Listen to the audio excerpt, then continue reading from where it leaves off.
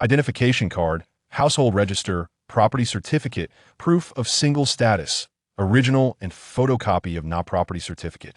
Ye Yangyang held a thick file bag, meticulously counting the various loan and transfer documents within. After organizing the materials once more to ensure accuracy, she turned to the client seated in the bank's customer area and offered a sweet smile. With her 5-centimeter high heels, she took petite steps toward them. The young client, upon seeing Ye Yangyang's charming smile, instinctively returned the gesture, captivated by the sweetness of her voice and her professional demeanor. In the next moment, the client's eyes widened in surprise, prompting him to stand abruptly, only to sit back down immediately. He turned his head away, his fist pressed against his mouth, striving to suppress his amusement, his cheeks and ears flushed with embarrassment. While she was indeed competent, her demeanor appeared somewhat disoriented. Compared to her slender colleagues, her heels seemed rather modest and clunky. How could she possibly sprain her ankle? Thankfully, she regained her balance swiftly. Had she fallen in the crowded bank lobby, it would have taken ages to restore her dignity. Of course, with her thick skin, a fall would hardly damage her pride. After all, these were strangers, and once the loan was finalized, the clients would merely become her past benefactors, of little consequence.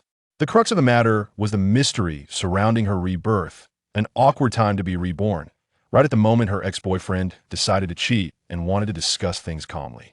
In her previous life, she had been utterly foolish, entrusting herself to a scoundrel. After the betrayal, she sobbed and pleaded, foolishly believing she needed cosmetic surgery to enhance her beauty. She underwent nose augmentation, jaw reduction, and eyelid surgery. Yet without the means to find a skilled surgeon, she ended up with a face resembling that of a snake spirit. Subsequently, she drifted aimlessly into her 30s, shunning the outside world, lost in a virtual realm, subsisting on the rent from a property her parents had purchased for her long ago, living a life of lethargy. One day, she was invited to a celebration for a colleague's second child. Instinctively, she chose not to attend, only to discover through social media that her ex-boyfriend was attending a wedding with his new family. Ah, there he was, living a blissful life with a loving wife and children by his side, while she felt like a specter of her former self, lost and aimless. Despite her professional prowess surpassing that of her ex, it was as if a veil had clouded her judgment, allowing him to seize every opportunity while she languished in self-doubt. Ye Yangyang pounded the coffee table in frustration, exclaiming that if only she could relive her life, she would certainly kick that scoundrel to the curb, focus on wealth, and avoid entanglements with men entirely. Men would only hinder her swiftness in achieving her goals. Suddenly, Ye Yangyang felt the chandelier above her sway slightly. Before she could comprehend the situation, she attributed the movement to her own strength, mistakenly believing that she had struck the coffee table too forcefully. Just then, a piercing scream pierced the air. An earthquake had struck. In the next moment, the chandelier plummeted, plunging her into darkness. When she regained her sight, she saw the old shop manager, Sister One, standing beside her, holding a file with a look of pity on her face. "Yangyang, you've cried all night. Look at your swollen eyes. Would you like me to have Xiao Wang handle the after-sales this time?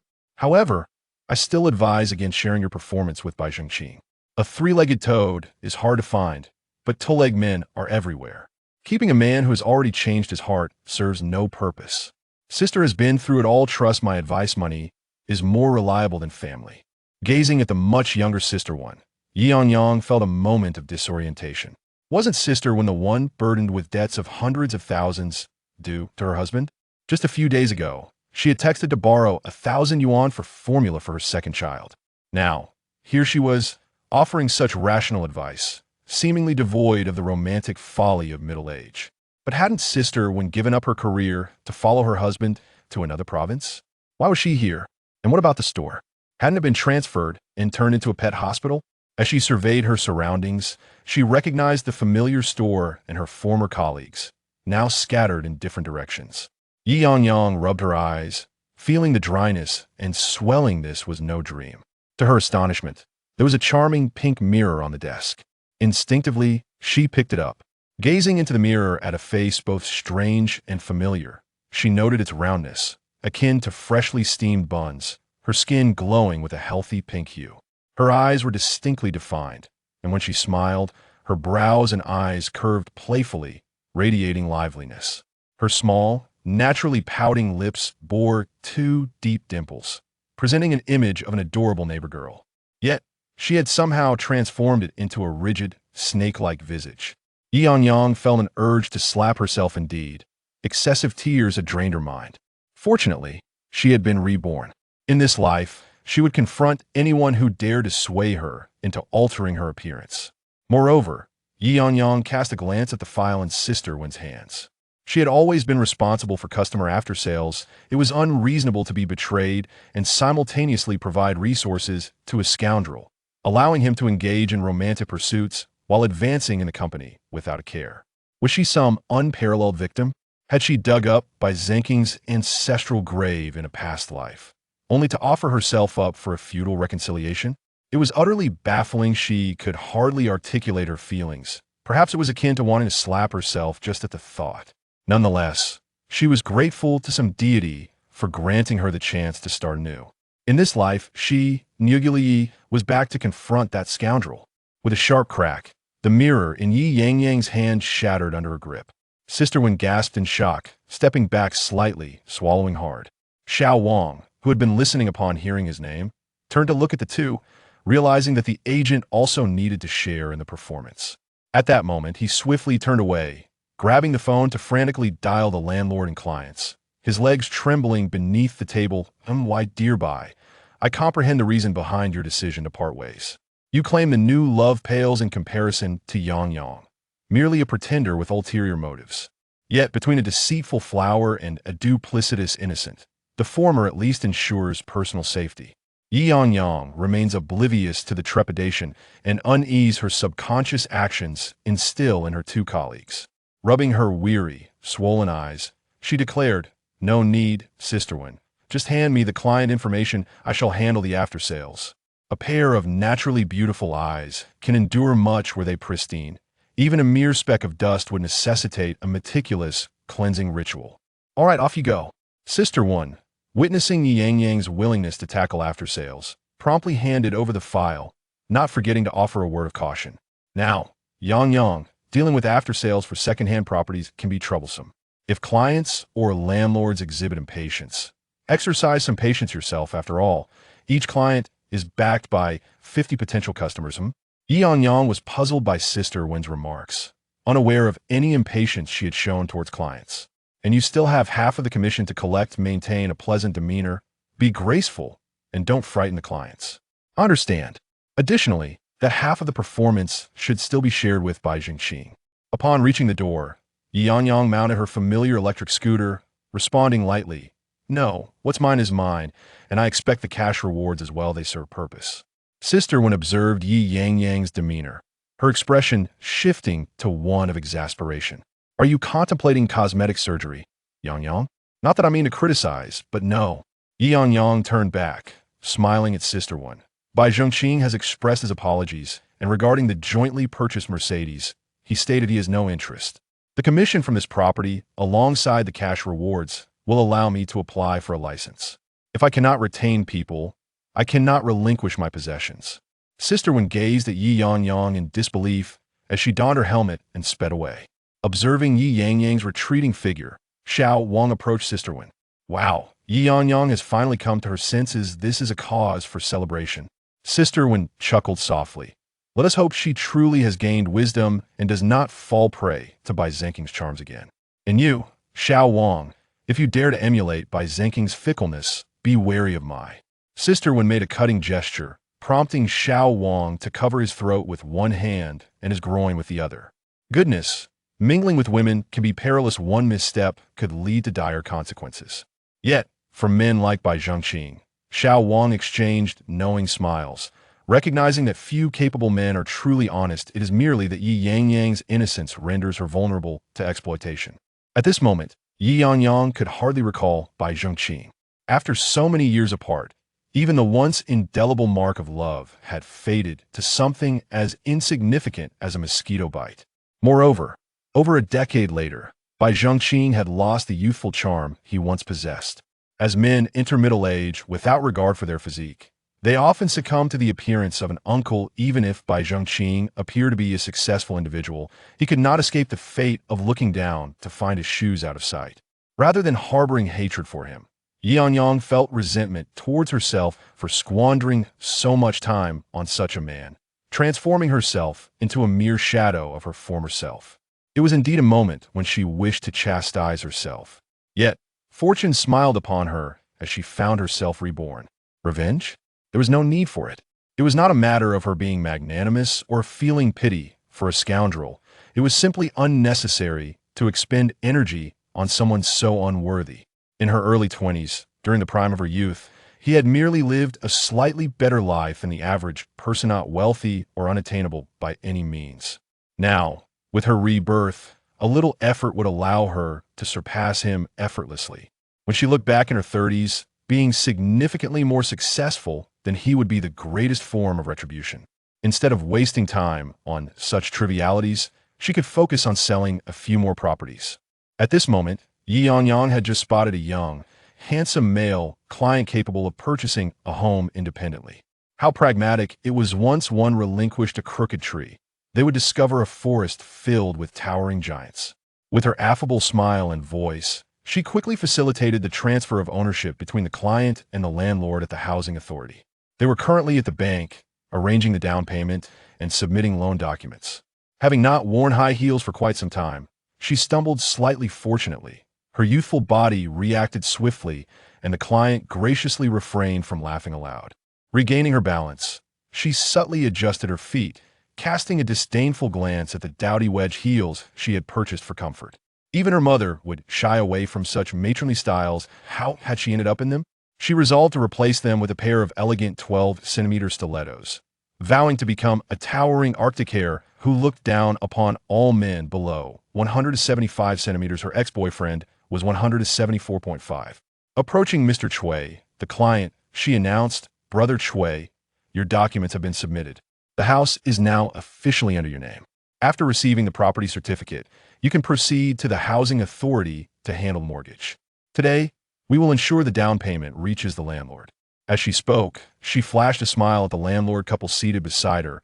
"Please transfer the funds to Uncle Lee's account, and each of you can provide me with a bank statement. Uncle Lee, you will no longer need to assist with this matter. You may return home and patiently await the remaining payment, which should arrive in about a month. Now, Mr. Chui, shall we head to the counter to make the down payment?" "Absolutely no problem," Mr. Chui replied, rising with a bulging black garbage bag in hand, shaking it in Ye Yangyang's direction. "However, I must first deposit the money in this bank. Previously, all my funds were in the industrial and commercial bank, but unfortunately, Uncle Lee and Annie only possess a construction bank card. You mentioned that you were handling loans with the construction bank as well, and the transfer fees for moving this amount here would be considerable. I thought since the bank is just across the street, it would be more convenient to withdraw cash instead. A brief delay shouldn't matter too much." Ye Yangyang gazed in astonishment at Mr. Chui. "Wait, you said earlier you had something to attend to, and that was merely to withdraw money. The down payment is 210,000, isn't it? You are so careless with such a large sum of cash." Ye Yangyang couldn't help but think that Mr. Chui was rather reckless, who carries cash around so casually. Yet, seeing the relatively youthful security guard at the bank entrance, she felt somewhat reassured. It should only take a moment, after all. Uncle Lee and his wife observed the cash in Mr. Chai's hands, exchanging knowing smiles. They were already at the bank, and what was a little wait? They had taken the day off specifically for this purpose. A short delay was manageable. Mr. Chui glanced at the number he held. They had just called number 199, and he was at 232, meaning he still had at least half an hour to wait. Xiao Yi, I'm feeling a bit unwell. I need to use the restroom." He wasn't certain what he had eaten that day, but he rubbed his stomach, feeling a growing urgency. "All right, Brother Chui, go ahead. We'll keep an eye on things for you, but with that much cash, be careful. It's just a little money. He'll be back shortly," Mr. Chui said as he hurried to the restroom located in the family area behind the bank. Mr. and Mrs. Lee exchanged worried glances as they watched Mr. Chai's retreating figure, then turned to see Yangyang sitting beside them, focused on a large screen displaying the numbers being called. "Xiao Yi, about Xiao Chui. I'm not questioning his integrity, but since we've already transferred the property to him, what if he refuses to cooperate with our down payment or the mortgage process? Wouldn't we end up receiving nothing while the house is in someone else's name? Uncle Lee was genuinely concerned, having only received a 20,000 deposit. He had transferred the property, and any complications could leave them with nothing. Ye Yangyang waved her hand dismissively, offering a bottle of water to both Uncle Lee and Annie. Don't worry, Uncle Lee, Annie. Mr. Chui would never run off. If he doesn't cooperate, I can take you to the housing authority to reverse the transfer. Didn't he give you a 20,000 deposit? He would be the one regretting it in the end. Oh, is it possible to reverse a property transfer that has already been completed? Uncle Lee was unaware such a procedure existed, and hearing Ye Yangyang's words brought him considerable relief. That's good to hear.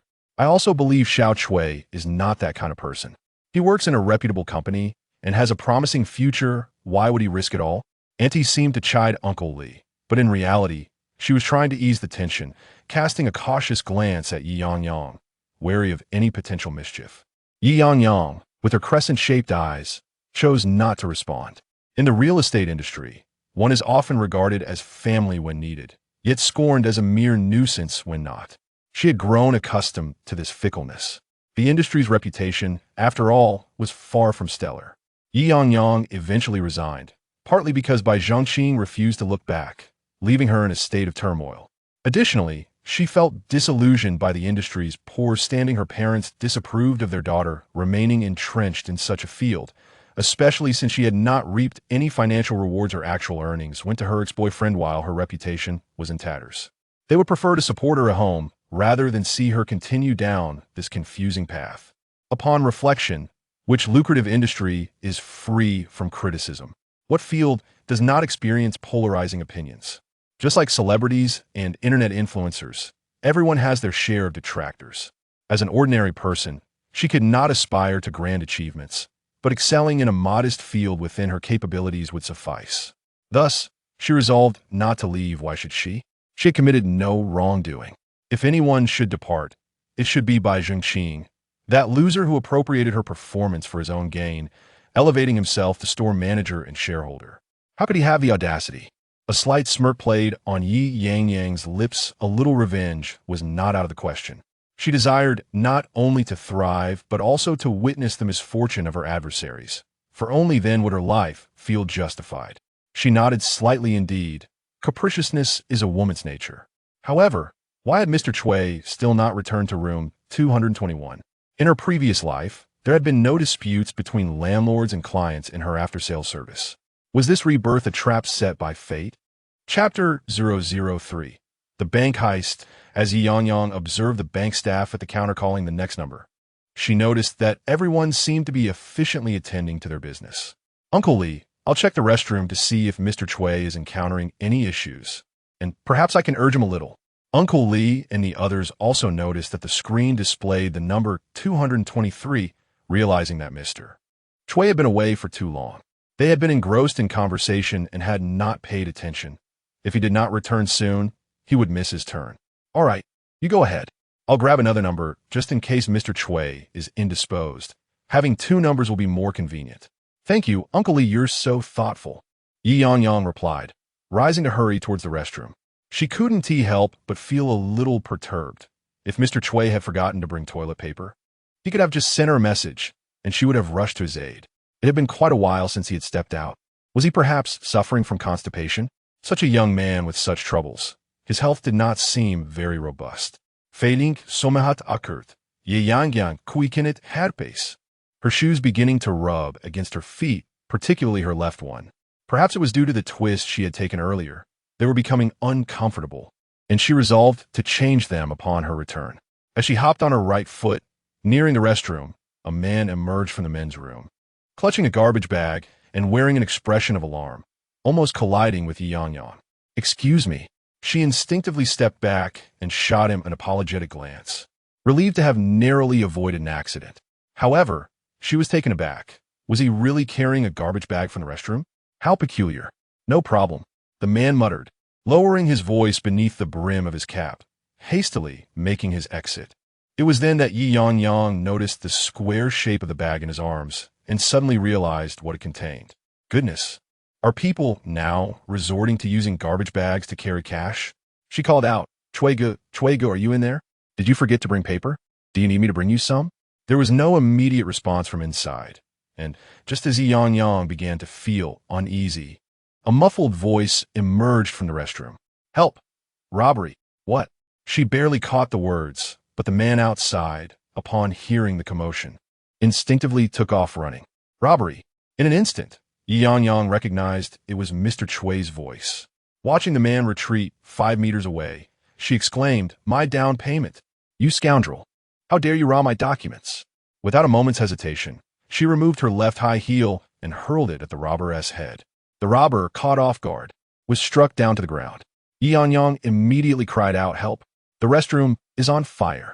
Conveniently, she spotted a brick beneath the sink, presumably left by someone. Seeing the robber sprawled on the ground, unable to rise, she limped over, seizing the brick. "This is for attempting to steal my down payment. Do you have any idea how complicated this transaction is for me?" The robber writhed on the floor, howling in agony, and Ye Yangyang snatched the garbage bag from him, noting that he still had some strength left. Without hesitation, she plopped down on his back. Once again, a brick struck him squarely on the back, sending the robber sprawling to the ground. To rob someone of their wealth is akin to taking the lives of their kin. "I shall put an end to this. Forgive me. Please, I beg you, call the authorities. I am guilty, but my sins do not warrant death. Help!" His final cry echoed louder than even Ye Yangyang's.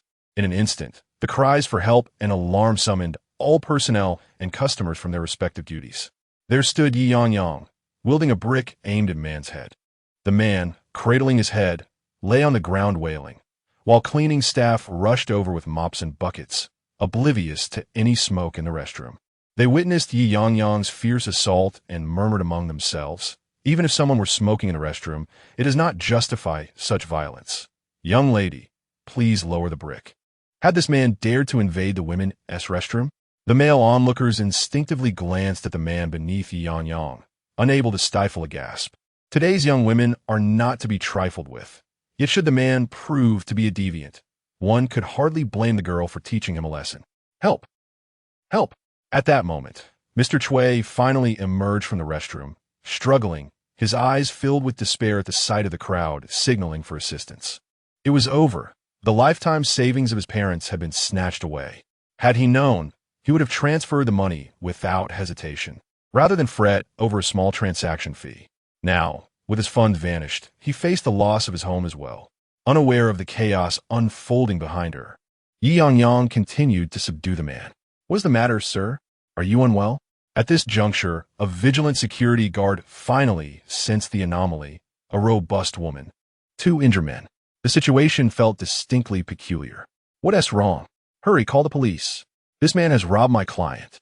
If he can rob clients, does he intend to rob the bank next? Call for help. Rob a bank?" The security guard instinctively reached for his baton. Such scenes are only witnessed in films, yet here they were unfolding in their bank. The alarm rang out, and a group of security personnel swiftly replaced Ye Yangyang, pressing the already severely injured man further into the ground. "Ah," he howled, "it was an impulsive act. Who told him to flaunt his cash? I had no means to rob a bank. Do I look like a bank robber? Besides, how much could there possibly be in this branch's safe?" The guards and bank staff exchanged glances, incredulous. "You, a robber, dare to claim our bank is lacking in funds? If you have money, why resort to thievery? Silence. Speak to the police about your misdeeds. You will find yourself behind bars for this." A guard struck the robber on the head. The robber lay on the ground, sobbing. "Officer, please hurry. I need medical help. My hand is broken." It was then that everyone noticed the robber's mangled right hand and turned to the seemingly innocent Ye Yangyang, clutching a garbage bag. Such a girl, a veritable Hua Mulan. How could such a burly man be subdued by her? Though the details of the incident remained unclear, the outcome was evident. Unanimously, the crowd erupted into applause, celebrating Ye Yangyang as a heroine among women. Ye Yangyang finally regained her senses, realizing what she had just done. With a somewhat flustered demeanor, she covered her mouth. Her startled expression could easily lead one to believe she was the victim of a robbery. "Xiao Yi, are you all right?" Uncle Li and his wife squeezed through the crowd to reach Ye Yangyang's side. Hesitantly, she nodded, "I'm fine, it's just..." Observing her grimy socks and slightly misshapen shoes from the encounter with the robber, she wondered why she felt so much stronger. Had her rebirth endowed her with extraordinary strength? However, strength was trivial as long as she could manage it. Her primary concern lay with Mr. Chui. Turning to him, she noted his woeful appearance, making it seem as if he had suffered some ordeal in a restroom. Struggling to put on her shoes, Ye Yangyang hurried to Mr. Chui, who had been helped up by the lobby manager. "Brother Chui, are you all right? Do you need to go to the hospital?" Mr. Chui had a tissue stuffed in his nose, attempting to staunch the flow of blood. "I'm fine. I took a few hits, but it's not serious." "A few hits and it's not serious?" Ye Yangyang and Uncle Li winced at the sight of the injuries on Mr. Chui's face. Mr. Chui cast a guilty glance at Ye Yangyang and Uncle Li as the sound of police sirens echoed outside. "Xiaoye, Unlili. It seems I won't be able to transfer the funds on time today. Can we reschedule for tomorrow or the day after?" "Rest assured, Uncle Li, I am determined to purchase your house. Xiaoye, you need not worry. I will definitely buy it from you. Today's incident is entirely my fault and has nothing to do with you." Ye Yangyang and Uncle Li breathed a sigh of relief. Realizing that encountering such an incident was merely a stroke of misfortune, they could easily postpone the transfer. After all, they needed time to calm their nerves after the terrifying bank robbery. Indeed, this bank certainly won't be processing transactions today. Even if you wish to transfer funds, it would likely be impossible. Ye Yangyang placed the garbage bag in Mr. Chui's arms. Moreover, this is evidence of the crime. The length of the sentence will depend on the amount contained within. Mr. Chui glanced at the garbage bag in his arms with a newfound understanding. This scoundrel nearly jeopardized his entire family's well-being. Xiaoye was right. This was indeed incriminating evidence. He quickly stuffed several thousand cash from his bag into the garbage, even adding coins, thinking if they dare to rob, may they rot in prison. The security personnel and staff discreetly redirected their gazes elsewhere, fully aware that regardless of how much was added, a 10-year sentence was the minimum for bank robbery. But did it truly matter? Not really. As long as the depositors did not complain about the bank's safety, everything else could be overlooked. After all, who could blame this scoundrel for being tempted by wealth? Chapter 004. The Golden Finger. Soon, a vehicle laden with armed police officers arrived. Upon witnessing the subdued robber and hearing from the security guard that it was Ye Yangyang who had subdued him, the policeman exchanged glances with Ye Yangyang. It was her first encounter with a real firearm, and glancing at the robber sprawled on the ground, she sheepishly remarked, "I accidentally subdued him." Subsequently, the robber and Mr.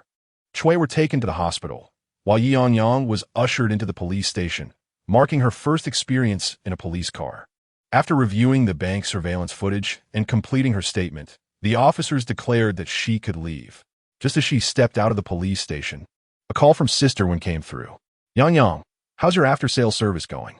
You won't believe this. There was a bank robbery today, and I heard that a female intermediary managed to subdue the robber. Can you imagine? In this day and age, who still robs banks? How much cash flow can a small branch possibly have? I heard there was only one robber. What could he possibly steal? Even if 2 or 3 million were laid before him, he wouldn't be able to carry it away. If one must rob, they should target a large bank, one with a vault, where carrying the same weight of gold bars would ensure a lucrative return." Instinctively, Ye Yangyang glanced at the national emblem above her head. "Sister, are you secretly wishing to rob a bank? How do you know such things? Shouldn't an ordinary person be terrified upon hearing about a bank robbery? Why are you so excited? You seem rather enthusiastic. By the way, I wonder who the unfortunate soul is that encountered this incident. An intermediary. Which agency could be so formidable? It's probably the Bei family. I heard they enforce military-style management upon hiring. This woman must have undergone training. However, her audacity is astonishing, daring to confront a robber directly. If it were me, I would run as far away as possible. I heard it was at the construction bank on South Street. If you weren't there for business, you should probably steer clear. They likely won't resume operations for a few days. Let's see if we can arrange a meeting at another bank. I'll have the guarantee company assist you." Ye Yangyang cleared her throat. "No need, Sister Wen. I can't handle after sales in the next few days. Let us wait a bit." "Why not? What's wrong? Are your clients worried about the bank's safety?" "Don't fret. The major banks will certainly enhance their security measures in the coming days. They might even deploy armed security. There's no need to be so cautious." Before Sister Wen could finish her sentence, Ye Yangyang interjected, "Sister Wen, have you not considered that the female intermediary at the South Street Construction Bank might be me?" Clang. Ye Yangyang heard a sound as if a heavy object had fallen on Sister Wen's end, followed by a rustling noise. After a brief pause, Sister Wen's panicked voice emerged. "No, it's you? You subdued the bank robber? Are you hurt? Where are you? I'll come to get you." Ye Yangyang smiled faintly. Indeed, women were more concerned about the safety of other women. Just moments ago, Sister Wen had suggested running as far away as possible, yet now she was eager to come and fetch her. "There's no need, Sister Wen. It's not as exaggerated as you think. It was a bank robbery. I merely saw Brother Chui making a cash down payment transfer, and in a moment of greed, I took advantage of the situation in the restroom. The other party wasn't that formidable. I knocked him over with my high heel." Ye Yangyang's last statement was uttered softly and vaguely, as if such an incident hardly warranted boasting. Although wedge-heeled stilettos may appear somewhat cumbersome, they are undeniably sturdy. Upon overhearing the police officer's account, it became evident that the assailant had suffered severe injuries to his hands and a mild concussion. Ye Yangyang felt a flush of embarrassment, realizing that her sensation of strength was not merely an illusion. Rather, it was a tangible reality. After all, how else could a pair of high heels possibly inflict a concussion? The audacity of attempting to rob her client's money was intolerable. If her client were unable to purchase a home, all her efforts over the past month would be in vain. Her diligence must not be in vain, nor should a cooked duck be allowed to fly away. Thus, her actions were justified, and given the opportunity, she would undoubtedly strike harder next time. In any case, it was nothing serious. I just finished giving my statement at the police station and will return to the shop shortly. So there is no need for you to pick me up. Oh, we will wait for you at the shop. Please be careful while riding your bike."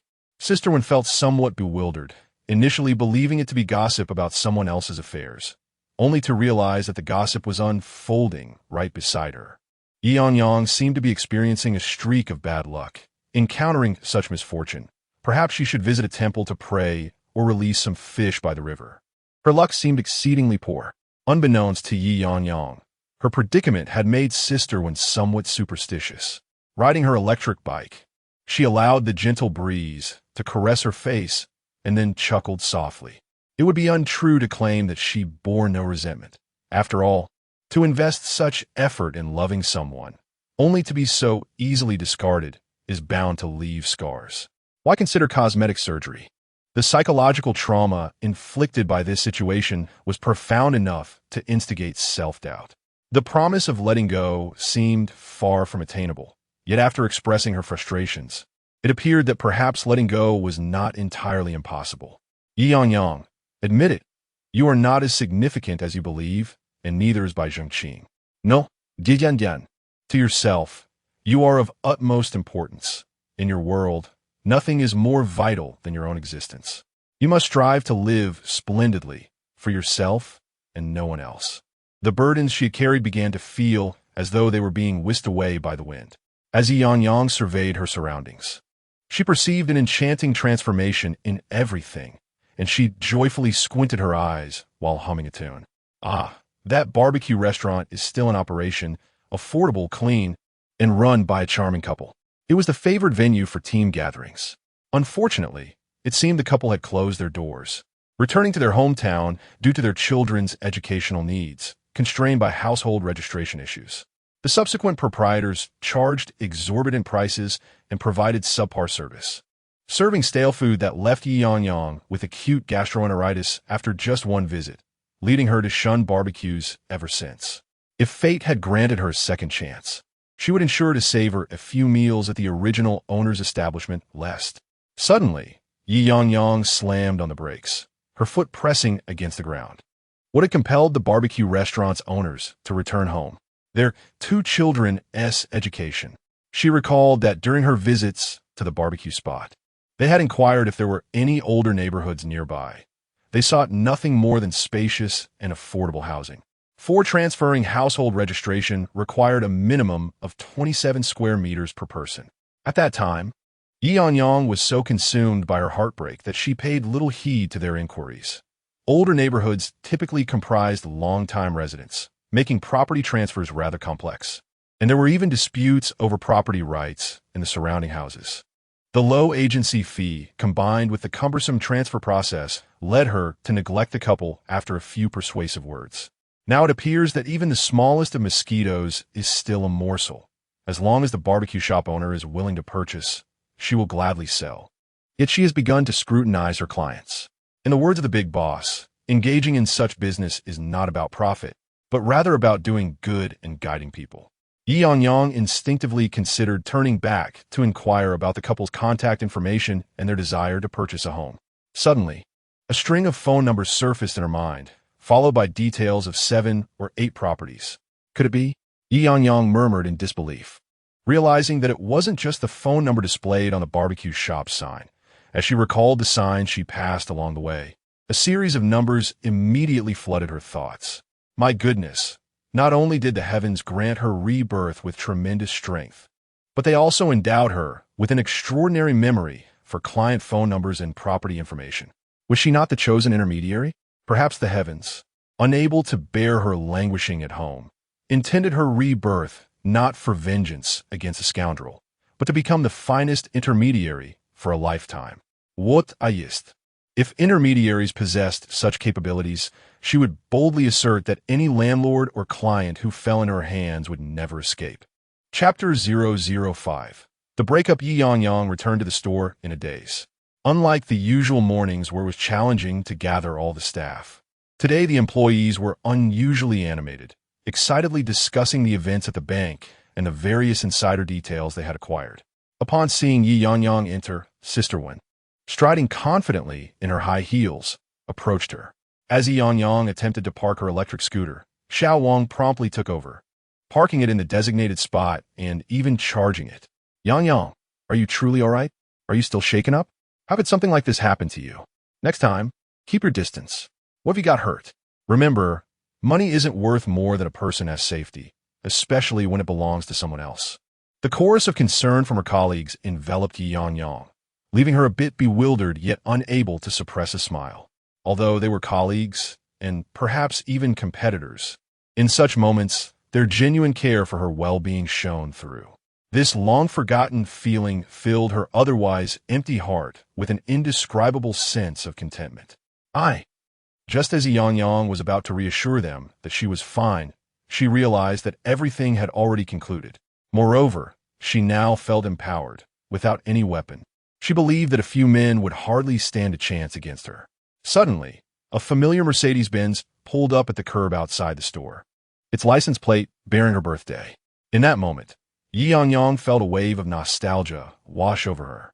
The car was modest and entry-level C-Class, purchased outright for 350,000 yuan with their combined savings and support from both families. They had initially opted to buy a car before a house to maintain a semblance of dignity while out and about, as many recognized the Mercedes brand without knowing its true cost. The emblem on the steering wheel, however, elevated their status in the eyes of many. Yet, despite their efforts, their fortunes had not significantly improved. In less than a year into ownership, someone else was now occupying the passenger seat. Indeed, a man's stature seems to be augmented by the car he drives. An otherwise unremarkable man suddenly becomes desirable when behind the wheel of a Mercedes. Ye Yangyang couldn't help but smile bitterly, still puzzled by how she had been so easily enchanted by Bai Zhengqing, contemplating a moment of self-reproach. As she stared absently at the Mercedes, Sister Wen looked on, bemused, questioning what Ye Yangyang ever saw in Bai Zhengqing. He lacked both talent and wealth, and treated her poorly. Her romantic obsession is hopeless. It's a capital crime, Sister Wen thought, glancing at the passenger seat. Fortunately, Bai Zhengqing had the decency not to bring that woman along, as the ladies in the store would have surely torn her apart. Internally, their competition for sales was a matter for the store, but externally, Ye Yangyang was considered the youngest sister, cherished by all. In Sister Zhang's words, if her daughter were mistreated by a contemptible man, she would have no qualms about beating him up. At that moment, Bai Zhengqing exited the vehicle, clad in a tailored suit and polished shoes, his meticulously styled hair giving him the appearance of a successful entrepreneur. Those present, including neighboring shopkeepers and employees, Couldn't he help but think one phrase as they observed Bai Zhengqing's polished exterior, a handsome face concealing a heart of a beast. The locality is quite confined, and during the day, everyone is ensnared within this limited space. Neighbors often pay visits to one another, and it is no secret that Ye Yangyang has been weeping daily at the shop. A slight inquiry reveals the unfolding events. Although not all may embody virtue, it does not deter them from despising Bai Zhengqing. The youth of today are truly reckless, deceiving young women for money to purchase cars while simultaneously engaging in infidelity. Such individuals deserve to be struck down by divine wrath. Bai Zhengqing, however, remains unfazed by their disdainful gazes, having grown accustomed to being looked up to ever since he acquired this car. Are their stares peculiar? It is merely envy of his youth and the luxury of driving a Mercedes. Moments ago, while playing basketball with friends, he received a call from Sister when informing him that Ye Yangyang was in trouble and needed him to return immediately. He had to apologize to his friends and hurriedly make his way back. Observing Ye Yangyang in her seemingly intact state, he couldn't help but scoff. Ye Yangyang, could you refrain from causing trouble for others? Your perpetual sorrowful visage is quite an ill omen. It seems every bit of fortune has fled with your tears. Bichenging, are you even speaking human language? Sister Wen promptly reprimanded him. Even if one were a stranger, witnessing another's plight would evoke concern. As her boyfriend, though Ye Yangyang has yet to acknowledge their breakup, he should at least show some empathy. Instead, he expresses disdain. Sister Wen felt a surge of anger, wishing to fight on behalf of the seemingly hopeless Ye Yangyang. Stealing a cautious glance at her, she noticed Ye Yangyang with her head bowed, speechless. Alas, this girl has fallen victim to emotional manipulation again. How can there be such despicable people in this world? Everyone felt a pang of sorrow for Ye Yangyang.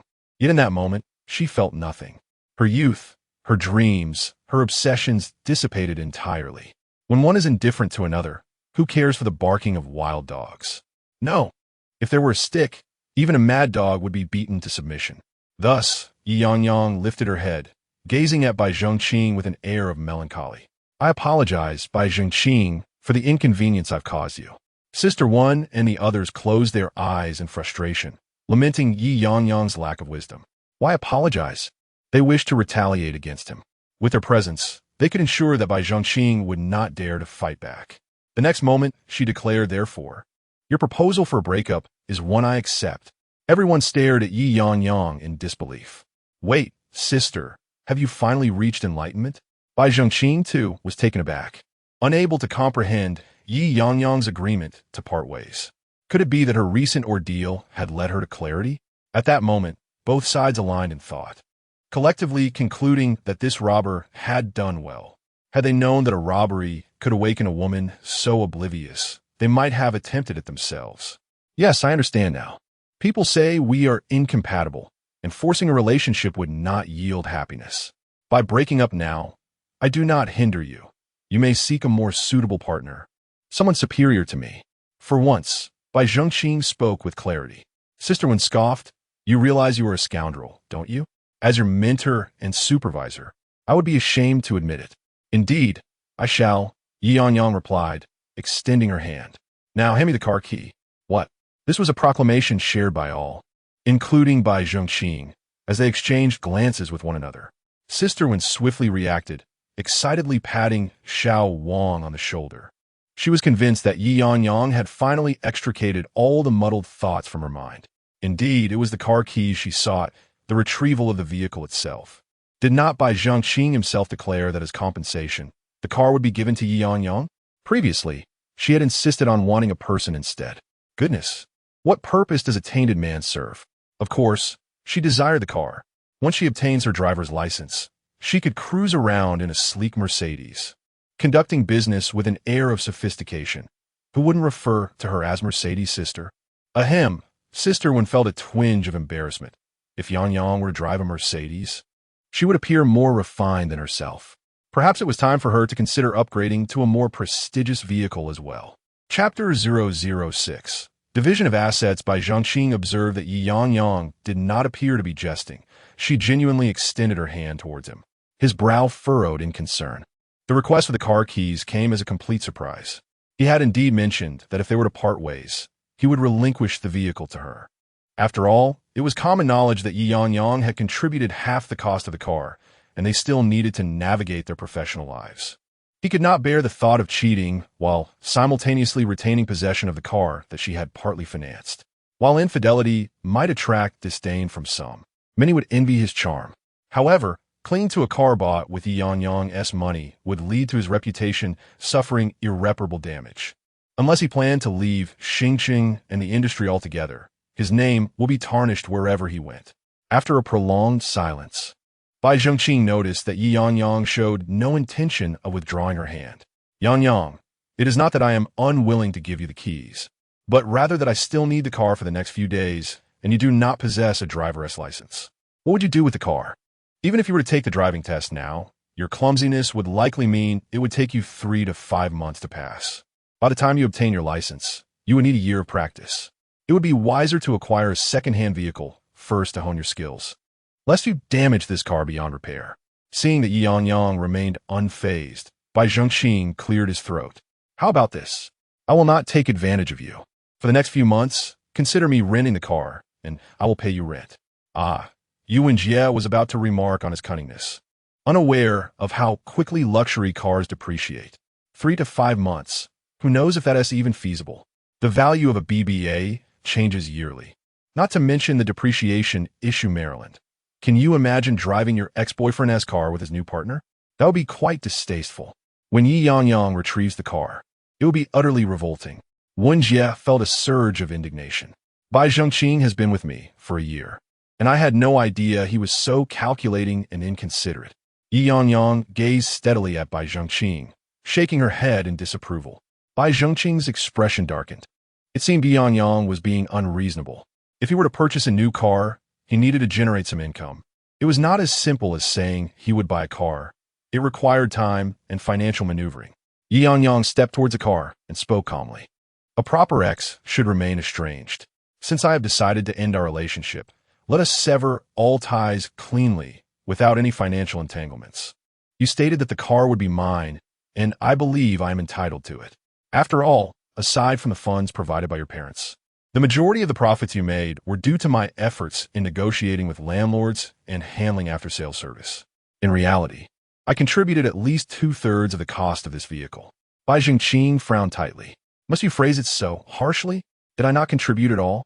Ye Yangyang chuckled it lightly. The car was purchased last October, and within a year, I have neither driven it nor had the opportunity to ride in it more than a handful of times. You, on the other hand, have driven it daily for business. While I have been navigating through the elements on my electric bike, based on the principle of contribution versus reward, your usage over the past months has effectively accounted for its depreciation. Without further ado, Ye Yangyang opened the car door and removed the adorable doll hanging from the rearview mirror. Hey, Bai Zhongqing called out in a panic, glancing around at the onlookers. Unsure of what to do, Yingyue let out a soft huff, whispering among the others, it must be the third sister's doing. The group nodded in tacit agreement. Thus, even if you are at fault and offer me compensation by returning my car, I have not taken advantage of you. Ye Yangyang directly tossed the doll into Bai Zhongqing's arms and demanded, just hand over the keys. Bai Zhongqing scowled, feeling as if a fly could be crushed between his brows. Yet, given the circumstances, it would be unreasonable not to give Ye Yangyang the keys. Frustrated, he handed the keys over, pondering what she might do next. Would she ask Sister Wen to help her drive it back? Did Sister Wen even know where he had parked the rented car? Would she drive it home? It seemed her father did not possess a driver's license either, rendering the vehicle useless at home. He resolved to coax the keys back from Ye Yangyang with some sweet words later. Ye Yangyang accepted the keys, feeling quite satisfied. She had not lost her dignity. If the situation had escalated to this point without her obtaining the keys, she would not have hesitated to resort to physical means. She circled the car, opened the trunk, intending to toss out Bai Zhongqing's belongings, only to discover a pair of unfamiliar high heels inside. Stifling a laugh, she forcefully closed the trunk. She struggled to contain her anger. After all, in such a public setting, any aggression would only lead to Bai Zhongqing ending up in the hospital while she found herself at the police station again. With a sardonic smile, Ye Yangyang looked at Bai Zhongqing and remarked, I trust you have no plans for today? Bai Zhongqing was perplexed by her words. Did she believe that now, having secured the car keys, she had no chance of redemption and was seeking an opportunity to salvage her pride? He cast a disdainful glance her way, fully aware that she was unable to detach herself from him, her words contradicting her true feelings. Reflecting on how he had just canceled his date with Jinjin for the evening, Bai Zhongqing remained composed, presenting Ye Yangyang with an opportunity to gracefully relinquish the keys. Never mind. How? Bai Zhongqing was interrupted before he could finish a sentence. Ye Yangyang turned directly to Sister One. Sister One, you know reliable second-hand car dealers, right? Please call one over to assess how much this car can sell for. She then walked towards the electric vehicle, relieved that the vehicle registration was in her possession. I'll retrieve it and sell the car today. Everyone stared at Ye Yangyang in disbelief. No way, Sister Yangyang. This isn't just an epiphany. This is a complete revelation. Selling the car? That's a bold move. Yet, one had to admit, this strategy was quite brilliant. Everyone knew that BBA vehicles depreciate rapidly. Ordinarily, one would hesitate to sell after just a year, with 3 to 5 years being the most advantageous period. Yet, Ye Yangyang had made the audacious decision to sell her nearly new car within a year. This clarity and decisiveness earned Sister Wen's admiration, who gave her a thumbs up. I'll contact someone right away. Rest assured, I know trustworthy dealers, but I'll reach out to a couple more to ensure you receive the highest bid. This nearly new car is well maintained by Bai Zhongqing, so it should fetch a good price. Indeed, once you pass your driving test, you should buy a Beetle. Every girl deserves to drive a charming car, and the Beetle suits you perfectly, Xiao Wang chimed in, unwilling to be outdone. Ye Yangyang smiled, glancing at the utterly stunned Bai Zhongqing, and winked at Xiao Wang.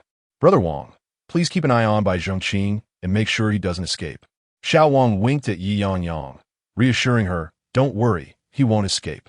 You can trust me. Even if Bai Zhongqing claims he needs to use the restroom, I'll follow him. Ye Yangyang shook her head slightly, pondering aloud. So, in your past life, the reason Brother Cui wasn't robbed was because you accompanied him to the restroom?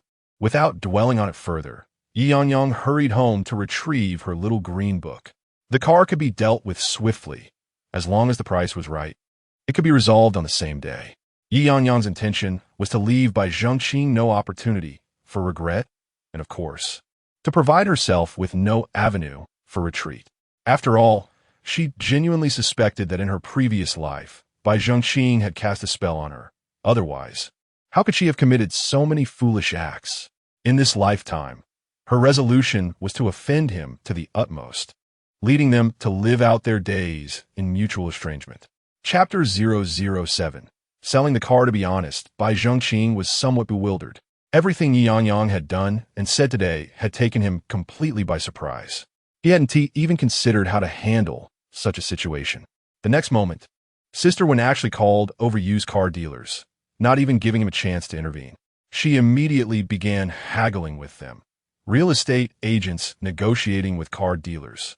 The bargaining was blunt and straightforward. Eventually, the price settled at 258,000 yuan. The dealers refused to go higher, and Sister Wen felt it was fair enough.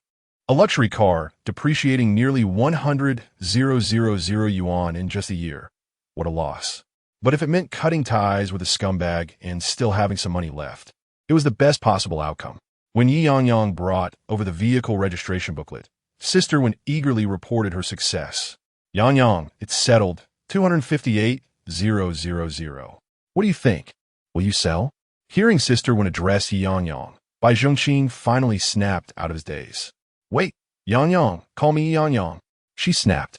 When he was manipulating her, he called her Ye Yangyang. When he wanted something from her, it was Yangyang. Shameless. The more Ye Yangyang looked at Bai Zhongqing now, the more disgusted she felt. Later, she did go to the optician next door to check her eyesight. She must have been blind in her past life to ever fall for someone like him. Fine, Ye Yangyang. Bai Zhongqing said, if you're selling the car, to sell it to me for 260,000, okay? Selling it for 258,000 is such a waste. You have the money? Ye Yangyang didn't hesitate to ask the bluntest question. She refused to believe that someone who never worked and spent all his time whining and dining his mistress had over 200,000 yuan in cash lying around. No, but if you just wait for me to.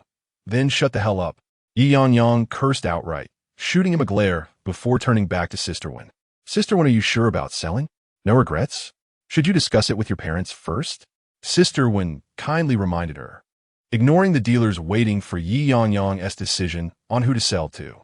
Selling at this price did feel like a significant loss. So much depreciation in just a year. But that was a used car market for you. The dealers had to make a profit too. The dealers tensed. Hadn't they already agreed on the price? Were they hesitating now? They'd already sent out photos of the car to potential buyers. It was a high-quality used vehicle, after all. Recalling Bai Zhengqing's earlier words, they knew there was some dispute over the car, but their job was simply to buy it. They weren't interested in the gossip. As long as the paperwork was in order, they'd take it. Miss Yi, think carefully, one dealer said. The most we can offer is 260,000. Any more is impossible. But I should warn you, once you sell, that's it. If you two reconcile later and regret it, don't come demanding the car back. If you want to buy it back, it won't be at this price. 260,000? Fine, that's the deal. What would I regret? A cheating man. A car his mistress sat in. If I ever regret this, Sister Wen. Ye Yangyang turned to her, slapped me hard enough to knock me out. Hearing the backstory, the dealer stopped trying to persuade her. Instead, they shot by Zhengqing looks of disdain. The car belonged to the woman, and he still cheated? Unmarried, yet unwilling to share life's hardships with a woman who stood by him. He deserved this. All right, please hand me the little green book and the vehicle registration certificate. I shall verify if there are any infractions. If not, I will transfer the funds to you today, and we can take the vehicle away. The car dealer, quite agreeable, promptly sent the license plate information to a colleague at the Traffic Management Bureau, and within 10 minutes, a response arrived. Miss Yi, your account is. Ye Yangyang swiftly provided a photocopy of her bank card to the dealer, and soon after, 260,000 yuan was transferred. The transaction of this second-hand vehicle was indeed swifter than that of a second-hand property. The dealer cleared out all the miscellaneous items from the car and handed them over to Bai Zhengqing, casting a disdainful glance in his direction. You are still too young, he thought. Among men, how many are truly honest? Yet, to be so brazen is quite rare. A capable man knows how to navigate relationships among women. It is hardly common for a group of women to pummel a fallen foe. Bai Zhengqing could hardly fathom that in such a brief moment. The car was no longer his. His mind felt foggy and disoriented, as if something was slipping out of his grasp. Particularly disconcerting was witnessing former colleagues, with whom he had shared amicable relations, congratulating Ye Yangyang. How had it come to this? Was it merely his realization that he and Ye Yangyang were incompatible, leading him to choose to end their relationship? He believed he had done nothing wrong. He had not held Ye Yangyang back, compared to those who genuinely straddle two boats. At least he had been forthright. Yet, why did everyone perceive him as the villain? Was he truly in the wrong? For the first time, Bai Zhengqing questioned whether his decision to break up with Ye Yangyang had been a mistake, wondering how he had become so isolated. Everyone surrounded Ye Yangyang like a moon, surrounded by stars as she returned to the store. Xiao Wang, quick-witted, filled her cup with water. Sister Yang, our affluent lady, congratulations on escaping the depths of despair. Please, share what transpired at the bank. We only heard of a bank robbery. How did you find yourself involved? I heard the robbers were hulking figures, 2 meters tall. Were you not the least bit afraid? Had I known, I would have joined you in the aftermath. I could have contributed. While everyone envied Ye Yangyang's sudden influx of 260,000 yuan, they politely shifted the conversation to the events of the bank, gradually downplaying the impact of a large sum. After all, in these times, everyone was financially constrained. 260,000 yuan held considerable purchasing power, enough for a down payment on a 100 square meter apartment. It would be disingenuous to claim no one envied her, yet they understood this was what she rightfully deserved. And refraining from careless chatter was the greatest assistance they could offer her. You have truly misunderstood. There was nothing hulking about him, just an ordinary man, rather slender, who was terrified upon hearing my cries for help. If he had indeed been 2 meters tall, I would have been inclined to keep my distance, let alone confront him. That is true, someone interjected. But next time, do think twice before acting impulsively. If he had been armed, it could have ended poorly. Doing good must begin with ensuring one's own safety. The discussion buzzed around the room. Regrettably, there was no footage to witness the events firsthand, though it surely had not been as effortless as Ye Yangyang described, nor as exaggerated as their gossip suggested. Nevertheless, Yangyang, you have certainly acted heroically. Did neither the client nor the bank express any gratitude?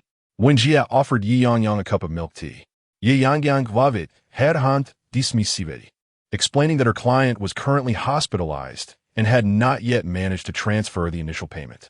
She planned to handle the matter once the client was discharged, confident that the client would be grateful, although she was uncertain about the bank's sentiments. Pushing the milk tea away, she expressed her gratitude to Sister One, stating, "I won't indulge. I'm on a diet and controlling my sugar intake." Really? Dieting and controlling sugar? The others observed the seemingly delicate Ye Yangyang, questioning whether her figure truly required such measures. Bai Zhengqing's actions were quite disheartening, as they had caused the young lady to forego her beloved milk tea.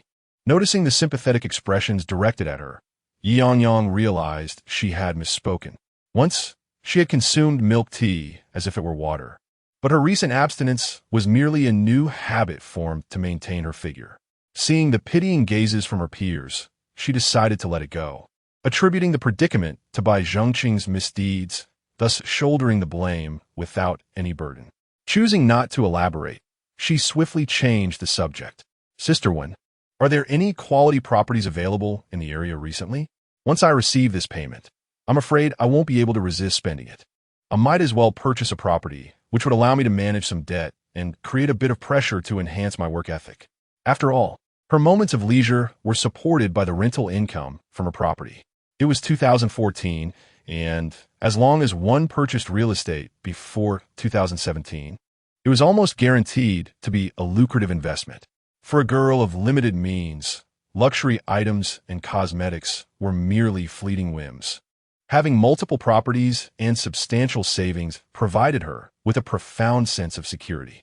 Chapter 008. House viewing. Are you not going to transfer the money to your parents?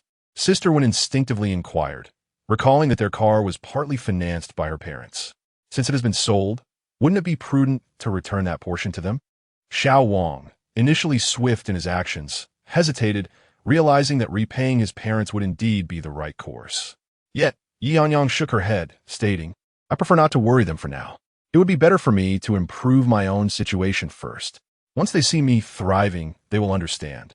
As for the money, I am their only child. I had initially planned to give it to my future husband, but that notion has dissipated. They are not overly concerned. Once I purchase a house, they will have little to say about it." "That makes sense." Sister Wen acknowledged Ye Yangyang's determination, casting a glance at Bai Zhengqing, who remained dazed at the doorway. It would be wise to spend the money soon. Today, Ye Yangyang radiated a charm that Sister Wen found utterly delightful. She feared that a moment of clarity might cause her to second-guess her decision. Isn't it merely purchasing a house? Sister Wen mused, pulling out her phone to message the group. "Brothers, who among you has quality properties available? A down payment within 250,000, whether it's a 2 or 3 bedroom, will suffice." After a moment's reflection, she added, "Ideally, it should be furnished and ready for immediate occupancy, with a client prepared to buy." Without mentioning that they were internal staff seeking a discount while splitting commissions, the group, usually silent, began to share their resources. Sister One, there's a small 3-bedroom in Xinghua Bay, 86 square meters, well decorated, with the landlord quoting 430,000, negotiable. Sister One, at Yunli Mansion, there's a spacious 2-bedroom, 78 square meters, luxuriously decorated and never occupied, with the landlord's bottom price at 420,000. I'll send you the photos. A down payment of 250,000 is quite manageable. The client can use either Housing Provident Fund or commercial loan. If it's a commercial loan, I have a large 3-bedroom, 138 square meters, with a down payment of only 240,000. Though it's a rental property, the landlord is willing to sell it as is, should the client invest. It could easily rent for around $1,500 per month. In an instant, the 5 stores in the area presented their finest offerings, all accompanied by photographs and ready for viewing. Ye Yangyang glanced at the listings, committing them to memory. while photos may not reveal any issues. It is always best to view the property in person for complete clarity.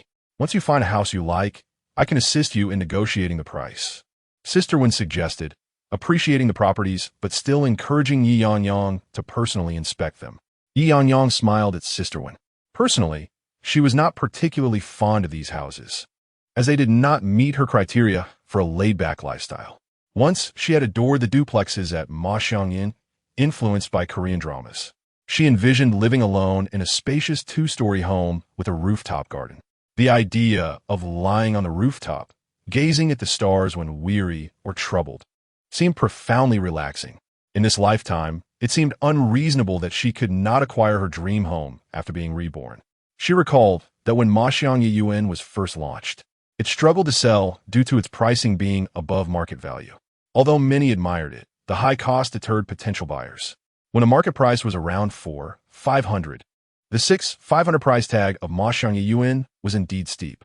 Who knows that when prices soared dramatically and the market reached 10,000, the coveted Yingyue barely increased to 7,000, becoming the dream residence of many.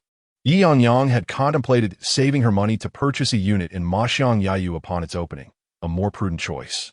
Yet, as a person of modest means, she felt an incessant urgency to spend the funds in her bank account, fearing they would slip away if not utilized promptly. She resolved to buy a property now, as there remained at least a year before Yingyue's launch, convinced that within that time, she could amass a down payment for another home. If fortune did not favor her, she could always sell or mortgage this property to secure a unit in Yingyue. With this thought, her resolve deepened. For someone like her, without other means, property begetting property was the most pragmatic course of action. She dismissed any fanciful dreams she might conjure for herself.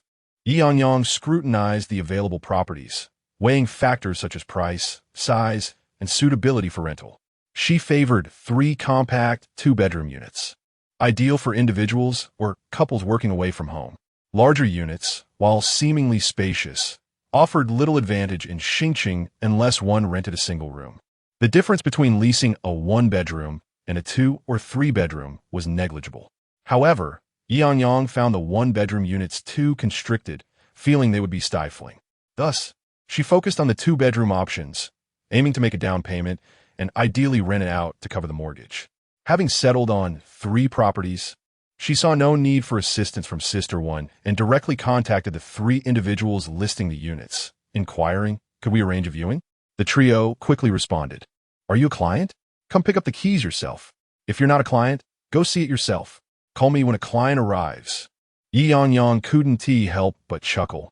Her colleagues seemed utterly devoid of caution. Once the industry flourished, various unscrupulous tactics would undoubtedly emerge. Not only were they reluctant to let her view a property alone, but other employees would also shadow anyone loitering near the complex, ensuring they were not scouting for listings. How had it come to this? It began with someone breaking the rules, prompting a cascade of similar behavior among others. Ye Yangyang hesitated for a moment, contemplating whether she should be the first to disrupt the status quo. Ultimately, she decided against it. In these times, everyone was merely getting by, with most individuals simply passing the days. The company had divided territories by property developments, mandating that regardless of who closed the deal, all must share the commission. The properties in her immediate vicinity fell within a 1-kilometer radius of their storefront, rendering any transactions equal among her peers. Ye Yangyang had memorized the phone numbers and listings, and when a conspicuous target presented itself, she would have an array of properties ready. Should anyone dare challenge her, she would not hesitate to retaliate fiercely, outmaneuvering her competitors. All right, she replied to the trio. The others in the office reviewed their performance and sent a summary to Sister Wen. We didn't conduct any viewings today. We're off work now. Bye, Sister Wen. Yangyang, would you like us to accompany you for a viewing? No need. Thank you, it's time to clock out. All right, make sure to head home early after finishing and stay safe. Indeed, the police are patrolling at all times today. There's no safer moment than this. Ye Yangyang walked out with everyone, all of them riding their bicycles. Bai Zhongqing observed Ye Yangyang walking in the midst of the crowd and said, Yangyang, I think we need to have a conversation. However, Ye Yangyang completely disregarded Bai Zhongqing, passing by him and cheerfully riding her electric bike towards the nearest store. Bai Zhengqing's hand reached out, but did not touch Ye Yangyang. He watched her leave, and the sensation of being utterly ignored left him with an indescribable feeling. So, is it truly over between him and Ye Yangyang? A sudden wave of indescribable disappointment washed over Bai Zhengqing. Has it really come to an end? Chapter 009. Inviting clients for property viewing, it was undoubtedly impossible. Ye Yangyang gazed at the road ahead, her expression profound. A gentleman's revenge may be delayed for a decade. However, she considered herself a petty person, seeking immediate retribution. If Bai Zhengqing did not convey his intentions before her, her mind would remain unoccupied. It was often said that even after separation, one still desires to irritate oneself. Instantly, several phone numbers surfaced in Ye Yangyang's mind, all belonging to clients that Bai Zhengqing had recently been attending to. Their resources had always been shared. Bai Zhengqing unearthed clients, while Ye Yangyang matched them with properties. These clients were not particularly anxious. It was not uncommon for them to take their time finding the right home. However, after several interactions, Ye Yangyang discerned that they were indeed quite interested. Bai Zhengqing often lamented that these clients were rather picky, aiming to spend the least amount of money for the best possible property. He would have Ye Yangyang casually call them, suggesting less desirable options to subtly steer them towards properties he recommended. Thus, Ye Yangyang possessed the client's contact information. At that moment, she suddenly recalled several properties that would suit these clients well. Compared to what Bai Zhengqing had suggested, she felt these options would be more appealing to the clients. With a squeak, her electric scooter came to a halt at the entrance of the springtime store. As she dialed a number, she walked inside, silently gesturing to her colleague on duty. Shi Xiang, the key to the two-bedroom. Her colleague, aware of her arrival, promptly retrieved the key for her. Holding the key while speaking on the phone, she said, "Ah, Brother Liu, I have found a property that perfectly fits your criteria. It faces southwest, and considering the zodiac years shared with my sister, which lean towards metal, the 4th and 9th floors would be ideal. Yet, I find the 4th floor somewhat low and the number not particularly auspicious. The 9th floor, however, offers an excellent view and orientation, making it exceptionally suitable for you. The current owners are selling because their child has been accepted into a prestigious university, and the price is quite reasonable. There are numerous prospective buyers viewing the property. If you hesitate, I fear it may be sold by tonight." Her colleagues at Springtime stared in astonishment at Ye Yangyang. They knew her as a girl who was not easily flustered, often speaking in a soft tone. Yet here she was, demonstrating an understanding of feng shui that left the clients momentarily dumbfounded. Immediately after, Ye Yangyang hung up and called Xiao Wang. "Brother Xiao Wang, are you off work yet? I have 2 groups scheduled for viewings. Could you assist me with one? Just take them to see the property without needing to say much." Without delay, her colleagues witnessed Ye Yangyang make another call, this time eschewing feng shui in favor of directly presenting the merits of the properties to entice the clients. As closing time approached, she successfully invited 2 groups of clients for viewings.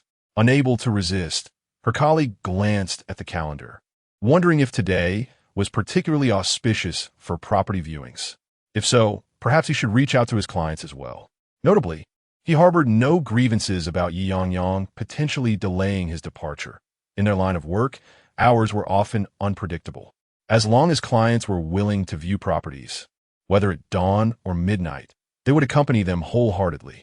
Conveniently, one of the properties Ye Yangyang had arranged was listed in their store, so he took out the key and awaited Brother Xiao Wang's arrival to guide the clients.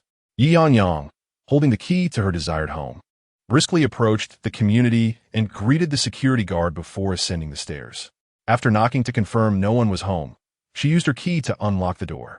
Though it was a 2-bedroom apartment, the decor was exquisitely refined.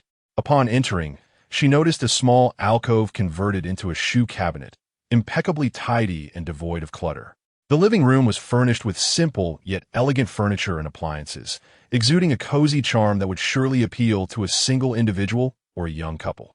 Upon stepping inside, Ye Yangyang felt the warmth of the residence, clearly curated by someone who cherished life. A home should evoke a sense of ease. The amenities in the vicinity were commendable, with a kindergarten and a market just downstairs, a police station within 100 meters, and a park along with a large supermarket 500 meters away. A hospital and primary and secondary schools were located a kilometer away. Although the community environment was slightly lacking and the apartment itself on the smaller side, it represented the ideal dream home for many, particularly for fresh graduates embarking on their entrepreneurial journeys. Ye Yangyang concluded that there was no need to view the remaining 2 units. If the landlord were amenable to a reduced price, she could secure this one.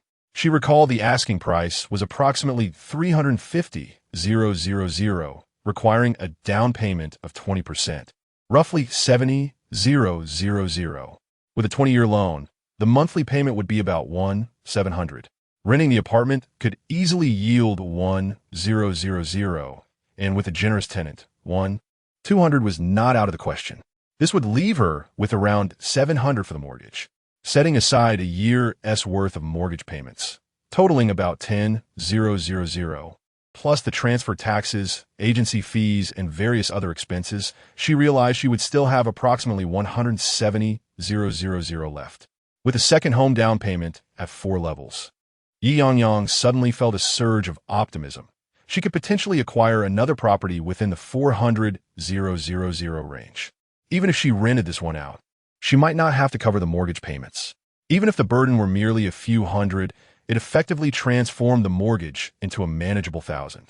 She was confident she could earn at least that much in a month. In her heart, Ye Yangyang mused that if the landlord could reduce the price by another $10,000, it would be akin to lowering the down payment by the same amount. The more cash she held, the more confident she would be in pursuing her potential home. Upon returning to the office, she discovered Xiao Wang had already returned with a beaming client. Was it possible the client arrived so swiftly?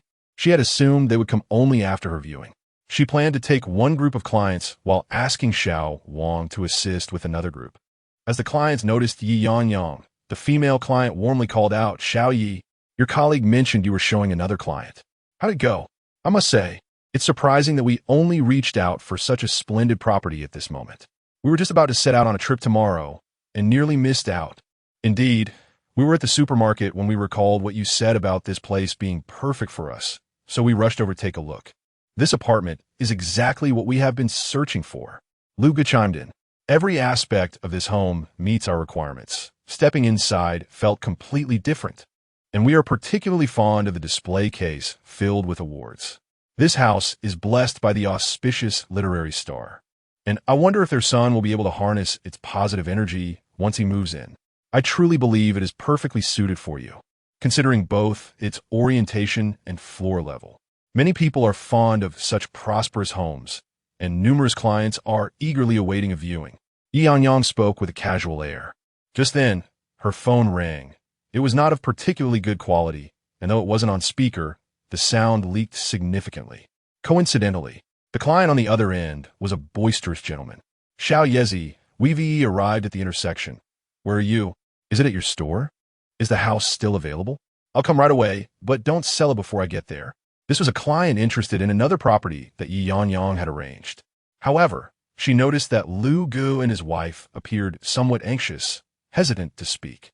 "Rest assured, Uncle Wu, the house is still available. I'm at the store. Once you arrive, I'll take you to see it. But you know that in the secondary housing market, we're not the only agency showing properties. Should another client express interest, some statements must be left incomplete." They were also intended for Lu Gu and his wife. As expected, the couple immediately glanced nervously at their colleagues in the spring store. "Handsome, weren't you supposed to call the landlord? Has he arrived? Can you please urge him to come quickly? We have matters to attend to tomorrow." Chapter 10. Disappointment in love, success in career at this moment. Ye Yangyang, Xiao Wang, and their colleagues at the spring store had but one thought in mind. He is anxious, he is anxious, he is anxious. In the matter of purchasing a second-hand home, the one who is desperate often suffers the most. If the landlord is eager, one can negotiate a better price.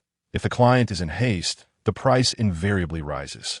Xiao Wang and his colleagues felt confident they could easily manage the client, especially since the landlord had indicated the client was sincere, which meant there might be room for a slight reduction. With a generous landlord and a proactive client, this deal seemed secure. Xiao Wang invited Lu Gu and his wife into the store to wait, and upon seeing Ye Yangyang hang up the phone, he teased, "Yangyang, from today onward, should I start calling you Sister Yang? You are experiencing setbacks in love, but triumphs in your career. Had I known you would break up sooner. Wouldn't the little bills be flowing your way? But don't overact. Be careful that the client doesn't catch on." "Overact? What do you mean?" Ye Yangyang replied, just as she spotted Uncle Wu striding over. She waved to him, signaling her presence. "We aren't even viewing the same property. If luck is on my side today, I might just sign 3 deals. 3. Xiao Wang held up 3 fingers in astonishment. "Wow, originally, Sister Wen had asked me to convey to you that if you're feeling down, she could give you a few days off to clear your mind. But if you have so many potential clients, why take a vacation? Earning money will help you forget all your unhappiness."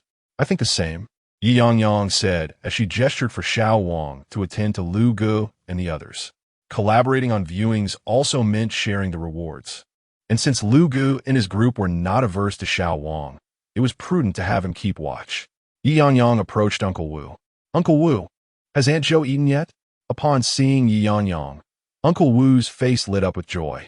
He turned to his wife, Aunt Zhou, and said, "Old Zhou, look at this girl. I told you she resembles Tong Tong from the Lao Si family. However, this young lady is far more agreeable than the one from Lao Er's family. She's sweet-tongued and loves to greet others. She has such a delightful smile. By the way, little Yi, I forgot to ask, are you seeing someone?" Ye Yangyang was taken aback that Uncle Wu's first thought upon seeing her was to introduce her to a potential partner. She replied candidly, "Not at the moment." Aunt Zhou, upon hearing that Ye Yangyang was single, scrutinized her closely and took her hand. Such a lovely girl, yet no one has captured her heart. The young men nowadays must be blind. "But dear, you are a bit tall, aren't you? I do know some capable young men, though they may not quite match your caliber. If I come across a suitable match, I will carefully select and introduce them to you." Ye Yangyang similitude. "I appreciate that, Aunt Zhou. Please do keep an eye out for good prospects. I am quite eager to marry." Hearing that Ye Yangyang seemed open to matchmaking, Aunt Zhou was even more delighted. "All right, I will certainly help you find someone who is a good fit in every aspect." Ye Yangyang cheerfully agreed. "Then I shall first take you to view the house." Uncle Wu wished to purchase a residence to live separately from his elder brother while also being able to care for his grandson. This particular unit was quite suitable. Located in a neighborhood adjacent to his brother's, a pedestrian path lay in between, prohibiting motor vehicles, ensuring that children crossing the street would not be overly concerned. Aunt Zhou had a penchant for gardening, and this property boasted a garden of over 40 square meters, perfect for cultivating some vegetables. It was an ideal space for children to play, enjoy the sunshine, and frolic in the yard. It is indeed a challenge for a small dwelling to accommodate a family of 3, regardless of how amiable the in-laws or the daughter-in-law may be. Living in close quarters inevitably leads to conflicts. However, Uncle Wu's family was financially stable, and it was the elders who were willing to make concessions. Rather than living together, they decided it would be prudent to purchase a home nearby. This arrangement would spare them the daily confrontations while allowing them to live comfortably, ensuring that their grandson could visit and play joyfully. The couple was quite pleased with the property recommended by Ye Yangyang. "Quickly, take us to see it. If we delay any longer, we might miss the light." "All right." Ye Yangyang returned to the office to retrieve the keys. As she noticed Lu Gu and his wife watching her eagerly, she smiled at them, first picking up the keys for the house they had shown interest in, followed by the keys for the property she had suggested to Uncle Wu. Upon realizing that Ye Yangyang was indeed taking clients to view the property they were interested in, Lu Ji's expression soured. The landlord had yet to arrive, and they could not insist on preventing other clients from viewing the space. However, if the elderly couple outside found the house appealing and wished to buy it, the landlord might sense competition and consider raising the price. Quickly, Lu Gu urged Xiao Wang. "Where's the landlord? We need to expedite their arrival to finalize the deal before our clients return." Ye Yangyang intentionally left the impression that the property was highly sought after. As she exited the office, she donned a charming smile, leading Uncle Wu and his wife to the viewing, all the while bringing laughter and joy to the couple. Oh, if only their son would marry a little later, they thought, observing this young lady. She truly excels in sales. Her words are as sweet as honey. Unlike their own experience at home, where they were purchasing a house for their son, yet still had to be mindful of their daughter-in-law's opinions. It was a lamentable and pitiable situation for the elderly, who poured out their resources. As Ye Yangyang guided Uncle Wu and his family to the property, Lu Gu and his wife were greeted by the landlord who had also arrived. "Xiaoxia, I'm here," exclaimed the landlord. "Oh dear, I haven't even set down my bowl, and you're already on the phone. Check if this is the property and land certificate you need. We are purchasing this house in full, and all the documents are in order. This is the client you mentioned." The landlord smiled at Lu Gu and his wife, appreciating their discerning taste in selecting her property. She was genuinely committed to selling and had not inflated her asking price. If the house did not sell soon, she could always wait a couple of years until the children graduated and considered their employment options. However, both parties appeared to be in good spirits upon meeting, suggesting that the negotiations might transpire smoothly. Upon hearing that the landlord had brought all necessary documents, Xiaoxia promptly approached. "Aunt Bao, your clients have been waiting for you for quite some time. They said that after viewing your house. They could tell you are a person who knows how to live well. The decor and furnishings are exceptionally well maintained, clearly indicating that your family cherishes the joys of life. Indeed, our family cherishes our possessions dearly. My son is quite considerate as well. When it comes to our residence, we place great importance on feng shui, and I can confidently assert that our home boasts the finest feng shui in the entire neighborhood. Given your discernment, I am willing to reduce the price by an additional 5,000. Lu Gu was taken aback. Little did he expect that a mere compliment from Xiaoxia would lead the landlord to so readily lower the price. In fact, they had previously discussed their intent to purchase this property, and with this reduction, they would save on the agent's commission. However, Xiaoxia felt somewhat awkward, as it had been agreed that this 5,000 was to be my bargaining leverage. Why did Annie Ba take it upon herself to make the concession? Yet, noticing that Lu Gu did not press the advantage, she felt reassured. Today's landlords had proven to be quite gracious. "Lu Gu, seeing how generous Annie Ba has been, I shall proceed to draft the contract. Please lend me your identification cards." The three swiftly produced their ID cards, and Xiao Wang, still somewhat dazed, took the ones handed over by Xiaoxia for photocopying. "Wait a moment, didn't he mention summoning sister went to assist with negotiations? Wasn't there any back-and-forth haggling between the clients and the landlord?" This was the easiest transaction he had witnessed in his year of service. Both clients and landlords were remarkably accommodating, making it simpler than purchasing a new property. Earlier, he felt disheartened about his emotional intelligence in jesting with Ye Yangyang, yet now it seemed his words had been exceptionally fortuitous. Chapter 011. Another Set Xia and her companions swiftly signed the contract and prepared the necessary documents for the transfer of ownership, displaying a remarkable synergy. However, Ye Yangyang's house hunting expedition with Uncle Wu and others did not unfold as smoothly. Although Aunt Zhou had been amiable and offered to introduce Ye Yangyang to potential suitors earlier, her demeanor shifted dramatically when it came to her own interests. Her discerning nature became apparent. This was precisely why Ye Yangyang had enlisted Xiao Wang to assist her in bringing along Lu and his wife. The couple was merely a tad superstitious, and by understanding this vulnerability, negotiations could proceed more favorably. Uncle Wu was different from Aunt Zhou. Being slightly older, he had a broader perspective. He aspired for the home they were to purchase to be impeccable. Any imperfection would serve as a bargaining point. Thus, Aunt Zhou scrutinized the property meticulously. "This decor, my dear Xia, is rather outdated, and having been uninhabited for an extended period, there's an unpleasant odor that will be challenging to eliminate." Ye Yangyang nodded in agreement. Indeed, the owners had moved out after purchasing a new residence. And as everyone knows, homes are like caretakers of their inhabitants. Without residents, the properties inevitably develop a scent. The landlord was aware of the issues with his house, which was why he priced it lower than other similar units. If the renovations were considered as dismantling fees, then the cleaning would be an additional cost if one were to appreciate the decor.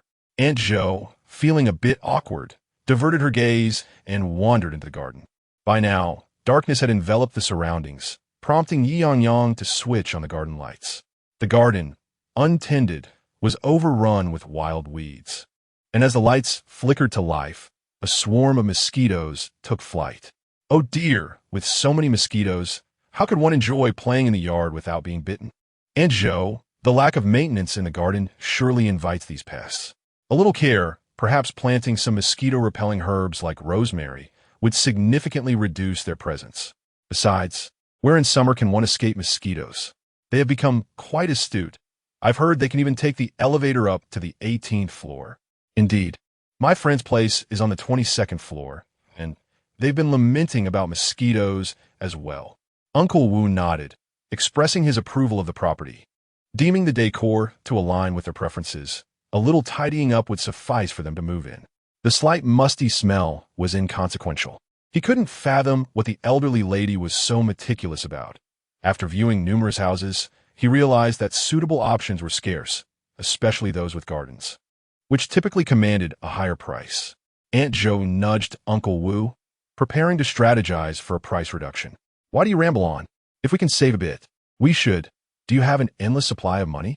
Ye Yangyang pretended not to notice the couple's subtle exchanges and assisted by drawing the living room curtains.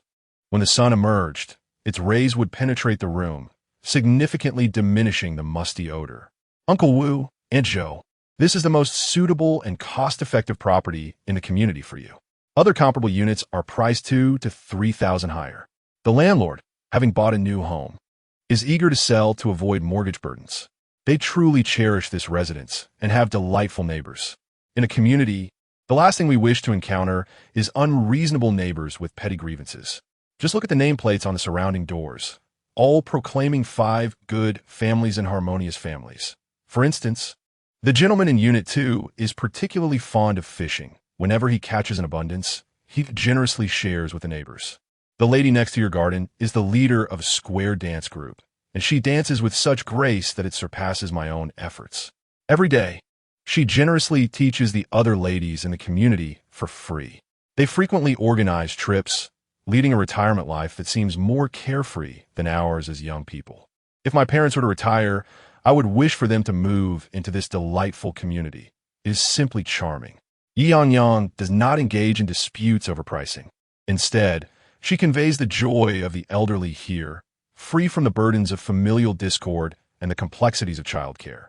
They live for themselves, pursuing their passions, fishing and dancing, unlike others who are ensnared in a web of trivial matters, feeling unappreciated. Her words resonate deeply with the couple. Indeed, why should other elderly individuals be so joyous? Isn't retirement meant for enjoying life? They contribute both time and money, yet receive nothing but complaints in return. Why should they, as seniors, be subjected to such treatment? It's not that they are unwilling to help, but surely a simple thank you would be appropriate? As the couple exchanged awkward glances, they pondered whether Ye Yangyang was aware of their own inclinations, as her words struck a chord with their shared interests. Should they proceed with the purchase of the house, or perhaps return home to discuss it with their son? At that moment, Ye Yangyang's phone chimed, revealing a WeChat message from Xiao Wang, containing the contract and a congratulatory notice regarding a successful transaction. The commission amounted to 21,000 yuan, which included a 1,000 yuan cash reward for the lead source and a split of the remaining 20,000 with Xiao Xia. She intended to allocate 5 of her earnings to Xiao Wang as a gesture of gratitude for his assistance. Ultimately, this left her with a performance of 9,500 yuan. With the agency's commission set at 10, she would only see an increase after achieving 50,000 yuan in sales. Thus, her commission of 950 yuan paled in comparison to the cash reward. Yet, she reminded herself that even the smallest gains are worthwhile. Her focus remained on building her performance to qualify for the store manager position, which would yield greater dividends in the future. After calculating her income, she turned to Uncle Wu and Aunt Joe. Uncle Wu, Aunt Joe, I had intended to show you a different property with superior renovations, but my colleague just informed me that it has already been sold. Tonight, we may only be able to view this one. Noticing their skepticism, she suggested, why don't you join us at our office for a drink? The landlord and client likely haven't departed yet. Alternatively, you could discuss it with your son and daughter-in-law before returning to consider it further. You could even bring them along for viewing during the day. As she mentioned their son and daughter-in-law, Aunt Joe's expression betrayed her discomfort. Why should they need to consult them about a purchase they would be financing themselves? Yet, Ye Yangyang took out her phone and dialed Xiaoxia. Xiaoxia, have you finished your tasks? Oh, the landlord and client have left? Uncle Wu and Aunt Zhou would like to deliberate a bit longer, as buying a home is a significant decision. Could you arrange a meeting with the landlord of Yingyue? The clients are interested and wish to discuss terms. If it aligns, we could finalize the contract tonight. All right, I'll return shortly. Uncle Wu and his wife exchanged glances filled with unspoken words as they observed Ye Yangyang. Is it true that houses are selling so well these days? They pondered, recalling their recent visit to the agency where they encountered a couple in search of a home. Though that couple had yet to depart, Ye Yangyang had already scheduled a meeting with another landlord. Their anxiety dissipated upon hearing Lin Yuan's name. After all, that particular community was not their preference, indicating it must be sought after by other clients. Yet, they could not overlook the remarkable capabilities of this young lady. Previously, real estate agents had boasted that closing a single property in a month was commendable, but this young lady aimed to finalize 2 contracts in one evening, showcasing her exceptional professionalism. They had to concede that Ye Yangyang's approach resonated with them. She was not overly aggressive in her recommendations, but instead tailored her suggestions to their needs. She adeptly addressed their concerns and worked to alleviate their apprehensions. Aunt Zhou shot Uncle Wu a disapproving glance and inquired, "Are you truly going to consult our son and daughter-in-law about this?" At that moment, Uncle Wu's eyebrows shot up in disbelief. What a ridiculous notion. I am not yet incapacitated to the point of needing to seek the opinions of 2 youngsters who have yet to reach maturity. It's baffling who truly runs the household. Perhaps, young lady, you could also arrange a meeting with the landlord of this property. If he is amenable to a reduced price, we have our documents and deposit ready, he suggested. Ye Yangyang hesitated slightly, explaining, "Our spring store is already negotiating with another landlord, and discussing 2 properties simultaneously could lead to complications. How about this? You could visit my store, and I will have my manager assist you in the negotiations." The couple considered this, recognizing the potential pitfalls of dealing with a difficult landlord. "All right, please arrange for the landlord to meet us at your store. We shall discuss matters in person." Uncle Wu readily agreed. Ye Yangyang nodded, a smile gracing her lips, pleased that the outcome unfolded as she had anticipated. Chapter 012. Purchase for oneself. Ye Yangyang hailed a taxi to escort Uncle Wu and his wife to Sister Wen's shop. During the journey, she had already communicated the situation to Sister Wen, who promptly called the manager of the spring store to arrange a meeting for contract negotiations. Ye Yangyang borrowed a casual outfit from Sister Wen and took a taxi to the spring store. At this moment, Xiaoxia, having received a hint from Xiao Wang, realized that it was Ye Yangyang who intended to purchase a property and was taken aback. Nevertheless, he maintained an air of calmness as he engaged the landlord in conversation, gradually negotiating the price down. He hoped Ye Yangyang would possess enough awareness not to arrive in work attire for the contract signing. For if the landlord saw a property that the agent was eager to buy, the price would undoubtedly increase. Fortunately, when he spotted Ye Yangyang alighting from the taxi, Xiaoxia breathed a sigh of relief, remarking on the quick response of their agency. If they lacked such basic acumen, perhaps they ought to reconsider their profession. The landlord, noticing the 2 standing to greet him, was somewhat surprised. Could it be that this young lady was the one interested in purchasing his property? It seemed rather implausible given her youth. He recalled hearing that agents sometimes employed actors to negotiate prices on their behalf, which made him wary. The landlord contemplated adjusting his price, perhaps reducing it by 5,000 or at most 10,000, but anything lower was out of the question. "Apologies for keeping you waiting. I was attending to some matters. My sincerest apologies." Ye Yangyang approached and offered her apologies to the landlord, which caught him off guard, as he had not felt any annoyance. "Oh, it's quite all right. I just arrived as well. Have you just finished work, young lady?" Ye Yangyang nodded. "Yes. Goodness. You young ladies are impressive, buying homes at such a young age. My house may seem small, but it was purchased after years of saving with my wife. I am rather reluctant to sell it now." Ye Yangyang nodded in understanding. "It's evident that you cherish your home. I admire your decoration style. If it weren't for my partner's infidelity and being forced out, I might not have been driven to buy a house. The monthly mortgage is quite a burden for me, but I cannot bear the thought of being evicted again. I long to possess a home of my own. Thus a tear slipped from the corner of Ye Yangyang's eye, prompting Xiao Xia to immediately offer her a tissue. She took a tissue and covered her face. The three men sensed her helplessness and vulnerability. The landlord looked at Ye Yangyang with a twinge of sympathy, pondering what kind of man would be so callous as to cheat and cast her out, compelling her to buy a house at night. Xiao Xia, astonished, glanced at Xiao Wang, silently asking if she had truly ended the relationship due to infidelity. Xiao Wang, with a pained expression, nodded in affirmation. Indeed, it was over, but the assets belonged to Yangyang. She would sell them off, for how else could she afford to buy a home?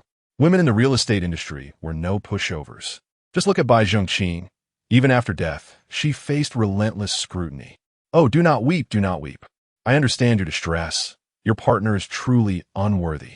Parting ways is for the best, a blessing in disguise. Look at you, so young and beautiful, with a property of your own and fixed assets. In due time, you shall find another. Be discerning in your choice, for there are many good men out there, such as myself and these two fine young gentlemen. Ye Yangyang made an effort to wipe her tears, apologizing, I am sorry for causing you to laugh at my plight. The thought of finally possessing my own home overwhelms me with joy. You comprehend? You comprehend? The landlord nodded fervently. Thus I shall assist you. You are aware that my asking price is already modest. Initially, I intended to reduce it by 5,000 should you be earnest, but instead, I shall discount it by 10,000. You may wish to furnish your new abode with that amount as a housewarming gift from me. Compassion aside, the price cannot be diminished too much. Otherwise, I shall face the wrath of my mother, who has allocated only a 10,000 budget for this. Thank you. It means a lot if you can lower it. A 10,000 reduction on my down payment is a significant concession for me. Surprised by the landlord's willingness to negotiate, Ye Yangyang felt her tears were not shed in vain, as if she had preemptively mourned for Bai Zhongqing. A savings of 10,000 is quite remarkable. Let us proceed with the contract. Excellent, excellent. I will prepare it. May I have both of your identification cards and your property certificate, please? The tax fee shall be borne by Sister Yi. As for the agency fee and loan service fee, Xiao Xia took out a calculator and began to tap away. You simply need to transfer 20,000 as a deposit today. And since you are both straightforward individuals, I am confident all future dealings will be smooth and prosperous. Standing beside the photocopier, Xiao Wang appeared somewhat dazed. Upon glancing at Sister Wen's report, she had achieved a performance of 25,000. Unable to contain himself, he pounded his chest, exclaiming, My goodness, the transformation brought about by heartbreak is truly significant. Sister Yangyang has evolved into a force to be reckoned with. If only he knew the truth, he might mistakenly believe that she was deeply wounded. Yet in reality, the notion of being hurt is utterly unfathomable. If parting could grant him a home and allow him to sign for 2 second-hand properties, he would surely break up daily, perhaps with 10 or 8 partners. The crux of the matter is that those women do not possess a Mercedes to share with him, nor could he afford to purchase one himself. Most importantly, with my charm, there is no risk of my girlfriend straying. In light of this, Ye Yangyang does evoke some pity. Perhaps I should forego the commission. 500 would yield only 50, hardly enough for 2 meals. I shall be generous and treat it as a gift from Ye Yangyang in her liberation from a cat. Before long, both stores completed the contracts, bidding farewell to the satisfied landlord clients. Ye Yangyang glanced at the clock and realized it was nearly 10 in the evening, when Jie and the others had already closed up and gone home. Turning to Xiao Wang and Xiao Xia, she said, Thank you both for your assistance today. May I treat you to a late-night snack? How could we accept such a generous offer? Do not be ridiculous. It is no trouble at all. Besides, I will need your help with after-sales for this property. It would not reflect well if the landlord recognizes me as an agent. All right, no problem. By the way, my manager has stated that there will be no agency fee charged to you for this property. We only collect a point from the landlord. As for the loan service fee, you may simply pay 800 directly to the guarantor company. When it comes to purchasing a home, this is a nice little perk we can offer. Very well, I shall refrain from discussing performance in this instance. Thank you, Brother Xia. The three did not venture far, as there was a night beer and barbecue stall adjacent to the store. All were humble workers, and despite knowing that Ye Yangyang had sold 2 apartments, None sought to indulge in her fortune. They casually ordered a few skewers of barbecue, totaling less than 50 yuan. Noticing that Ye Yangyang had not ordered anything, Xiao Wang draped his arm over brother Xia's shoulder. Yangyang, let us share a drink, exchanging resources. It's quite late, and your parents might be worried about you. Perhaps you should return home early and inform us of your safe arrival? All right, I appreciate your kindness today. I want tea stand on ceremony. There will be many opportunities for collaboration in the future. I shall take my leave now. I should be the one to thank you for bringing me performance at this late hour. Please take care and stick to the main roads. Certainly. Ye Yangyang turned back to wave farewell to the two, riding her beloved electric scooter. She felt as if the road ahead was illuminated by a myriad of stars. A vast expanse of possibilities. Chapter 013. Resources for new listings the following day. At midnight, Sister Wen sent a message to Ye Yangyang, informing her that if she felt too fatigued, there was no need to arrive so early for the sales sharing session. The sharing of high-quality resources was not of paramount importance to a seasoned saleswoman like her. Nevertheless, Ye Yangyang's well-regulated biological clock prompted her to awaken promptly at 6:30. After indulging in a glass of warm water, and to her mother's mild surprise, another glass of milk along with a boiled egg, she set out for the day. As she closed the door, her mother could be heard murmuring, "Didn't she say she disliked such a light breakfast in the morning? Has she begun to pay attention to her health?" Ye Yangyang paused briefly, pondering whether this was simply a sign of maturity and the awakening of her instincts. Without responding to her mother, she hastened down the stairs, mounting her electric scooter to reach the store. This week, the morning meeting was being held at Sister Wen's establishment, with employees from the entire region in attendance, gathering in clusters. Even Bai Zhengqing, who had rarely appeared at morning meetings recently, stood amidst the crowd, graciously accepting congratulations. After all, it was well known that Ye Yangyang's performance was credited to Bai Zhengqing, as she endeavored to help him achieve a target of 200,000 yuan in sales, which would qualify him for the position of store manager. The details surrounding their breakup were known only to the employees at Sister Wen's store. Being young, everyone enjoyed a bit of gossip, yet they refrained from spreading rumors, responding only vaguely when questioned. "Oh, it hasn't had the chance yet." At that moment, an observant individual noticed Ye Yangyang's arrival. Kong Yilei, the manager of the Fanyuan store, approached her with a beaming smile. "Our sales champion has arrived. 3 deals in one night. Remarkable. Sister Min, didn't you promise to reward Yangyang with a red envelope?" Sister Min, the manager of the spring store, emerged, somewhat speechless at Kong Yilei's call. She happened to be holding a large red envelope inscribed with auspicious wishes, which she was in the process of stuffing with 2 red bills. "Oh dear, I'm just pretending to be busy here. No need to rush, Yangyang. You've performed splendidly. Next time, we'll sell some of Sister's properties too. Don't worry about after-sales service. I will ensure everything is arranged perfectly," Sister Min declared, waving the red envelope in her hand. "I'll share the sales at the meeting later." Ye Yangyang nodded in agreement and secured her belongings. "Young, your clients are remarkably discerning. We have some quality properties as well. Do you have any clients left? Let us take a look together." The others eagerly began to recommend their listings to Ye Yangyang. As she acknowledged each suggestion, she entered the store to stow her bag, expecting that more people might inquire about her banking situation from the previous day, a matter that remained unknown to most. It was rather puzzling. Typically, the agents were well informed, and such significant events would not go unnoticed. Yet, it seemed everyone was more intrigued by her recent sales. Observing Sister Wen at the back, examining the contracts from the 3 deals signed the night before, Ye Yangyang began to comprehend. Despite her success in securing 2 contracts yesterday, those were clients she and Bai Zhengqing had pursued for quite some time, clients whose details she could recall from her past life, illustrating the depth of her dedication.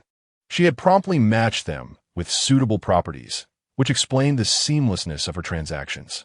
Currently, the real estate market was in a stable, albeit somewhat stagnant phase, where a store achieving sales of over 100,000 yuan in a month was considered exceptionally successful within the company. Last night, Ye Yangyang effortlessly achieved nearly 50,000 in sales. Even if she shares half, it amounts to over 20,000. If this momentum continues, She may very well become the sales champion of the region this month. Upon seeing Ye Yangyang enter, Sister Wen nodded at her. Today, she appeared considerably better. If breakups could inspire everyone to strive as fiercely, I might find myself secretly wishing for all to experience such breakups. Ye Yangyang nodded and smiled, remaining silent. As for the current employees under the store manager, your wish might indeed come true. However, when they suffer heartbreak, they tend to become disheartened and reluctant to work. It is rare for someone like her to return with such vigor. Thus, perhaps it is best not to hope for their heartbreak. Is there any issue with sharing the new orders later? If you prefer not to share, I can do it on your behalf. Ye Yangyang set down her bag and approached Sister Wen, who was sorting through the new property contracts after reviewing the second-hand house agreements. It's fine, I can share. If I don't, others might think the clients belong to Bai Zhongqing, and I need to distance myself from him. Ye Yangyang took the opportunity to glance at the name of the new property. Yingyue Residence? Isn't that the one located at the far end of the Third Ring Road? The developer offers a decent commission, and the house layout is appealing, but its remote location makes it difficult to sell. Ye Yangyang recalled that the Fanyuan store initially secured the contract for this development, but it struggled to move units and ended up being passed around among several stores like a football, turning into a collective listing where each took credit for their own sales and handled commissions individually, creating a chaotic situation. Now, has the ball landed in Sister Wen's court? Noticing Ye Yangyang's interest in the contract she was holding, Sister Wen asked, "Are you interested in this project?" Lowering her voice, she continued, "Yangyang, let me share something with you. I've been mentoring Bai Zhongqing for a year. He only needs 5,000 more in sales to open his own store.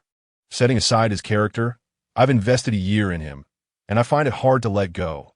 I hope you can understand my selfishness."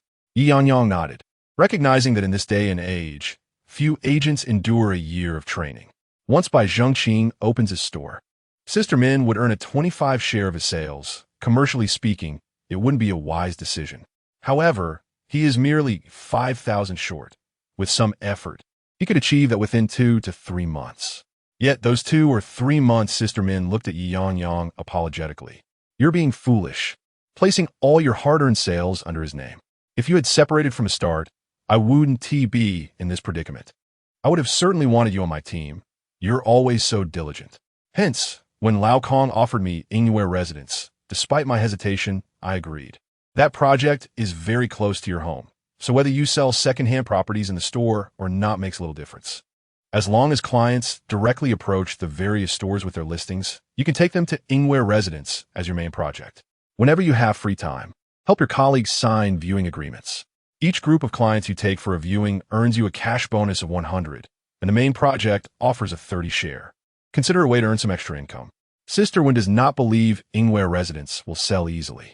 Properties priced between 300,000 to 400,000 with a 2% commission yield particularly slow payments. Unlike second-hand houses, which are mostly located within the city, allowing for quick signing and commission collection, leading to earnings as soon as the following month. However, the working environment at the sales office is considerably more pleasant than that of a retail store. After all, the ambience is inherently more inviting. The clientele tends to be less affluent, and during the sweltering summer months, they are often reluctant to turn on the air conditioning unless customers are present. In contrast, the sales office enjoys a consistently cool atmosphere, with air conditioning running freely as long as business is underway, accompanied by an array of food and beverages, a veritable indulgence. Although the sales performance may not be particularly high, the influx of clientele is substantial. Ye Yangyang is aware that starting from scratch to achieve a sales target of 200,000 will require some time. It is a gradual process.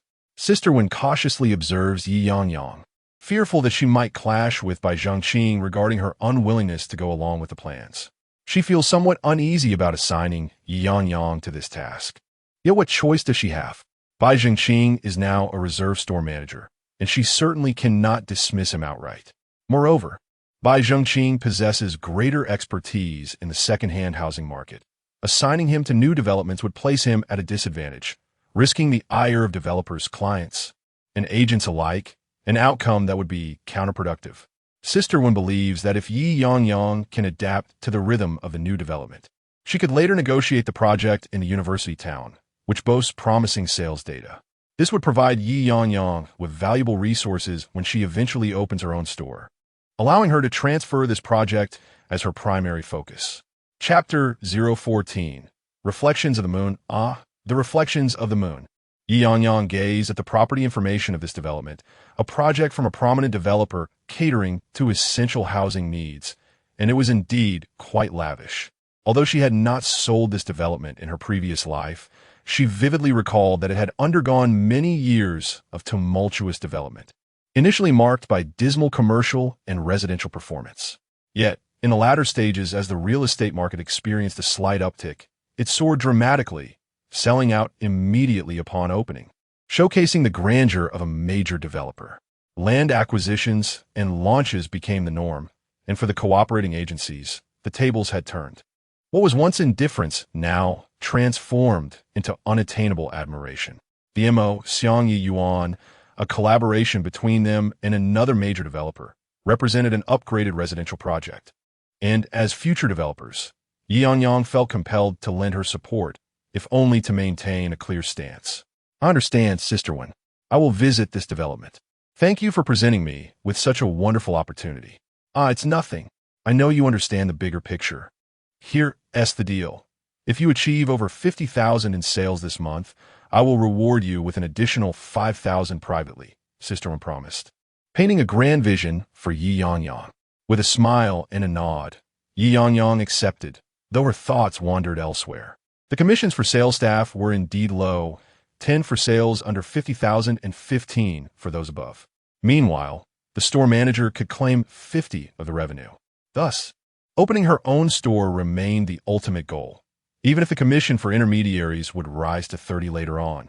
Wouldn't it be more advantageous to earn 30 and then split 50? 50,000? That was far beneath her aspirations. Her ambition was to open her store before Bai Zhengqing. A woman who had clawed her way back from the depths would seize any opportunity to ascend. Spotting Bai Zhengqing outside, his eyes filled with anticipation, she noted the congratulations he received for being only 20,000 away from opening his store. Ye Yangyang cast him a disdainful glance, scoffing internally at the thought that he might think the performance from their breakup would somehow benefit him. How laughable! When she had admired him, she regarded Bai Zhengqing as handsome, refreshing, and clean-cut. Now, however, he appeared repugnant in every regard, even down to his gaze. Regaining her composure, Ye Yangyang walked inside, facing the mirror to apply the boldest shade of red lipstick. Today, she intended to share her success with fervor. Kong Yilei stood at the entrance, loudly rallying the team, though everyone appeared listless as they lined up, dancing to the motivational music. Then, standing before them with a stern expression, Kong Yilei addressed the team. Comrades, I don't know how well you all slept last night, but I certainly did not. I tossed and turned, and I believe I am not alone in noticing that Sister One submitted her reports throughout the night. If you have paid attention to the group messages, you would have seen that our seemingly gentle Ye Yangyang, who even speaks softly, has just closed 2 transactions on second-hand properties. Seeing the lack of reaction from the sales staff, he urged, "What are you looking at? Do I have any sales on my face?" Let us applaud and welcome Ye Yangyang to the stage to share her success. Kong Yilei initiated a round of applause, and the audience quickly joined in, creating a harmonious wave of clapping. He gestured invitingly for Ye Yangyang to take the stage and share her thoughts.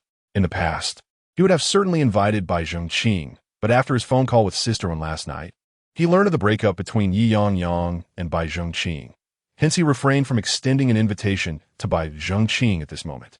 Bai Zhengqing, positioned to the front of the male colleagues, shifted slightly, noticing that Kong Yilei completely bypassed him to invite Ye Yangyang to the stage. A frown creased his brow. Having reviewed the information of the 2 clients last night, which were indeed his, he couldn't help but feel that Ye Yangyang's intention to claim the success was rather excessive. He thought it unjust that she should take the entirety of the credit. Even half would have sufficed. It felt as though all the accolades were directed solely at her, and he wondered about his own aspirations for opening a store. Yet, Ye Yangyang ascended the steps with composure, her demeanor both familiar and foreign. In the past, she would never have adorned herself with such bold makeup, and in a crowd, she would easily blush when speaking. Now, however, she faced the applause and cheers of many with unyielding poise, devoid of any shyness. Sister Wen, observing Ye Yangyang's transformation, couldn't help but nod in approval. She had been prepared to step in if needed, but to her surprise, the girl truly stood her ground. A heartbreak, it seemed, was not entirely a misfortune. It had bestowed upon her a youthful aura. Sister Wen coughed lightly, chastising herself for the notion of youthfulness. After all, she was merely 5 years older than Ye Yangyang. She mustn't adopt a matronly mindset. Interacting daily with the younger generation necessitated a youthful attitude. Ye Yangyang scanned the sea of familiar, yet unfamiliar faces below her. Many names eluded her memory, yet their visages sparked a sense of recognition. With just under 40 agents present for the regional meeting, her shyness had diminished significantly, given that each store would eventually house hundreds of employees. And there were over 10 branches in the district requiring dedicated venues for meetings. Having faced much larger gatherings, this small assembly felt trivial in comparison. Clearing her throat, Ye Yangyang began, "Hello everyone, I am Ye Yangyang from the youth store. Yesterday Suddenly, Kong Yilei interrupted her, sensing the audience's lackadaisical demeanor. "I also wish to share something with you all. Last night, I spoke with Sister Wen for quite a while, nearly an hour. I believe I was not the only one restless last night. Sister Wen and Sister Min likely found sleep elusive as well. Wouldn't you agree?" Sister Wen nodded in agreement, while Sister Min burst into laughter, exclaiming, "Sleep? Not a chance. It feels like we have been laboring in this company for at least 2 or 3 years. Yet we are outdone by a young girl with her capability and spirit. Gentlemen, do you know that last night, Ye Yangyang not only sold 2 properties, but also purchased one for herself? Thus, her accomplishments amount to 3 sales." The audience remained indifferent upon hearing about Ye Yangyang's sales, as numerous stores achieved higher results daily. However, the revelation that she had purchased a property for herself stirred a commotion among them. They were all contemporaries, struggling workers. How had she managed to buy a house without a word? Amidst a flurry of discussions, the crowd could not help but gaze enviously at Ye Yangyang. Some male colleagues, unaware of her split with Bai Zhengqing, even embraced him in congratulation, remarking on how fortunate he was that his girlfriend had financed a car purchase and now a house as well. Yet, Bai Zhengqing's expression darkened, as he had not anticipated that Ye Yangyang would sell the car yesterday, only to acquire a home today.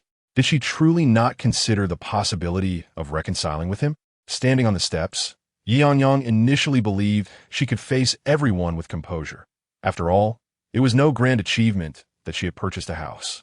However, upon hearing their congratulatory remarks, particularly from the female colleagues in the front row who inquired about the specifics of her new residence and its cost, she felt an unexpected flush of embarrassment. Perhaps it was only her female peers, especially the younger ones, who understood the significance of owning a home for an unmarried woman, as many seemed to suddenly find a renewed sense of purpose. Chapter 015. Sharing insights on real estate. All right, quiet down. Do you still wish to hear Sister Yang share her insights? If you do, then please maintain silence. We're not interested in her insights. We simply wish to hear about her home purchase, what motivated her decision to buy a house. Let's hear it, Ye Yangyang. Yes, do share with us. Why the envy? Apart from the newcomers who have joined within the last 3 months, do you not know what constitutes a quality property? Are you unaware of how to negotiate prices? Do you not realize that internal employees are exempt from agency fees when buying a home? You are sitting on a treasure trove, yet remain oblivious. And you still dare to inquire. Kong Yilei bellowed, silencing the murmurs of the crowd. Everyone looked timidly at Kong Yilei, thinking, "It's just a bit of gossip. Why so fierce?" I did not scold you. I was chastising myself, as well as the store managers and reserve store managers present. I have a task for you all. Today, reorganize all the quality properties and make sure to sell them. Is it wise to neglect these opportunities while working in this industry? Of course, Kong Yilei spoke this softly, for passers-by and neighboring shops were observing them. If they learned that they were selling premium listings internally, it could stir up discontent. That's right. I will share all the quality resources in the group later, so everyone can take a look. If nothing suits, let us push our clients a bit more, as our store specializes in improved housing resources. Zhang Xiaoming from the Shixian store playfully recommended his own store's resources. Come on, we're all young. Does he not wish to buy? Is it that he can afford only what he deems worthy? Earning a bit of money barely covers personal expenses. Who has the means to purchase a home? Not everyone is like Ye Yangyang, a local with familial support. If she cannot manage her mortgage payments, her parents can still lend a hand. For the majority, even basic sustenance remains a concern. With this in mind, Zhang Xiaoming, who had also called Sister Wen, looked at Bai Zhongqing as if he were a fool. Pearls and fish eyes, you want to find a local girl willing to offer such favors again. Perhaps we should encourage the young men in the store to pursue Ye Yangyang. She has a house, and although she lacks a car, she is still a wealthy woman, which could save years of struggle. Not everyone is as fortunate as Bai Zhongqing, after all. After lightening the atmosphere, the enthusiasm of the employees surged. Kong Yilei gestured once more for Ye Yangyang to speak. She nodded slightly, and everyone fell silent, eagerly awaiting her words. In truth, signing for 2 second-hand properties is not an extraordinary feat, as they were clients I have worked with for some time. Trust has been established, and I must express my gratitude to Sister Min from the Spring store. All 3 properties were sold through their resources, indicating that Sister Min's store excels in resource management. We should all learn from her. Sister Min waved her hand. Do not praise me. The resources that my store did not sell are not the best. The finest resources are kept for ourselves, sold within our own store. That said, it is still commendable that Ye Yangyang is quite impressive. I believe everyone here possesses greater business acumen than I do. Thus, these 2 minor transactions are not worthy of mention. I think you are more interested in the house I purchased. What drew my attention and why I decided to buy it, correct? Indeed, this time, the crowd responded in unison. I first posed a question to everyone. If one were wealthy, would one prioritize purchasing a car or a house? This sparked a polarizing debate, with male colleagues unanimously advocating for cars, while their female counterparts fervently championed houses. Both sides regarded each other with disdain, questioning the other's rationale. The men argued that buying a house is a private affair known only to oneself and loved ones, unlike a car, whose keys are a visible status symbol. In contrast, the women asserted that a house signifies a home, while a car depreciates in value, whereas real estate appreciates. They likened the pursuit of a car without a house to a bird neglecting to build a nest. Yet, Ye Yangyang appeared unfazed by the heated exchange. She understood that the decision between buying a house or a car ultimately hinges on personal needs. Both choices are valid. The priority should be what serves one best. If one had a bit more wealth, both could be essentials, could they not? The crowd nodded in agreement. However, for those of us in sales at the grassroots level, the pressure to afford a car or a house is immense. Whether it be a vehicle or a property, we might painstakingly save enough for a down payment. Yet the instability of our income prevents us from taking out loans. Ye Yangyang struck a chord with everyone when she articulated that it is not that they do not wish to buy, but the burden of high monthly payments and substantial down payments dissuades most.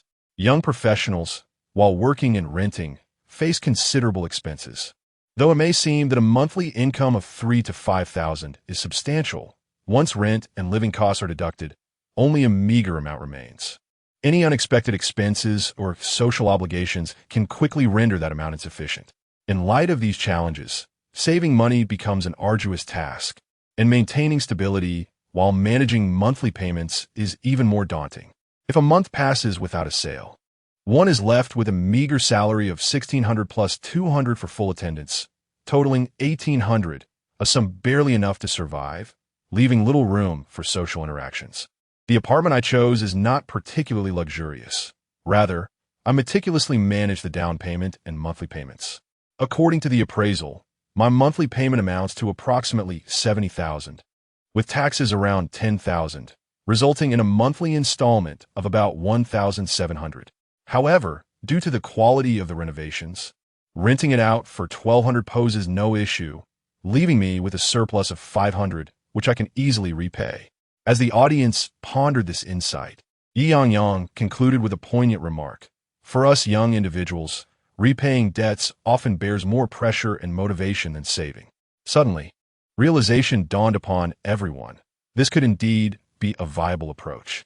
By this calculation, Ye Yangyang has effectively only committed to the down payment, with tenants covering the principal. The most crucial aspect is that she purchased a 2-bedroom unit, entirely leased out. If they were to acquire a 3-bedroom unit, living in one room while renting out 2 would be even more advantageous. It can be said that those in the real estate industry are quick thinkers. The colleagues swiftly began to strategize how they might reasonably acquire their desired properties while enlisting others to assist with the monthly payments. If they could reduce the payments by half, purchasing a home would not be beyond reach. Many male colleagues also fell into contemplation, as their reluctance to buy stemmed from the allure of inexpensive cars, which could be obtained for just over $100,000. The prospect of driving a car at a young age seems appealing. In contrast, houses often cost several $100,000, with down payments reaching upwards of $10,000, alongside monthly debts of $1,000 to $2,000. Yet, if the monthly payments were more manageable, perhaps such an investment would not be entirely out of the question. After all, how shall I put it? For men, in the pursuit of a partner, possessing a property is often essential. Those without a home find themselves at a disadvantage in a matrimonial market. With that said, I shall not delay the sharing of resources any longer. This concludes my sharing of listings. Should anyone have other inquiries, feel free to reach out to me privately. Now, allow me to recommend a new property resource, Yingyue Residence.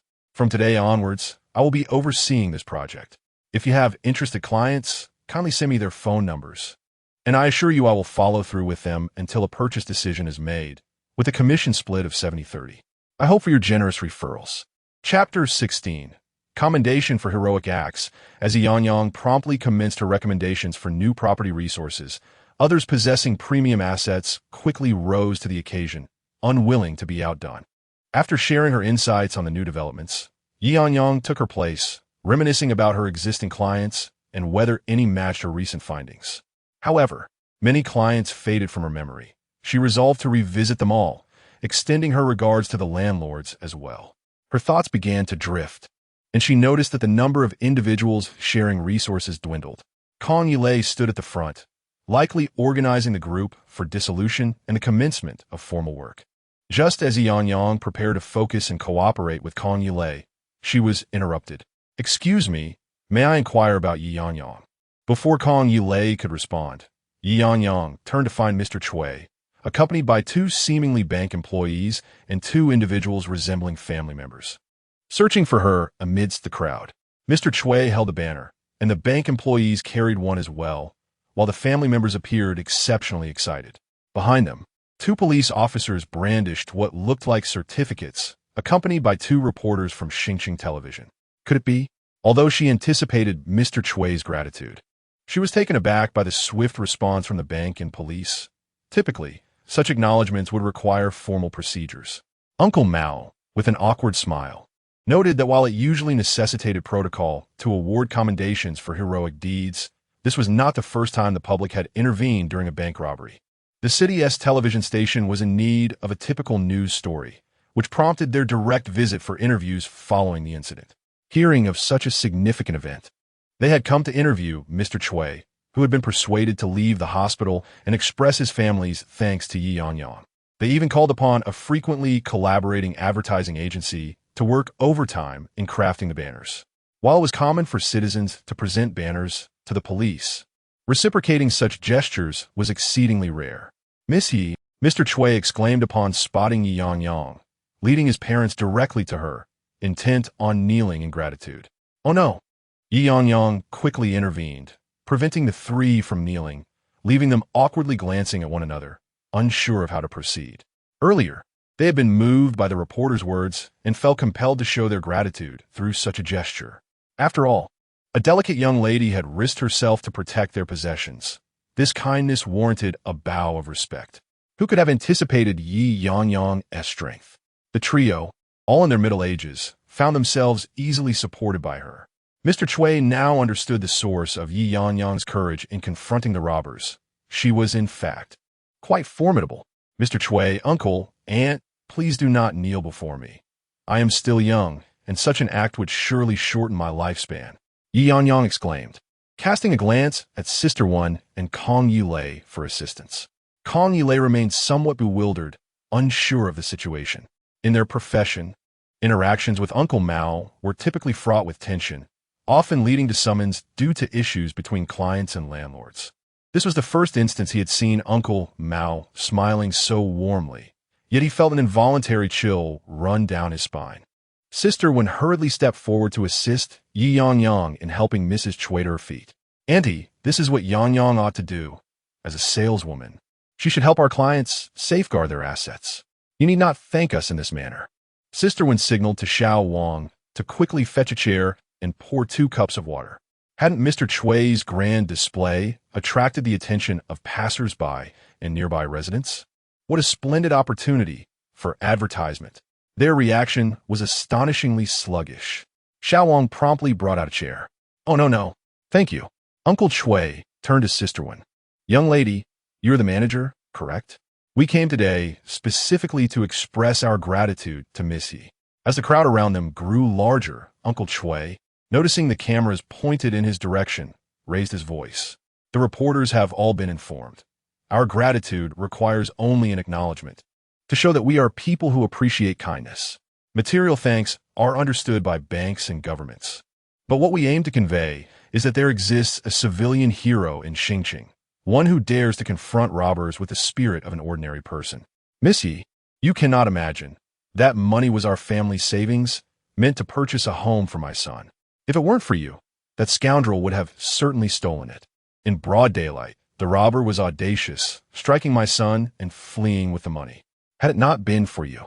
Uncle Chui's voice trembled with emotion as tears streamed down his face. I am just a farmer, and I struggle to find the words of gratitude.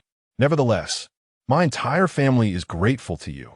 Perhaps I should kneel down to show my appreciation. Before he could lower himself, Ye Yangyang swiftly grasped Uncle Chui's arm. No. There is no need for that. What I did was simply my duty. It is truly what I ought to do. Regardless of whether Mr. Chui is my client, witnessing that scene made me believe that not just I, but any bank staff member or ordinary person would have acted in the same manner. So please, Uncle Chui, do not do this.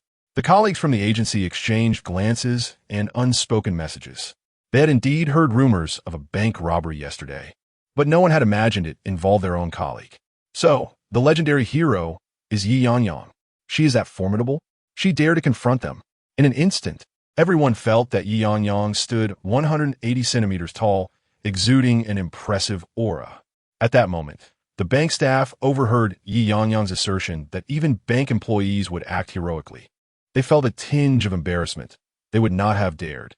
After reviewing the surveillance from yesterday, they realized that Ye Yangyang's swift actions surpassed all of their combined efforts. The sound of that brick striking was painful even just to watch on a monitor. However, since Miss Ye had praised them, they too must possess some courage. And in the future, whenever this young lady came to their bank for business, she would certainly receive VIP treatment. One bank employee stepped forward, unfurling a banner. Ms. Ye, the incident occurred so suddenly yesterday that our staff was caught off guard. Thanks to you, the safety of our depositors was preserved. Your bravery serves as a model for us all. Please accept our heartfelt gratitude. The banner read, presented to Ms. Ye Yangyang, a woman not to be outdone by men, a valiant rose rescuing the property of the people. As Uncle Chui noticed the camera capturing the moment, he proactively unveiled the banners presented to them. One of them was dedicated to Ms. Ye Yangyang for her courageous act of valor in combating robbers, demonstrating exceptional professionalism and being a savior in the housing market. Client Chui received 2 banners at once. Although they bore little relation to the real estate agency, Sister Wen was overjoyed. Oh my, how courteous! Quickly, little Wang, bring the ladder and the nails. We must hang these banners in the most prominent place. After all, these were gifts from the bank and clients, far more valuable than anything they could purchase on Taobao. Meanwhile, Uncle Hat, standing aside, observed Ye Yangyang's flustered acceptance of the banners and smiled gently, offering her a respectful salute. Comrade Ye, thank you for your bravery in confronting the robber and safeguarding the lives and properties of the people. In recognition, we are honored to present you with this certificate of valor, along with a cash reward of 30,000 yuan. Please accept it. Chapter 017. The limit of Bai Zhengqing. Ye Yangyang immediately stood at attention, instinctively saluting, only to feel that as a member of the public, such a gesture may not be appropriate. She quickly bowed instead. The amusing sight of Ye Yangyang's antics elicited gentle smiles from the crowd. Even Uncle Hat could not suppress a knowing grin. It is perfectly acceptable for ordinary citizens to salute. He then presented the certificate to Ye Yangyang with both hands, asking if they could take a photograph together. Ye Yangyang nodded. Of course, I merely did what I believed was right. This certificate and the reward feel somewhat undeserved. It is well-deserved. We reviewed the surveillance footage, and girls with such quick reflexes, courage, and cunning are rare. Many professionally trained individuals do not possess your speed, and your strikes were remarkably precise. The robber, who was shouting about broken bones and demanding compensation, was found by the doctor to only have superficial injuries and soft tissue contusions. Have you undergone any training? Ye Yangyang shook her head. I simply possess a lot of strength. When I struck him, I instinctively restrained my force and did not hit him with full intensity. How audacious of him to accuse her and demand compensation. Had she known, she would have struck harder, perhaps even breaking his hand to deter him from harboring any nefarious thoughts in the future. You didn't go all out? Uncle Hat's eyes widened. I look forward to witnessing your strength in the future. That is not all. The bank staff, equally spirited, added, Ms. Yi, in addition to presenting you with a banner, we have some material rewards for you. Another bank employee began unloading several boxes from a vehicle filled with various bank-branded items, including ginseng, tobacco, and liquor. These are the items we have in abundance at our bank. We do not have anything particularly grand at the moment, but please take these to replenish your health. Just in case, there will be no next time. Everyone should remain safe. The bank employee spoke playfully, also retrieving an envelope from his suit pocket. And there's this, a shopping cart for Xingchuang Plaza, which we provide to our clients as a gift. We hope you do not find it too extravagant. No, this is far too valuable. I cannot accept. At the sight of the gift boxes nearly reaching her waist, coupled with the unknown value of the shopping cart, Ye Yangyang felt overwhelmed and hesitant to accept such lavish offerings. Please take it. If heroes do not receive material rewards, who would want to be a hero? We must convey to everyone that heroes deserve recognition. Uncle Hat instinctively persuaded her as she continued to decline. He quietly reminded her, the rewards from above require an approval process, which may take about a month to reach you. This from the bank is direct. You should accept it. Well then, Ye Yangyang, under the envious gazes of the crowd and her colleagues, shyly accepted the envelope. By the way, there will be many opportunities for collaboration in the future. Do come visit our bank often. The bank staff said, wrapping an arm around Ye Yangyang's shoulder for a photograph. Little Yi also at that moment, Mr. Chui took out a scattered sum of 10,000 yuan from his bag, as their funds remained in the bank, with Uncle Hat mentioning they would withdraw them shortly. At this moment, both the bank and the government have rewarded Ye Yangyang with money, yet she, as the principal party, has shown no sign of acknowledgement, which seems rather unreasonable. She reluctantly gathered a sum of 10,000 yuan. Upon seeing Mr. Chui take out the money, she immediately pressed down on his hand, insisting, no, Mr. Chui, it's truly unacceptable. If you genuinely wish to express gratitude, have your relatives and friends come to me when they wish to purchase a home. Accepting money would alter the essence of our relationship. We are all ordinary individuals. 10,000 yuan is equivalent to 2 or 3 months' salary. This is distinctly different from the rewards given by the government and the bank. My mother and the bank are relatively affluent. She wouldn't be overly concerned about such a trivial amount. Indeed, Mr. Chui, you should refrain. The person who robbed you was particularly impoverished, and you are covering your own medical expenses. The down payment on the house is a significant financial burden, and the monthly mortgage payments are no small expenditure either. So let it go. Gratitude should reside in your heart. Simply cooperating with a young lady to complete the work is sufficient. The down payment has yet to be transferred to the landlord. A bank employee could not help but interject.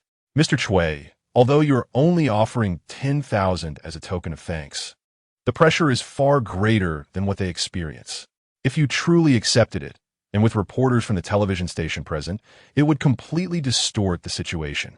Upon hearing this, Mr. Chui accepted the money and addressed the numerous agents present, stating, then I shall treat everyone to some water later. As a gesture of appreciation for their assistance in my home purchase, Excellent. Thank you, boss. With over 40 people present, a bottle of water per person is hardly a significant expense.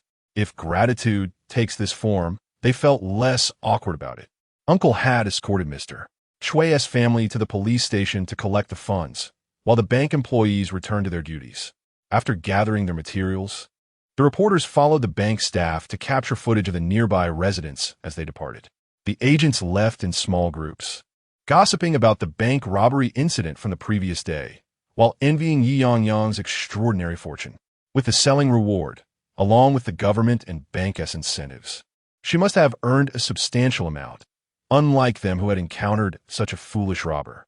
If only they lacked the capacity to thwart the robber. Perhaps they would have been severely beaten by the deranged criminal. Comparisons can be quite painful.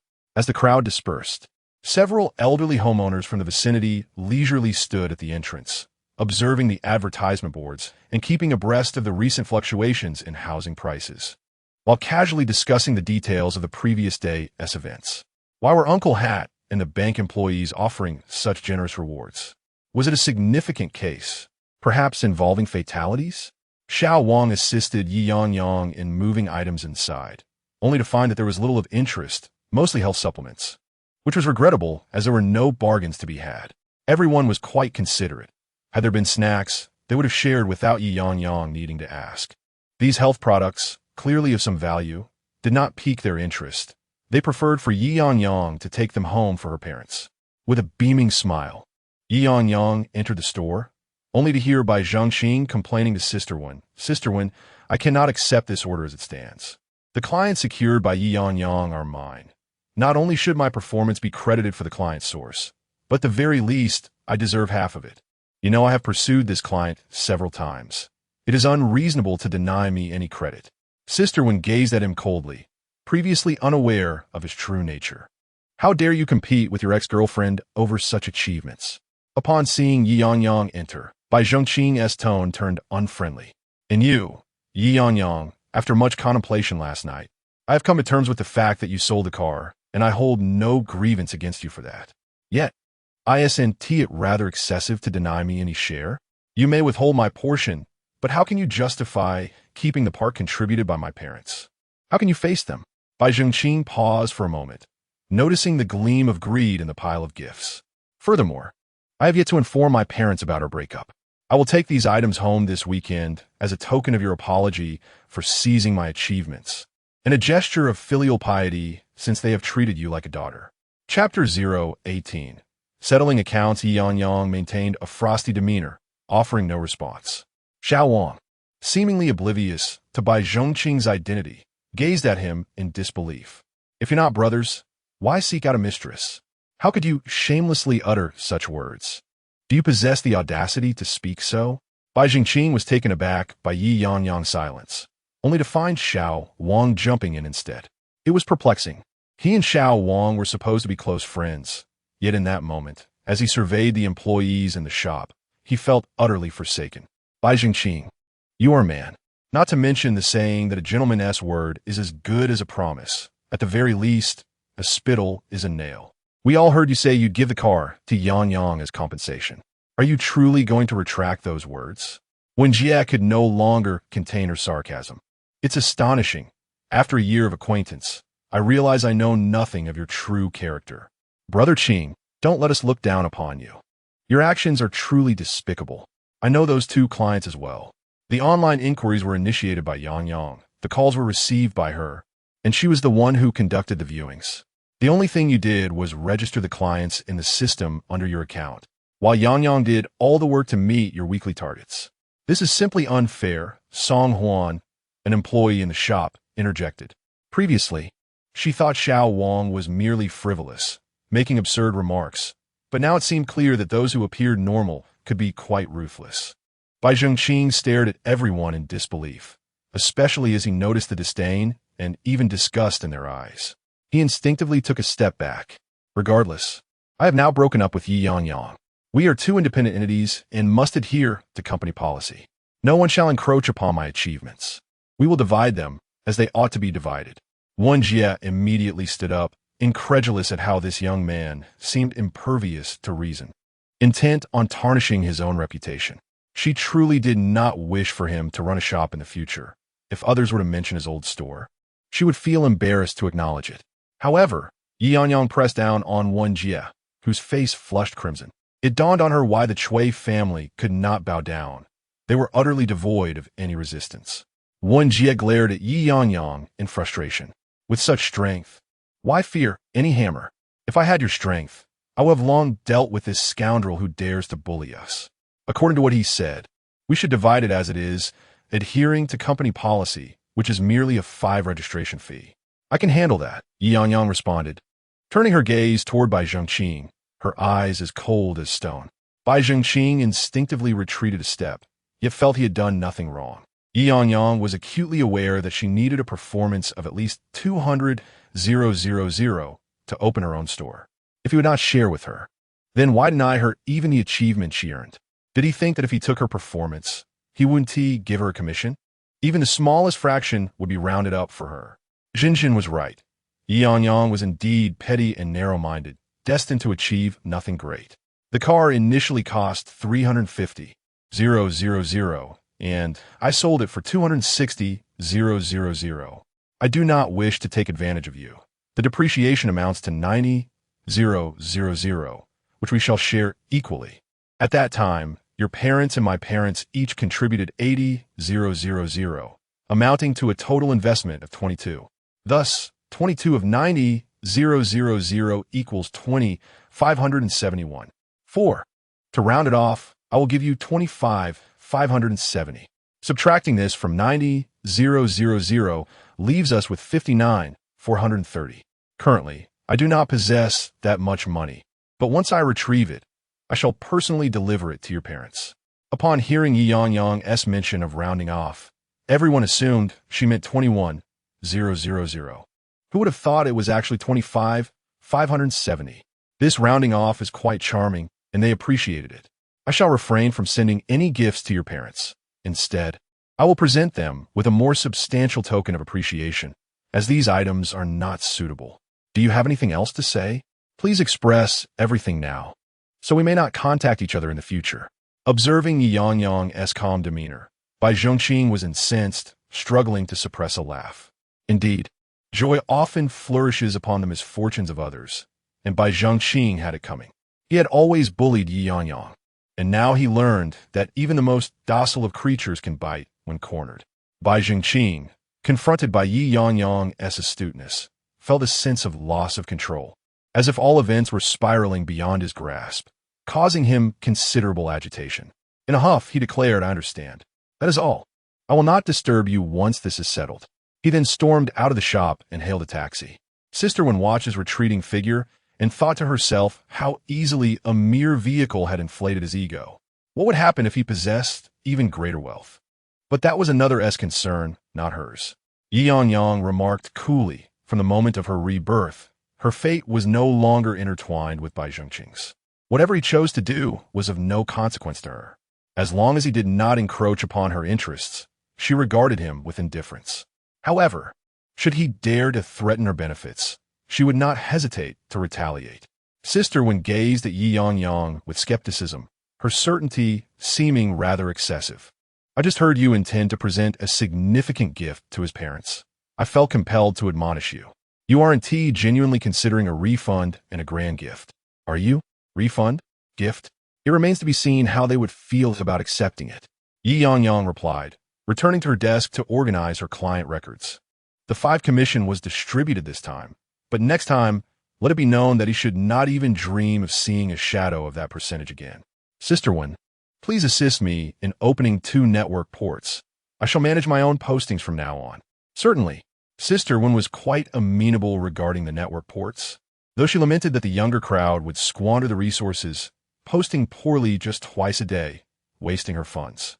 Casting a disapproving glance at Xiao Wang and the others, Xiao Wang promptly began downloading materials and focused on listing properties.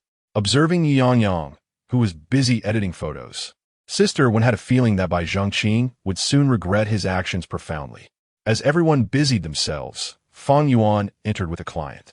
Sister Wen, regarding the property we discussed yesterday, The client wishes to meet the landlord directly. Please arrange that. Of course. Sisterwin, please take a look at our guests. Gentlemen and ladies, please take a seat. The landlord resides nearby. I will call him shortly. No rush on our end. A group of individuals entered the negotiation room.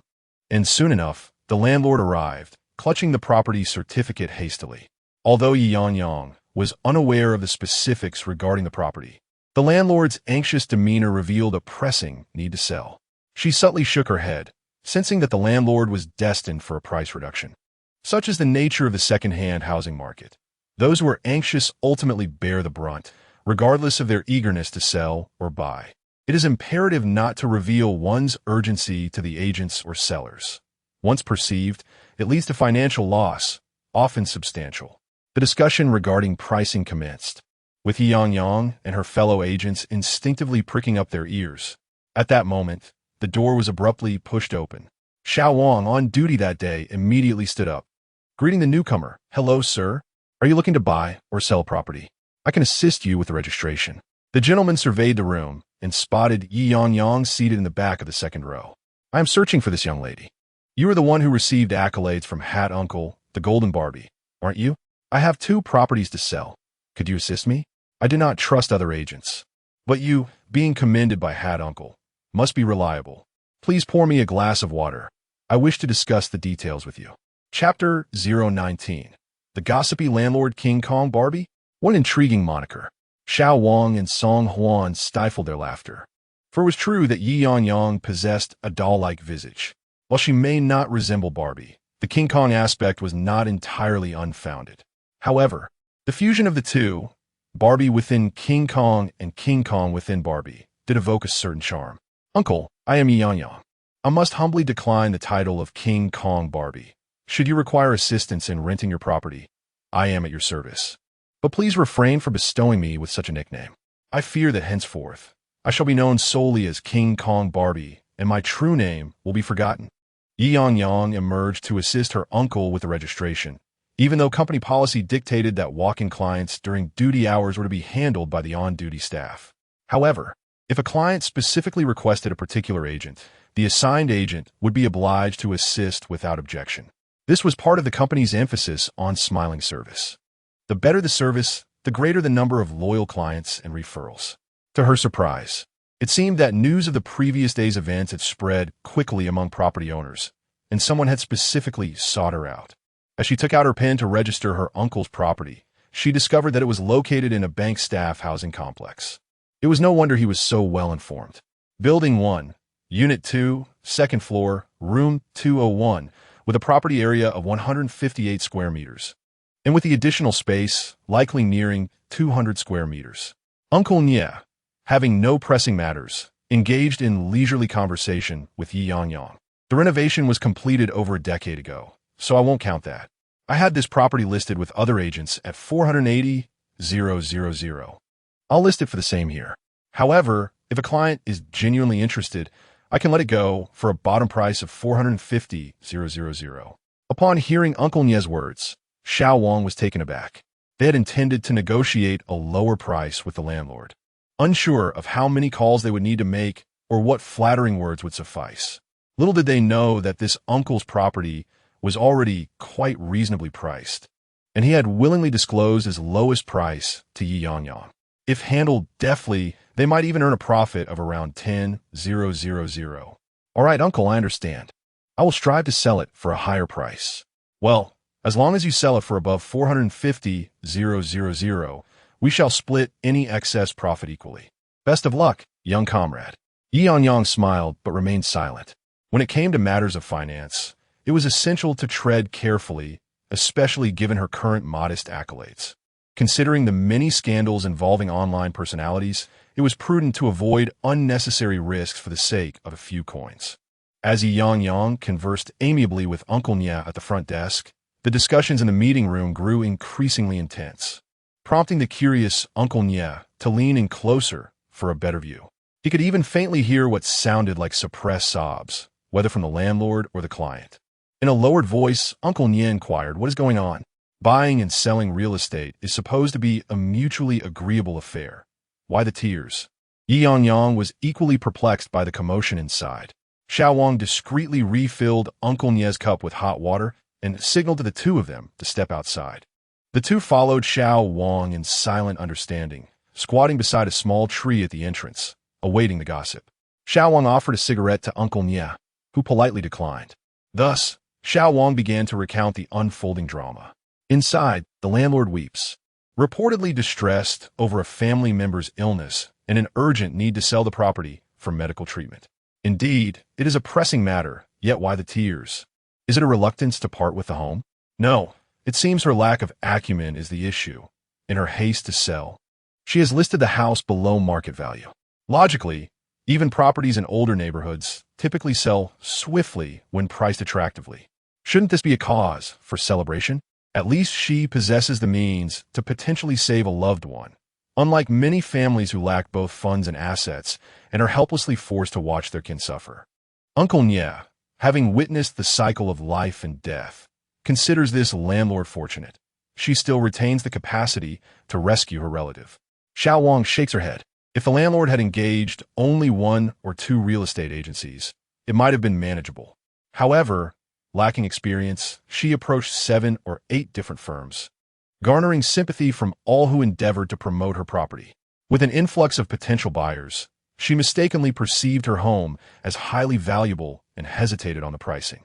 Upon hearing this, Uncle Nie realizes the situation. Mistaking her property's worth, she is not merely inexperienced but rather foolish.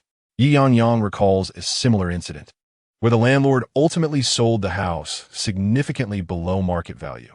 The property's low price and inflated appraisal meant the buyer could only afford a minimal down payment.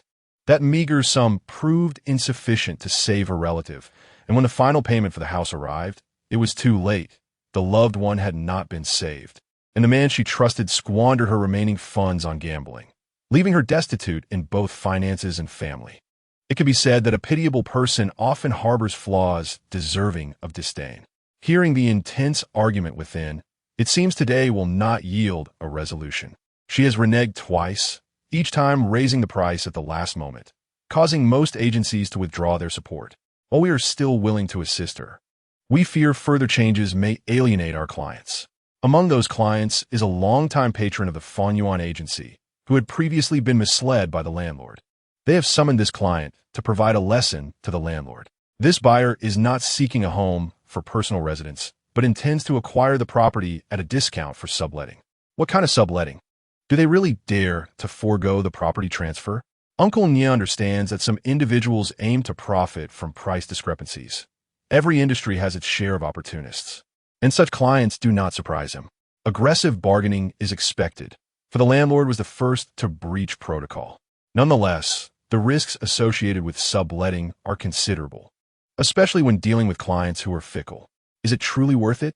Signing a contract and proceeding to the housing authority for collateral, then to a notary to authorize full management seems a prudent course. Xiao Wang speaks with calm assurance, noting that the client from Fanyuan has successfully navigated several property transactions. Their money generates more money far quicker than the commissions earned from selling homes.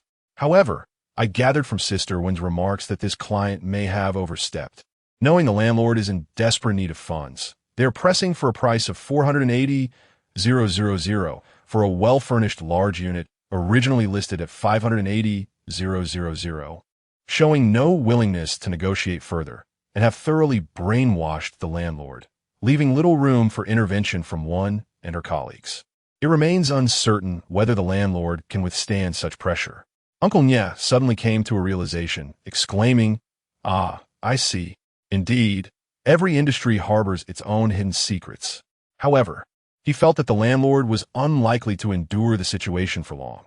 If they could withstand it, they would have already seized the property deed and fled, rather than remaining there in tears. Sighing collectively, the trio pondered their predicament, acknowledging that it was a consequence of their own actions. If they had exhibited a bit more integrity, it wouldn't have come to this. Uncle Nie ceased to dwell on how the landlord had been pressured by clients to lower prices. After all, they were merely ordinary individuals, lacking the capacity to assist others. It all depended on whether Sister Wen could maintain the rhythm, for ultimately, The broker's goal was to secure a deal. Suddenly, he cast a curious glance at Ye Yangyang, saying, "Child, they all claim you possess extraordinary strength, able to knock that scoundrel down with just one high-heeled shoe. Tell me, is it true that you possess such formidable power?" Chapter 20. A modicum of understanding in martial arts. Ye Yangyang was taken aback when Uncle Nye, who had just been engrossed in the list of properties, suddenly inquired about her strength. Could it be that this was the primary reason for his visit regarding the house? Ye Yangyang pinched her thumb and forefinger together, indicating a size slightly larger than average, not nearly as formidable as one might imagine. Let's put it this way. Uncle Nye, there are only misnamed true names, never misnamed nicknames, she remarked.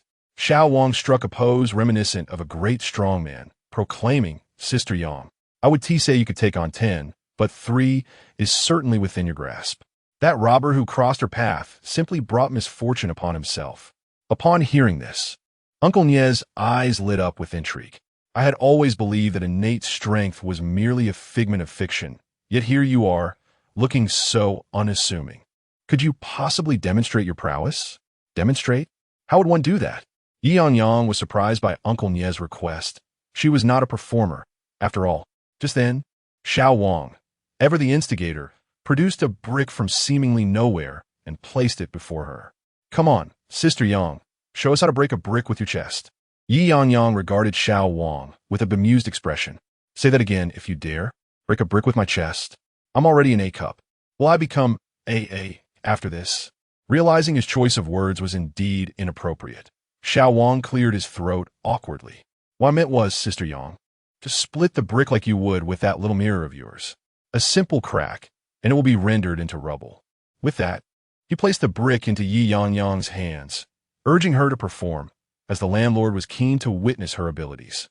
Ye Yangyang, though momentarily stunned by Xiao Wang's antics, instinctively twisted the brick, which promptly split into 2 halves.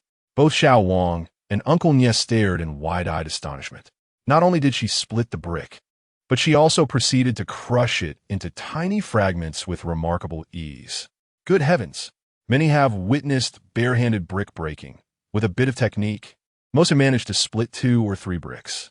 However, to crush a brick into dust with one's bare hands is truly a testament to raw strength. Inside, Sister Wen was engaged in conversation with the landlord and clients, parched from her efforts. She had stepped out for a breath of fresh air and a sip of water when she stumbled upon the extraordinary scene unfolding at the door. She instantly spat out her drink, astonished to discover such a prodigious talent hidden within her establishment. Meanwhile, Xiao Wang, ever the mischief maker, purchased a can of cola and presented it to Ye Yangyang. "Sister Yang, why not try to crush this unopened cola can? I'm curious if it's all an illusion." Now that the performance had commenced, Ye Yangyang saw no reason to decline. Satisfying their curiosity would likely prevent future requests for demonstrations. When Xiao Wang attempted to crush the can, he found it impossible. However, when Ye Yangyang took it in hand, her expression remained unchanged, and, in an instant, the can erupted like thin parchment, releasing a dazzling spray of bubbles into the air. "Wow!" Xiao Wang and Uncle Nye exclaimed in unison. In the shop, both Sister Wen and a male customer who had stepped outside for a smoke could not help but exclaim in astonishment. The movie had indeed not deceived them. There was someone capable of effortlessly crushing a soda can. What extraordinary strength was this? Surely, the national weightlifting team would envy her a gold medal. Uncle Nye maintained his composure and applauded calmly, while enthusiastically cheering on Xiao Wang, who was exuberantly shouting praises for Ye Yangyang. "Yang sister, your strength is remarkable. Next time I negotiate a deal, should the landlord or client dare to renegotiate the price we VE settled, you can perform your can-crushing feat before them. If they refuse to heed our advice, we shall let them know we possess some knowledge of martial arts as well. Let us see if they still have the audacity to change their minds." Each time he encountered clients attempting to backtrack at the last moment, he felt an overwhelming urge to reprimand them. Cough, cough, cough. Unbeknownst to him, his remarks struck a nerve, and the smoking male customer inhaled deeply, resulting in a fit of coughing. He pounded his chest in disbelief. Is it truly the case that in this day and age, purchasing a home requires one to face threats? They say real estate agents are akin to the underworld. How true that seems. Upon noticing Sister when regarding him with a contemplative expression, he sensed an unspoken depth in her gaze. Initially, when they arrived, the agent had assured them that the price could be negotiated down to $530,000 or even $520,000, claiming they had clients willing to purchase at $600,000, thus allowing for a profitable margin. However, they, being seasoned negotiators, took advantage of the landlord's urgency to sell and aimed to push the price down to the low 400,000s. As the pressure mounted, the landlord stood to leave, and while the agent began by advising the landlord, they soon found themselves advocating for the clients, who remained obstinate, insisting on closing the deal at $480,000. Had Sister when decided to unleash the violent girl upon them for negotiations, their earlier confidence would surely have faltered. While she would not intentionally resort to violence, her mere presence could instill a sense of trepidation, causing the male customer to feel a chill run down his spine. Yangyang. Just then, Sister Wen called out to Ye Yangyang, leading the male customer to believe she intended to send her in to negotiate. Sister Wen, he exclaimed in surprise, there's no need to trouble your colleague. I believe 530,000 is quite agreeable. Please communicate this to the landlord, and let us hasten to draft the contract. After all, the landlord is in urgent need of funds. Sister Wen was momentarily taken aback. She had merely called Ye Yangyang to suggest checking out a new property. She anticipated that the client would misinterpret her intentions and become so easily swayed. Realizing the reason behind the client's readiness to concede, she stifled a laugh, contemplating how Ye Yangyang possessed such an indirect yet powerful influence. How could she not acknowledge this? Perhaps she should consider giving Ye Yangyang a share of the commission for her assistance. With a cough to regain her composure, Sister Wen said, Yangyang, please come in and assist me with drafting the contract. Xiao Wang, could you keep Uncle Nye company for a moment? Xiao Wang was somewhat bewildered. But this Uncle Nye is Ye Yangyang's landlord. Is it truly appropriate to have him accompany the landlord? Uncle Nye, perceptive as he was, immediately grasped the situation. Go on. I'll have a chat with this young man. Don't mind me. With a playful wink at Ye Yangyang, the young girl, he mused that if the client were willing to increase the price, it would indeed be a virtuous act. The landlord had her own shortcomings. Yet due to the unforeseen circumstances brought about by Ye Yangyang's presence, the landlord's substantial loss was mitigated to a minor one, enabling her relatives to receive effective medical treatment. Truly a commendable outcome. Uncle Nye had previously held a rather indifferent view towards real estate agents, even harboring a somewhat biased perception due to the negative stigma associated with them. However, in this moment, he recognized that agents are also human beings, ordinary individuals who sometimes prioritize personal gain above all else, while at other times genuinely consider the best interests of their clients. Ye Yangyang, with her pure-hearted kindness and dedication to safeguarding her clients' welfare, was the very reason for the previous day's scene. It seemed that fate favored this child, endowing her with an extraordinary strength. After all, how could such an innocent child navigate through the complexities of this industry? Uncle Nye's smile broadened as he observed Ye Yangyang apologizing and bidding farewell before entering. She was still a child who struggled to articulate her needs or refuse others. But in the future, as she recommended her services to the elder neighbors, the aging community would gradually find themselves in need of new accommodations. Having moved away from the multi-story old apartments to newer, elevator-equipped homes in recent years, since buying and selling property necessitated the assistance of an agent, it was only logical to seek out someone trustworthy. Chapter 21. Threats. Ye Yangyang settled into the conference room, ready to collect the identification of both parties to draft the contract. The female client gazed at the male client, perplexed. Didn't we agree on 480,000? Why are you backing out after just a smoke? The male client cleared his throat. Their partnership with Inchao was not limited to this single transaction. They had collaborated with Sister Wen several times, and now she was clearly exploiting his vulnerabilities. Each time they signed a deal, she would have that girl perform her trick of crushing soda cans. He was merely an ordinary sub-landlord hoping to earn a little extra, with a heart that was less than robust. If this girl continued to intimidate him, who knew if next time she would crush his arm instead. He decided it was best to avoid this property in the future. The landlord appeared astonished.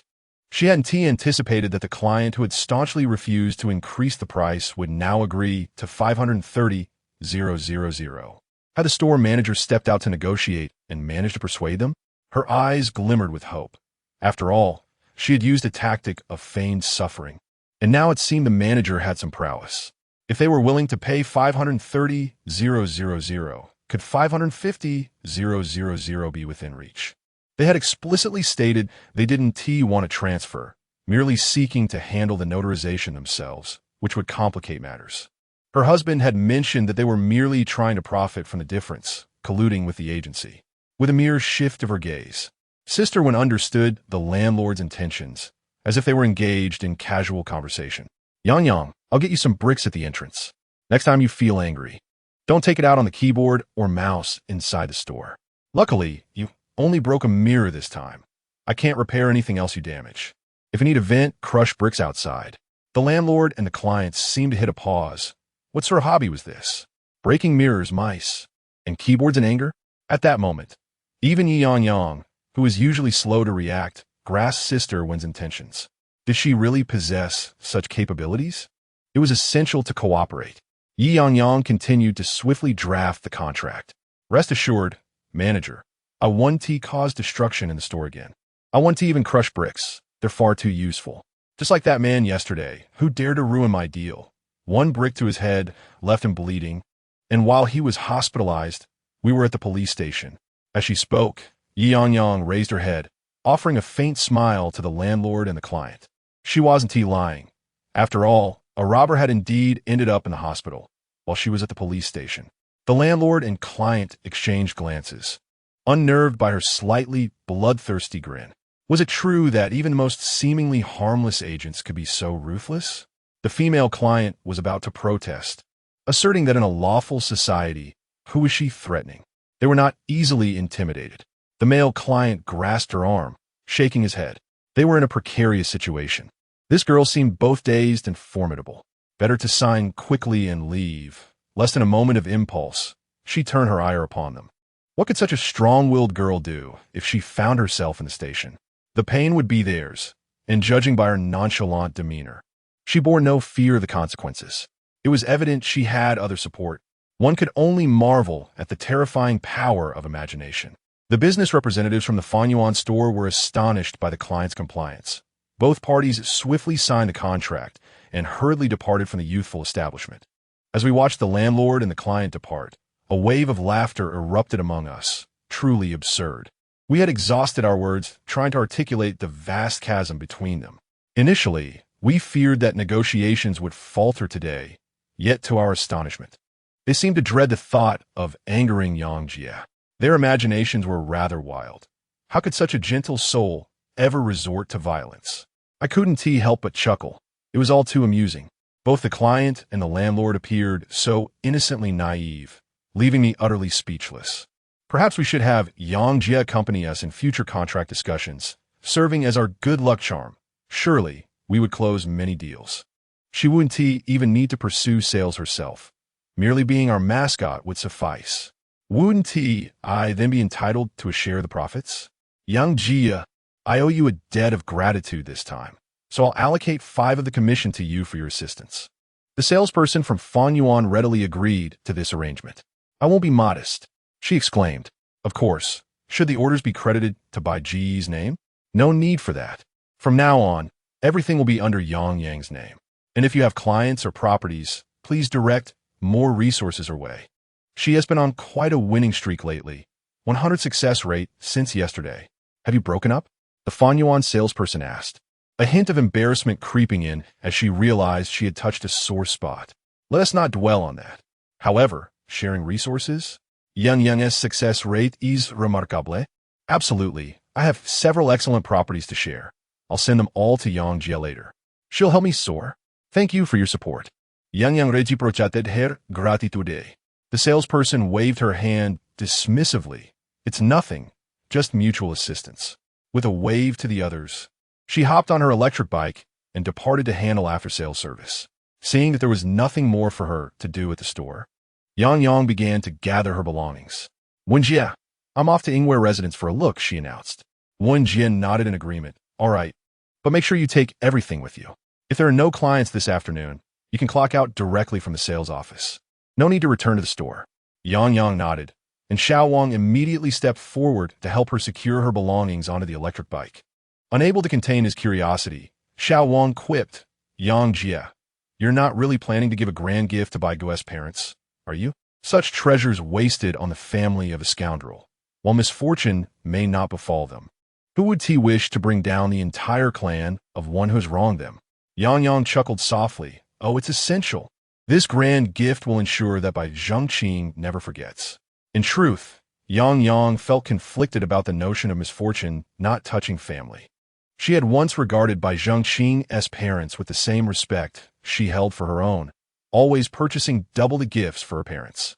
Yet after the betrayal, she had hoped that Bai Zhengqing's parents, who had once treated her kindly, would chastise him for his actions, even if only for appearances' sake. Little did she know, after their separation, Bai Zhengqing's parents were spreading rumors that they had never truly approved of her, finding her background unworthy and her stature unappealing. Had she not been a local from Xingqing and an only child, they would never have consented to her relationship with Bai Zhengqing. Compared to Xinjin, they favored her much more, Xinjin, with her sweet tongue and capable demeanor. It is indeed true that one cannot extract two distinct personalities from a single pot of rice. Thus, she was determined to present a grand gift to Bai Zhengqing's parents. Who knows? Perhaps his request for transportation funds today was a suggestion from them. Sigh. I initially planned to keep this from my parents, but now it seems impossible to remain silent. Nevertheless, it matters little.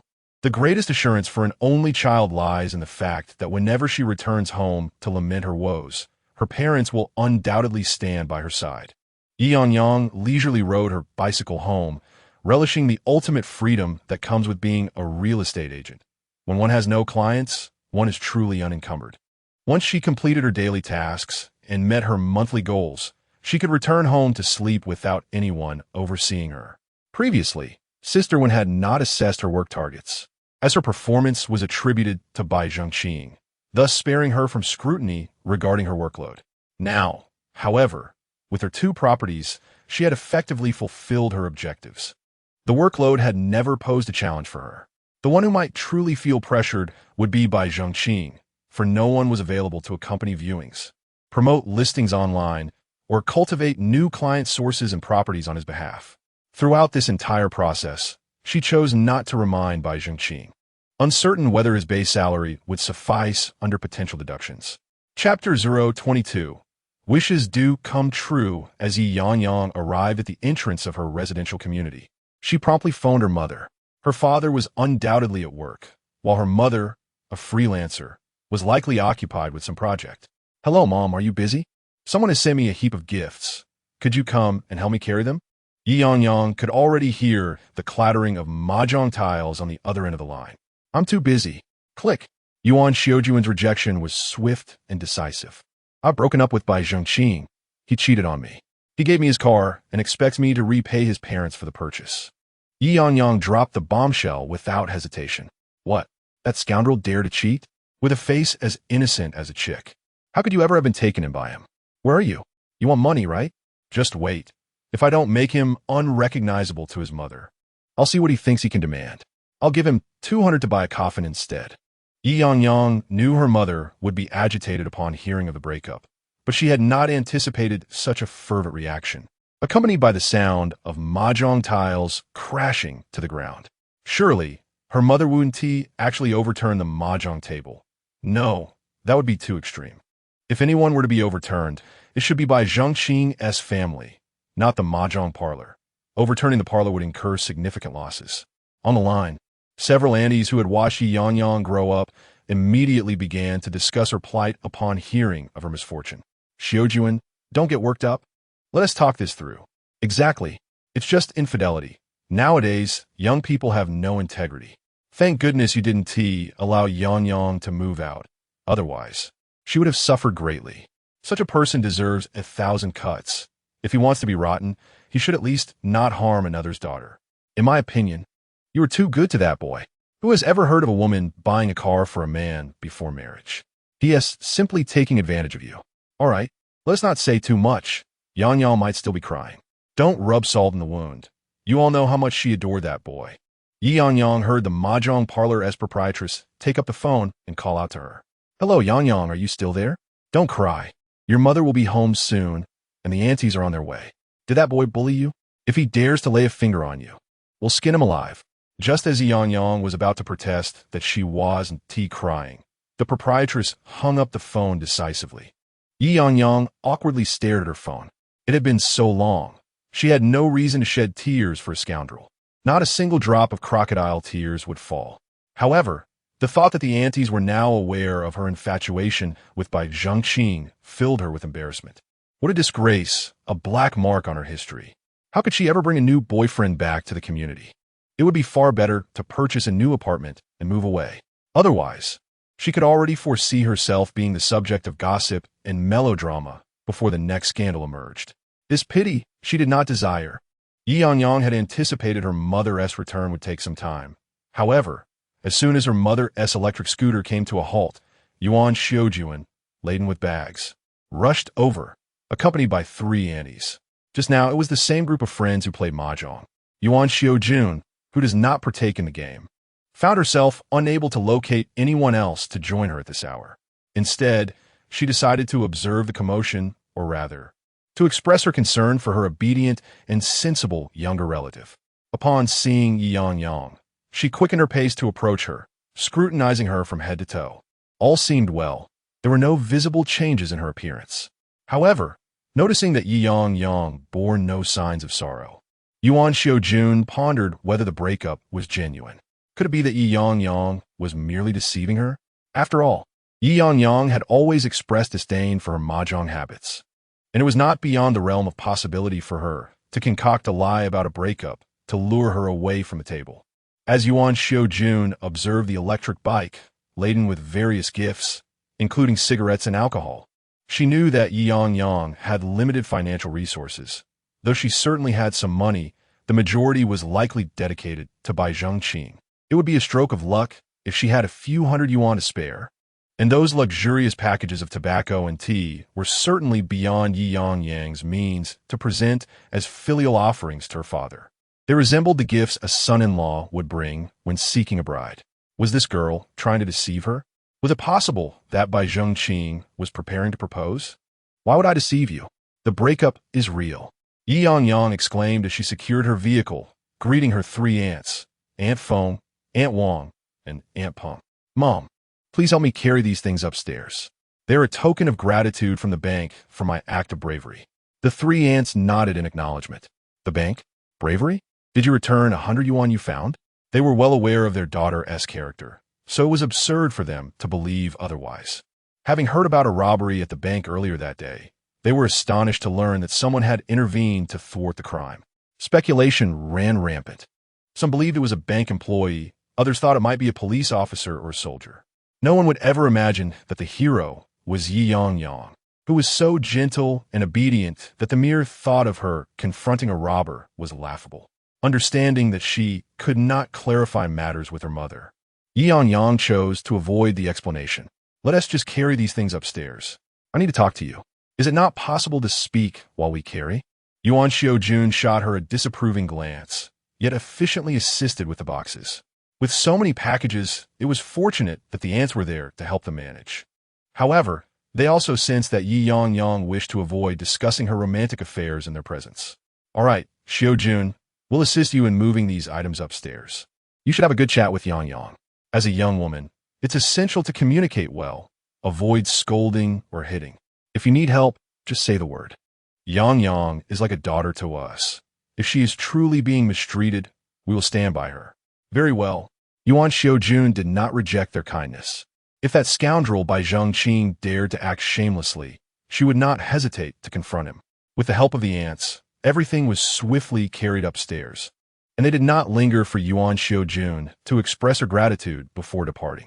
Now, tell me what is going on. You truly haven't been mistreated by that boy? Yuan Xiujun gazed at her daughter, who seemed as soft as dough, with a mixture of frustration and concern. Ye Yangyang removed her shoes and collapsed onto the sofa, assuring her mother, "Do not worry, Mom. I truly have not been bullied. Ever since I learned of Bai Zhengqing's infidelity, I have been filled with such rage that I could barely contain myself. How could he possibly have the chance to mistreat me?" Yuan Xiaojuan immediately approached and touched Ye Yangyang's forehead. Puzzled, "This girl doesn't he have a fever? Yet she's speaking nonsense." "Ah." Ye Yangyang gently swatted Yuan Xiaojuan's hand away. "Rest assured, Mom, I am perfectly fine. I have truly found my resolve. Upon discovering Bai Zhengqing's betrayal, I not only took the initiative to end our relationship, but also reclaimed my car. I sold it as a second-hand vehicle yesterday. Now it is Bai Zhengqing, in a fit of fury, who is desperately seeking money, not me." Yuan Xiaojuan gazed at Ye Yangyang in disbelief. "No, you cannot be so resolute. How can I trust this? You didn't happen to take some bravery elixir, did you? And sold the car? If you truly possess such strength, will we need to pay Bai Zhengqing to treat you better?" Her words were laced with tears. Everyone claimed that a mother's strength could render her children submissive. She had never believed such a notion until now, as she saw none of her own reflection in Ye Yangyang. Indeed, she was the complete antithesis of her. Several times, she pondered whether she had mistakenly held the wrong child at birth, even considering a paternity test, yet Ye Yangyang was undeniably a mirror image of her father. However, that soft and delicate nature was driving her to madness. Now that Ye Yangyang asserted her newfound strength, Yuan Xiaojuan, though skeptical, could not help but beseech the heavens and her ancestors, murmuring, "Oh, ancestors, please manifest your grace. Grant me the fulfillment of my wishes." Chapter 023. Spitting out saliva only to lick it back to Yuan Xiaojuan's astonishment. Her daughter Ye Yangyang discovered that her mother had financially supported her in the hopes of softening Bai Zhengqing's demeanor towards her, even going so far as to purchase a car for him. Regrettably, the kindness and malice between individuals do not always align. Yuan Xiaojuan believed that their sacrifices would elicit empathy from Bai Zhengqing, only to realize that it had instead nurtured his malevolence. In contemporary parlance, spending money on a man often leads to a lifetime of misfortune, as he would not appreciate such gestures, but rather view her as desperate. "Mother, what are you calling me for? You treat others' mothers well, and now you see how they can turn their backs on you," Yuan Xiaojuan said, poking Ye Yangyang's forehead in irritation. It was baffling to her how someone like Yuan Xiaojuan, a respected figure in their community, could have birthed such a timid daughter. Despite not being one to flatter the elderly, Yuan Xiaojuan had always ensured that basic courtesies were observed when it came to Bai Zhengqing's family.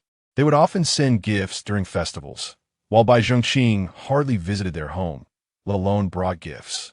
This led her to conclude that he had never truly valued their daughter, merely seeking to take advantage of her. Now that they had broken up, how could he shamelessly ask for money? Why not return the gifts she had given him? Forget it. Even if he returned them, I would find them repugnant. I might as well donate them to his family for medicine. Noticing Ye Yangyang's continued silence, Yuan Xiaojuan felt a surge of frustration and was tempted to strike her. "Speak up. What are you going to do about that car? And what about Bai Zhengqing?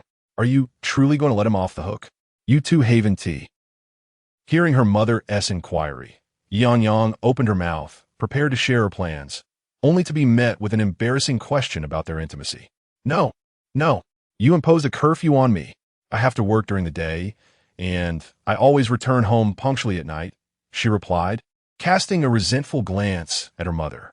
"Is that all you're worried about? That is hard to say. In your line of work, you often don't have to be at the shop all the time. You could easily slip away. How many times have you clocked in only to return home for a nap? That Bai Zhengqing seems like no good. Who knows if he would coax you into mischief?" Ye Yangyang felt her face flush crimson. She acknowledged that in her past life, she had few boundaries with Bai Zhengqing, yet before marriage, certain things were her limits. She believed they would be wed soon, and some matters were better reserved for after marriage.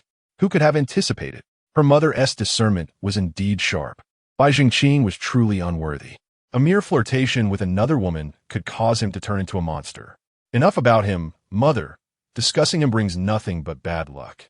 What I need to tell you next is far more important. What could be so important? In the end, it seems I will still be the one standing up for you. You are my mother. If you don't stand up for me, who will? Ye Yangyang asserted confidently. Seeing her daughter's resolute demeanor, Yuan Xiuju and couldn't help but chuckle in exasperation. Am I in debt to you, or something? Absolutely. You've always said I'm here to collect. Ye Yangyang cooed, wrapping her arms around her mother affectionately, while Yuan Xiuju feigned helplessness in response. Ye Yangyang wore a smug grin, relieved that her mother had not yet lost all hope in her.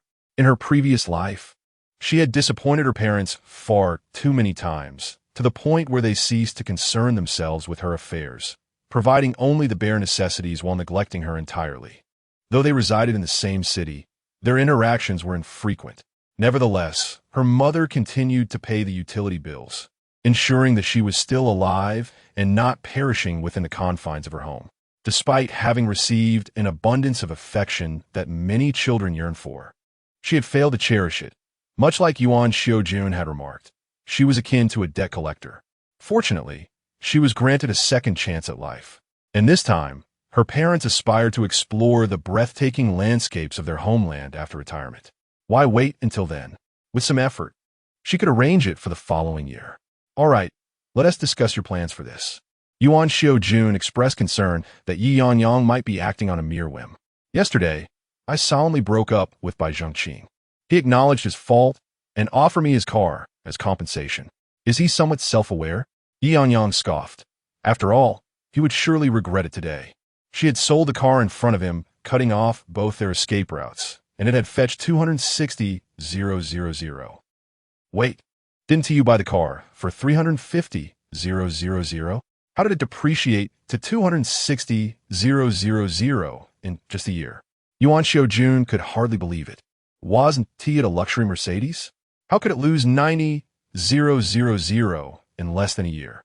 Surely, the buyers weren't taking advantage of Ye Yangyang's youthful appearance. Luxury vehicles do tend to depreciate rapidly.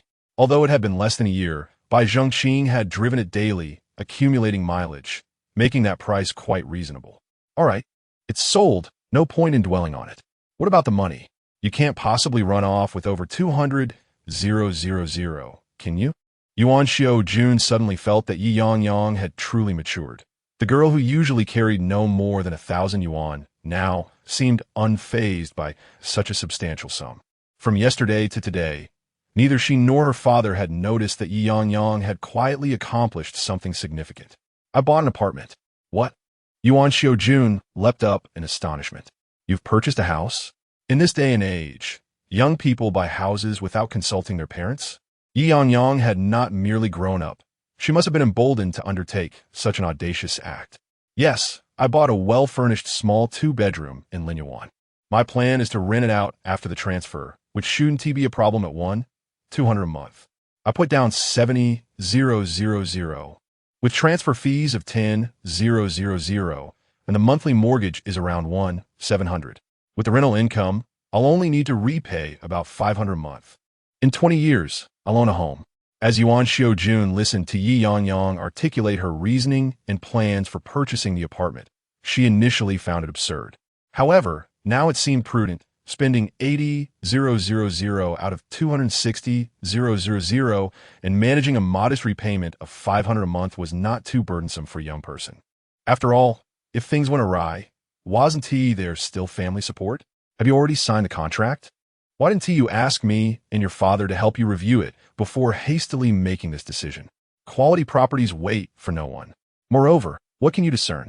I am a professional, and my judgment is paramount. Oh, what a presumptuous child. Yuan Xiujun surveyed her surroundings, preparing to fetch a feather duster. The situation was becoming urgent. Goodness. Ye Yangyang hastily restrained her mother, feeling guilty for challenging the authority of the matriarch. Initially, I had intended to view another property with the remaining funds. I could cover 40% of the down payment for a second home, resulting in a lower monthly mortgage. Is there truly an addiction to house hunting? Yuan Xiujun huffed and puffed, realizing that while her daughter believed working in sales would hone her eloquence, it seemed this newfound skill was being exercised solely on family members. However, that may no longer be feasible, as Zhengqing demanded repayment for the funds his parents provided for the car. I am reluctant to engage in any financial dealings with him, fearing he might become entangled in my affairs due to this matter. You intend to return it so nonchalantly? Yuan Xiujuan glared at Ye Yangyang with irritation. Can you not exhibit a shred of backbone? He cheated. He claims the car is compensation. How can he expect to retract the words he spat out? Chapter 024. The gift paves the way. How is that possible? Ye Yangyang vehemently denied it. He is currently the person I detest the most. I have no desire for any financial dealings with him. However, that does not imply that I would casually return it. Mother, please listen to me. Ye Yangyang leaned in close to Yuan Xiujuan's ear and whispered a few words. Yuan Xiujuan's eyes widened slowly, soon filled with excitement, and she gave Ye Yangyang a hearty pat on the shoulder. I have always worried about you being bullied outside. Who knew you were so clever? Don't worry. Leave this matter to your mother. I will handle it perfectly. Ye Yangyang grinned, holding Heschel der in pain. Mother's iron palm is truly heavy. Could it be that her innate strength is inherited from you? She was genuinely frightened. Well then, I will depend on you, mother. I will continue working. There is still a remaining sum of 100,000. I will see if there are any suitable houses, and I can purchase one directly under your name or father's. At that point, the monthly payment would only be a few hundred. Neither of you would feel pressured, and we would have an additional property. Why buy so many houses? We only have you as our daughter. Can we even live in so many houses? Though Yuan Xiujuan felt tempted, she still found it inappropriate. They were just a family of 3 and had no plans to keep their daughter at home waiting for suitors. Why purchase so many houses? Wouldn't that only burden the potential suitor? Acquiring fixed assets is referred to as investment. Who among the wealthy does not acquire multiple properties? After all, money left in the bank does not yield offspring and may depreciate. It is wise to invest in real estate or gold to maximize returns. Ye Yangyang seized the opportunity to persuade her mother. However, Yuan Xiujuan was not entirely convinced by Ye Yangyang's arguments. But we would have to pay the monthly installments for 20 years.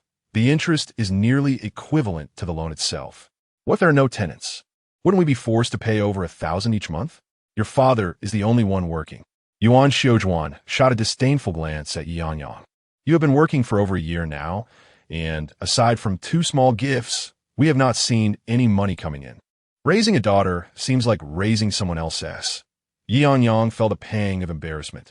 Then why did you still buy houses in the past, even 2? Was it not because you believed that properties could yield uncertain income? Mother, think about it. Is 1,000 from 10 years ago equivalent to 1,000 today in purchasing power? Are you truly unaware of how quickly money depreciates? Yuan Xiujuan paused, realizing the truth in her daughter's words. Indeed, 10 years ago, Ye Yangyang's father earned less than 1,500 a month. Back then, Ye Yangyang's grandparents were still alive, and that amount sufficed for their family of 5. Now, with a salary increased to 4,500, and with her grandparents gone, they struggled to make ends meet with just over 1,000 a month. If it weren't for her good luck and skills at the card table, bringing in a bit of spending money, for 1,500 might not even suffice for their family's needs. The rising cost of living was undeniable. Seeing her mother wavering, Ye Yangyang decided to deliver her final persuasive blow. Moreover, mother, Xingqing is the provincial capital. Just look at the prices in other provincial capitals. The prices in Beijing, Shanghai, and other major cities are astronomical. Only in the main urban area of Xingqing have prices not yet surpassed 10,000, while the surrounding districts are only 3 to 5,000. I bet that within 5 years, property prices in Xingqing will surely rise, possibly to the point where ordinary citizens could never afford them in a lifetime. Could it be? Yuan Xiujuan found it hard to believe that an ordinary person could never afford a home in their lifetime. But if that were the case, who would purchase all these new developments? Yet, Ye Yangyang's gaze was resolute. Does your boss have insider information? There is no such insider information. It's merely an attempt to persuade my mother not to create a fuss when the time comes to purchase a house. Ye Yangyang steeled herself and nodded. Yes, the boss stated that if housing prices do not increase by half within 5 years, he would cover the difference. Apologies, boss. She merely spoke in jest. She would never allow you to compensate for any price differences. Moreover, as someone who has been reborn, under the same circumstances, suggesting a mere 50 increase is understated. The property she intended to buy would appreciate at least 1 to 2 times. By then, her mother would undoubtedly be grateful to the boss for advising them to buy a house. I understand. Do you have any suitable properties to consider? Wait, you mentioned writing about me or my father. Why can't we both write together and take out a loan together? The pressure was beginning to mount on her. Mother, think bigger. Knowing full well that property prices are set to rise, should we not aim to purchase 2 or 3 properties instead of settling for just one? If you and Dad buy separately, it can be counted as 2 first homes. Trust me, you won't go wrong following my lead. 2 or 3 properties, even if the down payment was only a few tens of thousands, they could still manage to gather some funds for a house. The family finances will be thoroughly depleted by her mother-esque spending. Ye Yangyang was aware that her mother was referring to the matter of buying a car. Since she was at fault in this regard, she chose not to explain. Instead, she planned to work harder, open her store in a year, train a few capable employees in 2 years, and cultivate a few subordinate managers in 3 years. Without the financial burden of Beijingqing, saving a few tens of thousands within a year wouldn't be an insurmountable task. It was entirely possible that by the time property prices surged, she would have cleared all the remaining payments on her purchased home. There was no need for her mother to worry about repaying for 20 years. To take it a step further, even if she didn't manage to save enough, selling one property when prices rose would suffice to cover the outstanding payments on the others. Hence, she felt no urgency. The challenges were confined to these 2 years, and once she persevered through them, everything would be fine. Ye Yangyang discussed her plans with her mother, informing her that she needed to return to work, and then she departed. Her mother watched as Ye Yangyang rode away on her electric bike, then turned back to see the house filled with gifts. This girl, what could possibly warrant such an abundance? Western ginseng, how is one supposed to consume this? Yuan Xiujuan felt a bit overwhelmed as she sorted through the items. There was so much liquor as well, and, judging by the packaging, it wasn't inexpensive. She hoped Ye Yangyang's father wouldn't see it, otherwise he might end up tipsy for days. Ye Yangyang quickly arrived at Yingyue Residence, parked her bike in the designated area, and looked around, feeling somewhat out of place. 10 years later, the vicinity of Yingyue Residence was bustling with numerous buildings and thriving commercial gourmet streets. However, at present, it remained desolate, with only the sales office and a few completed buildings giving it a somewhat remote and abandoned feel. It was no wonder that properties priced starting at 3,500 were hard to sell, and agents were reluctant to bring clients here. A salesperson was hiding under a tree, smoking, and upon noticing someone approaching, stood up to take a look, discovering it was a person in real estate attire riding a rather noisy electric bike. Once again, she quietly returned to that desolate place, only to find that the agency had sent yet another newcomer. How long could this fresh recruit possibly endure? A week, a month, then resignation? The marketing staff wore a mocking smile. They viewed themselves as the regular forces while dismissing the agents as mere guerrilla fighters. Yet, the agents could remain for many years, while the agency was constantly filled with new faces. This particular newcomer was a delicate-looking young woman, unlikely to last long.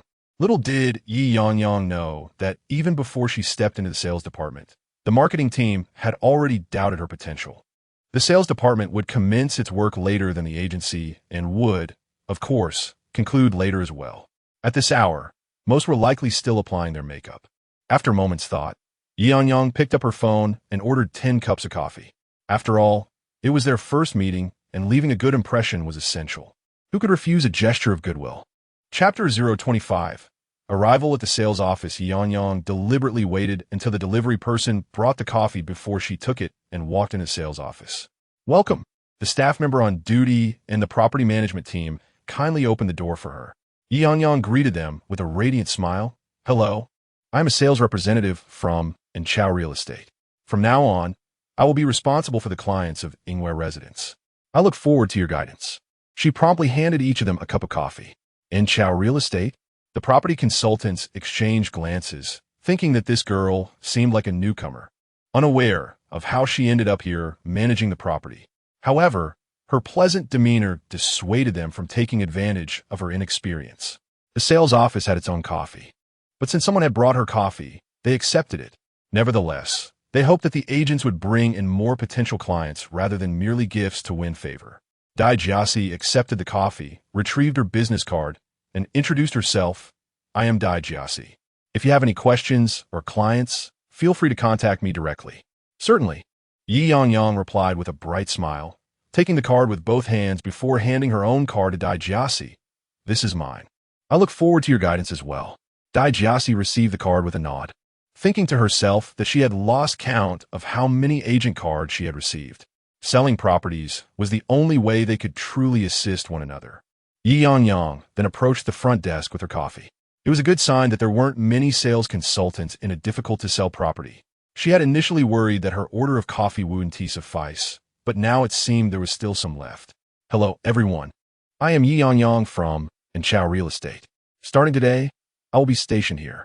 I hope to collaborate with all you handsome and beautiful people and achieve great success together. And Chao Real Estate? The property consultant lounging at the front desk glanced at Ye Yangyang, noting her polite demeanor indicative of a newcomer. Certainly. Let us aim for success together. Do you have any clients with you today? Ye Yangyang noticed the name tag of the consultant who had responded, which read Li Qian. Today, I mainly came to familiarize myself with our property and take some photos for promotional advertisements.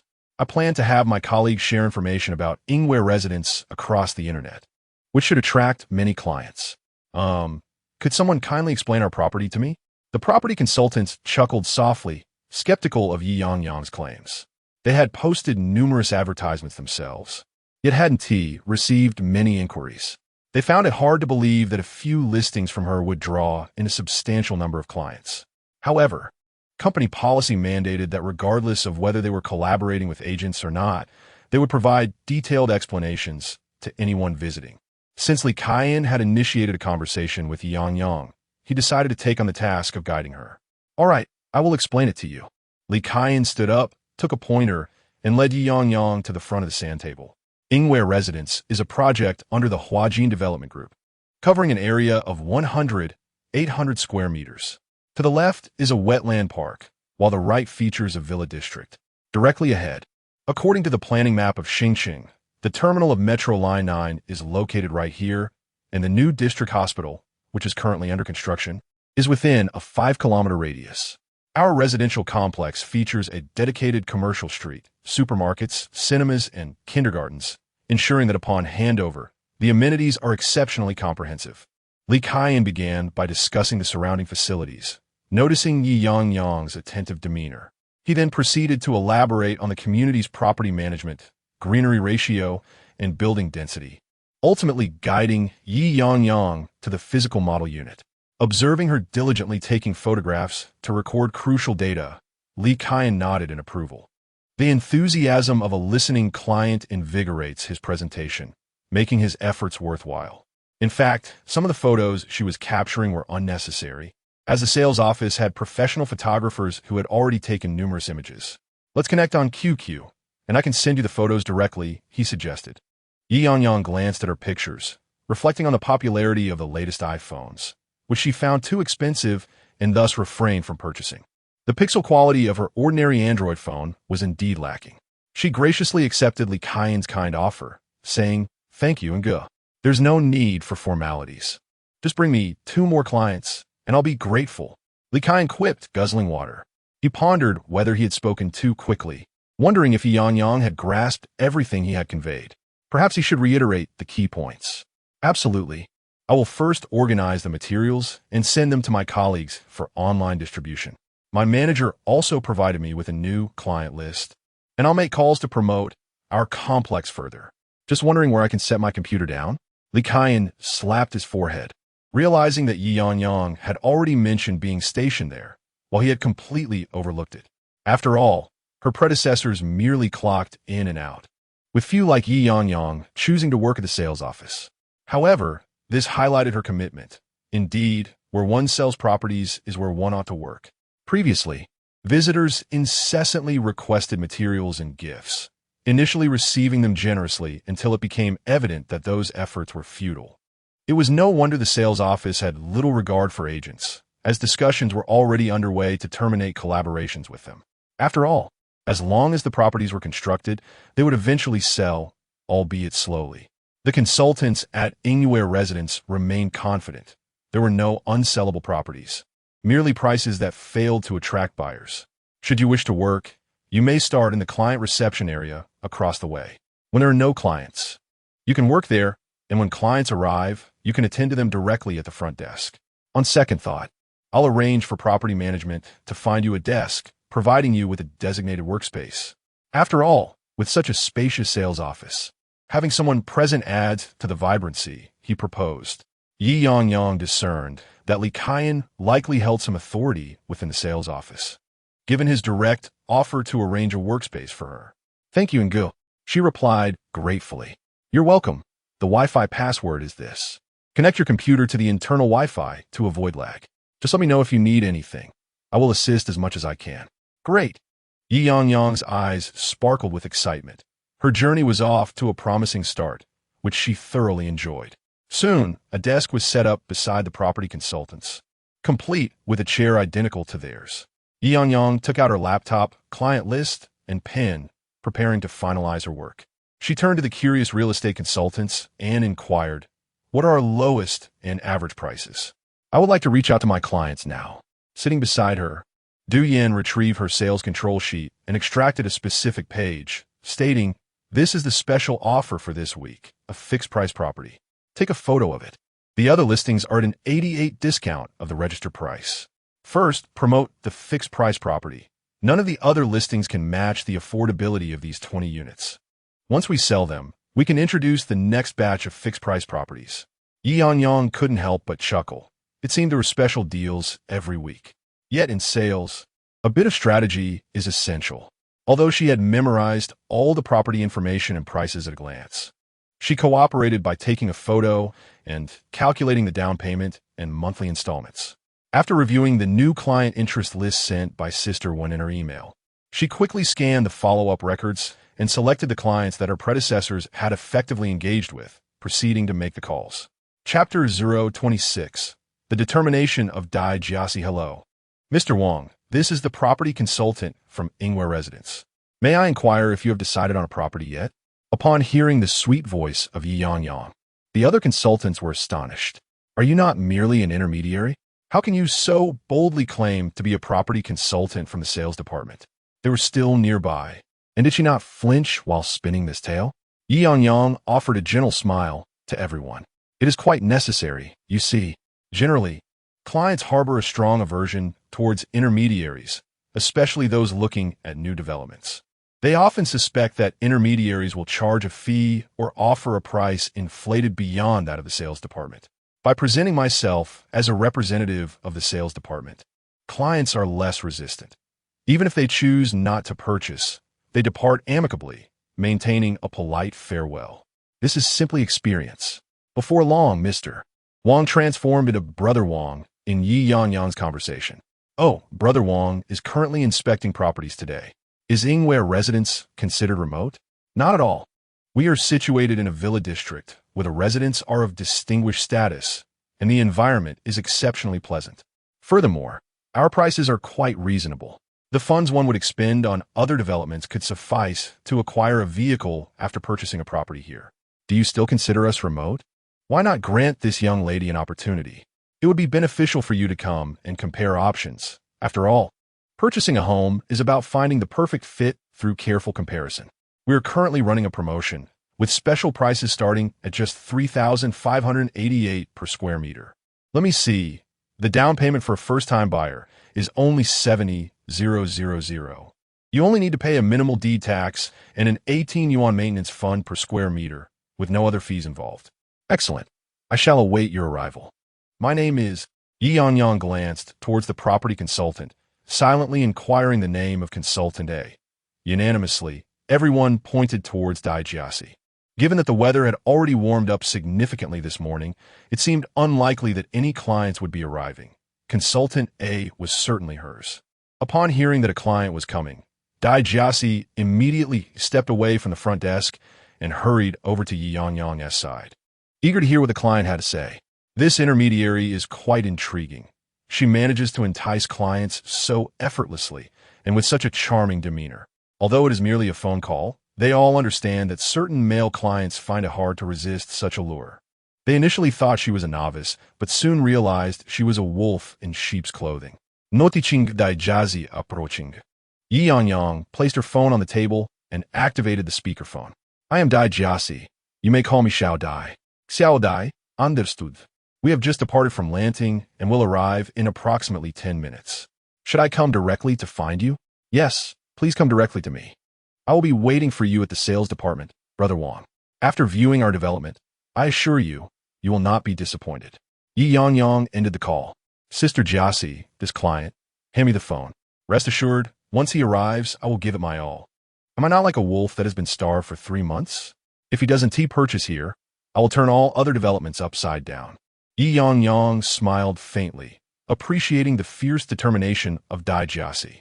However, if he ultimately chose not to buy here and explored other developments, she would simply switch to another number and invite clients to view second-hand properties. Ye Yangyang then proceeded to dial the next number. Ye Yangyang, you shouldn't always refer to yourself as the property consultant from the sales department. Upon hearing that you are a girl, clients flock towards you. You could simply adopt the name of one of our female consultants. And what about our male consultants? We cannot perpetually miss out on prime opportunities. One of the male property consultants couldn't help but interject, noting that Yingyue Residence is rather remote. Aside from invited clients, there are hardly any spontaneous visitors, and their clientele is dwindling. Now that they see Yangyang attracting new customers, they can't help but feel anxious. After all sales roles share the same pressure of performance targets. That meager base salary barely covers basic living expenses. Initially, Ye Yangyang thought they were discouraging her from inviting clients under the sales department's banner. Upon looking up, she matched the name on the business card with the speaker. He Haoyan. She soon realized that the concern was about her consistently using a feminine voice for invitations, potentially leaving the male consultants without clients. Noticing the same sentiment reflected in Li Kaiyan's eyes, Ye Yangyang responded with an okay gesture. The next client, Sister Lu, yes. I am a property consultant from a sales department. Do you have time to visit our property today? Where are you? Just tell me your location, and I will come to pick you up. If you come by yourself in the afternoon, that's fine, but I might be occupied with other clients and unable to welcome you personally. Instead, when you arrive at the sales department, simply ask for Xiao Yi, and my colleagues will assist you. Great, I'll be waiting. The words flowed effortlessly from her lips, and finally, a reliable employee from the agency was here to promote their property. It felt like a long overdue triumph.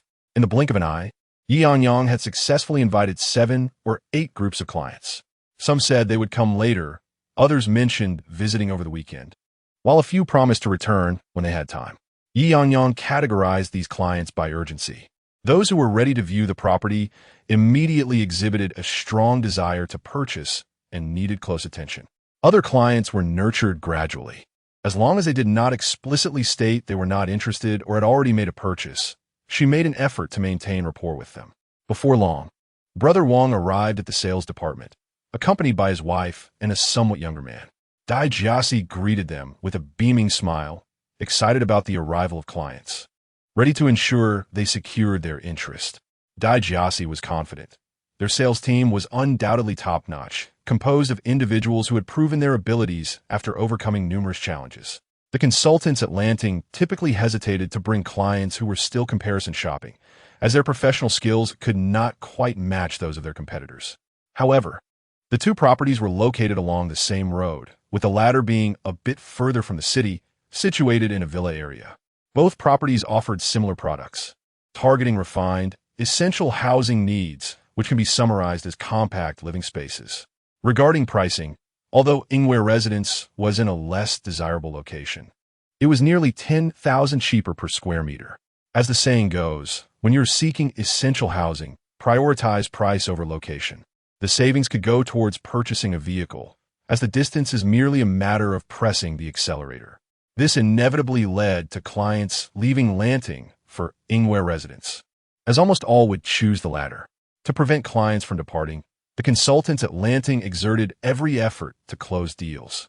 Often, clients, feeling pressured by aggressive sales tactics, either succumb to the pressure or leave the sales office with lingering apprehension, vowing never to return. These undecided clients sometimes encounter less experienced real estate consultants at Lanting who, upon seeing them off, may speak ill of the neighboring project, Yingyue Residence. Consequently, a rivalry between the two developments ensues. Consultants from Yingyue Residence, encountering clients who have visited Lanting, become even more determined to win their favor and ensure they fall in love with Yingyue. Before long, Dai Jiasi finds a rhythm, guiding 3 clients through a detailed presentation of the property. Ye Yangyang pauses for a moment, absorbing Dai Jiasi's insightful explanations. Indeed, the training provided by the group is evident, with specialized scripts accompanying the property brochures. Every inquiry from the clients is met with professional responses, and while shortcomings are not glossed over, the focus is deftly redirected towards the advantages of pricing and layout, in contrast to agents who merely pander to clients and skirt around negatives. Dai Jiasi's professionalism leaves Ye Yangyang feeling profoundly enlightened. Chapter 027. The mediator steps and the 3 clients listened intently to Dai Jiasi's explanation, nodding in agreement. Initially, they harbored little interest in this property, situated on the outskirts of the city, nearing the 3rd Ring Road. The location was indeed less than ideal. However, upon arrival, they were pleasantly surprised by the surrounding environment, which was quite agreeable, and the amenities were satisfactory as well. The developer was a reputable company, providing a sense of security. But most importantly, the price was attractive. It was approximately 100,000 yuan cheaper than the Bailan Ting, and without even considering the cost of a vehicle, it was at least enough to cover renovation expenses. Brother Wang was assisting his brother-in-law with the house hunting, as his wife wished to provide some support for her brother. Naturally, the lower the price, the better. With a manageable monthly payment, he could easily repay it with a little extra effort at work. Should he ever need assistance from his brother-in-law, the pressure would not be overwhelming. After examining the scale model, Dai Jiasi led them to the construction site to view the actual sample apartment. Other real estate consultants looked on with envy, as it seemed Dai Jiasi had a promising chance of closing a deal on her first visit. What good fortune! Meanwhile, on the other side, Ye Yangyang had resumed her phone calls at the back door, peeling paint off the wall while engaged in conversation. It appeared she was providing detailed information about the property to a client, her tone strikingly similar to Dai Jiasi's. Had she already mastered her pitch so quickly? This girl possessed a certain prowess.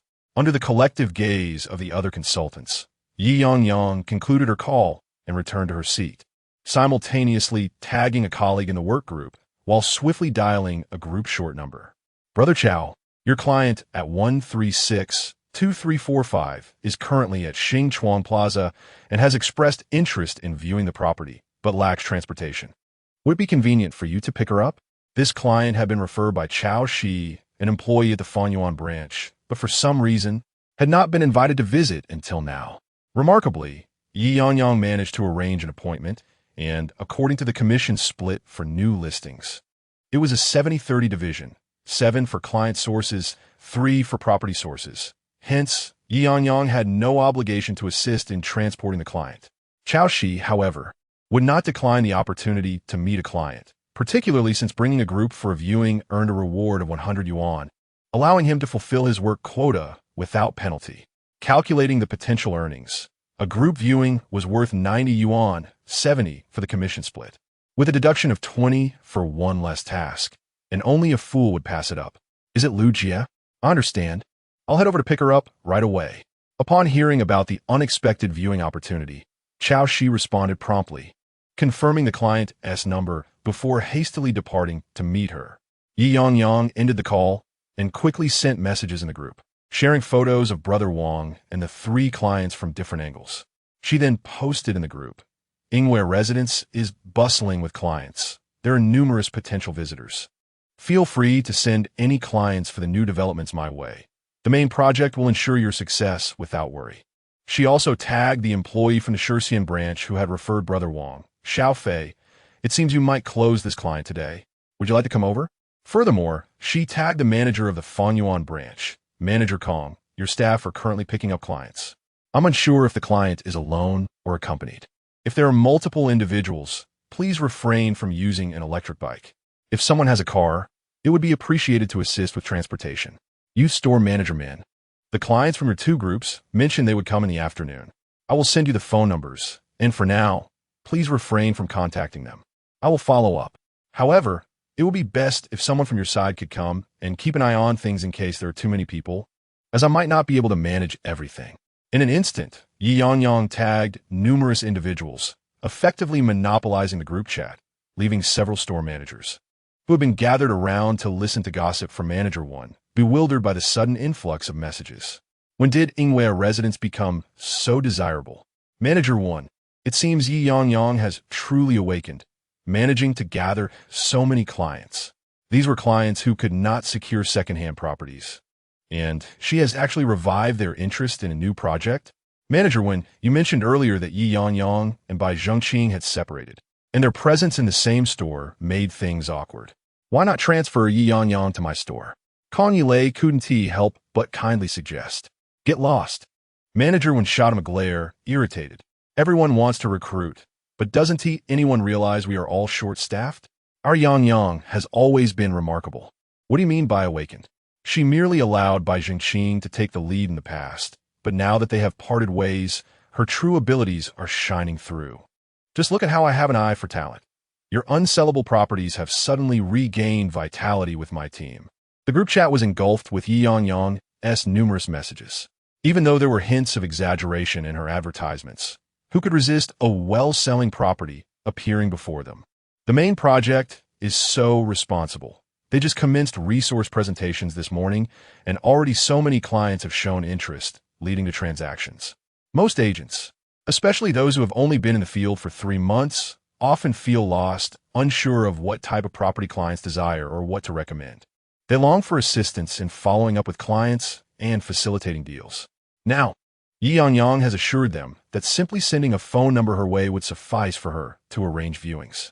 Moreover, they would receive 70 of the commissions, making it a win-win situation. Although the new project's performance might be slightly lower, the cash rewards are substantial, and there's no after-sales service to manage. So why not? Instantly, the group chat buzzed with excitement. Main project, send the materials. Yangjia, please share more images and descriptions in the group. We'll promote online. Xiaoyi, I've scheduled my clients to come and take a look. Yangyang, can we come and check out the new project? Before Yangyang could respond, Manager 1 promptly shared some images and descriptions in the group, stating, feel free to take the materials. Thank you all for promoting online. If Yangyang is unable to respond promptly, reach out to me for viewings. Ye Yangyang quickly replied to everyone. Everyone is welcome to come by at any time, whether for personal visits or to accompany clients. I will be at the sales office all day. Manager 1 is correct. Clients can directly message me for updates. If I can't answer the phone immediately, contact Manager 1 instead. Ye Yangyang was not concerned about Manager when taking her commissions. Managers are like hard-working oxen, always willing to assist when employees are overwhelmed. Having replied to several messages from her colleagues, Ye Yangyang turned to Li Kaiyan and inquired, Ange, my colleagues wish to visit the property, and some will be accompanied by clients. Will there be any conflicts? Li Kaiyan was taken aback by how swiftly Ye Yangyang had mobilized her colleagues and clients. In a sales office, the greatest fear is a lack of visitors. Thus, any influx of people, even if they are agents, is warmly welcomed. The more individuals present, the more vibrant the atmosphere for closing deals becomes. Li Kaiyan nodded thoughtfully and replied, please check with your colleagues regarding their arrival times.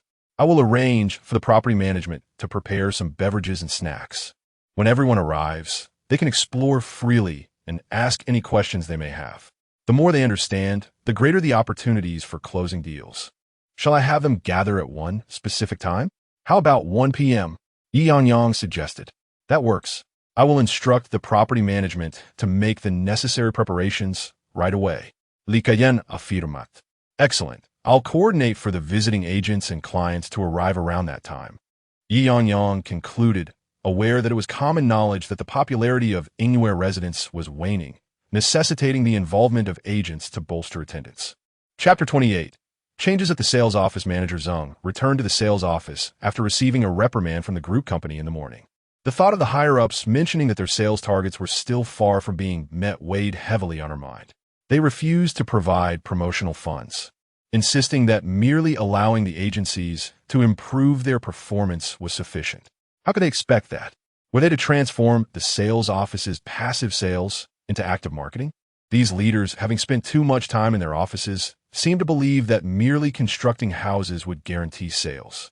This was a naive assumption.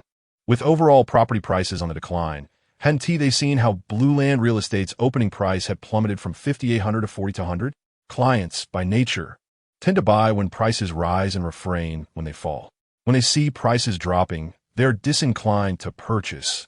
In a challenging market, they do not seek solutions but instead direct their frustrations at the sales staff. As manager Zhang approached the sales office, she mentally prepared herself multiple times in the car, striving to appear more amiable. However, she was abruptly struck by the sight of the parking area, where the sales office had previously been touted by female property consultants as the easiest place for novice female drivers to park, now filled with electric bicycles. Other parking spaces were occupied by several cars. What was going on? Had this group of mischief makers taken over in her absence? Manager Zhang, there seem to be quite a few customers and intermediaries today. Shall I ask them to move the electric bicycles to the outdoor square? Customers? Manager Zhang could scarcely believe her ears. Had she conjured this illusion from the reprimands she had received?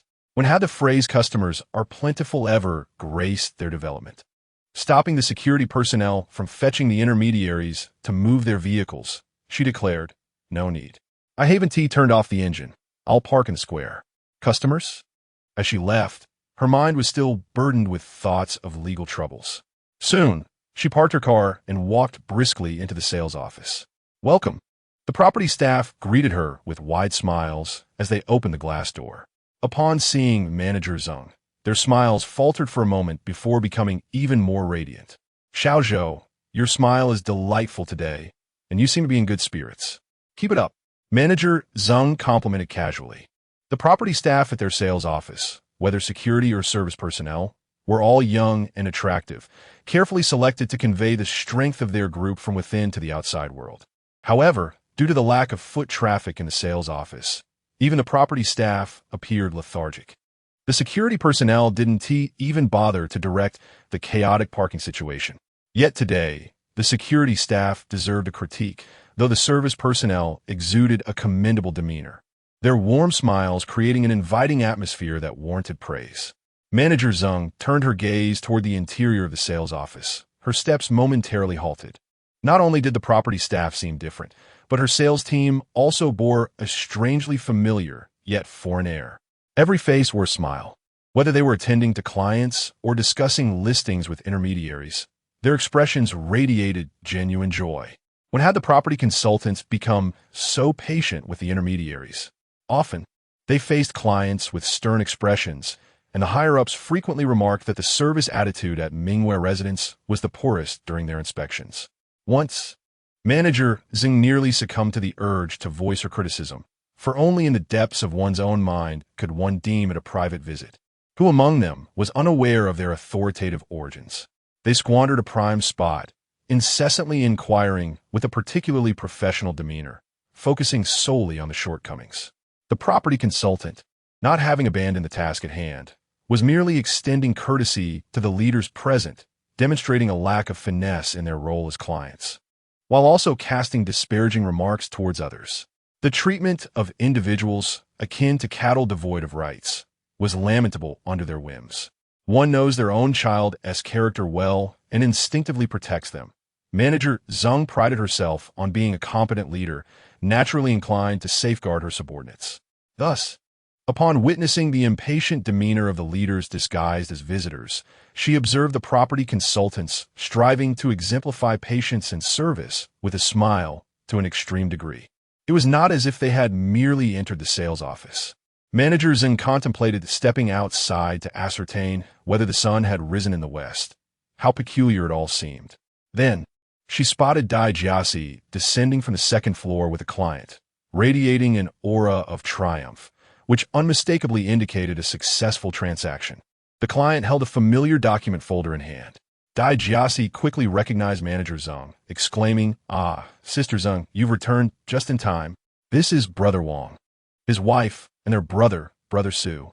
Today, Brother Su has become an owner in our development. I suggested they crack a golden egg, but his wife quipped that they have poor luck and should simply be gifted a set of home appliances instead." Manager Zhang swiftly grasped Dai Jiasi's hint. If it wasn't the lowest discount being offered, then the home appliance set could certainly be arranged, albeit not too readily, for if it were too easily given, the clients might feel they had overpaid. Jiasi, you know the company regulations. Offering the grand prize outright is absolutely out of the question.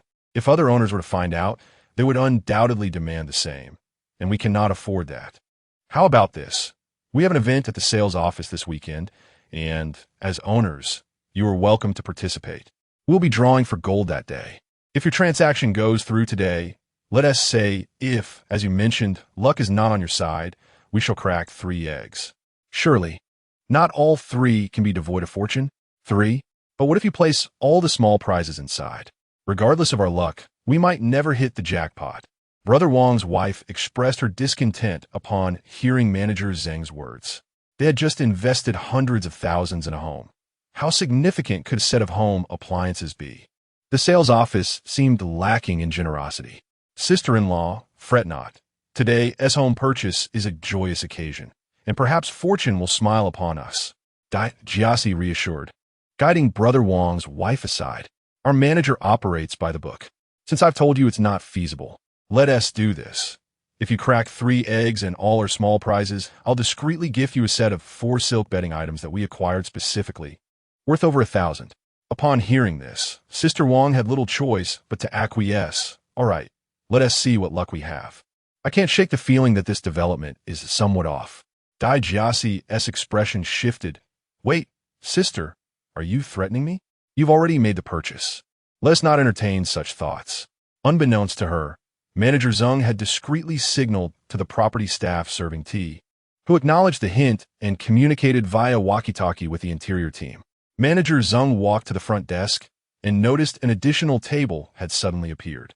To her surprise, Li Kaiyan, who usually occupied his old spot, was instead gathered around the new table, laughing and chatting with the young girl. Kaiyan, called Manager Zheng. Upon hearing the familiar voice, Li Kaiyan immediately stood up. This is... Manager Zheng turned her gaze towards Ye Yangyang, whose gentle smile struck her as somewhat familiar. Indeed, it seemed that the smiles of the property management and real estate consultants bore a resemblance to hers, subtle, naturally cheerful, evoking a refreshing sense of warmth. If this girl were to pursue a career in sales, she would undoubtedly possess a remarkable charm, easily disarming others' defenses. Yet, she also appeared to be a potential target for difficult clients. What was she doing sitting here? By her attire, she seemed to be a real estate agent. What a pity. Chapter 29. The sales office takes the initiative. Manager Zheng had just felt a moment of sympathy for Ye Yangyang when she heard Li Kaiyan introducing. Sister Zheng, this is the new representative from Chao's newly launched project. Noticing an agent passing by with clients from the front desk, Li Kaiyan waited for them to depart before leaning close to Manager Zheng's ear. This girl may appear delicate, but she possesses a fierce tenacity. Since arriving here, she has already attracted several agents, bringing in 7 or 8 groups of clients today alone. Dai Jiasi's group has closed the deal, and there are 2 more groups in negotiations, both showing significant interest. 7 or 8 groups. While that may seem modest for a bustling sales office, it was a substantial figure for theirs, equivalent to a week's worth of clientele. This young lady was indeed quite remarkable. Watching her calmly type on the keyboard while conversing on the phone, Manager Zheng couldn't help but think appearances can be deceiving. She then observed Ye Haoyan dutifully pouring a glass of water for Ye Yangyang, even thoughtfully brewing a herbal tea. Excessive attentiveness without cause often leads to ulterior motives. Upon closer inspection, the young lady appeared to be charmingly demure, an embodiment of what many men might find appealing. Yet, a broker capable of generating such a considerable turnout could hardly be a mere delicate flower. Perhaps she was more akin to a carnivorous plant. Noticing Manager Zheng's curiosity about Ye Yangyang, Li Kaiyan called out, Yangyang, this is our sales manager, Manager Zheng. You may address her as Sister Zheng. Ye Yangyang looked up, and Manager Zheng offered a slight nod and a smile. Yangyang, what does that mean? Ye Yangyang stood up, a hint of shyness in her demeanor. Hello, Sister Zheng. My name is Ye Yangyang, Yi as in leaf, and Yang as in center. My elders hope I embody the essence of stability and determination. Like the center of a tree, steadfast in my direction, and akin to Weiyang, filled with endless poetry and beauty. Ye Yangyang, what a lovely name. Your parents must be well educated. Manager Zeng couldn't help but jest. If you were to engage in a dispute, I doubt anyone could scold you with a name like that. It sounds more like a term of endearment, truly fitting of your charming nature. To her surprise, Ye Yangyang found Manager Zeng to be quite amiable, nodding with a smile. Indeed, I feel a sense of warmth when people call my name. By the way, was the client who just closed with Jiasi one of yours? Yes, they are from our company, Ye Yangyang said, glancing towards the clients who had accompanied Dai Jiasi to break the golden egg. She hadn't anticipated a successful close on their first visit. Dai Jiasi was indeed quite impressive. In the next moment, the sound of the golden egg cracking open elicited a chorus of excitement from the crowd. Wow, I've won! A double-door refrigerator. You truly placed something worthwhile in the golden egg. Instantly, the sales office was captivated, both clients and agents drawn in by Sister Wang's exuberant voice. Ah, lucky you. Most of the golden eggs contain only minor prizes, mere consolation. That simply means this project is destined for us. Young man, give a try. The young man hesitated but could not decline. With one strike, he too won an electric bicycle. Wang Ji's face darkened as Sister Wang seized his opportunity to break the golden egg. She struck again, and lo and behold, another prize emerged. A 5,000 yuan deduction on property fees. Sister Wang was overjoyed, unable to contain her delight as she snapped photos to boast about her good fortune to her friends, simultaneously extolling the virtues of the Yingyue Residence. Other clients gazed enviously, marveling at the extraordinary luck. Could it be that cracking 3 eggs equated to purchasing 3 properties? They were still recommending this development to their friends, questioning if it truly possessed such merit. Customers who were initially hesitant found their uncertainty deepening, prompting the real estate consultants to intensify their endorsements upon sensing the client's interest. Ye Yangyang stared blankly at the 3 golden eggs, pondering if winning the grand prize was indeed that effortless. However, Manager Chung patted her shoulder, saying, I will head to the office first, Xiao Yi. Let us schedule a time to meet. I will bring the consultants to visit your store. We're all in this together, and communication is essential. Ah, sure. Ye Yangyang's eyes suddenly brightened, especially upon noticing 2 property agents whispering nearby. Was this a covert operation? It made clients believe they were fortunate, fostering a sense of affinity with the development, as if it brought them luck. They artificially created an auspicious atmosphere, encouraging Brother Wang's family to spread the word among friends. Potentially attracting prospective clients. The intricacies of the business world were indeed profound. Dai Jiasi bid farewell to Brother Wang and his family, even gifting the consolation prize of a betting set she had promised earlier, despite their failure to win the grand prize. Upon returning to the front desk, she instantly transformed from a polished professional into a fatigued figure, lamenting her hunger. "I'm starving. Is there anything to eat? Hurry, bring me something. If these clients don't purchase today, they might choose Lanting later, but at least I managed to persuade them." Li Kaian offered Dai Jiasi 2 biscuits, which she devoured in a couple of bites, washing them down with a generous gulp of water. Sisters buy for their brothers, and brothers-in-law dare not voice discontent. I wish I had such a sister-in-law. Dai Jiasi briefly shared the client's situation before turning to Ye Yangyang. So how about it? I'll help you secure the clients. You should thank your sister. Thank you, Sister Jia. I will surely bother you again with more clients in the future. Small matter. Just ensure you send me clients daily. I welcome such troubles. Please take the purchase agreement. Dai Jiasi handed the agreement to Ye Yangyang. After Ye Yangyang captured a photo and sent it to Sister Wen, she replied, "Great. After our colleagues' training today, we will undoubtedly have numerous client referrals. I'll continue to rely on everyone as assistance." Dai Jiasi gave an okay sign and hurriedly dashed upstairs, having held back for far too long to secure a deal. In the next moment, Li Kaian sat beside Ye Yangyang again. "So, are all the clients from the company being referred to you?" Ye Yangyang nodded. Li Kaian acknowledged this, stating, "In that case, intermediaries can reach out to you exclusively, ensuring they remember the right person." He further mentioned, "Sister Zeng suggested visiting your store. Please coordinate with your store manager to finalize the timing. We will prepare gifts. By the way, do you need any materials?" If so, please provide the quantity, and we will collaborate with the advertising company to ensure delivery to your store. Wow, so having clients makes intermediaries quite influential with developers. I'll message my manager now. Once she confirms, I'll send you the details. All right, just let me know if you need anything, and I will handle the arrangements. Manager Zhang hardly has the luxury of time to engage in dialogue with the lower-tier collaborators. Even if Ye Yangyang were to approach Manager Zhang directly, the outcome would ultimately be the same. It would be more prudent for her to handle matters effectively from the outset. A top subordinate must possess the awareness befitting their rank, and one must approach tasks with discernment. Thank you, brethren. Rest assured that our data compilation is remarkably efficient. Li Kaiyan nodded, recognizing that such matters are typically mutually beneficial in the realm of corporate collaboration. Whether Ye Yangyang will require further support in the future will depend on her performance. At least for today, all the property consultants regard Ye Yangyang favorably. Making such a significant impact on her very first day bodes well. And one hopes it is not merely a fleeting moment. Should she continue to attract such a clientele, she will soon become the darling of the sales department. Chapter 030. Lifted up and play with its sister one was somewhat taken aback upon seeing the message from Ye Yangyang. Typically, when an agency takes on a new property, they adopt a very humble approach, practically begging for attention.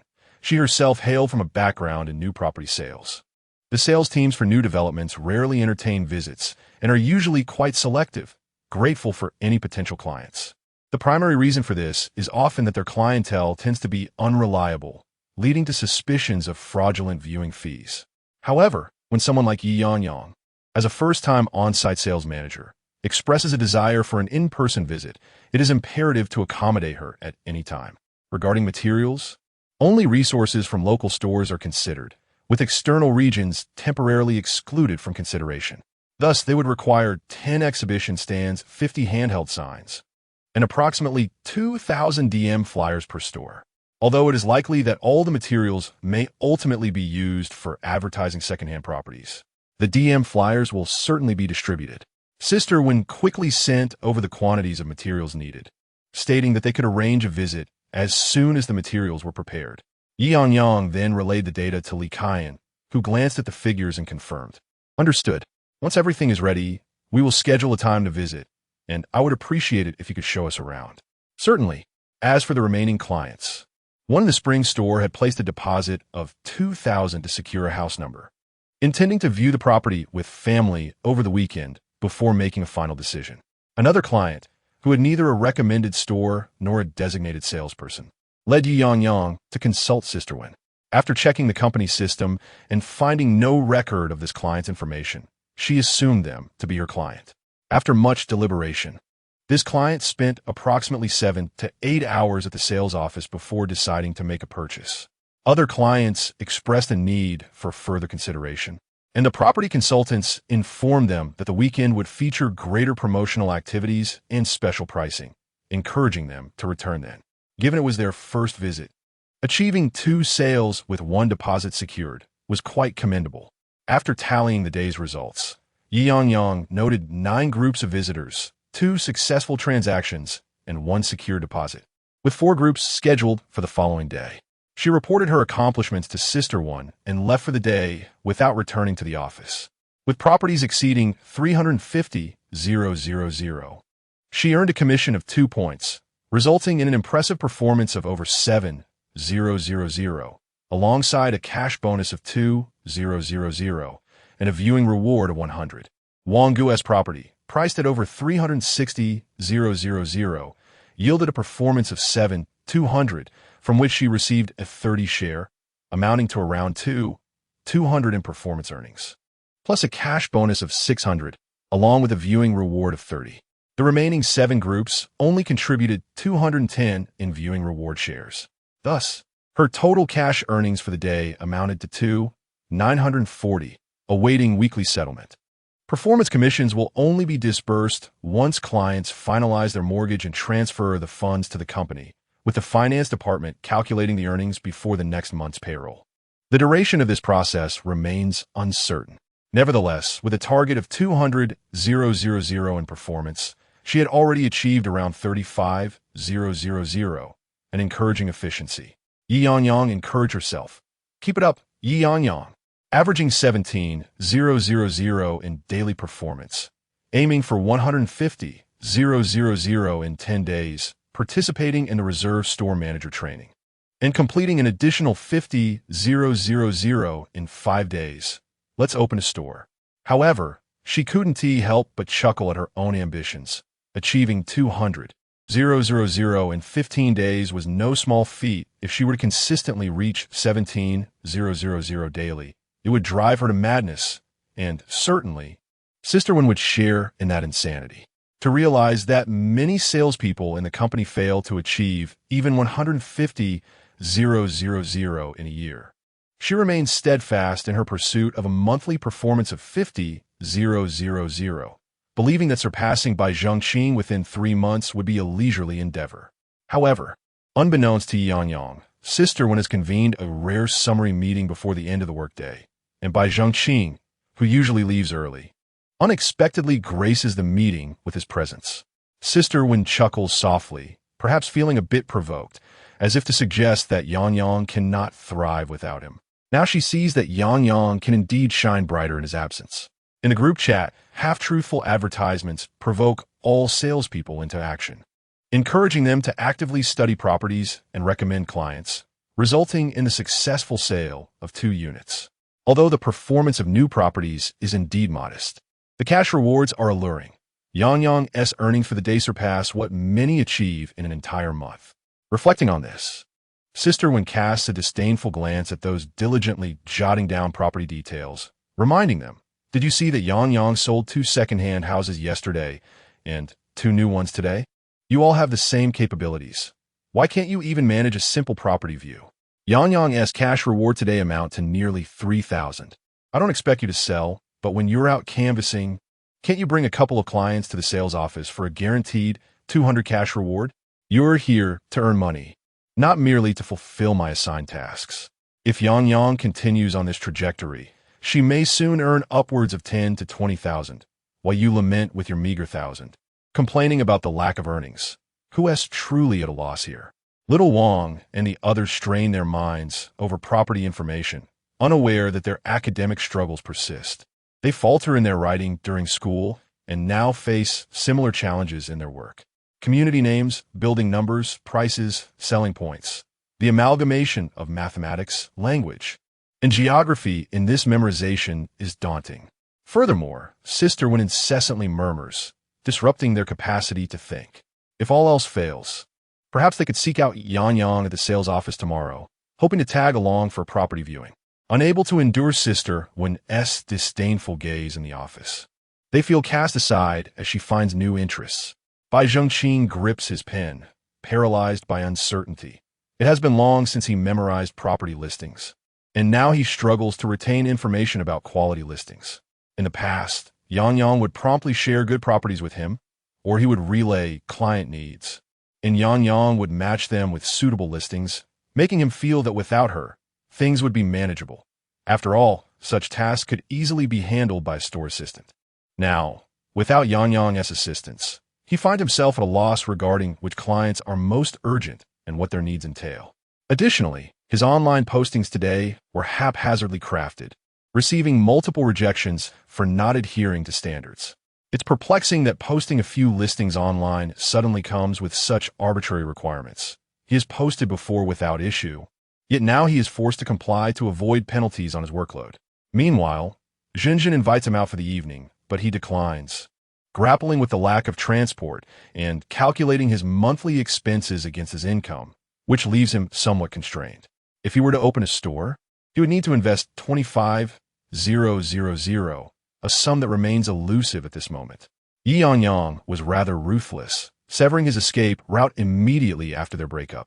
Fortunately, he ended things early. A woman with such a narrow-minded disposition was not someone he could afford. It remains uncertain when Ye Yangyang will repay him the money for the car. She is not short of funds, and a simple transfer would suffice. What exactly is she trying to accomplish? At this moment, Ye Yangyang returned home and opened her desktop computer, meticulously sifting through listings for properties and editing images for online publication, while Yuan Xiujuan was busy cooking in the kitchen. The newly opened online portal was advantageous, as any posts would quickly attract views. Yuan Xiaojuan called out from the kitchen, Yangyang, I've finished the banner. I'll go pick it up this afternoon, and I've already contacted the Waystrom team.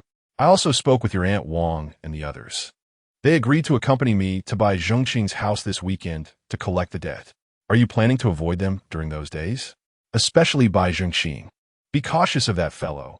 Desperate people can act rashly. No need, Ye Yangyang replied, her gaze fixed on the computer. With that frail frame, he is not even worth the strength of my finger.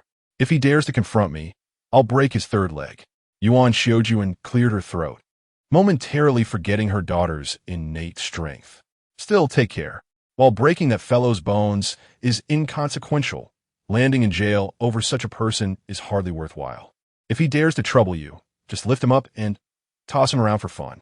Chapter 031. Why are you running when I'm offering you money?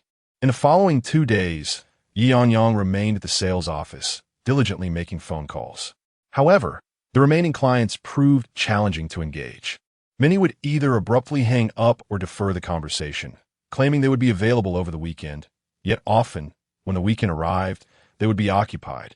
Ye Yangyang had aimed for a daily performance target of 17,000, but by the third day, that aspiration had withered away. Nonetheless, such setbacks were to be expected. If one could truly achieve 17,000 in a single day, they would likely become the benchmark for the entire company. The real estate industry, particularly for agents, often resembles a cycle of 3 years of dormancy followed by 3 years of prosperity.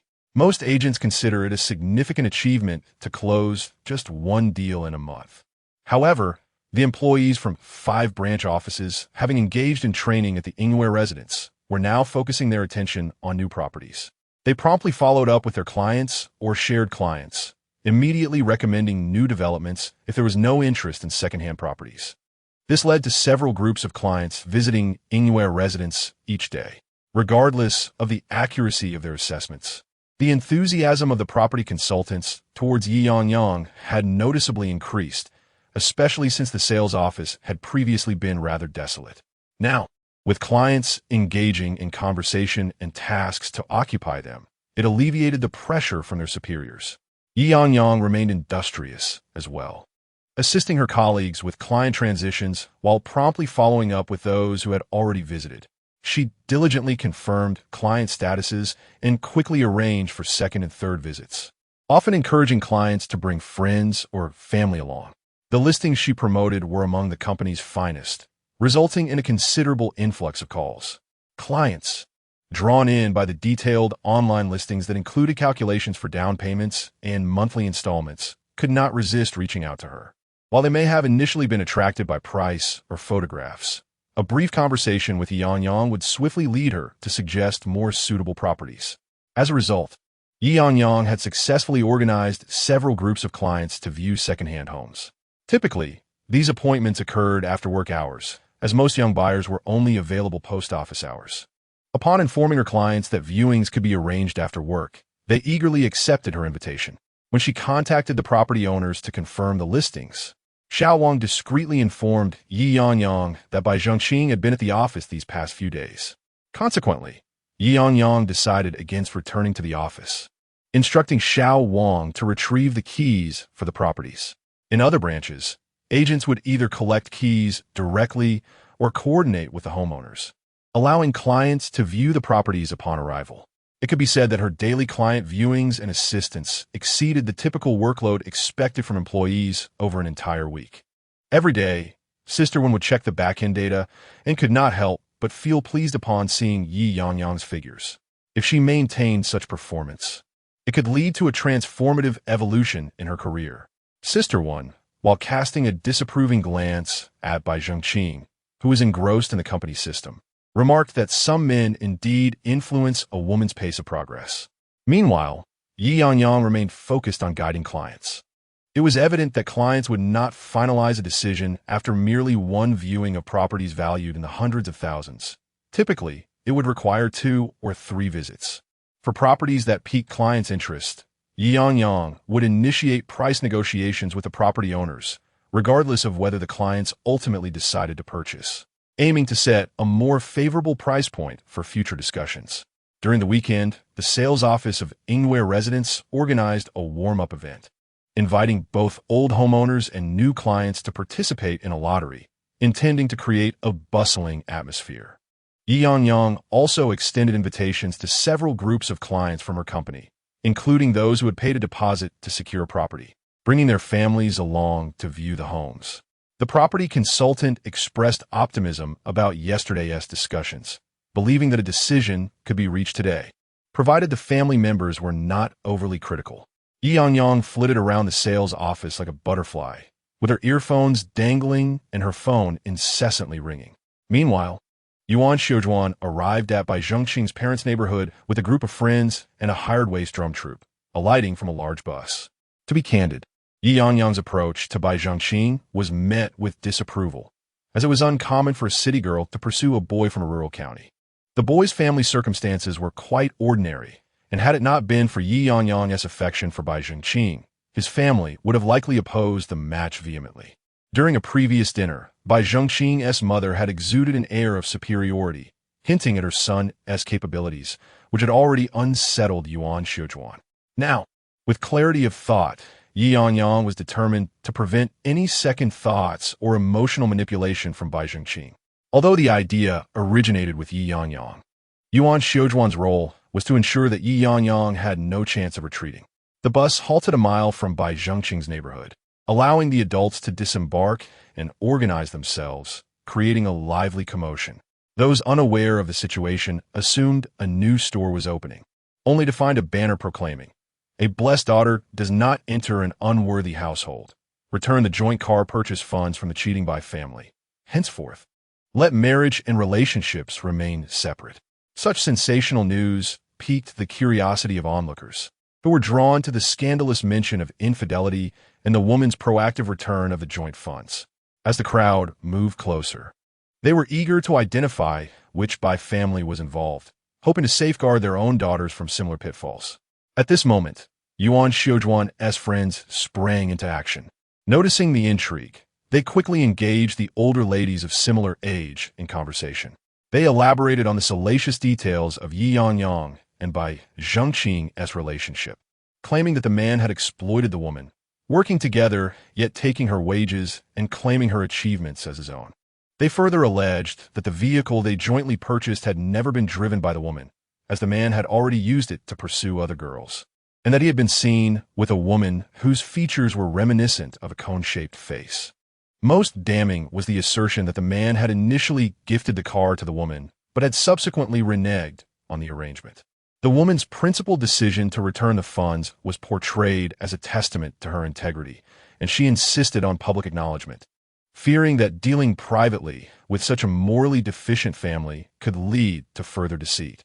Thus, they invited everyone to act as witnesses, intending to sever all economic ties between the two families and ensure that their paths diverged entirely henceforth.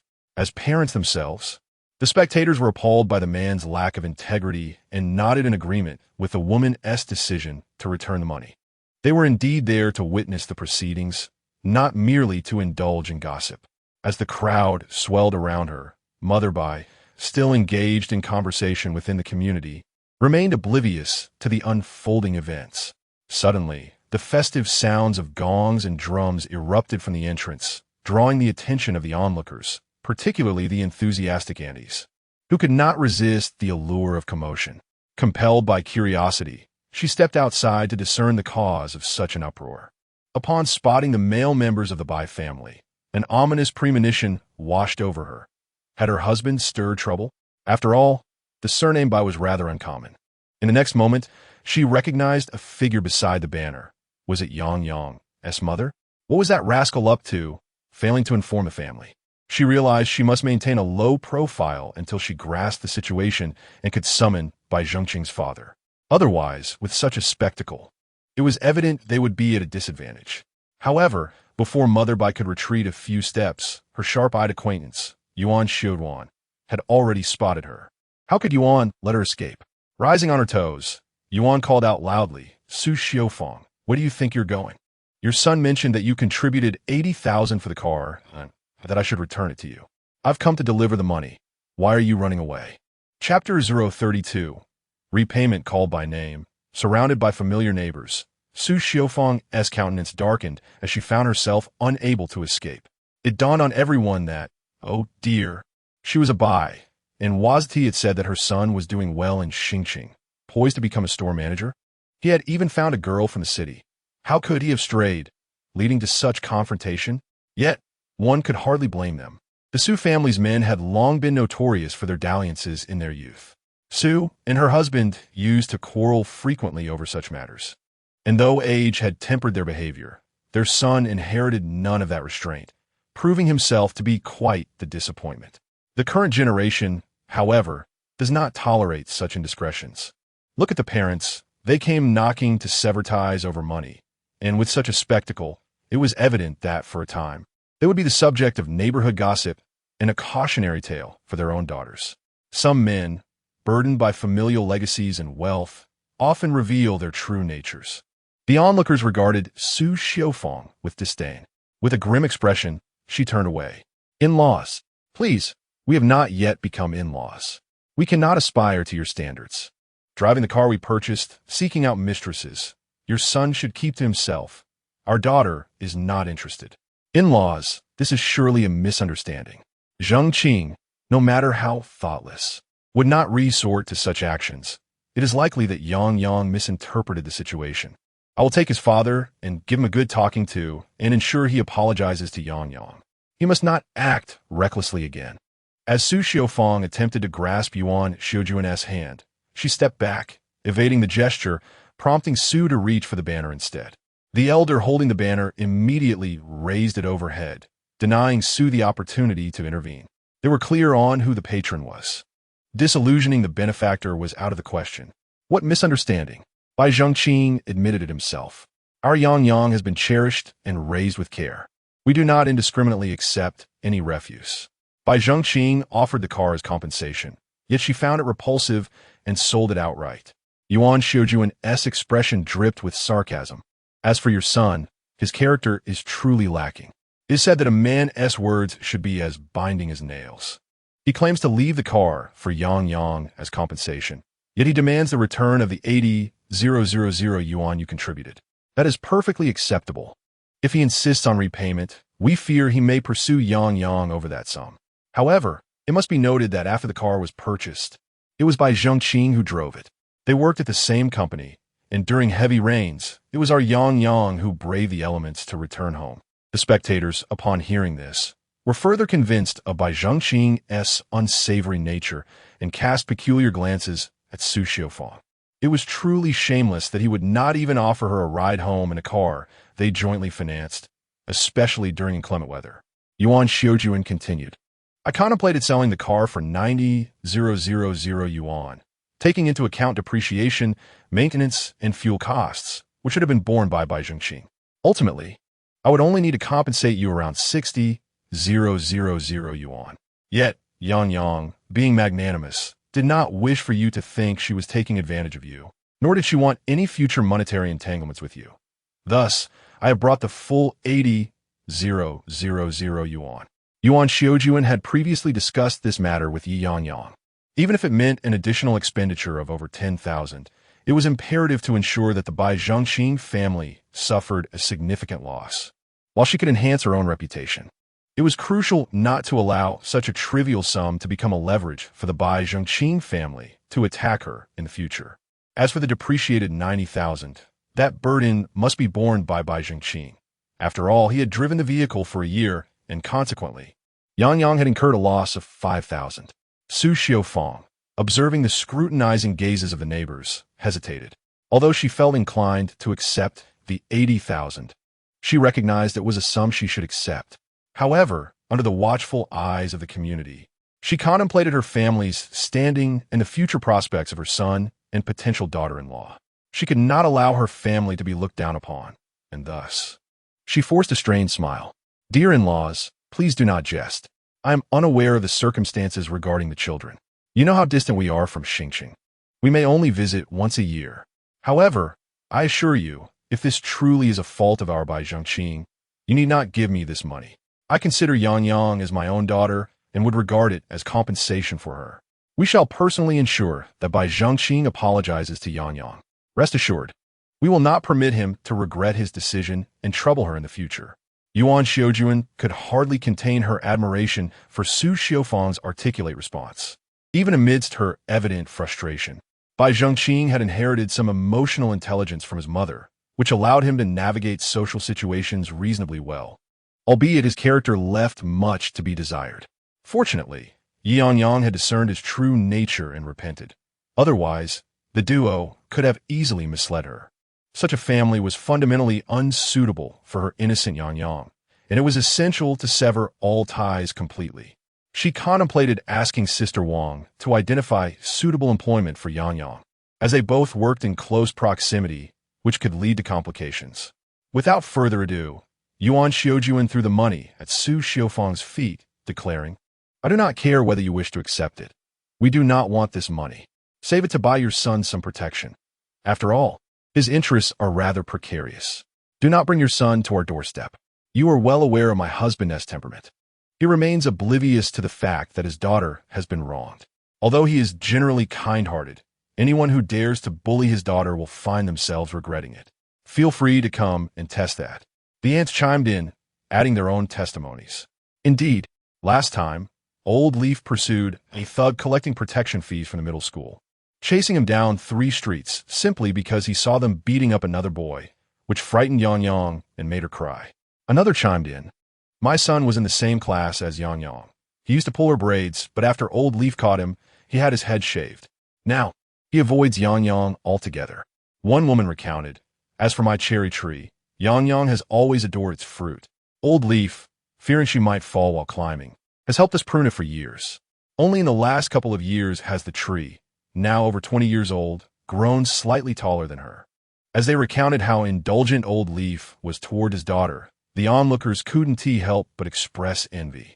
No wonder her mother had the audacity to confront them. Who would defend a princess so cherished from such indignities? Su Xiufang wore a grim expression, acutely aware that the money was an obligation she could neither refuse nor accept without consequence to her family's reputation. However, with Yuan Xiujuan's interference, her family's honor had already diminished significantly. She could only hope that Bai Zhengqing, as he claimed, would rise to the occasion and strive to secure a home in Xingqing promptly. The couple decided to sell their house and join their son. Observing Su Xiufang's sole focus on the money, Yuan Xiujuan smirked, recognizing that she would ultimately accept it.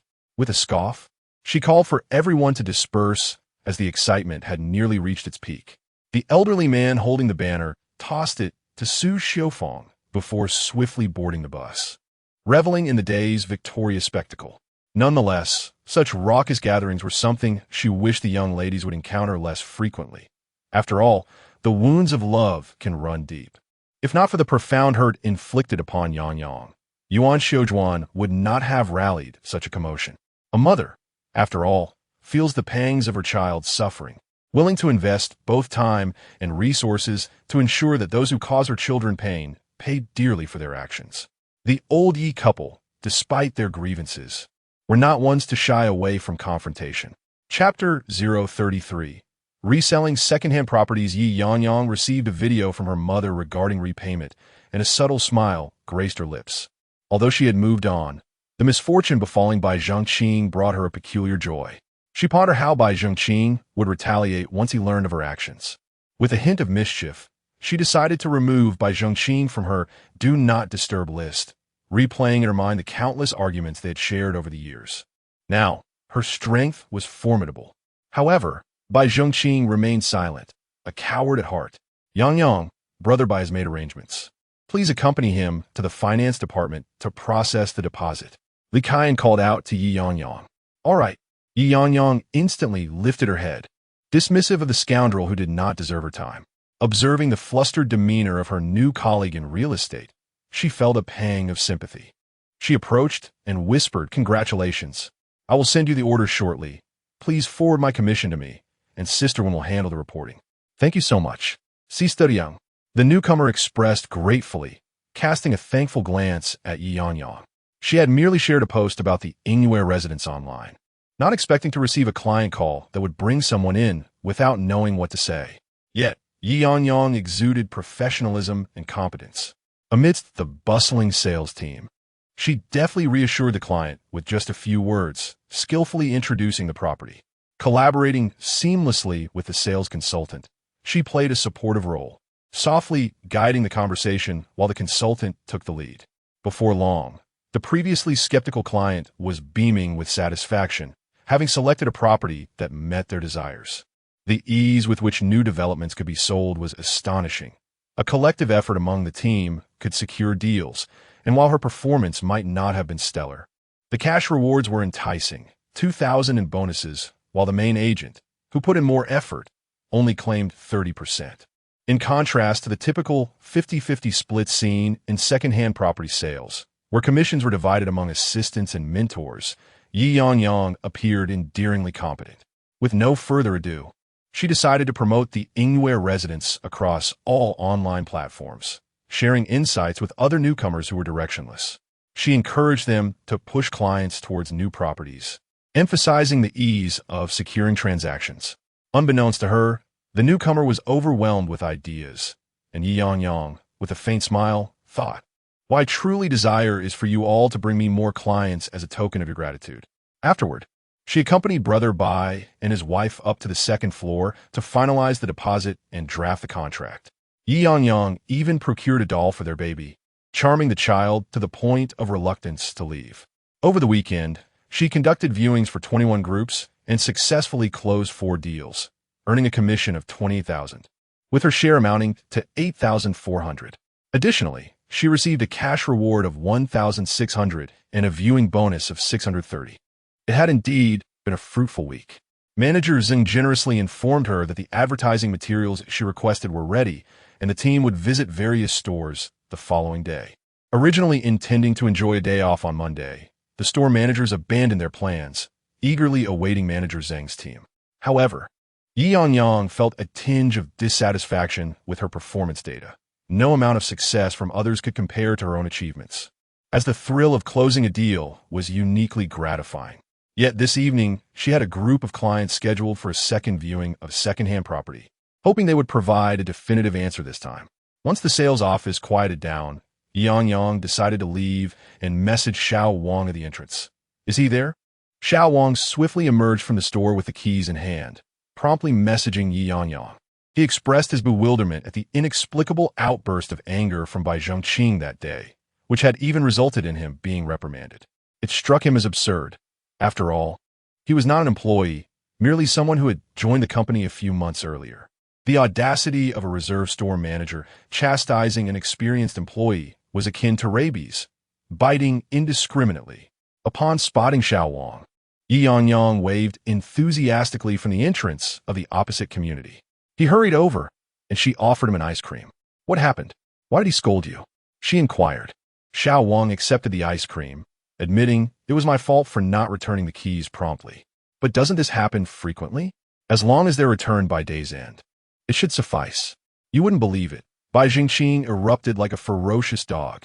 "By the way, when is your client coming?" The client mentioned he would bring his girlfriend after work to have a look. "Perhaps you endured the scolding on my behalf." "Today, my mother went directly to Bai Zhongqing's house with her entourage to settle the debt. It was quite the spectacle. Going to his house to repay the money." Xiao Wang gasped. Isn't it typical for kids to call their parents when there's a fight? Xiao Wang could understand Bai Zhongqing's boldness in offering his car to Ye Yangyang. After all, who could resist someone as charming as her? They had even privately wagered that Ye Yangyang would decline the car, desiring only the person instead. Only Wen Jie had bet that Ye Yangyang would reclaim her principal. Who would have guessed that all the gamblers would lose? Not only did Ye Yangyang accept the car, but she also sold it on the spot. From their perspective, it seemed unreasonable for Ye Yangyang to sell such a fine vehicle after less than a year. Surely she could have enjoyed driving it. If it were unsatisfactory, a mere interior makeover and thorough cleaning would suffice. However, Wen Jie and her friends had a valid point. They would prefer to walk rather than endure a vehicle that repulsed them. Only women truly understand how revolting it is to ride in a car that once belonged to a mistress. Moreover, if the car remained, Bai Jingqing might shamelessly return to Wu Ye Yangyang again. One should never underestimate the depths to which a cheating man can sink. And the mindset of someone consumed by love cannot be judged by ordinary standards. Once they lose their wits, it can be terrifying.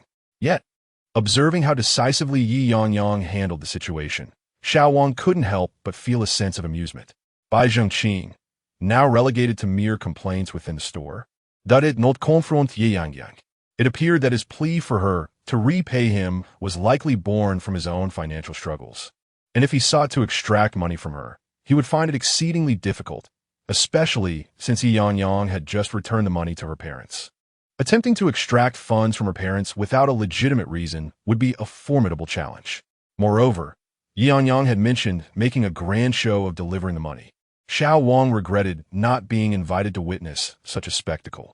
He relished such lively events and imagined they would be quite entertaining. Regardless, when Jia had arranged for him to learn in another area tomorrow, if the sales department has no business, you can return to the store, she instructed. I had intended to take the sales team to visit various stores. After finishing her ice cream, Ye Yangyang wiped her hands. Xiao Wang was astonished. Goodness! One Jia has deliberately sent Bai Zhengqing away to avoid any awkwardness between you two. However, considering the dynamics between Ye Yangyang and Bai Zhengqing over the past few days, it was evident how one would choose. Indeed, quite well. Once they deliver the signs, I shall display my second-hand properties.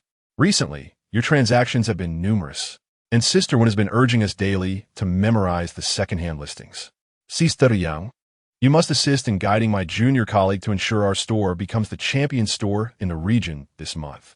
Collaboration, however, is not merely about guidance. This property you possess is of exceptional quality. If my current client does not find it appealing, I have others who will be interested. Rest assured, it will be sold promptly.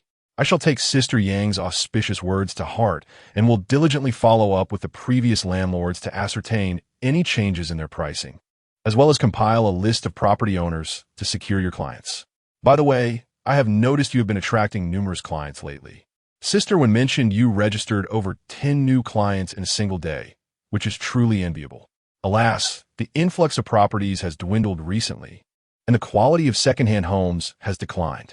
Sister Wen has even scolded us for not maintaining the quality of listings as well as the spring store does, encouraging us to learn and exchange ideas there. The previous practice of privately trading the owner lists is now illegal, so we must be cautious. Chapter 034. Urgent payment for gas bill as long as you can find a quality property. I am confident I have clients who will make a purchase. In fact, I have not only registered new clients, but I also received numerous calls from clients already entered into the company system. Once I find a property, I can arrange viewings for them. Some clients prefer to browse properties online and then call agents, but scheduling viewings can be quite challenging. Many of the numbers in the system show that they have been followed up by numerous agents without ever having visited a property.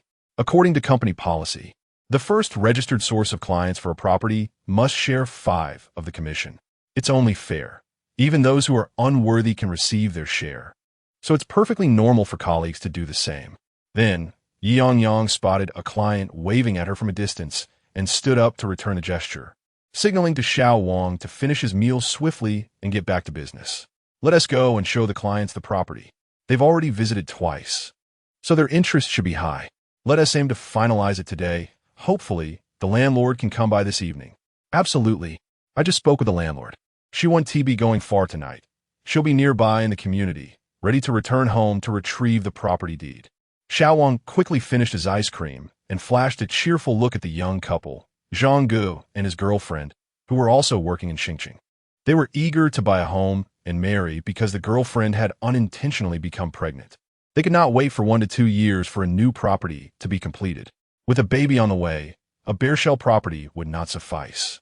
They desired a newly renovated second-hand home that was ready for immediate move-in.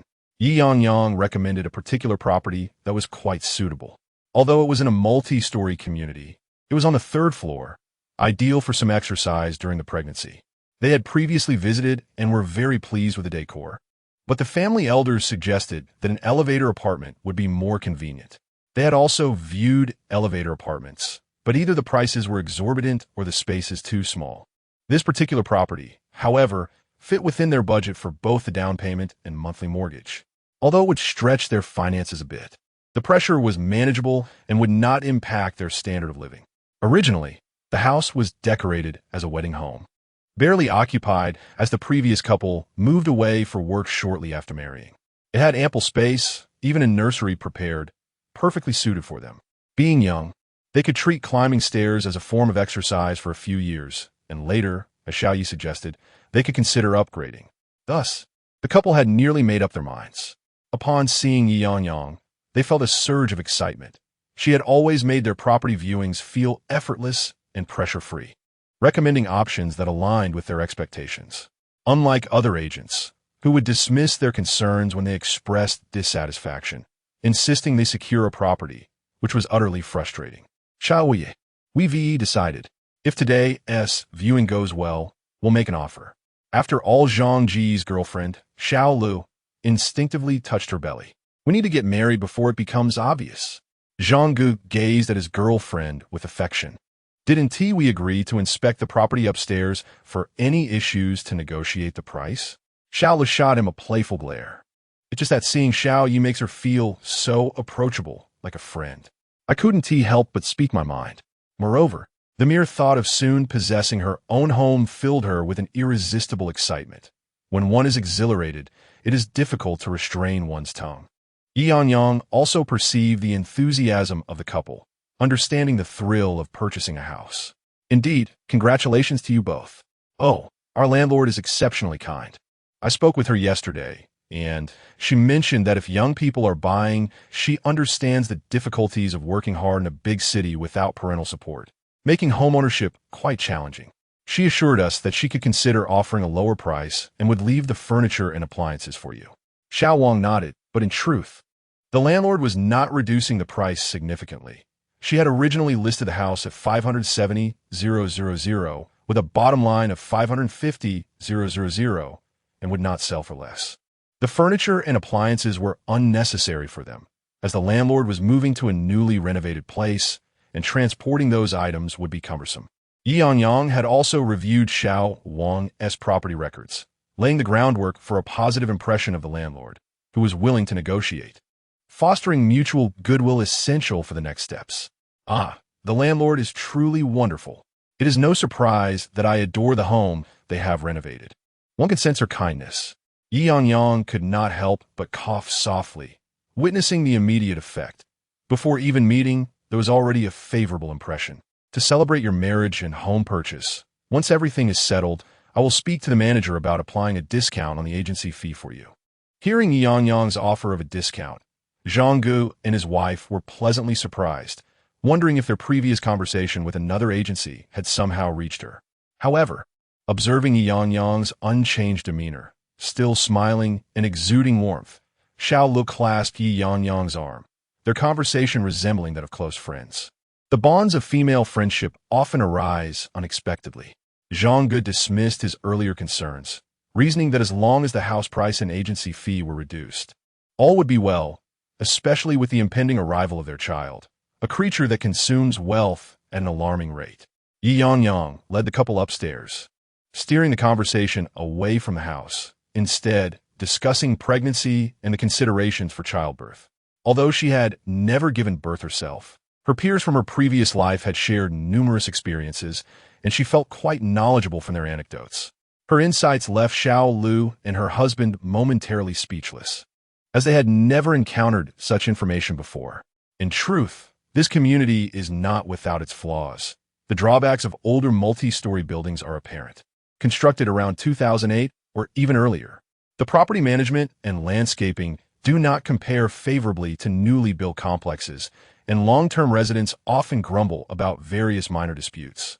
Ye Yangyang had just seen a neighbor stepping out, perhaps for a walk, and she feared that the woman might engage Zhang Gu and his wife in conversation, as this listing had already been validated by the clients, posing a risk of complications. Now, arriving at the doorstep, the crisis was averted. Xiao Wang took out the key to unlock the door, and Zhang Gu and his wife gazed inside, as if truly seeing their future home for the first time. What adjustments are necessary in the bedroom? What replacements should be made? What additions are required for the nursery? What modifications should be implemented in the kitchen?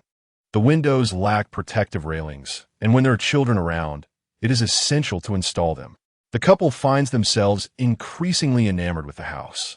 Their affection palpable. Ye Yangyang and Xiao Wang stood at the entrance, refraining from introductions or interruptions, as clients tend to navigate their own exploration during such moments. Excessive conversation would only prove cumbersome. However, Ye Yangyang noticed the neighbor returning home and instinctively glanced at the small note on their door. She then removed the note and entered, closing the door behind her. With a contemplative expression, Ye Yangyang stepped back from the entrance and noticed a similar note on her own door, which she promptly tore down. Xiao Wang glanced back and remarked, "Is it a reminder for the utility bill? The landlord's unit has been unoccupied, incurring no expenses. It's unnecessary to concern ourselves with it. Just tear it off." Chapter 035, No Disparity. Ye Yangyang's brow, slightly furrowed. Was Xiao Wang unaware? Or had they simply not discerned the intricacies of the situation? If it was the latter, she would seize the opportunity. Ye Yangyang nodded in acknowledgement, discreetly tucking the payment notice into her bag.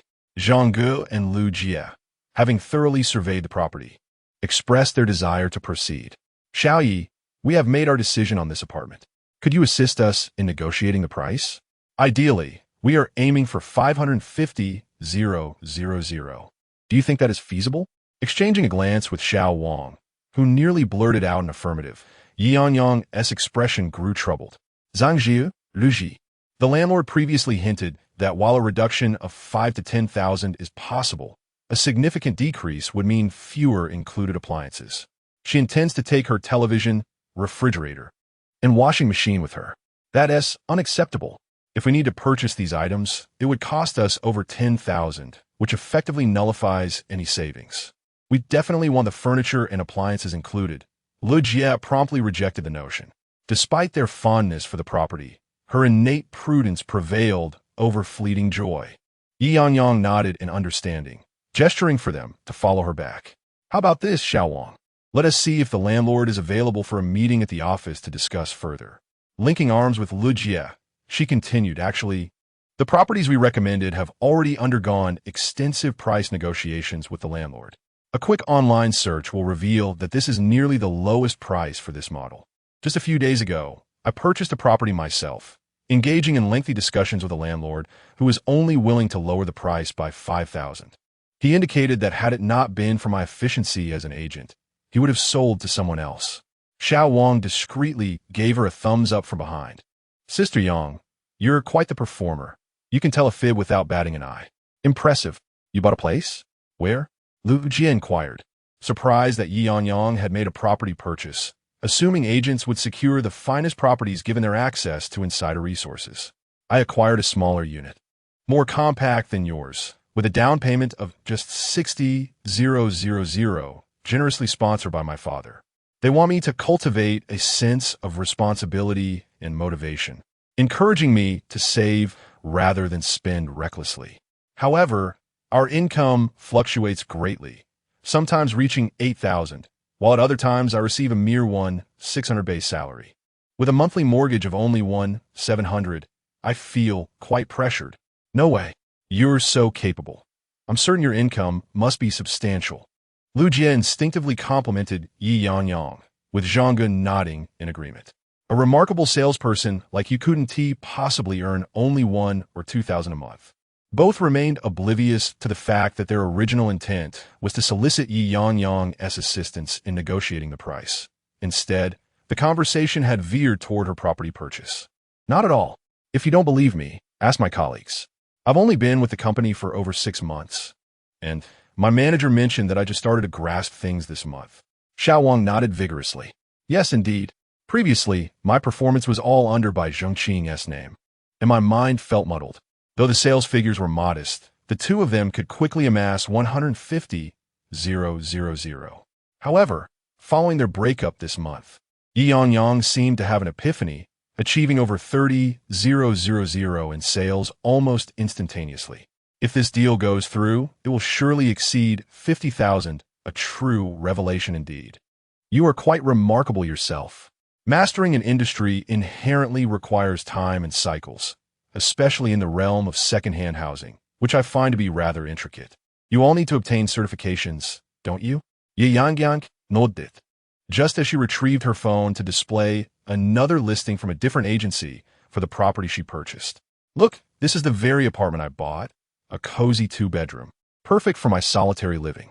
Ye Yangyang presented her phone to Xiao Lu, stating that our company was aware that this unit had been sold and subsequently removed from listings, while other agencies likely had not yet followed up with the landlord and were unaware that the property had been sold, as it still appeared online. Observe, it was listed at $350,000, and I acquired it for $340,000. Upon returning to the office, I can show you the contract. Ye Yangyang subtly undermined her competitors, for after all, as Mr. Lei mentioned, competitors are rather amusing.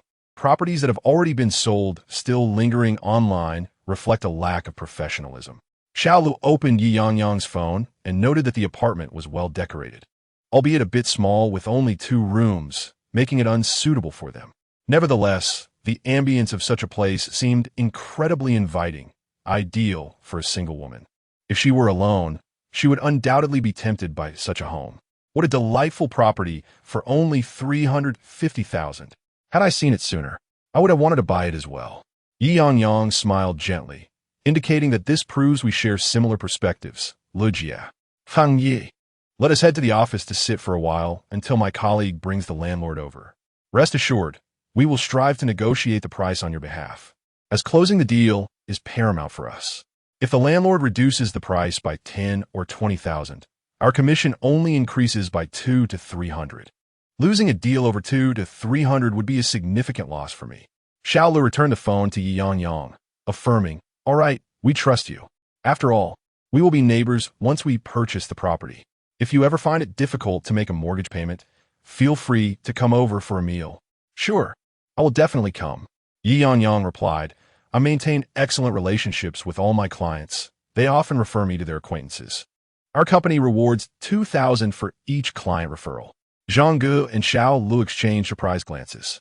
"You know, Xiao Yi, we actually have friends who are also looking for properties, but they have higher financial means and more specific requirements. I will have them reach out to you to discuss their needs and see if you can find suitable listings for them." Ye Yangyang was astonished that Zhang Gu's mention turned out to be true.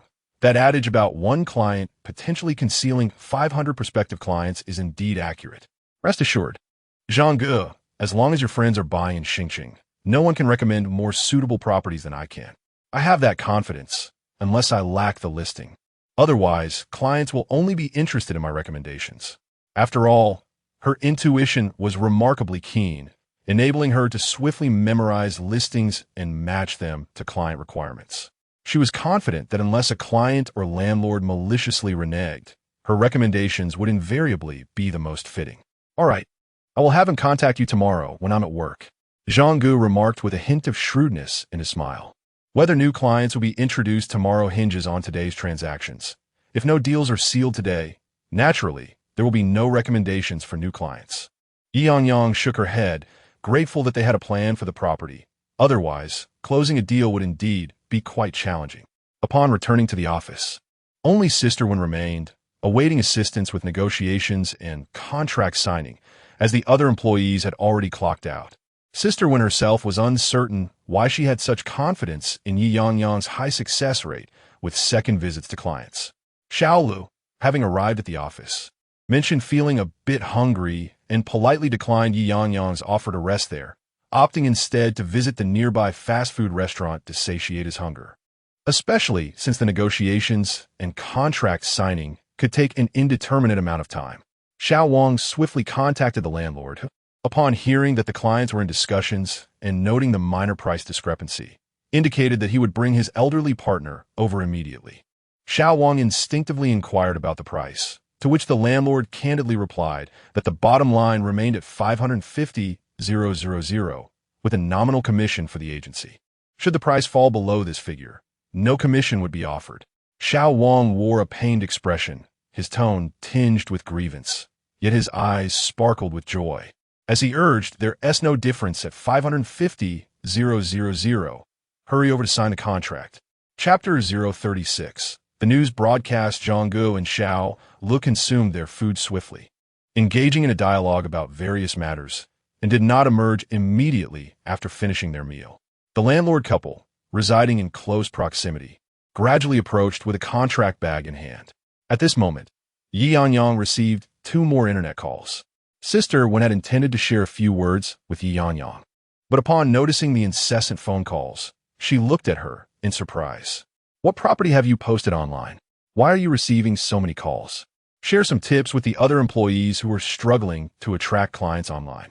She patiently waited nearby, not wanting to interrupt, and overheard Ye Yangyang confirming an appointment to show a property from Fanyuan store to a client the following day. Sister felt a tinge of envy at Ye Yangyang's efficiency. It had been a long time since she had encountered such a straightforward client. Old Lu, I told you that the news was about this store. You insisted otherwise, but all their storefronts look quite similar. How can you be certain it's this one? Did I not mention that our contact for selling houses, Xiao Wang, has been abroad? It must be their store. The couple began to argue, prompting Ye Yangyang and Sister to instinctively glance over. Oh, you still insist it's not? Look, is that not the girl? The aunt excitedly shook the uncle's arm, pointing at Ye Yangyang as if she had spotted a celebrity. The uncle donned his glasses, scrutinizing Ye Yangyang closely. Indeed, that's her face, though she appears significantly taller than in the video. But only at this height could she move so nimbly. The uncle approached Ye Yangyang.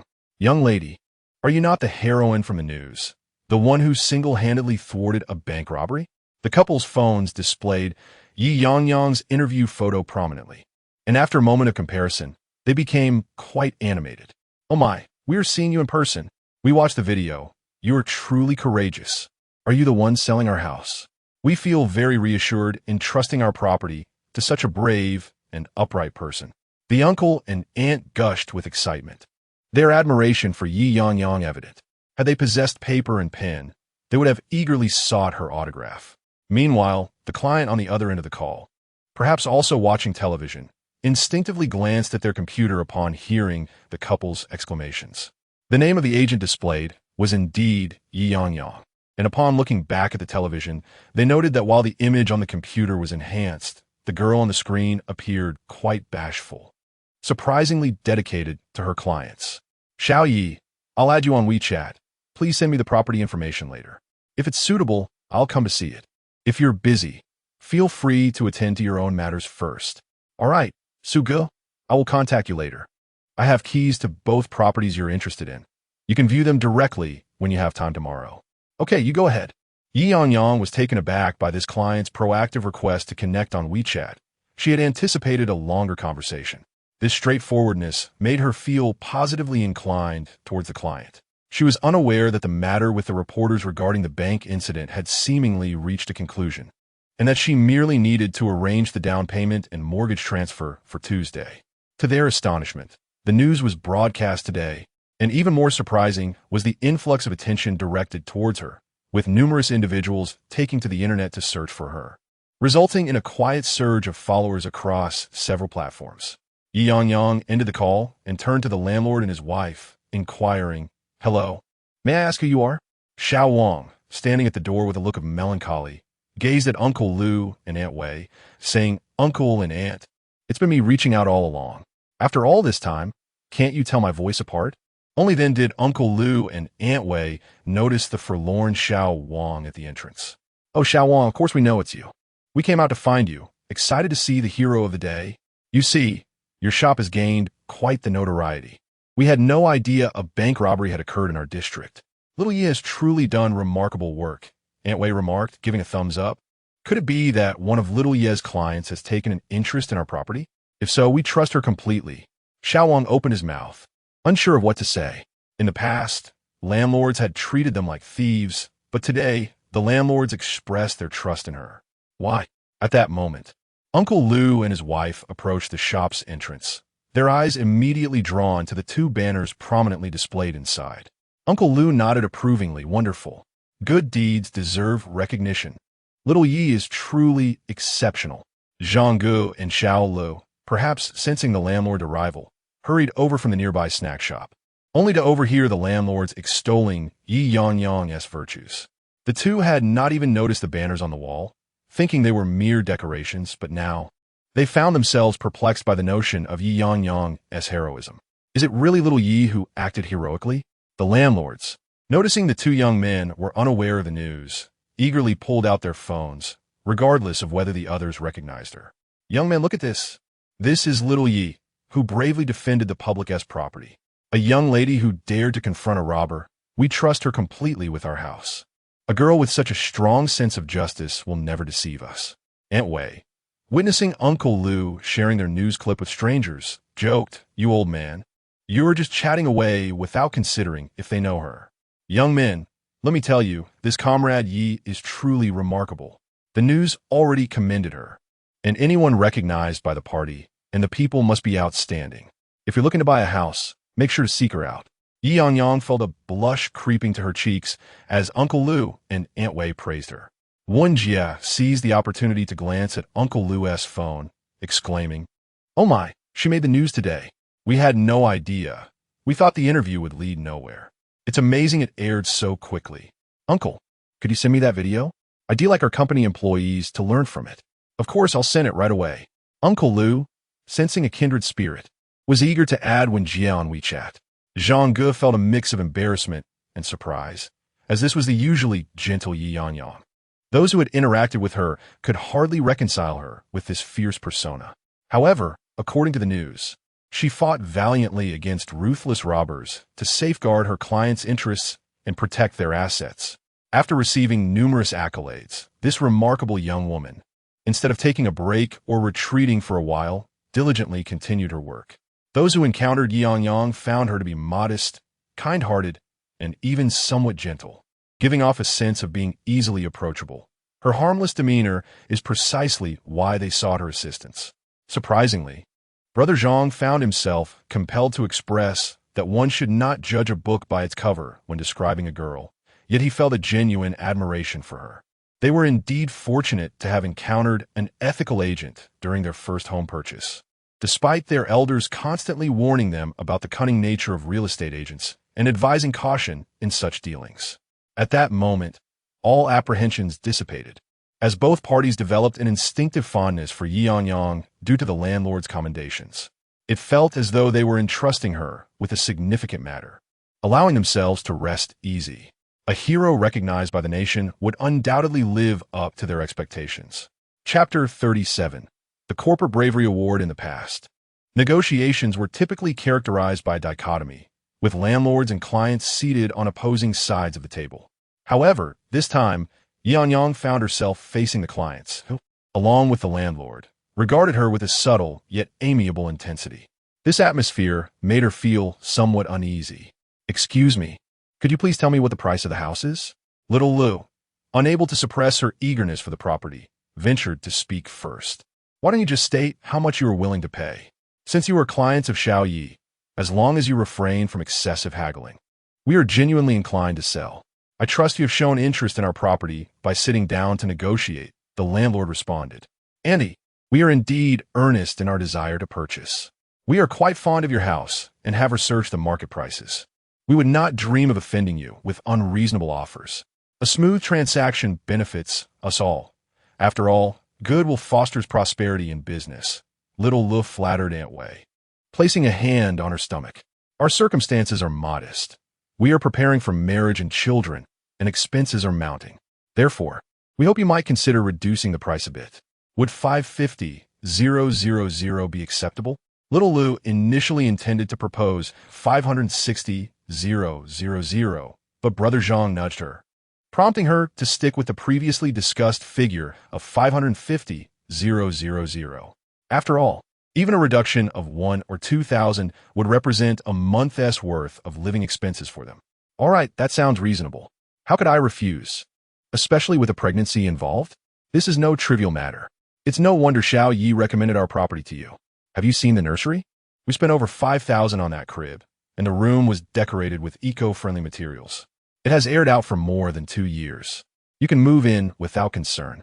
Pregnant women and children need to reside in such safe environments. My son and daughter-in-law work elsewhere, and although I prepared everything for them, they found the relocation bothersome and ended up purchasing new furniture. What a hassle.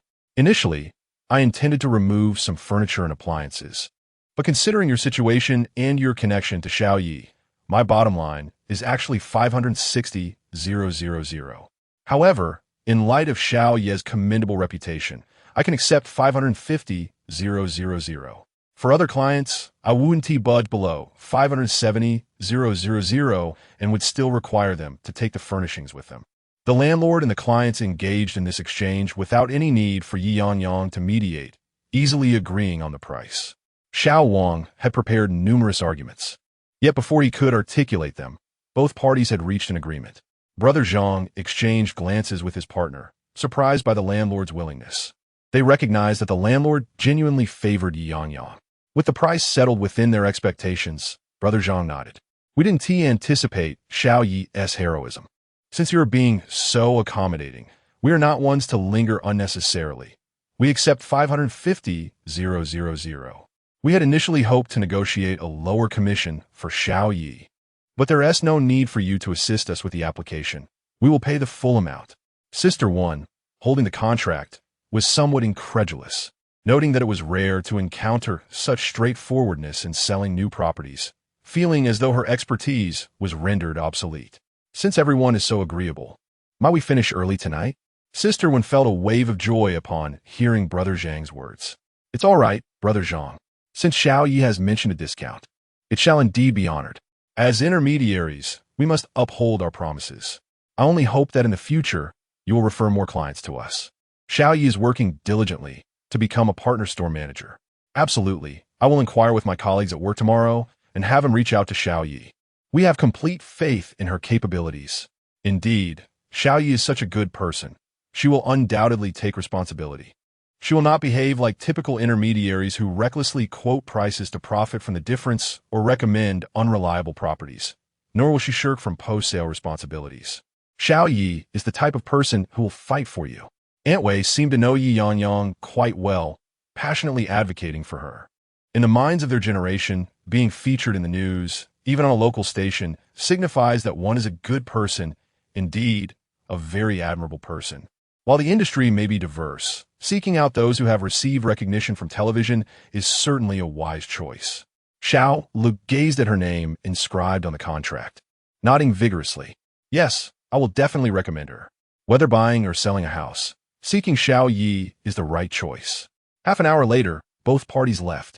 Satisfied with their photographs, they looked at the swiftly gathered commission of 15 for 100, 900 from the client, and 500 from the landlord, along with the loan service fee of 800, culminating in a total performance of 23,400. A reward of 1,000 was given to Ye Yangyang for sourcing the client, leaving 22,400, of which Ye Yangyang would receive 50, translating to 11,200, making the total performance 54,600. As of 2014, the loan service fee was also an invisible cost charged by intermediaries, a norm of the industry, with expenses needing to remain under 1,000. Later, the Housing Management Bureau mandated a fixed charge of 2,000 regardless of the amount, achieving over 50,000 in performance within a week, with half being secondhand properties. Ye Yangyang was already looking forward to her commission next month, feeling a sense of admiration for herself.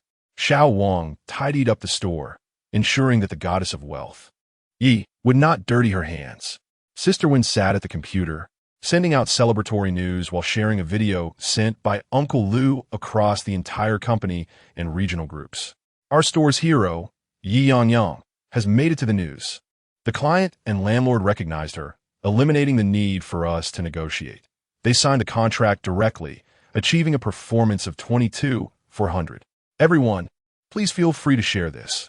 Our heroic store and heroic intermediary will expand our influence, which is highly beneficial for transactions. For our clients, we are willing to go to great lengths. The group chat erupted with excitement. Oh my, I just saw the news and was curious to know which store's female hero was so remarkable. Her actions were so swift and decisive. Truly, she is one of us. Previously, I thought our company utilized women as men and men as supermen, but now I see women can also be supermen. How is she so incredible? Idol, admiration. Let us take a commemorative photo. Everyone expressed their awe for Ye Yangyang. After all, this news was initially surprising, and to discover that it featured a colleague made it all the more extraordinary. Moreover, it was indeed a stroke of misfortune for Ye Yangyang to encounter such circumstances. Thankfully, the client's down payment was secured, as it could have led to significant troubles had the client felt wronged and sought to blame them. The conversation among everyone quickly escalated into a flurry of extravagant praise, leaving Ye Yangyang feeling quite bashful. As salespeople, their flattery came as effortlessly as scattering peppercorns in a graveyard, leaving even the spirits bewildered. Overwhelmed with embarrassment, Ye Yangyang averted her gaze, noting that her colleagues were unfamiliar with her, yet they extolled her virtues, praising her beauty and kindness, and lauding her as the belle of youth. How could she possess such audacity to accept their compliments? Meanwhile, her regional colleagues, reveling in the spectacle, continued to sing her praises, highlighting her amiable nature, her helpfulness, and, most notably, her single status. In an instant, Ye Yangyang felt a surge of friend requests on WeChat, all from her coworkers. In truth, she felt she had done nothing extraordinary. Merely acting in accordance with her instincts, she believed such actions did not warrant this level of adulation. Yet, watching the video, she was astonished by her own swift and decisive movements. Was that truly her? Had she unconsciously channeled her frustration towards a scoundrel into combating the robber? Such fluidity in her maneuvers seemed implausible without prior practice. Just then, the company's chairman, who had remained in the background, sent a message. I propose that Comrade Ye Yangyang be recognized as this year's exemplary benchmark figure. Our company will award her a valorous act prize of 10,000 yuan, hoping that all colleagues will learn from her. However, I urge everyone to ensure their own safety before engaging in acts of bravery. Remember, while clients are important, your well-being is paramount. Chapter 038. The arrival of guests. Shortly thereafter, Manager Chiu of the district sent a message. Ye Yangyang is not only the hero of our company, but also a key model for our district's learning initiatives. She has been designated as an object of study, and our region will award her a bonus of 5,000 yuan in recognition of her achievements. Sister Wen couldn't help but scoff. What a miscalculation. The company rewards 10,000 and the region adds another 5,000. As the store manager, Shun Ti, I receive 1,000 as a show of political awareness? She cast an awkward glance at Ye Yangyang. I'm not referring to you, Yangyang, I mean. Sister Wen was on the verge of tears. Despite being a store manager, the financial rewards were not as lucrative as one might imagine. With 7 or 8 employees, the salaries, rent, utilities, and maintenance fees amounted to substantial expenses. Not every employee consistently achieved outcomes each month. If every employee could effortlessly generate 50 to 60,000 in sales like Ye Yangyang, 1,000 yuan bonus would indeed be trivial. The crux of the matter was that such performance was non-existent. On ordinary days, even coaxing them to secure a rental order was a struggle, let alone selling second-hand houses or attracting clients for new developments. There were times when she might even have to dip in her own pockets. She wished she could stretch her money as if to split it in half, promising Ye Yangyang rewards based on her next month's performance. After just signing a contract and feeling accomplished, she reflected, alas, 5,000 will vanish next month. Though that was to be expected, little did she anticipate having to provide an additional 1,000. What a challenge. It's all right, Sister Wen, I understand your predicament. You don't have to. Enough. I merely wanted to vent a little. What is due will be given. After all, I initiated it. Sigh. How come you're the only one enlightened this month? The other employees seem only eager to eat and leave. They lack enthusiasm for anything else. If only I had more like you, I wouldn't have any worries. Ye Yangyang observed Sister Wen fervently typing, rallying the entire company's employees to draw inspiration and set a good example without uttering a word. Xiao Wang, mopping the floor, paused momentarily, contemplating a rebuttal to assert his diligence, but then remembered his sales target of 20,000 set at the beginning of the month. Currently, he had only managed to reach a little over 10,000, thanks to Ye Yangyang. The remaining 10,000 seemed elusive. Forget it. I want to provoke a woman who might rob me blind, he thought. I'll just find a few more tenants. Surely I can scrape together the 20,000 in sales.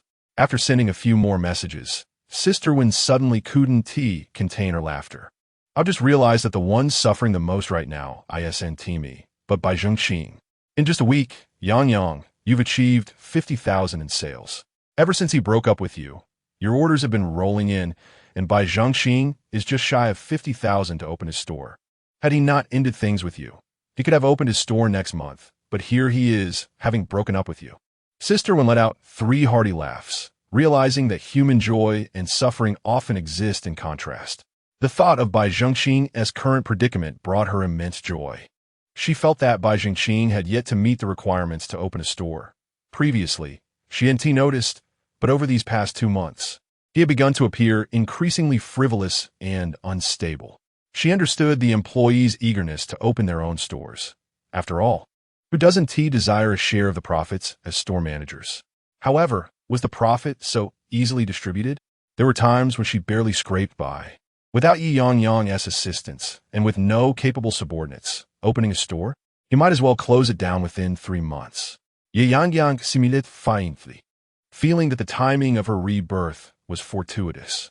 Had she not returned at this moment, she would have been foolishly devoted to propelling Bai Zhengqing straight to success. Had she returned at that time, she would have been utterly disgusted with herself.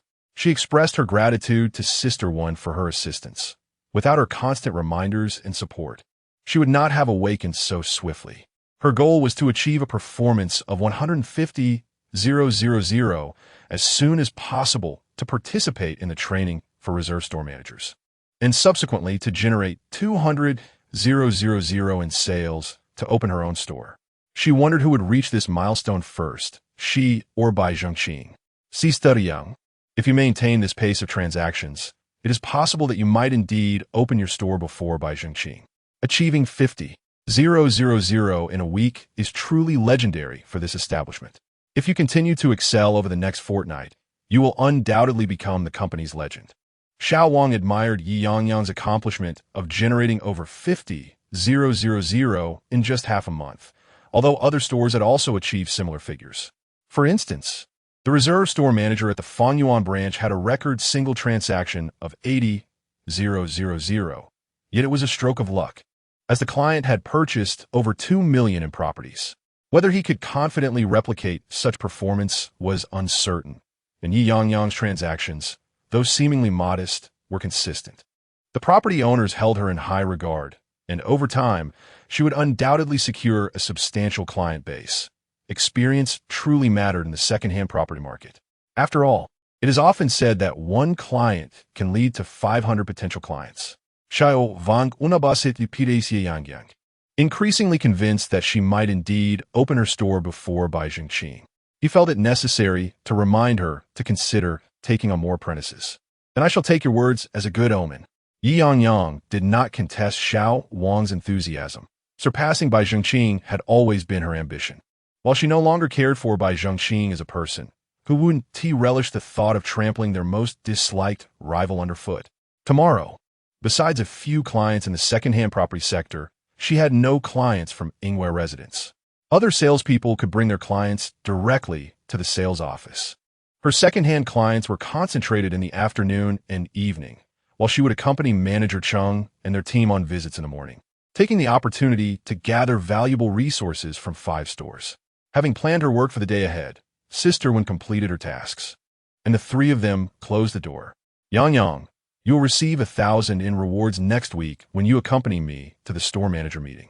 I will present it to you alongside General Manager Song and General Manager Chiao. Furthermore, we will create a promotional poster featuring you as the cover star of our internal publication to enhance visibility." "Huh? It sounds so complicated. I don't want to be on such a cover," she protested. "You've already appeared on television, so why worry about this? By the way, does the television station not inform the parties involved before airing news?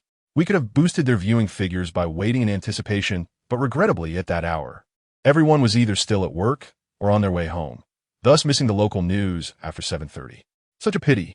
Had I known, I would have set up a television at the entrance to play a loop of the broadcast." Ye Yangyang added, "So, do you really think I would not care about your opinions at all?" Regardless, her growing notoriety is not necessarily a disadvantage. As long as she remains wholeheartedly dedicated to her clients and landlords, acting with integrity, she believes that neither clients nor landlords will choose her solely based on her fame. nor will they allow her to recklessly handle the sale of their properties simply because she is perceived as a heroine. Ultimately, it is her professionalism that will earn the trust of her clients, and professionalism is something she possesses in abundance. However, Ye Yangyang has indeed underestimated the influence of the television station. Yuan Xiuquan, although she did not watch the news, learned from neighbors and friends about her daughter's act of bravery. She truly thought that returning money to its owner was the only form of heroism. No wonder so many gifts were bestowed upon her. But how dangerous it was. How could such a young girl dare to rush in? As Ye Yangyang returned from her phone call, Yuan Xiuquan opened her mouth, ready to admonish her, but Ye Yangyang silenced her with a gesture. She then said into the phone, "The new urban area? I'm not very familiar with the listings there, considering it's a different region and somewhat distant." "Oh, a new development?" "Yes, we do represent that, so I've posted it online. You really want me to take you there?" "It would take me 2 hours to get there. I can have my colleague, who oversees that new development, take you instead. It could count towards my performance, right?" "No?" "All right, but I genuinely am not well acquainted with it. Just having someone accompany you is sufficient. All 5 of your friends and relatives intend to purchase?" "Wednesday." "Then I shall take you to see it on Wednesday." As Ye Yangyang hung up the phone, Yuan Xiuquan was about to speak, but another call came in for Ye Yangyang. You're interested in the second-hand house I posted? You want to see it now?" "Unfortunately, that's not possible. We have already closed for the day, and the landlord is resting. Would tomorrow work?" "All right, I will be at the shop waiting for you tomorrow." Yuan Xiuquan raised her hand, but Ye Yangyang silenced her once more and spoke in a WeChat. "Hello, Sugu. Regarding that property, the situation is as follows. Is this truly akin to selling houses as one would sell cabbages?" Yuan Xiuquan murmured in disbelief. Just a week prior, Ye Yangyang had lamented her lack of clients and her reluctance to work, claiming that clients were neurotic, demanding too much for too little compensation. Chapter 039. Becoming famous. Ye Yangyang had been inundated with clients, receiving calls continuously until midnight, when the phone finally fell silent. Despite her remarkable memory, she feared overlooking any client, meticulously recording each one in her notebook. She filled 3 pages with details of housing requests, viewing times, and the properties through which they had contacted her. These clients recounted that they had seen the news in the evening and subsequently searched for her online before calling. At this moment, Ye Yangyang began to comprehend the phenomenon of internet fame. Clients were now inspired to fervently patronize businesses that had made charitable donations. This feeling of being cherished was intoxicating, almost making her wish to share a celebratory moment with her clients. Furthermore, this was not an era of advanced information technology. Smartphones had only recently gained popularity, and entertainment applications were still limited. Most individuals preferred watching television, particularly those of a certain age, even if not fond of specific programs, enjoyed having the television on while the family gathered for meals or chores, filling the home with some ambient noise. The Xingqing channel was a favored station among the locals, airing local news promptly after the 7 o'clock broadcast. In truth, the incident involving Ye Yangyang was not particularly monumental. It was merely that the editing and voiceover by the television station's team had rendered the story exceptionally engaging and thrilling. The stark contrast during the interview showcased Ye Yangyang as an endearing, neighborly girl, yet her resolute and unhesitating demeanor when it mattered most was undeniably admirable. Clients who were unaware of her profession as a real estate agent merely expressed their admiration before switching to other programs, but those in need of housing were different. They sought a reliable agent, wishing to fulfill their own requirements. Ultimately, since they had to enlist an agent, why not support this remarkable young woman by allowing her to earn from their transaction? Moreover, with President Song leading the charge to commend heroes within the company, it was clear that Ye Yangyang was part of the Anshao family. Many who had missed her name in the news nevertheless sought out real estate agents as they prepared to buy homes. Upon noticing her name in the agent's social media posts, astute clients immediately turned to local websites to search for second-hand property listings, specifically looking for Ye Yangyang. To their delight, numerous property links appeared, regardless of whether those listings matched their needs. They simply called her first. This influx of calls explained why Ye Yangyang received countless inquiries that night, with many clients outside her designated area seeking her out for property viewings, providing intricate details about their preferences. Compared to past online clients who often responded with vague requests, stating they would settle for whatever was suitable, this was a refreshing change. Some clients even disclosed the property numbers of homes they had viewed with other agents, insisting they wished to finalize their agreements with her. This left Ye Yangyang momentarily taken aback, as this was clearly a case of switching agents. However, it hardly mattered. In this day and age, as long as a property was not exclusively listed with one agent, clients frequently transitioned between agents. Real estate agents typically reflected on their own performance or the competitiveness of the pricing rather than demanding explanations from clients or property owners. Landlords commonly listed their properties with multiple agencies, selling to whoever offered the best price. Certainly, there are 2 properties under maintenance whose landlords have also contacted her, wishing to entrust their homes to her for exclusive sale. This gesture deeply moved Ye Yangyang, rendering her momentarily speechless.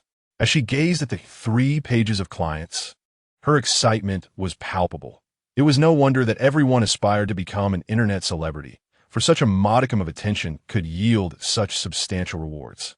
She found herself entirely unopposed to participating in the company's internal publications.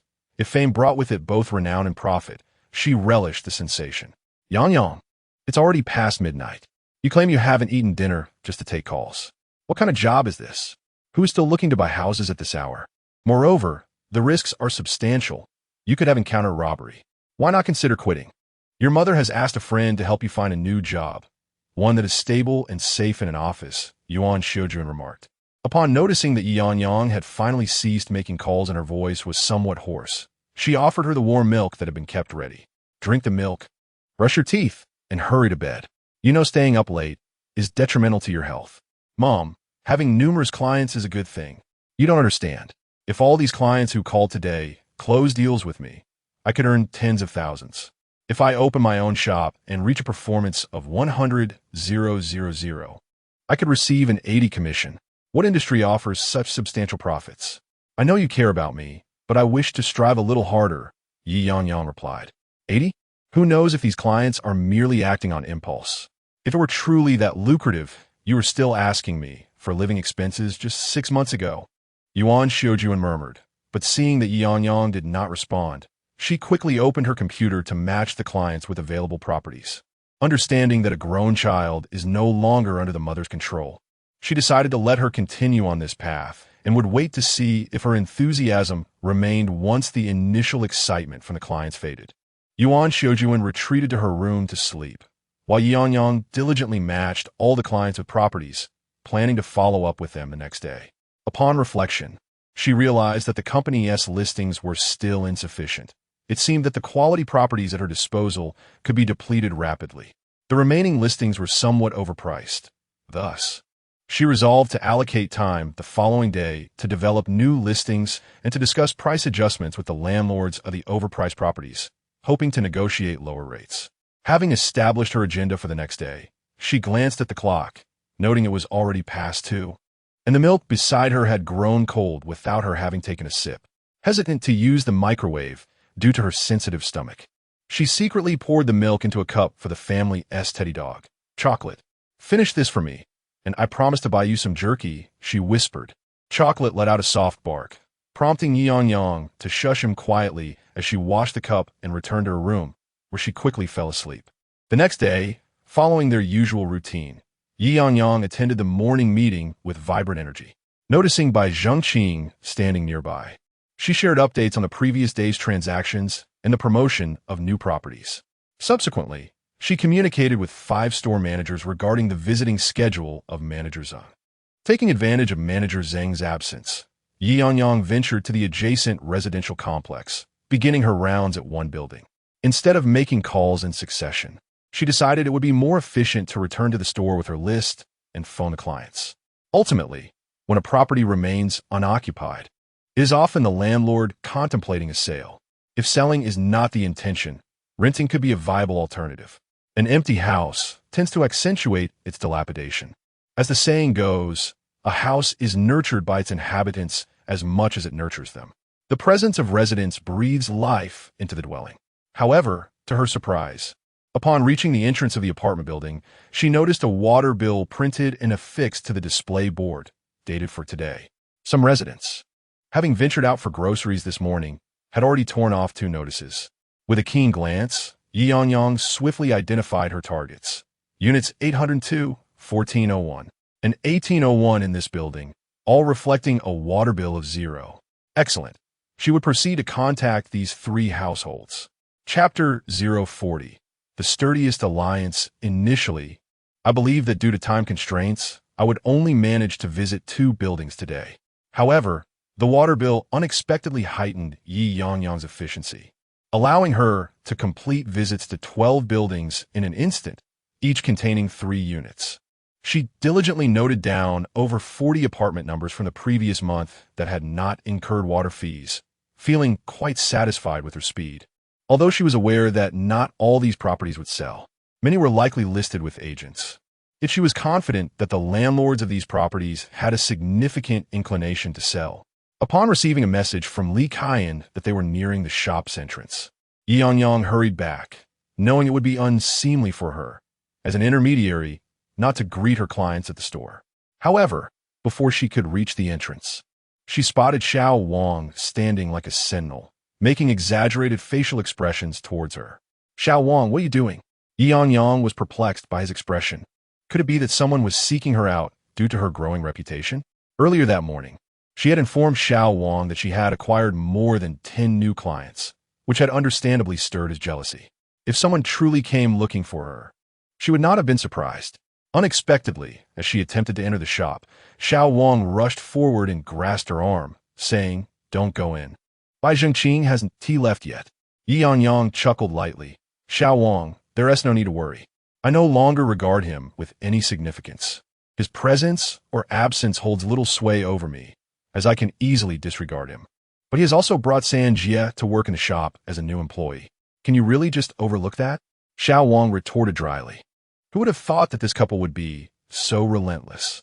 He believed that since Ye Yangyang had broken up, she had been on a sales frenzy, achieving an impressive 50,000 in performance within a week, a true model for their generation. Little did they know that Bai Zhengqing was even more ruthless. Aware that Ye Yangyang would not join him at the new store, he had initially been the one to recruit her to work there. When Jie had also promised that once Bai Zhengqing opened his store, Ye Yangyang would follow him. However, before the store even opened, their relationship had soured, and it was clear that Ye Yangyang would not be accompanying Bai Zhengqing to the new establishment. Her current ambition seemed to suggest she was poised to open her own store.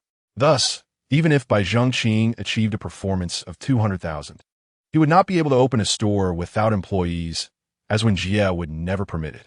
Everyone understood that Bai Zhengqing would likely seize the opportunity during the managerial training period to recruit new staff. Yet no one anticipated that he would bring San Jie into the shop. The atmosphere was tense when Jie struggled to articulate her thoughts on Bai Zhengqing, questioning how someone like him could exist. Did he truly fear no one? Would Ye Yangyang go so far as to confront him directly? Even if Ye Yangyang chose to overlook him, did he genuinely not care about the opinions of his colleagues? Xiao Wang noticed when Jie repeatedly suppressing her urge to curse, taking deep breaths instead, while Song Huan pretended to remind Bai Zhengqing about his off-site training today, suggesting he should leave soon to avoid any awkwardness upon Ye Yangyang's return. Yet, Bai Zhengqing interpreted Ye Yangyang's absence from shop as a sign of fear. San Jie, with her thick skin, continued to introduce herself sweetly in the shop, hoping to foster good relations with everyone.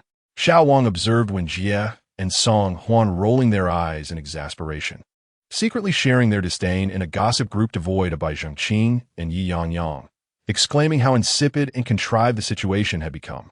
Xiao Wang acknowledged that the girl named Jinjin appeared quite exquisite, her attire stylish and appealing, especially when compared to one Jie and Song Huan, who were dressed in shirts and slacks. However, upon closer inspection, it became evident that she was not as young as she seemed, likely older than Ye Yangyang and certainly more mature than Wen Jie. Her complexion, too, was not as flawless as in the photos previously seen, with thick foundation failing to conceal the enlarged pores on her face. Xiao Wang felt a strong urge to ask Bai Zhengqing, "Brother, is she truly worth it?"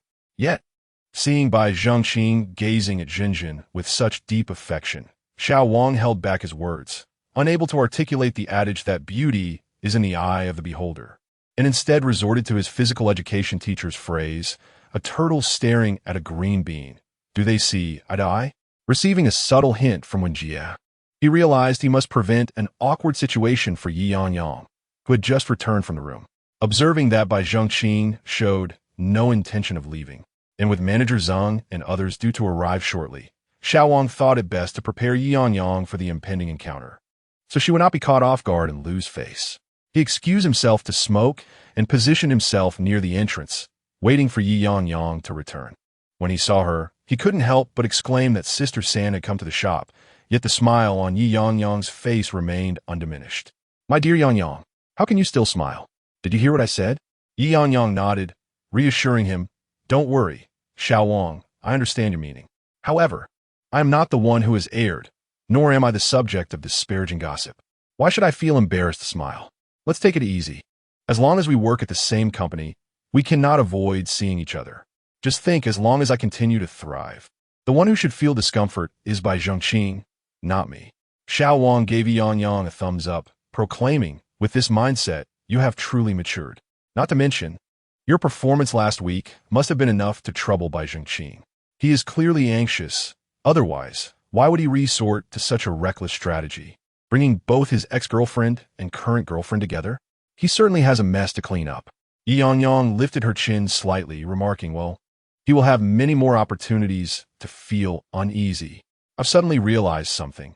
Since I no longer harbor feelings for Bai Zhengqing, I perceive him as somewhat dependent on others for his success, always seeking assistance from his girlfriend to achieve results. Xiaowang's eyes widened in realization. You might be onto something there. However, he did not dwell on this matter for long, as he noticed Ye Yangyang was about to enter the shop. He stopped her once more, scrutinizing her appearance. Sister Yang, perhaps you should freshen up before going in. Everyone inside is fully made up, and you might feel out of place. Just a few days prior, he had seen Ye Yangyang with a touch of lipstick. Now, perhaps due to her busy schedule, she had foregone even that. Although she was not unattractive, indeed, she possessed a certain innocent charm. He understood that in the realm of men, cuteness pales in comparison to sexiness. The woman inside certainly embodied the latter, and he feared Ye Yangyang might be at a disadvantage. Xiaowang, they are not significant. My forthcoming interactions with the developers and clients take precedence. I can adorn myself to please my esteemed patrons, but there is no need to waste time on those who do not matter. Yesterday, she had made the news, and older generations especially found her demure appearance appealing. If she were to appear even more unpretentious, it would surely enhance her likability. Ye Yangyang was determined not to let her clients form a negative impression upon their first encounter. Makeup enhances one's vitality. However, it is not suitable for her at present. She intends to embody the image of a neighborly younger sister to capitalize on the current advantages. Xiaowang remains unaware of Ye Yangyang's intentions. Yet he observes her sudden surge of confidence, amplified by her 7-centimeter stilettos. Indeed, with her height, the heels elevate her presence to a level that could easily overshadow the two individuals inside. Thus, makeup would be superfluous. It is merely a matter of how Ye Yangyang will assert her dominance. Xiaowang, eager for the spectacle, trails behind, only to find that nothing transpires. Both parties share a glance, wordlessly diverting their gazes elsewhere. Jinjin, with a delicate tone, requests Bai Zhengqing to teach her how to operate the company system, while Ye Yangyang returns to her position, lost in contemplation. The wealth she can amass alone is limited. Dealing with second-hand housing entails cumbersome after-sales processes that are lengthy. Xiaowang has consistently shielded her, and Sister Wen stands in her corner as well. When she opens her own store, Sister Wen will be her superior. This situation arises from her position as a perceived weaker party, as it is only natural for individuals to empathize with the vulnerable. However, if her performance exceeds others, leading to isolation within the team, the current camaraderie may wane. Once her achievements reach 200,000, she anticipates a shift in sentiment, with sympathy redirected toward Bai Zhengqing, accompanied by disparaging remarks about her. Understanding the nature of social creatures, she realizes that in a team where she lacks absolute authority, she must learn to foster camaraderie. Thus, she will delegate the responsibility of liaising and maintaining housing listings to Xiaowang, allowing her to focus solely on viewings and transactions. When mutual benefits are at stake, a shared interest forms the most robust alliance. Chapter 041, Sharing with Xiao Wang. Xiao Wang. Come here, I have something to discuss with you. Ye Yangyang beckoned to Xiao Wang. What is it? Xiao Wang quickly seated himself beside Ye Yangyang, who then whispered a few words into his ear and showed him her notebook. Xiao Wang's eyes widened in disbelief as he gazed at Ye Yangyang. Is it really possible? Everyone else fell silent, curious about the conversation between the two, especially given Xiao Wang's exaggerated expression. However, it was clear that they had no intention of letting others in on their secret. This was a matter of information disparity, and it wouldn't remain confidential for long. Once Xiao Wang acted upon it, others would soon catch wind of it.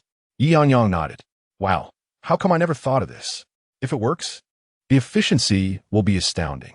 I'll make a few calls to test it out. If it truly works, I can help you out whenever your clients can't make it. Sounds good, but I suggest you check it out immediately after making the calls. It's best to ride over. Today, I just happened to notice this. If too much time passes, the mischievous kids in the neighborhood might tear down those notices, which would hinder our selection. Who knows if other neighborhoods are having the same situation today? Regardless, after I finish the calls, I'll take Song Huan for a quick tour, just in case. We can't let this opportunity slip by.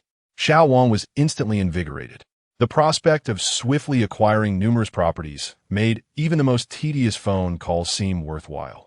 Without hesitation, Xiao Wang pulled out the list and began dialing the numbers corresponding to the addresses Ye Yangyang provided. Fortunately, the landlords almost answered immediately. Upon inquiry, one indeed considered selling their property, and it became evident that the landlord was not well versed in the market rates and was somewhat ignorant of intermediary fees. After Xiao Wang's introduction, the landlord agreed to discuss the selling price further before listing with an agent. Xiao Wang had no qualms about this and promptly registered the property, a 106 square meter house, at a listing price of $1 million, noting that the landlord was contemplating selling and that the price was negotiable for follow-up. Before he could even call the next number, he discovered a matching listing in the system, albeit at a higher price. He called the landlord to check in and tactfully negotiate, resulting in the landlord reducing the price by a symbolic $10,000. Continuing his calls, he encountered a few rejections or indecisive responses, but the efficiency was remarkably higher than his usual blind casting of nets. Within no time, he had called over 40 numbers and registered 6 new properties. Xiao Wang could hardly contain his excitement.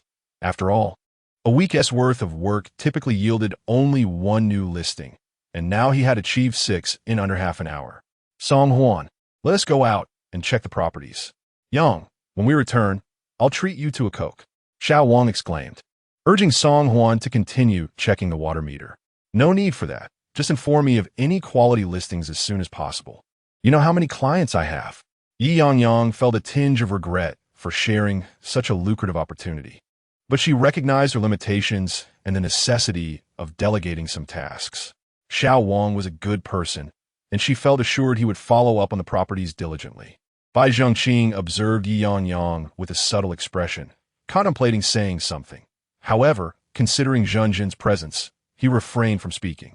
What could Ye Yangyang have said to coax the notoriously frugal Xiao Wang into offering to treat others? Ye Yangyang sensed Bichengingst Gaze.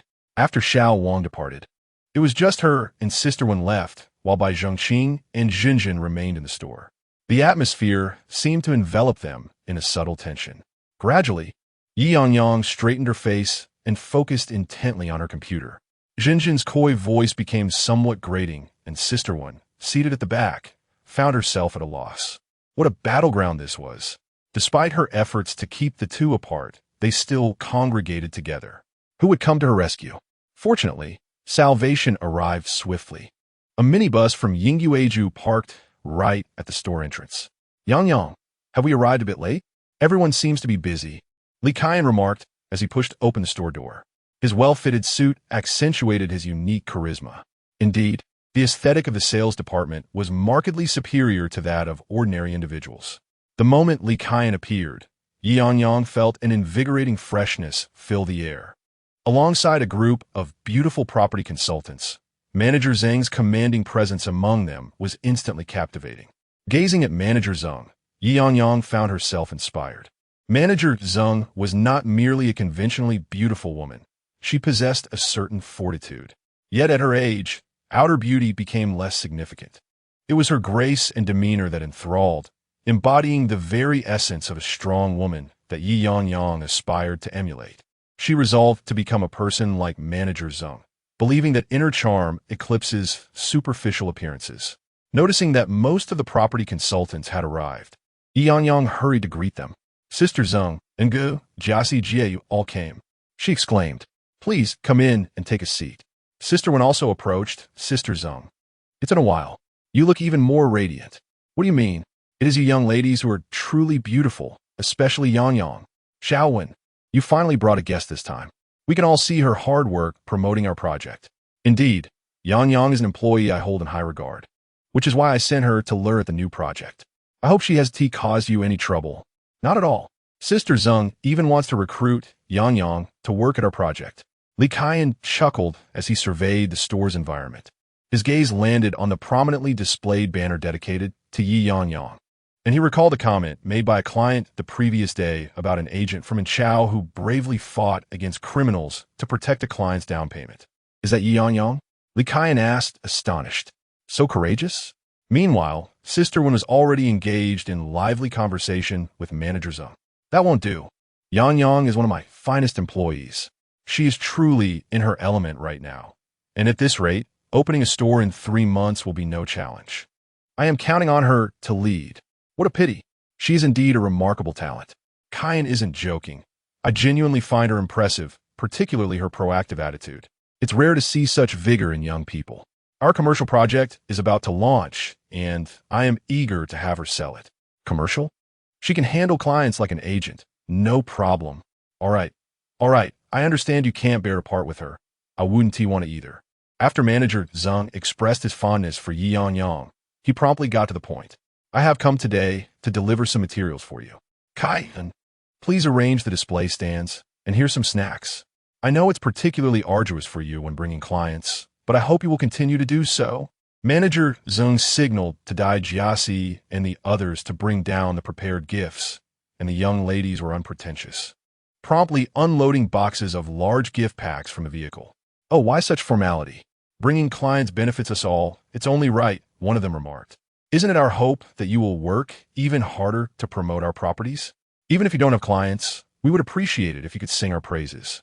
With your numbers and our somewhat secluded location, we rely heavily on your assistance." "All right, we shall indeed bring more clients." They agreed after a brief exchange. Subsequently, Sister Wen personally took Manager Zeng to visit other stores with Ye Yangyang. Everyone received a bounty of snacks, and the young crowd immediately erupted in excitement, declaring their commitment to continue bringing clients. Overall, the group felt quite satisfied with the day's endeavors, while the two in the store were of little concern. Chapter 042. The desire to take on apprentices at noon. Manager Zeng treated 2 individuals to a meal once more, and Ye Yangyang's phone began to buzz with activity. As Manager Zeng drove Ye Yangyang back to the store, he learned that she had already scheduled 3 property viewings. "How come you have so many clients? And they're all looking for second-hand houses?" The new developments are directly shown by the sales team, attended to by property consultants, he remarked. Ye Yangyang, sucking on a throat lozenge, replied, "I believe it's the aftermath of yesterday's news. Many people have called to inquire if I am the Ye Yangyang mentioned in the report. If so, they want to view properties with me. I'm uncertain if they genuinely wish to see houses or merely wish to meet me." Ye Yangyang arranged for her clients to meet at the spring store. To be honest, she had developed a fondness for the spring store, as its resources for second-hand houses were exceptionally abundant. Whenever a client expressed their needs, her immediate instinct was to match them with the resources available at the spring store. Regardless, having them out is a sure sign of potential clients. We'll see how it goes in person. However, you must exercise caution, especially since you are a young woman meeting clients at night. Should a relative of that robber seek you out, I fear for your safety. Therefore, do not go alone during viewings. Always ensure the property owner is present, and if they are not, bring Xiao Wang along. Sister Wen was genuinely concerned for Ye Yangyang. "Yes, I understand, Sister Wen. I will take good care of myself," Ye Yangyang assured, acknowledging that despite her strength, The malicious intent of certain individuals could be unpredictable, necessitating vigilance. By the way, Sister One, are you free on Wednesday? I have a group of clients interested in viewing the new developments in a new district. I would like to take them, but I have no means of transportation, which poses a bit of a challenge. The new district? Are the clients trustworthy? It's quite a journey, and the property prices there exceed those in their ditching district by a significant margin, even with a lower commission on new developments. A single successful transaction could easily yield over 10,000 in performance. I feel they are quite reliable, but they mentioned that if they find a suitable property, they intend to purchase 5 units. 5 units? Then we must go. Sister One responded eagerly. Not to mention that the viewing reward there is 200 per group. That makes for 1,000 if we manage 5 units. As the store manager, she did not differentiate between employee performance and rewards, but rather had the obligation to assist her staff. Even if no transactions were made, Ye Yangyang would certainly be grateful for the effort involved in making the trip. Additionally, Sister Wen, the influx of clients calling me these past few days has been somewhat overwhelming. I am unsure if this is merely a fleeting trend or if such demand will persist. However, many of them are reaching out specifically for secondhand properties. I can pass off the new developments to the sales department's property consultants, but I cannot neglect the secondhand market. Are you suggesting? Sister Wen's grip on the steering wheel tightened. No, it cannot be. Just after assuring Manager Zhang that you would continue to oversee Yingyue Residence, and the developers have faith in you, are you now expressing a desire to abandon new developments? Well, with a mere 6 or 7,000 in performance for each unit, and only receiving 30 of that for the effort expended, while the buyer side merely needs to make a phone call without concern for follow-ups. The commission timeline for successful transactions is uncertain compared to the immediacy of second-hand sales, where the revenue is almost instant and the profit sharing is significantly superior. While she understood Ye Yangyang's inclination towards second-hand properties, Sister Wen also recognized the complications this would create with Manager Zhang. Moreover, as Yingyue Residence had just begun to show promise, she was reluctant to let it go. I am considering arranging for my colleagues at the store to assist me, but I suspect they might not be inclined to do so. Would it be possible for us to directly recruit a few newcomers? I also aspire to mentor 2 apprentices. Ye Yangyang has no intention of beating around the bush with Sister Wen. She candidly expresses her ambitions. It is not merely about mentoring apprentices for her. Her ultimate goal is to open a store, which necessitates hiring staff. Her plan is to establish the store within 3 months, as it typically takes this duration for ordinary employees to become proficient. Thus, recruiting now is quite opportune.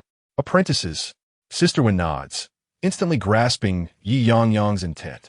I understand. The agency has consistently struggled to find suitable candidates, and you are aware that the HR department at headquarters has been searching for quite some time without success. Bai Zhengqing is likely also communicating with HR to assist him in recruitment.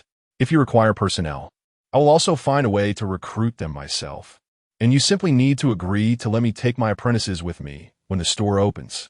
That is certainly agreeable. I do not intend to be unfair.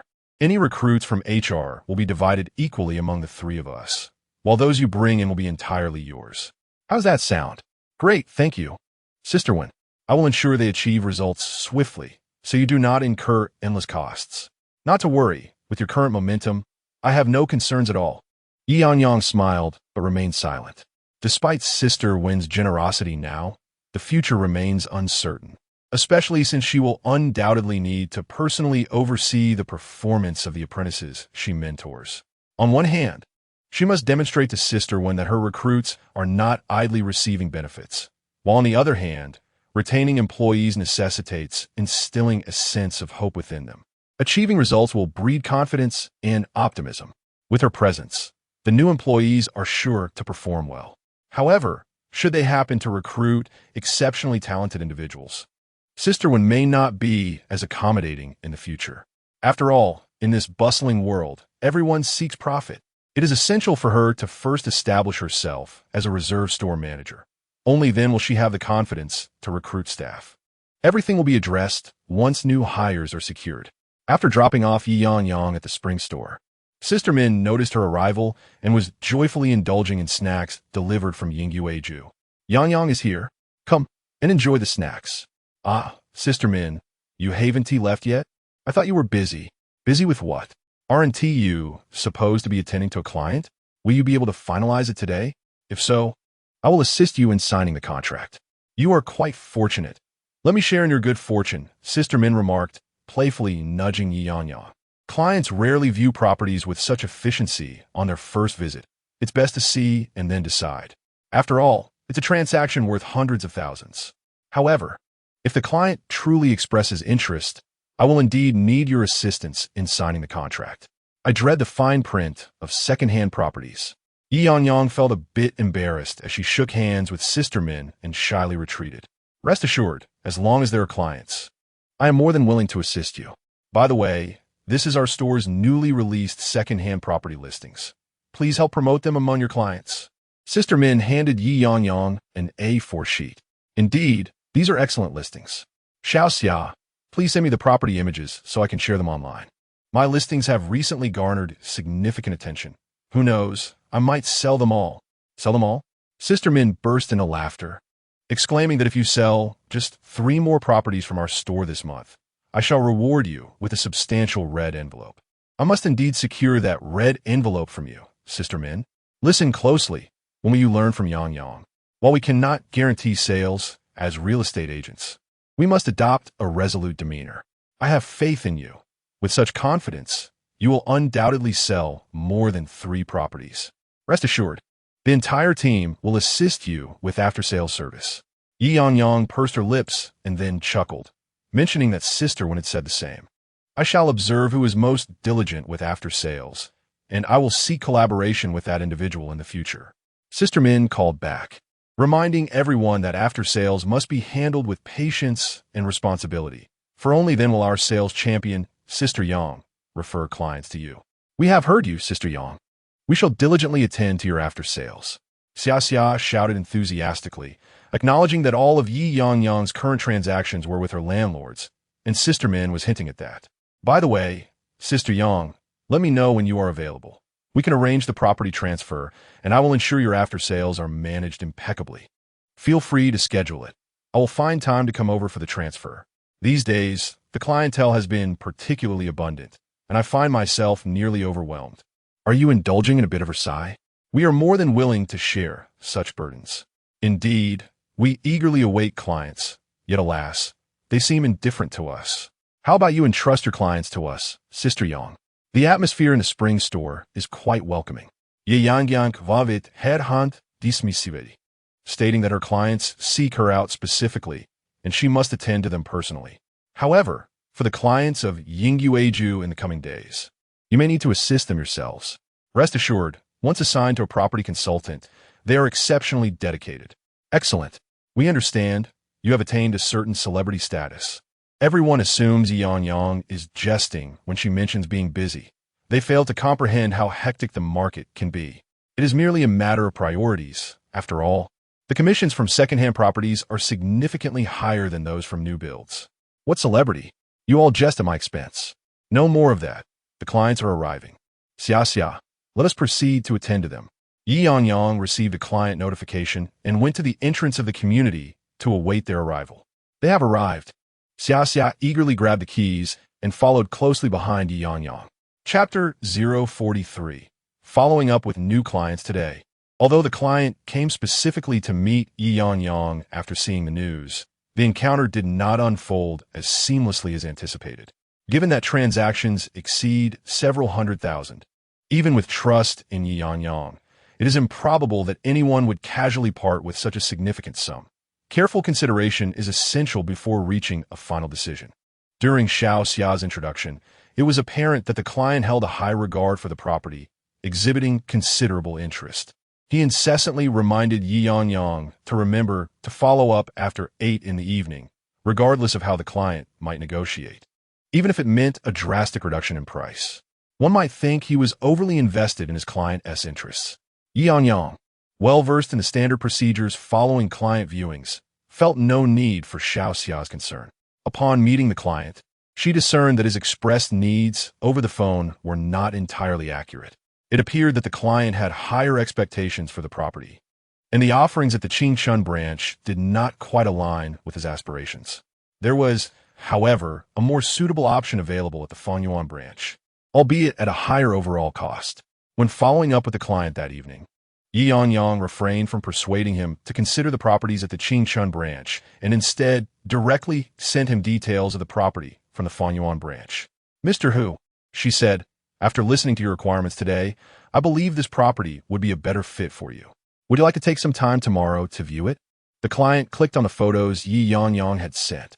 The layout and price seemed to exceed his initial expectations. Yet he was quite taken with both the location and the design. The first property she had recommended merely met their criteria, but after viewing it, he felt a lack of urgency, which left him somewhat conflicted. In contrast, this new option instantly captured their attention, even if it slightly surpassed their budget.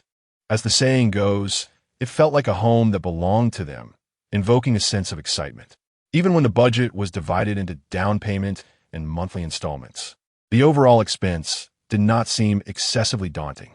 Noticing the client's rapid response to her message, Ye Yangyang understood that he preferred the second property. Shaking her head, she reflected on the importance of never underestimating a client's capacity. They might deliberate over a cup of instant noodles costing more than 5 yuan.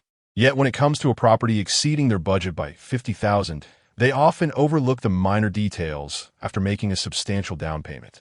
Her instinct for matching clients with suitable properties was remarkably accurate. As long as she met the clients and they were willing to articulate their needs, she could recommend a home that would satisfy them. Ye Yangyang quickly finalized the viewing time with the client. Simultaneously, she felt a renewed confidence in mentoring her apprentice. She was not deterred by the apprentice's potential shortcomings, believing that as long as the apprentice had clients, she could guide them every step of the way, ensuring they would not leave hungry for success. However, she worried about the prevalent bias many individuals held against agents when seeking employment. How could she find her first apprentice? The following day, Ye Yangyang first transferred Mr. Chui's down payment to Uncle Li's account and then assisted Mr. Chui with the mortgage process. This time, Mr. Chui did not bring cash, having learned from a previous experience.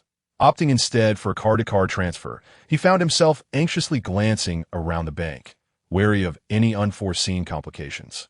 His parents, cautiously trailing behind him, only sighed in relief once the funds had successfully transferred to Uncle Li's account. "All right, Brother Chui, once the bank approves the loan, I will take you to handle the mortgage. Uncle Li, your family only needs to wait for the bank's disbursement, which will take approximately a month. Brother Chui, you can proceed with Uncle Li today to transfer the property and complete the handover with the management. This afternoon, I have a meeting in my company that I must attend, so I fear I won't be able to accompany you. Would it be acceptable for my colleague, Xiao Wang, to assist you with the property handover?" "Certainly. We understand you are quite busy. Having your colleague's assistance is equally appreciated."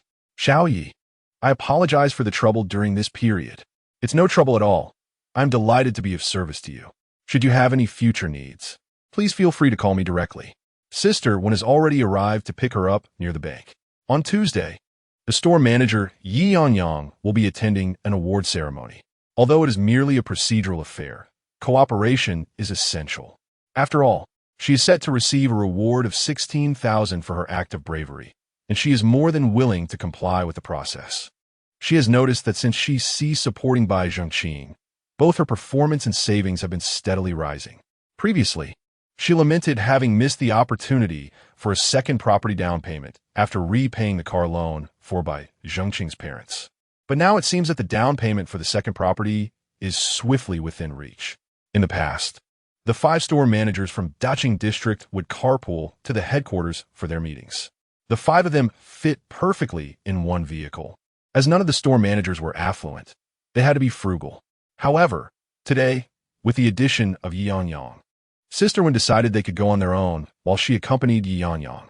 Along the way, Sister Wen initially intended to discuss future plans with Ye Yangyang, particularly where she might want to open her branch. However, before she could speak, Ye Yangyang's WeChat notification chimed. "Xiao Yi, this is my leader's WeChat. He is aware of your achievements and wishes to inquire about purchasing a property. His budget is within 2 million for a villa. Do you have any recommendations?" Zhang hadn't referred any clients to her on Monday, leading Ye Yangyang to believe he had forgotten to do so. Little did she know, Yingyue had kept her situation in mind and had even laid the groundwork with potential clients before recommending her. Ovilo, I indeed have a few resources available. Allow me to add your friend and inquire about his specific requirements, as there can be significant differences between various villas. Clarifying this will enable me to make better recommendations. All right, I trust your capabilities. Please ensure you find a suitable property for my leader. You won't expect any discounts on the agency fee. Seeing Ye Yangyang refer to her leader as a friend brought joy to Yingyue. Establishing a connection with a leader and assisting, even in a minor way, can serve as a small boost on the path to promotion. Ultimately, the decision rests with the leader. Yingyue merely believes Ye Yangyang to be a reliable person. He is certainly not motivated by the prospect of a 2,000 yuan referral fee, as that is not his character. Rest assured, I will diligently find a property that aligns with your friend's desires. As Ye Yangyang spoke, she added Zhang Ji's recommended WeChat friend, who accepted her request promptly. She immediately introduced herself. Hello, I am Ye Yangyang, a sales agent from Anchao Real Estate. Yingyue informed me of your interest in purchasing a property. May I know how you prefer to be addressed? Soon, the other party indicated that they were typing. Ye Yangyang waited for a moment, yet no message arrived, and she did not press for a response. Instead, she opened several other messages and replied in succession, particularly to a client who would be visiting the new district tomorrow. This individual seemed perpetually attached to their mobile device. They were also remarkably familiar, addressing her as Miss Yi from their very first phone call. And now, Sister Yangyang, do you think the five of us should purchase in the same building but on different floors, or should we buy separately? I believe that even with close relationships, it might not be wise to live too closely together. What if a minor issue strains our friendship? However, if the distance is too great, I worry that if they prepare delicious meals, I won't be able to join for dinner. Additionally, I have a friend who is a teacher. Living too far away would complicate my ability to have my child educated alongside theirs. Ye Yangyang gazed silently out of the car window, pondering, Sister, you have conjured countless reasons to persuade yourself to live closer to your friends. Yet the only one that seems to stem from self-critique is beyond my counsel. Chapter 044. The Villa Client After a Moment of Contemplation. Ye Yangyang sent a voice message to Guan Man Ning. Sister Man Ning, the property you are considering is indeed a high-end development. From what I gathered, both privacy and sound insulation standards are exceptionally high, which should adequately meet your fundamental privacy requirements. However, since I have not personally visited the site, it is somewhat challenging for me to provide a recommendation, and I would feel somewhat disingenuous praising it without first-hand experience. Moreover, I have always enjoyed our conversations. Your amiable personality ensures that you get along splendidly with everyone. Your enthusiasm is infectious, making you quite likable. Nevertheless, purchasing a home is a significant matter. Your friends may have their own preferences. Some might feel uneasy on higher floors, while others prefer ample sunlight from south or east-facing homes. Some may favor vibrant surroundings, while others seek tranquility. These varying needs should be taken into account. Once I meet you and your friends tomorrow, I will better understand their requirements before making any recommendations. I am confident that, given your character, Sister Man Ning, it is not merely about residing in the same community. Even at this distance, I find myself drawn to you. You are simply irresistible. Ye Yangyang's explanation resonated with the warm and affable Guan Man Ning, who responded with a thumbs-up emoji. I know, Sister Yangyang, you truly are professional. I have compared numerous properties, and this one aligns with most of our expectations. After hearing your thoughts, I feel reassured. I've chosen the property. It is better for them to decide on the floor and unit number themselves. We have agreed to meet tomorrow, and I will be waiting for you. All right, I shall arrive early. This will be my first experience exploring such a high-end development, and I look forward to gaining knowledge alongside you, Sister Man Ning. Finally, Brother Zhang's client responded. Instead of addressing Ye Yangyang's queries, he sent her a link. Do you have this property? Is it convenient to take a look? Ye Yangyang clicked on the link and felt relieved to find that it was not content from another agency, but rather listings from Chaojia agents. Upon discovering the Blue Land Villa, she noted its proximity to the industrial area, where several leaders from the industrial sector had purchased homes. Given that Brother Zhang worked in the industrial zone, it was reasonable that many of his superiors would be looking at this area. This villa was reasonably priced at $88 million for a 380 square meter property, and Ye Yangyang promptly called the agent. Hello, brother. This is Ye Yangyang from the used store. I would like to inquire if the blue land villa you listed is still available. What is the current price? Is the landlord reliable? Sister Young, no need for formalities. Yes, that villa is still available. The landlord is stable. He is currently overseas and is asking for $88 million, with a net collection of $8 million. The keys are with the property management. Clients can view it anytime as long as the management is still on duty. If they like it, the landlord has entrusted us to handle everything directly. That is quite convenient. Are there any other properties available? The management at Blue Land is commendable, surely. Clients wouldn't want to view just one property. There are indeed several other options. Yet apart from this particular one, the cheapest alternative is quoted at $2 million. The landlord of the villa seems to treat the sale as a mere pastime, not particularly pressed for cash. When negotiating over the phone, they casually mentioned that they could sell or not sell, making discussions quite challenging. Moreover, there is another finely decorated apartment available, for which the landlord has instructed the maid to grant access. The renovations purportedly cost over $1 million, hence it is listed at $3 million, making it the most desirable option in terms of pricing. This one truly appears to be the most suitable for my client. In that case, please find another option. I will arrange a viewing with the client later to facilitate a comparison. When does your client wish to view the property? I will borrow the key from the property management and apply for a viewing to avoid any inconvenience when the client arrives. This property management is indeed quite stringent, yet it serves the homeowners well. I will keep you informed once I have made arrangements. Ye Yangyang promptly responded to Brother Zhang, a seemingly composed gentleman based on his social media presence. Sir, this property is still available. The landlord is currently abroad and has entrusted our company with the sale. The price of $88 million is negotiable. Please let me know when it would be convenient for you to view the property. The other party indicated they were typing, but took an eternity to respond. Ye Yangyang let out a slight sigh, wondering if the individual might be elderly. Although she was not an impatient person, the lack of response was beginning to wear on her. With significant clients, why sigh? Exercise a bit more patience. Your communication with clients is impeccable, even more so than mine. I feel there is a high likelihood of closing a deal on the new listing tomorrow. However, with 5 clients potentially buying together, it may take an entire day to finalize. You'll need to reschedule your other clients. Yes, I understand. Yingyue, you mentioned we fret when we lack clients, and we still fret when we have many. When will we ever be free from worry? I sometimes wish I were the Monkey King, able to split myself to attend to different clients, ensuring all of them close deals. That's quite normal. It often happens this way. You must learn to prioritize and consider the client's personalities. Those who are impatient and less particular will come to view properties as soon as you call. They might close a deal after just 2 viewings. In contrast, those who are indecisive and difficult to schedule, which should be approached gradually, like a frog slowly being brought to a boil. You can postpone their viewings when you have multiple clients, as they likely won't close elsewhere either. I truly believe you excel in client management. If you seek my guidance, I have none to offer. My only advice is to pursue whichever client is likely to close quickly.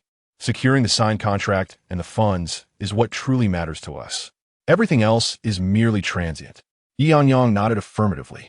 By the way, did you have something to convey to me earlier? I was on the phone as soon as I got into the car and didn't have a chance to speak with you. It was nothing of great importance. Yingyue herself forgot what she intended to say. The manager's meeting is expected to last around 2 hours, and afterward, I need to handle some financial reporting. I'm uncertain whether you'll need to wait for me in the manager's meeting room. If not, feel free to find something to occupy your time for those 2 hours. I will come and pick you up once I'm done. Understood.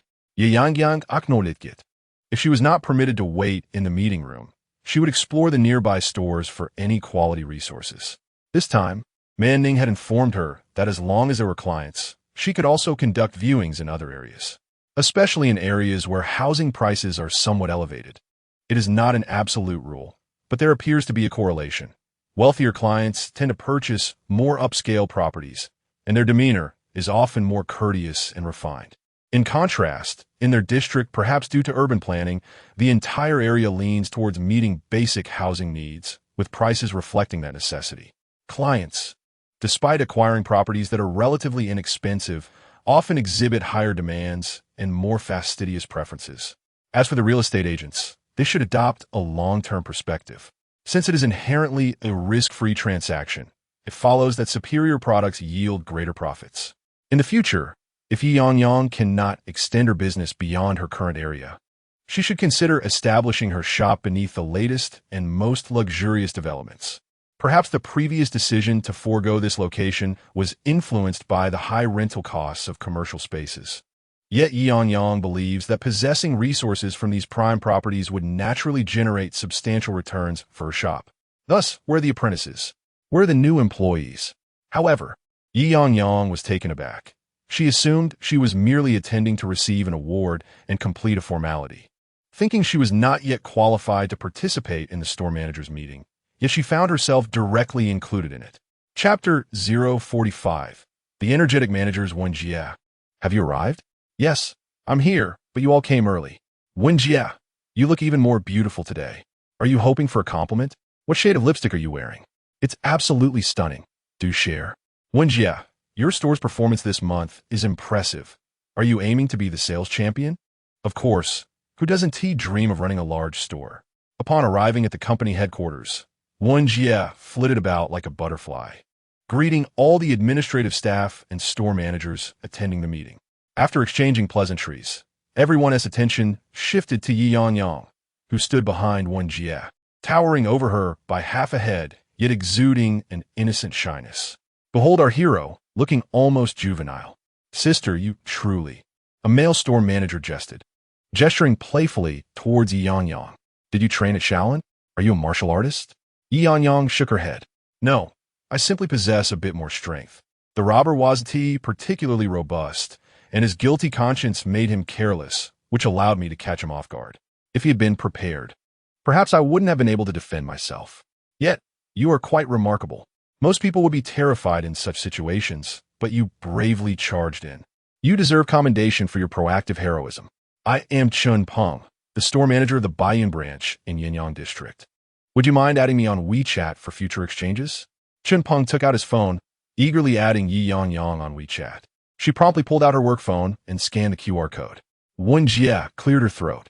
Yangyang, if you have clients in Yangyang district, whether for new or second-hand houses, you can always seek out Peng Ge. He is highly trustworthy in professional matters. However, if he invites you out for leisure or a movie, it's best to decline. He has broken the hearts of many young women in the company. Ye Yangyang looked at Chun Peng in surprise. Really? Though his hairstyle is a bit oily, he seems quite earnest. I didn't expect. Lenya, you are slandering me again. Am I not simply engaging in normal professional interactions? Your remarks are tarnishing my reputation. If I struggle to find a partner in the future, I will hold you accountable. Accountable? Lemya Stokfed, Ligthli. Do you believe I would take Yangyang to your store to perform feats that would dismantle your computers? Yikes. Indeed, she is a fierce dragon from the southwest. I dare not provoke. Yangyang, please don't follow your manageress example. Girls should be gentle to be charming. Cut it out. Yingyue rolled her eyes dramatically. As Ye Yangyang observed their playful banter, she sensed the camaraderie between them. She browsed through Chun Peng's moments and discovered a plethora of property listings he had shared, the most recent just 3 minutes prior. It seemed he was quite the expert in second-hand properties. It was rare for a store manager to still actively pursue sales after attaining their position. Often, they tend to relax and adopt a laid-back approach. Chun Peng, however, was diligent in posting listings and striving for results, a rarity indeed. Peng Yi, I noticed a property in your moments that might suit one of my clients. I'll arrange to meet with them. Does your store have the keys to that property for viewing at any time? Although our districts are in close proximity, you indeed have clients from my area, which is commendable. You are an excellent candidate for business. Chun Peng observed the properties that Ye Yangyang had shared. Feel free to take any clients you have. Even if you lack keys, I can dismantle the door to allow you to show them the property. Thank you. Ye Yangyang continued to scroll down, searching for additional premium listings. Even if she had no clients at present, it was prudent to remember the properties for future recommendations. Ah, you must be Ye Yangyang. Are you the one who referred a new client to our office for a property viewing tomorrow? Is that correct? Another unfamiliar store manager approached. seemingly not well acquainted with Sister Lianwen. I am Qin Shaoxian from the Shueiyue branch in the new district, overseeing Puhan number 1. Your client registration pertains to Puhan number 1. Am I right? Oh, Manager Qin, yes, that's correct. We were just discussing leaving early tomorrow. I thought you could manage it. But the client insisted I accompany them, as there are 5 households making a joint decision. 5 households? Manager Qin's expression darkened instead of lightening at the news. No. One has been selling exceptionally well, with high client approval. If it were just one household, it could easily be coerced by the sales consultants at the site. But with 5, each household poses a different challenge. Is it not possible to separate them? Manager Qin was not fond of crowded business dealings. A cacophony of voices was less effective than a single, persuasive advocate. They are friends who wish to purchase together. They have compared numerous properties and communicated their intent to assist in boosting my performance. They found me after reading the news. Manager Qin nodded. Well, that is fortunate. The clients have an inherent trust in you. Perhaps if you engage with them a bit more, they may heed your advice. For now, let us proceed with the viewing. You have my WeChat, right? Ye Yangyang nodded.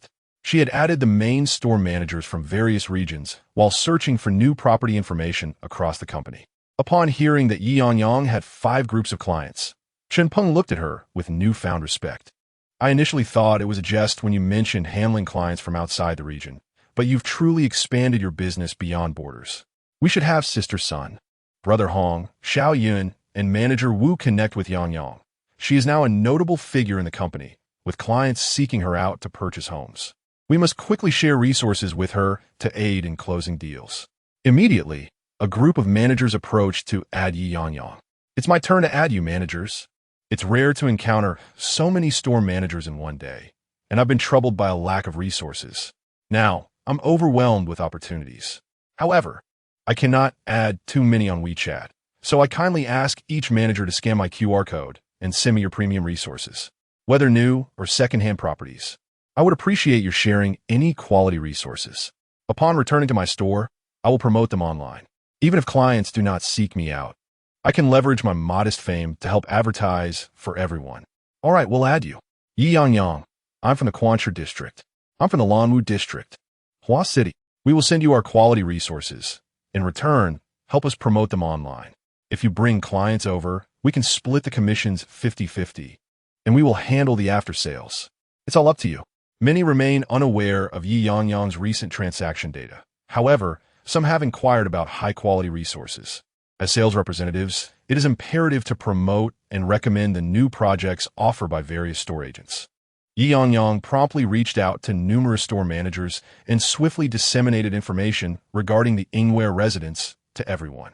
Esteemed store managers and owners, I have observed that your resources are indeed of high quality. I, too, possess a new project that, when time permits, I would appreciate your assistance in sharing. It is affordably priced, features an excellent layout, and holds significant potential for appreciation. I warmly invite you to recommend clients, and I shall personally oversee the process. Although the store manager meeting has yet to commence, the participants have already begun discussing resources. Unlike past meetings, which were often filled with complaints or characterized by individuals covertly engaging with their phones in unremarkable corners, today as store managers radiate an unusual vitality. Chapter 046. Reflection of General Chiu. As the meeting time drew near, General Song and General Chiu emerged from the chairman's office. The store managers eagerly greeted General Song, who responded with a warm smile, while General Chiu's demeanor was somewhat serious. He cast a deep glance at Ye Yangyang as he passed by and nodded in her direction. Ye Yangyang's gaze wandered slightly. It was her first time seeing General Song in person after 6 months of employment. He exuded an air of leadership coupled with approachability. It was no wonder he had built so many agencies from scratch. For someone like her, an inexperienced novice, even if she were to be reborn, she couldn't help but feel a twinge of envy. Some individuals are inherently strong, while others, like herself, seemed destined to merely fill the numbers. She never expected to surpass General Song or replicate his success, even with a decade more experience or knowledge. She did not believe she possessed any abilities that could rival those of truly exceptional industry figures. To excel in her field, there was an immense amount for her to learn, Even Sister Wen had significantly higher emotional intelligence and management experience than she did. Taking a deep breath, Ye Yangyang considered the hierarchy above her, including Regional Manager General Chiu, the board members who were only a few years older, and the esteemed Chairman General Song. Her encounters with General Chiu were infrequent, but he struck her as serious and unsmiling, yet he was not one to criticize others. Sister Wen and the others held great respect for General Chiu, as he was always willing to assist them in resolving their issues, a dependable figure akin to a family patriarch. His personality, though not ideally suited for sales, had nonetheless propelled him to the position of regional manager due to his reliability. Ye Yangyang believed that successful individuals often possessed an alluring charisma, and she hoped to glean wisdom from General Chiu whenever possible. Yangyang, let us connect on WeChat. We are both subordinates in the same regional agency, and if you have clients from Dongji District, don't forget to recommend them to me. Suddenly, a strikingly attractive woman enthusiastically wrapped her arm around Ye Yangyang's shoulder. Big sister, you're attending the meeting today too? Sister Wen exclaimed, immediately linking arms with the other woman. Of course, I must meet the company's first heroine of valor. Besides, my husband never clearly conveys the key matters that General Song discusses after meetings. It's more reliable for me to hear it directly. The woman laughed heartily as she led the two toward the conference room. Sister Wen winked at Ye Yangyang, that's General Chiu's wife. Oh, Ye Yangyang Residence. While other companies might avoid having couples in the same firm or store, and Chao embraced this dynamic, even encouraging family-run businesses, believing that unity of effort would yield greater motivation. The big sister seated the three of them in the front row as others trickled in. General Song surveyed the room. Everyone is here. For those who are not, we shan't wait. Today we welcome a new face. I noticed you all adding her on WeChat earlier, which delighted me, but also incited a bit of anger. Do you know what I'm pleased about and what frustrates me? Everyone exchanged puzzled glances. Was today's theme to commend Ye Yangyang? How could he be angry? They had no inkling of what might provoke a leader of his stature. I'm delighted that we have a celebrity among us, possibly even more renowned than General Song himself. A proactive participant quipped, eliciting laughter from the crowd. I am merely a small intermediary boss, yet I find myself working for you all. What significance does fame hold for me? General Song does not indulge anyone. Instead, he engages with us directly and humorously. If this is the reason for my delight, can you fathom why I might be irked? General Song continues to smile warmly at everyone. You don't seem angry, someone quips, prompting a chorus of laughter. General Song remains unfazed and turns to General Chiu in the front row. General Chiu, please share your thoughts with everyone. General Chiu nods, rising to address the audience. Dear colleagues, apart from an initial batch of salespeople who followed General Song, we were once the best of friends, laboring together to establish today's and Chaojia. Our hard work has borne fruit. Those of us who remain have either become store managers, regional managers, or even board members. Each of us oversees a handful of subordinate stores. Today, I see many new faces. You may know me as General Chiu, yet I may not remember the names of many new store managers. Beyond our own region, we hardly recognize the managers from other areas. I understand you might argue that focusing on your own patch is sufficient, but we are part of one in Chao, one big family. Is it too much to ask for a little collaboration, or even just to exchange contact information? The large-scale store manager meetings have been ongoing for over a year now. During this time, I must reflect on why I have not proactively reached out to managers from other regions to learn about their resources and exchange ideas with excellent teams. Is the company truly restricting us from selling properties in other areas?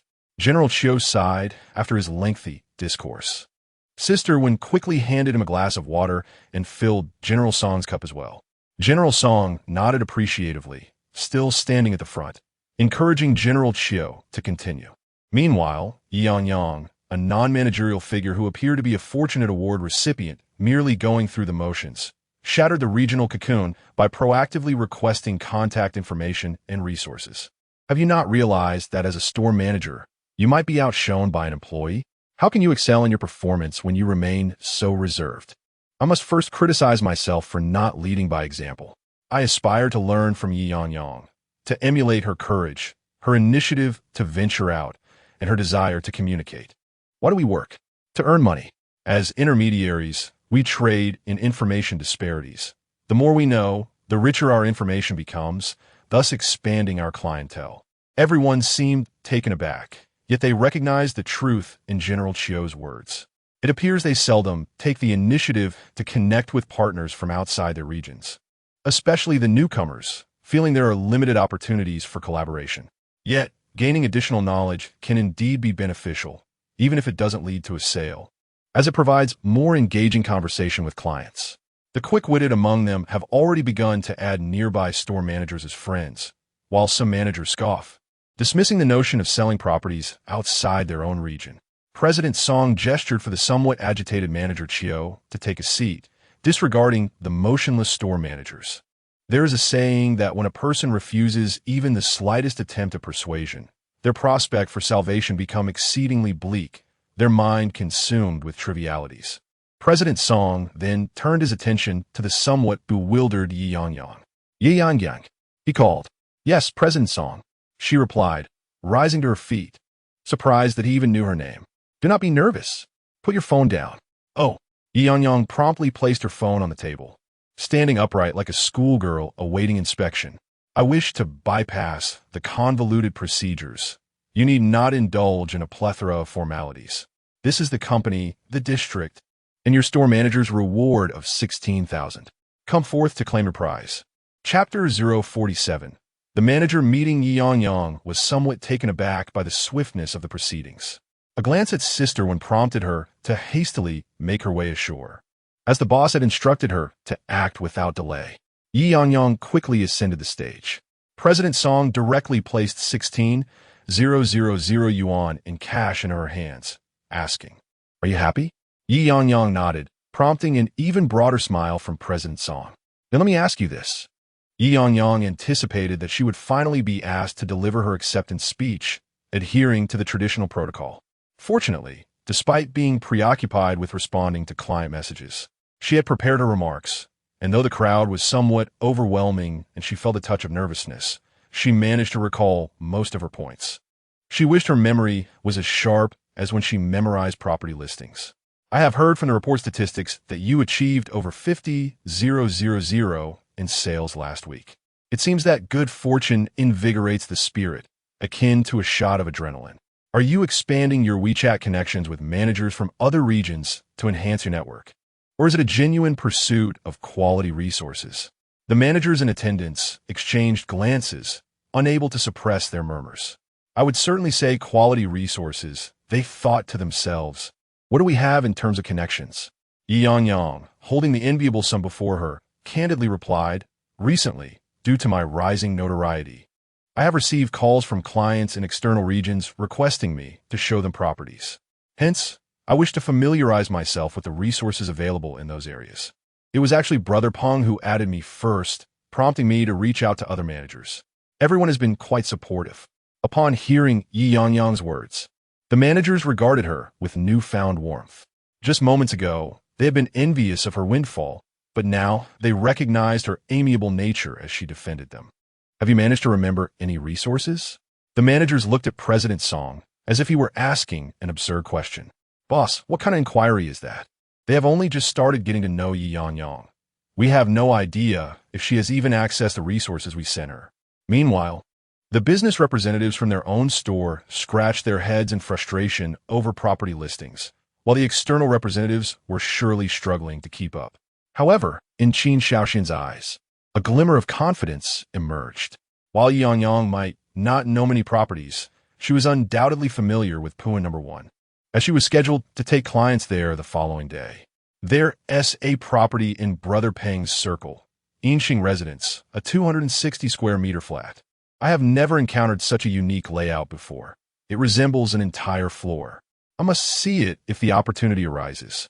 Manager Wu mentioned a top-floor duplex on the 33rd floor, with a mere 44 square meters of ownership area, but a surprising 150 square meters of usable space. I find such properties to be quite extraordinary, he noted. Manager Chow shared a stunningly decorated garden property, exclaiming, "The garden is exceptionally beautiful. I must share it on my social media." Ye Yangyang went on to cite 7 or 8 properties, none of which were new developments, all being second-hand homes. The other managers, along with President Song, were rendered speechless. He understood that successful employees were invariably sensitive to property listings. He had merely hoped Ye Yangyang would mention a couple of new developments to inspire a shared enthusiasm among the team. Who would have thought that she would accurately recall only second-hand listings? Overcome with admiration, he couldn't help but applaud her. Ye Yangyang, your exceptional professionalism has truly impressed me. In truth, I am indifferent to whether you are a hero. As a sales representative in our company, I naturally hope for your outstanding performance. It has been 7 months since you joined us, yet your earlier results have been dishearteningly lackluster. Sister Wen knocked her forehead against the table, bowing her head in shame. This was her responsibility, and she had indulged in it. Now, she had to endure the consequences. She yearned to experience the benefits of a reserve store manager, someone who could receive dividends without concern. After a year of operation, it was indeed embarrassing not to have any subordinates. Unconsciously, Ye Yangyang licked her parched lips and remarked, "Who hasn't been blind in their youth, encountering scoundrels?" Fortunately, it was merely a financial deception. President Song cast a puzzled glance at Ye Yangyang, then observed the store managers below, who were suddenly enlightened. Excellent. He too was only in his 40s, not an old man incapable of understanding. Was it not the case that the performance was from Xiaowen's store? How could Xiaowen tolerate such betrayal from within? He would inquire about the reserve store managers participating from Xiaowen's store, individuals who could not achieve even 200,000 in performance in a year rendered opening a store meaningless. Yangyang, you possess great talent, and I have high hopes for you. You must strive diligently to meet the performance requirements for the reserve store manager training. For this session, I shall take on the role of your mentor. This would indeed establish a mentor-mentee relationship with President Song. Ye Yangyang immediately nodded. All right, President Song. I will work hard to achieve my performance goals and participate in the reserve store manager training. I will serve you tea to express my gratitude. I look forward to your tea. President Song no longer pressed Ye Yangyang and allowed her to return her seat without dismissing her, permitting her to attend the store manager meeting. The theme of today's store manager meeting was to encourage managers to venture out, broaden their understanding of resources, engage in communication, and seek knowledge. Ye Yangyang listened intently, especially noting that the local network could post 80 property listings. Continuously posting in the same area would lead to restrictions, yet posting in different regions might yield unexpected gains. Clients must learn to adapt, and everyone should not focus solely on second-hand properties. They should also pay attention to new developments and proactively seek to sign new project agencies. Any resource that can be sold is a valuable resource. President Song's discourse was not overly profound. It was grounded and easily comprehensible. Ye Yangyang felt she had learned a great deal. Even after the meeting concluded, she felt a lingering enthusiasm, for learning is akin to a form of mental rejuvenation, a significant advancement for those with limited knowledge. She genuinely wished to attend more of President Song's lectures. They were profoundly engaging. Subsequently, Sister Wen and the others went to the finance office to report and check accounts, while Ye Yangyang waited outside. Finally, the brother from the Blue Land Villa sent her a message. When can I view the property? Unable to hold back her sarcasm, Ye Yangyang mused. Did you just return from a trip around the moon? It took 2 hours to formulate this question. If you wish to see it, you can make an appointment before 6 today.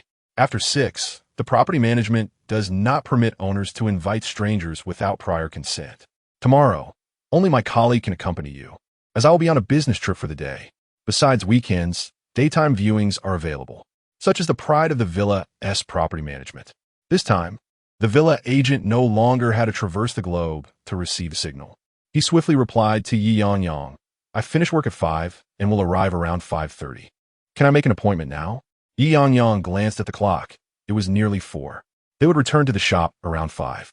While making a call to the property colleague, she simultaneously responded, Please hold for a moment. I will make the appointment first and then reply to you.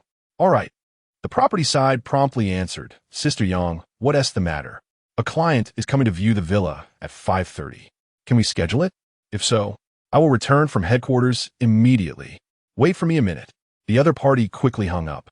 A minute later, the phone rang. I've already reported to the property management and retrieved the keys. Sister, I bought you milk tea, and I'm waiting for you. with an adorable expression. You must be anticipating a successful transaction. Even if the deal closes at 1.82 million, the 3% agency fee would amount to over 50,000. And with an additional loan service fee of 25,000, the total performance would reach 80,000. If the selling price is a bit higher, the landlord might even offer a bonus. There are very few resources available for villa clients, and since this client came through a referral, the probability of closing the deal is exceptionally high. Ye Yangyang couldn't help but feel a surge of excitement. It was her first time guiding villa clients, and she was quite exhilarated. Chapter 048. The arrival of the villa client. I mustn't forget to message Brother Zhang. Brother Zhang, your friend will be viewing the house shortly. I sense he possesses a somewhat introverted disposition, unlike the jovial conversations we share with you and Sister Lo. Brother Zhang promptly replies with a laughing emoji. He is indeed somewhat reserved and not particularly talkative, especially around unfamiliar women. The last time he contacted an agent, it was a female, though not from your agency. Ever since he learned he would be looking at villas, our senior management has inundated him with messages from dawn till dusk. His social media is filled with impressive photographs, which have sparked a few spats with his wife.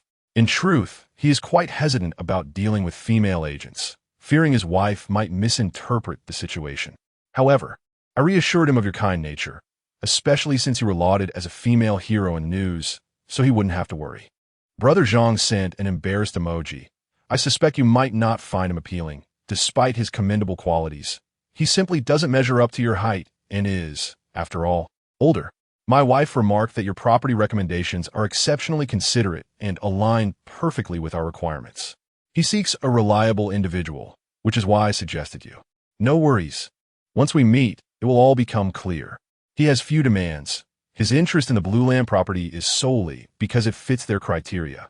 Nearby schools, hospitals, companies, and parks are all in abundance. In a bit, he will be bringing his wife over. If it suits them, they might even decide more swiftly than we did. He has a business trip to the flower market in a couple of days that will last for half a month. All right, Brother Zhang, your words bring me comfort. I fear poor communication might leave the client with a negative impression, especially since he is your friend. I must ensure everything is attended to. I plan to show him 3 properties, but the landlords of Blue Land are somewhat proud and hard to negotiate with. Only one landlord is currently abroad and has entrusted us fully. If a decision is made in the next few days, the client could delegate the follow-up to his wife, allowing him to travel with peace of mind. That sounds excellent. No worries. I trust you to handle it. If any issues arise, I will reach out to you. We all have faith in you. Rest assured, I will not let you down. Ye Yangyang hung up the phone and glanced into the finance office, where Sister Wen had finally completed the accounts. Let us head back to the store. If you prefer not to clock in today, I can take you home so you can rest early. No need, Sister Wen. Please drop me off at Blue Land. The villa client is coming after work for a brief half-hour visit. I must expedite the viewing to ensure I can accompany Sister Wan and the others tomorrow. Has he replied to your message? I thought there would be no follow-up, but he is quite straightforward in coming to view the property. I will drive you to Blue Land directly. Ye Yangyang nodded and opened the real estate information website to review the data on the Blue Land development as she got into the car. Blue Land is developed by a major developer, divided into several phases. Phase 1 consists of commercial properties. Phase 2 features villas, and Phase 3 comprises residential areas. Both the commercial and villa phases have been delivered, while residential Area 1 has also been completed. Area 2 is currently on sale, and Area 3 is yet to be built. Ye Yangyang quickly noted down the details of the villa area: a plot ratio of 0.76, a greening rate of 30, 600 parking spaces, and a total of only 88 units, with a surprisingly low property management fee of 4 yuan. It must be said, villas indeed come with a hefty price tag. The fee for 1 unit nearly consumes her entire monthly salary. The environment is indeed delightful, a 3-story, standalone villa that exudes a sense of affluence. As the subway development progresses, the surrounding property values are bound to rise. What seems a mere few thousand now could very well escalate to around 20,000 per square meter in due course. This client's decision to purchase here is undoubtedly a significant and astute investment. Ye Yangyang gazed enviously at several photos of the lavishly decorated villas. They were truly opulent. And it's no wonder that renovations could cost over $1 million, worth every penny. The vehicle swiftly arrived at Landy, and Ye Yangyang declined Sister Wen's offer to assist. With just a couple in attendance, they feared that the somewhat introverted client might misconstrue their intentions. Noticing it was already a little past 5, Ye Yangyang opted not to seek out her colleagues at the store, instead sending a message, "I have arrived." The response was instantaneous. "Wait for me for a minute." A minute later, a boy zipped over on an electric scooter, exclaiming, "Sister Yang, you're back. I heard the headquarters awarded you. Everyone in the group is envious of your picture with over 10,000. He handed her a cup of milk tea. "Thank you." Ye Yangyang contemplated declining the tea, but seeing it presented, she thought, what young person would refuse milk tea? She was still youthful, her metabolism brisk. If anything, she could hit the gym later. It's the company's excellent policies and the support from General Song and General Chiu that led to this reward. Speaking of which, carrying over 10,000 ISN tea very convenient. I should have saved it first before coming. No worries, I'll look out for you. Yu Guanghui patted his chest. When is the client arriving? I've prepared 2 sets of keys. The housekeeper of the decorated villa is home. I spoke with her earlier when I borrowed the keys, and she said she'd wait for us. We can take the client to see the decorated villa first to leave a lasting impression. Sister Yang, where did your client come from? I've been begging everyone to help share my villa online, yet no one is willing. Ye Yangyang cleared her throat. She too had not shared the information. Well, this client called me after viewing your property listing. Yu Guanghui's mouth fell open, his expression disheartened. Why? If he looked at it online, why didn't he call? Is he unattractive? Actually, the client is a friend of one of my recently concluded deals. It's a referral. Yu Guanghui felt slightly reassured. A referral? That's acceptable. So, when the client arrives, should I quote him one? 88 million and let him negotiate? Or should I start lower? If the bottom price is 8 million, the landlord 1T cover the agency fee, which means the client will have to. Thus, if he is a familiar client, we should firmly hold out for 83 million or above to facilitate our collection of a 3 commission. Understood. Ye Yangyang took a sip of her milk tea. To her surprise, it was quite delightful.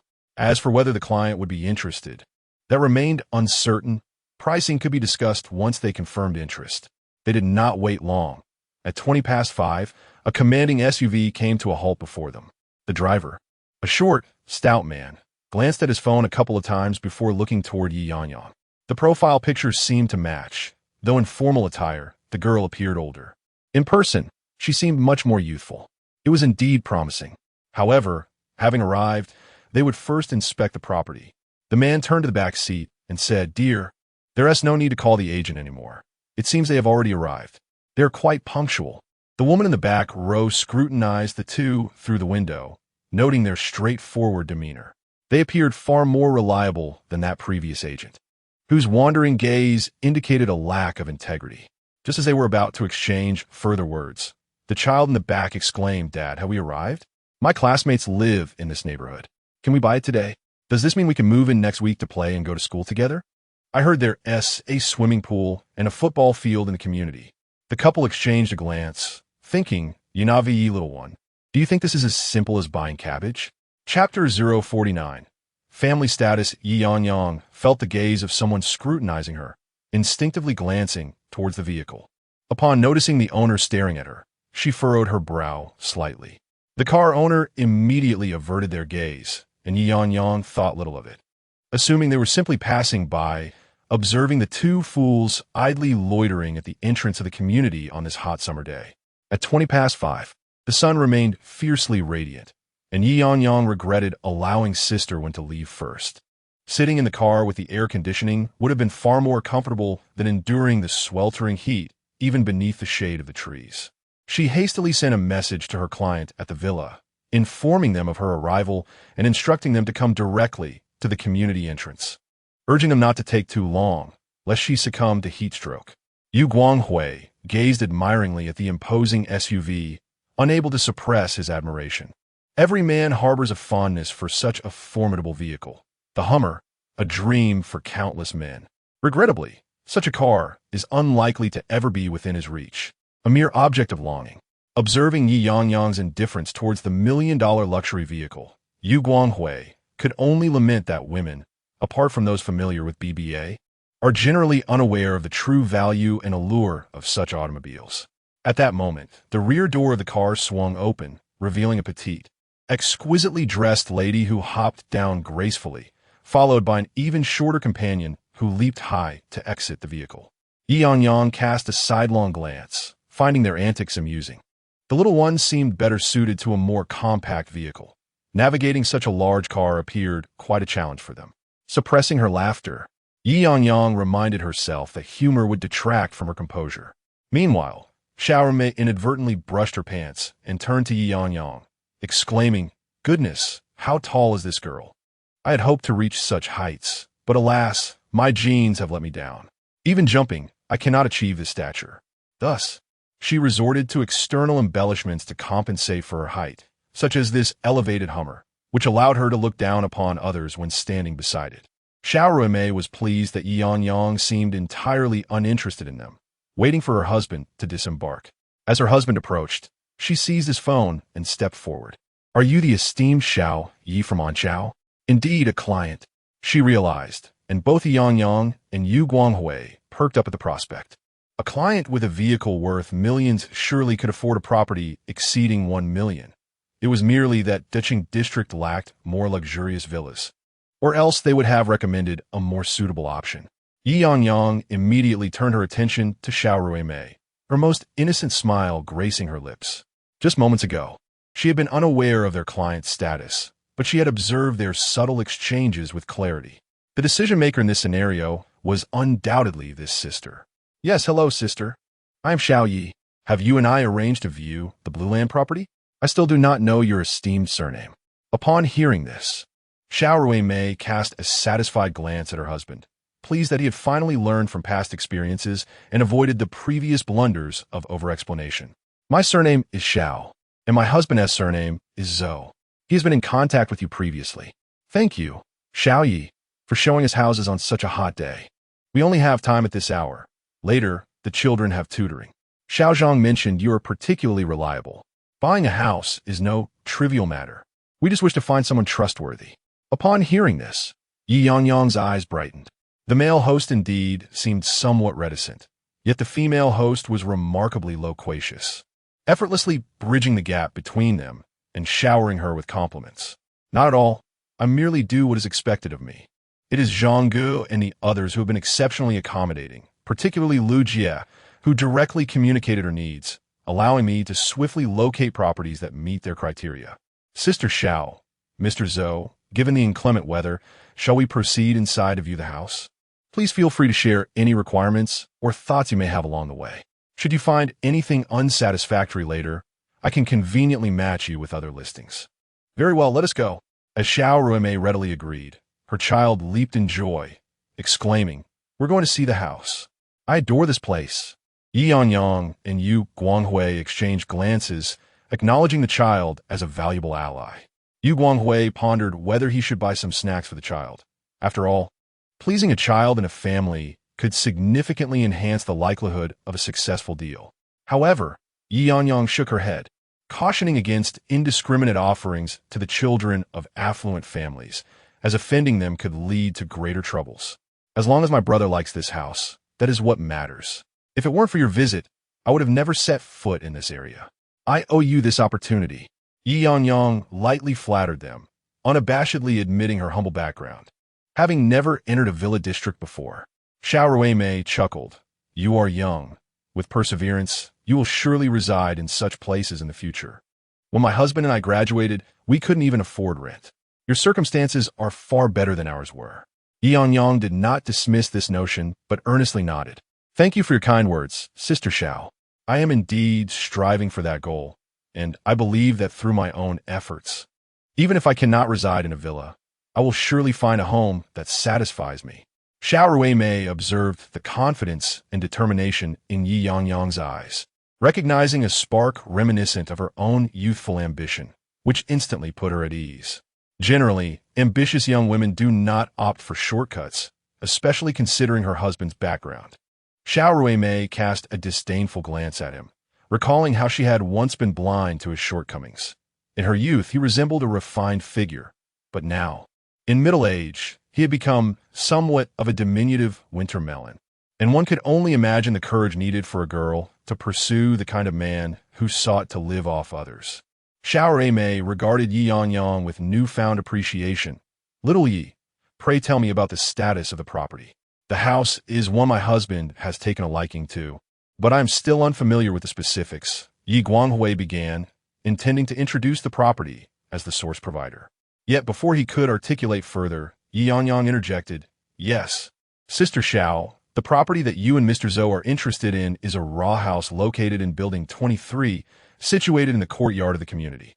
It encompasses a property area of 353 square meters, with the basement and garden on the third floor being fully complementary. The front garden spans approximately 100 square meters, while the rear garden covers 50 square meters. There's a basketball court directly opposite, unobstructed, and the second basement level includes 2 garages, which the owner has also offered to transfer as a gift. We possess the keys to this property and can proceed with a direct viewing. However, my colleague Xiao Yu suggested that since you are already here, it would be fortuitous to also inspect a finely decorated apartment that is currently on the market. The housekeeper is present, allowing you the opportunity to observe the aesthetic results of the renovation. Generally speaking, most individuals lacking experience in real estate do not possess a profound appreciation for bare shell properties. Thus, viewing a furnished apartment, Ye Yangyang revealed a subtle smile, conveying sentiments that need not be articulated explicitly, much like a woman at the age of 30. Regardless of her inherent beauty, makeup enhances her complexion, rendering her appearance more vibrant than without. Should her makeup skills be more refined, the transformation could be remarkable. This renovation parallels the art of makeup. An unfurnished apartment pales in comparison to a 30-year-old woman, resembling more a 60-year-old matron, devoid of allure. However, once an apartment is adorned, the outcome varies significantly, as it can be classified into categories such as basic, standard, exquisite, and bespoke luxury renovations. Given that this is a villa district, one can hardly expect anything less than a standard of excellence, with bespoke luxury being a prominent possibility. To speak frankly, the intrinsic value of many villas may not even surpass that of their renovations, which is why numerous individuals deem renovations to be a substantial pitfall with no upper limit. Upon hearing Ye Yangyang's suggestion, Xiao Ruimei concurred, despite the adage that different fields are like climbing different mountains. A glimpse of a finely decorated apartment would certainly aid her in contemplating her own future renovations. Let us proceed to view the furnished apartment first, Xiao Ruimei decisively stated. Chapter 050, Elegantly Decorated Residence. Yu Guanghui led the two of them around a bend, taking a moment to appreciate the community's ambience. Their son truly was an exuberant spirit, his joy evident at the sight of the basketball court, the tennis courts, and the swimming pool. Upon discovering a row of houses nestled by the lakeside, he could hardly contain his excitement, exclaiming how much he adored that spot. Xiao Ruimei felt a tinge of annoyance at her son's exuberance. At the tender age of 7 or 8, how could he be so loud? She silently repeated to herself, "He is my flesh and blood," and tried to endure it. Yet this child, clever yet not like her, and reticent unlike his father, made her doubt whether he was indeed their offspring, for aside from his appearance, a blend of both parents, his stature resembled a golden bean, leading her to wonder if he had been mistakenly swapped, as he seemed to have inherited all their flaws. Ye Yangyang observed the excited little boy. All children have an affinity for water. Not only him, but she too found the surroundings delightful. The evening breeze by the lakeside was simply enchanting. But there are a lot of mosquitoes. Mr. Zhou interjected for the first time. Xiao Ruimei shot him a glance, remarking that one could easily plant some mosquito-repelling herbs or apply insect repellent to resolve that issue. However, she felt the lake water appeared less than pristine, and she mused that perhaps being away from the lake would be more comfortable. Well, the water here is sourced from elsewhere, so it doesn't have the refreshing quality of flowing water. Besides, right next door is an ecological park, where the lake water looks much more inviting. Both Building 23 and the renovated villa are not directly adjacent to the lake. Even the top floors have a view of the ecological park's waters, which is equally pleasing. She added. Xiao Ruimei nodded in agreement. It was indeed preferable to be distanced from the lake. At the age of 7 or 8, her little monkey was blissfully unaware of the dangers of the world. What if he were to jump into the water and play? The filth of the water was minor, but the peril of drowning was significant. Soon, the group arrived at a beautifully adorned villa. The small courtyard was enclosed by a trellis of climbing roses, which were in full bloom during the season, adorning the low walls with a riot of colors. The little boy peered through the courtyard walls and glimpsed a charming little garden, featuring a white parasol under which hung a white swing. Wow, Mommy, it's so beautiful here. Xiao Ruimei was pleasantly surprised by the exquisite decoration of this villa. Maintaining such a garden must have cost a fortune. Auntie, are you there? We have brought clients over. Could you please open the door? Yu Guanghui called out from the entrance. Coming. Please come in, the aunt replied, opening the main door to the house. Yu Guanghui produced the shoe covers he had prepared beforehand. As Xiao Ruimei donned her shoe covers, she quietly inquired of Ye Yangyang. This house must not come cheap, right? How much is the landlord selling it for? The landlord mentioned that the initial renovation alone cost over 1.5 million, not including additional furnishings. They rarely lived here. The decoration and furniture are nearly brand new, yet they're keen to sell it. For the renovation, they set a firm price of 3 million. With no room for negotiation, he replied. Xiao Ruimei's eyes flickered slightly. That was indeed quite steep, far exceeding their budget. Yet when one considered it, a villa typically required such an investment in decor. One could not achieve the grandeur of a villa with a meager budget. By that calculation, if they opted for a bare shell, the down payment would be around 900,000, with a loan of 900,000, but renovations would require an additional 1 million in cash. Thus, they would need to spend a total of 2 million, also exceeding their budget. In the realm of luxurious residences, the prospect of acquiring a furnished home through an agent often entails the possibility of obtaining a favorable loan-to-value ratio. If the down payment aligns with the property's valuation, it amounts to approximately 1.5 million. Consequently, they could conserve around 500,000 in liquid assets, with monthly repayments hovering around 10,000, thereby alleviating any financial strain on the couple. Xiao Ruimei's mind raced with possibilities, increasingly favoring the allure of a well-decorated home. However, she remained resolute in her decision to assess the interior design, should the aesthetics fail to resonate with her sensibilities. She would not succumb to the pressure of investing in a property adorned in an unappealing style. Yet, Xiao Ruimei perhaps overestimated her own taste. As she candidly reflected, a decade ago, she was merely a girl unable to afford rent, though she had strived to elevate her social standing over the years. Her appreciation for beauty paled in comparison to that of the affluent elite. The opulent decor of the villa instantly disrupted her thoughts. Upon entering, Yu Guanghui wore an expression of amusement, anticipating the reaction of Ye Yangyang, who had also stepped inside. Little did they know how astonished he had been upon his initial encounter with the interior design. The lavish renovations undertaken by the owners, commissioned at great expense, far surpassed the understated elegance of the sales office's model rooms. The decor, characterized by a refined European cream aesthetic, exuded warmth and comfort, with bespoke furnishings seamlessly integrated into the design. The landlord permitted only their clients to enter, strictly prohibiting any exposure of the home's private aspects, thus preserving an air of mystery. It was only upon the client's first entrance that they would experience the awe-inspiring ambience. Though this residence remained his personal favorite for renovations, it would no longer elicit the same level of astonishment from him as it did from Ye Yangyang and her companions. Mommy! Mommy! Mommy! The child's excited exclamations filled the air. The house was breathtakingly beautiful, far surpassing their own, with a staircase that illuminated as the grandmother ascended. He adored this place. It was so much more splendid than his classmates' homes. Could they possibly move in tomorrow? Goodness gracious, keep an eye on your son, Lao Zhou.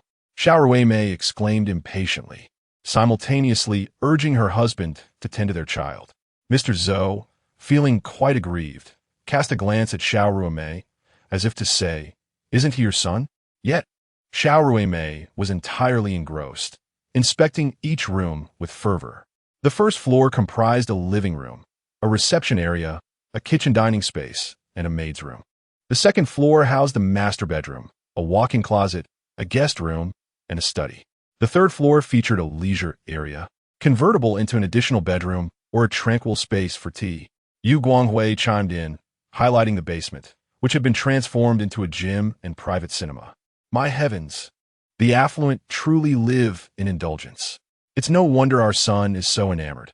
I find myself wishing for such luxuries too. Let us make this purchase. Ye Yangyang, walking alongside Xiao Ruimei, encouraged Yu Guanghui to accompany Mr. Zhou as she gazed upon a residence that rivaled those seen in television dramas, her expression betraying her envy. It is only natural for individuals to yearn for beauty. Ye Yangyang felt no shame in her desires. The pursuit of beauty inspires the quest for excellence.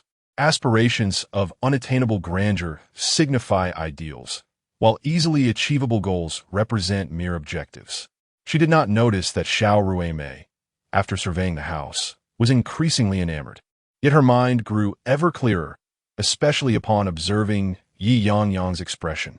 From an uncontainable affection in her eyes to a gradually lucid demeanor, it seemed that Xiao Zhang and the others had indeed made the right recommendation. At the very least, she possessed a discerning intellect. They genuinely approached the task of guiding clients without aspirations of climbing social ladders, and thus far had barely cast a glance at her own modest abode. A commendable young woman. Xiao Yi, we have nearly finished viewing the decorated homes.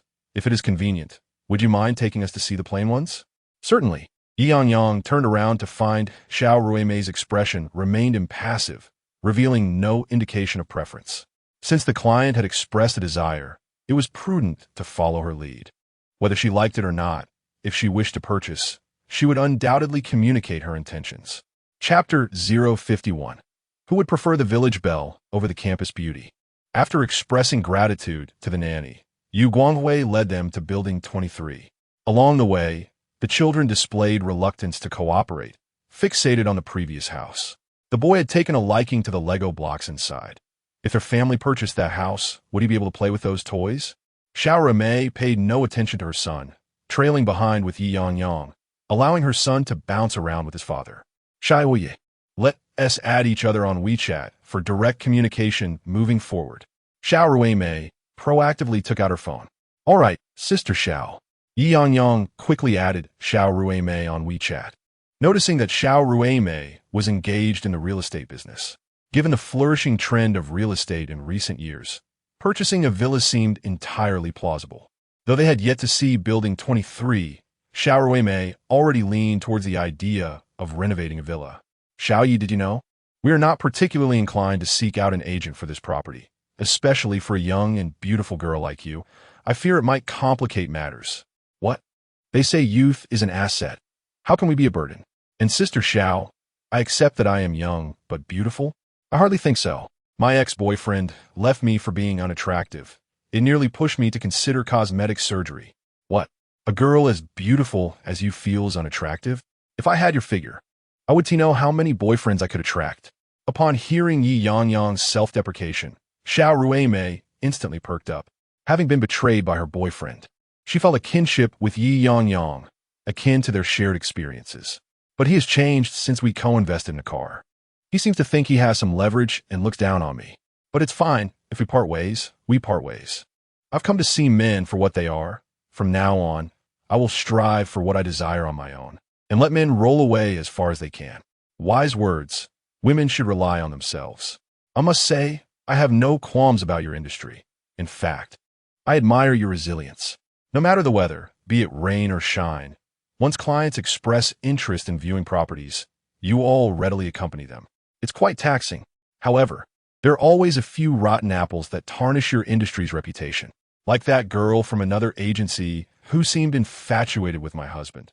Ever since she showed him properties, she bombards him with messages and posts suggestive photos on social media. It's utterly distasteful. Ye Yangyang was taken aback by Xiao Ruimei's gossip. attempting to defend the profession and improve their industry's reputation. Is it possible she simply enjoys sharing photos?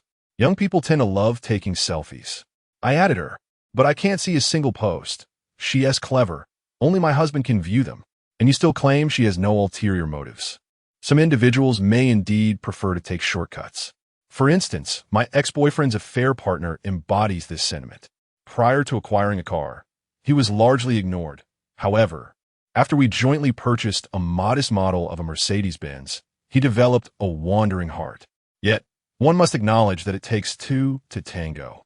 My ex-boyfriend was far from commendable, attracting unwanted attention like a fly drawn to honey. Xiao Jia, your husband is quite principled. As for me, I was introduced to this client by Zhang, yet he was reluctant to even share his surname or how to address him, which made communication exceedingly challenging, rendering the prospect of closing a deal rather daunting. Had you not accompanied me today, I would have been at a loss on how to present the property to him. Xiao Ruimei chuckled in response, remarking that his only virtue lies in his honesty, lacking any other notable qualities, which made the intentions of that female agent glaringly obvious. I must emphasize to you that being young affords you the opportunity to discern a man's true nature early on, which is ultimately a blessing. Separation can indeed be fortuitous. However, do not allow men to take advantage of you. You mentioned that you both co-purchased the car, so reclaim it. Without it, let us see how he continues to flaunt his status. Speaking of which, perhaps my husband is not suited to drive that car either. I might just buy him a BYD F0. I wonder if those young ladies would still be interested in him. Ye Yangyang was taken aback and couldn't help but cover her mouth with laughter. The F0 is compact and ideal for city driving. Rest assured, Xiao Jia, I will reclaim it, with both principal and interest returned.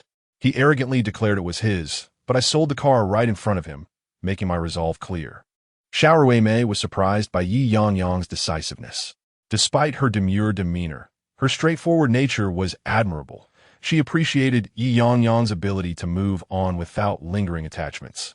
Indeed, a woman must possess the strength to both grasp and relinquish. I admire your character. Given our mutual affinity, I shall speak candidly. I am less inclined to view that bare shell property. You mentioned the renovated house. With the landlord firm at $3 million, could he truly not budge on that price? We are earnest in our intentions, but the down payment is rather daunting. To my surprise, Xiao Ruimei was genuinely interested in the renovated villa, a delightful twist. After reflecting on previous discussions with the landlord, Ye Yangyang recalled that he had indeed insisted on $3 million without any room for negotiation, while similar renovations were priced upwards of $5 million, making viewings inconvenient. This landlord truly did not inflate his price, nor did he leave any leeway for bargaining. The property we are currently showing you is a bare shell in Building 23. The landlord is abroad and resolute in selling, with no plans of returning, thus there might be some flexibility in the price. If you and your husband are struggling with finances, perhaps we should still consider Building 23. The layouts are identical, though the later renovations would require more oversight. I understand, but both my husband and I are quite busy. While bare shell properties are indeed economical, we lack the time to supervise renovations. You've seen my son. Imagine telling him that we purchased a house, but wouldn't he be able to move in for another 6 months to a year? I can only imagine the chaos that would ensue. Just the thought sends shivers down my spine. Xiao Ruimei appeared quite helpless at that moment. Ye Yangyang sitiflit alaf, envisioning a disobedient child causing a ruckus. When one can manage it, it is best to take decisive action. However, since the client has already expressed their desires, in pursuit of a higher commission, Ye Yangyang hopes for a transaction involving a furnished property. After all, who knows when they might encounter a villa client again? Indeed, given that her younger brother is so fond of houses, the absence of a childhood dream home might linger in his memory for a lifetime. Xiao Ruimei remarked, he must have come into this world with discerning eyes. Who in an ordinary family desires a villa? If he doesn't purchase it, he will be haunted by it forever. Even if he were to toil his entire life, it is unlikely that he would ever possess it. Perhaps we should first consider the raw properties. After you compare them, you can decide which one you prefer, and then we will communicate with the landlords. As for that furnished house, if the landlord is indeed unwilling to lower the price, we can arrange for a face-to-face meeting. Whether we can reach an agreement is another matter, but I suspect that typically, landlords will symbolically reduce the price when meeting in person. Xiao Ruimei let out a soft sigh, her gaze drifting towards the unkempt, overgrown 23rd villa, resembling a haunted house. What more is there to compare? Once you've seen the beauty of a campus belle, who can still find a lure in a village flower? Thus, it is settled. Please arrange a meeting with the landlord and negotiate as much as possible. Regardless of the outcome, we truly adore their house. Chapter 052. Negotiation Skills. Ye Yangyang initially believed that Xiao Ruimei and her companions would need to discuss the matter at home after viewing the property casually. She assumed it would take at least 2 or 3 visits to reach a decision. To her surprise, they made a swift resolution. A surge of elation coursed through her. Yet she swiftly suppressed that joy. Observing Mr. Zhou's acquiescence to his wife's decision, she mused upon the harmony of family dynamics. It was indeed beneficial to have someone at home capable of making prompt decisions. It facilitated the negotiation process. Xiao Yu, could you arrange to meet with the landlord? She inquired. Our sister Xiao is quite forthright, so perhaps you could negotiate a lower price. Indeed, my young friend, Xiao Ruimei chimed in with her characteristic generosity. If you manage to bring the price down, I would be grateful and treat you to a meal. Sister Xiao, you need not worry. We will certainly strive to negotiate a favorable price. However, the landlord is rather proud and typically avoids phone calls, preferring not to engage with someone like me. An ordinary employee. I will have my manager negotiate directly with him. If the landlord is amenable to a reduction, can we meet today? Exchanging glances with her husband, Xiao Ruimei nodded in agreement. Very well, you may communicate with the landlord. We shall go have a meal. And then my husband will take our son to his tutoring session. If the landlord is willing to come, we can negotiate face to face. Excellent. I will have our manager reach out immediately. Yu Guanghui exclaimed, eagerly dialing to update his manager on the situation.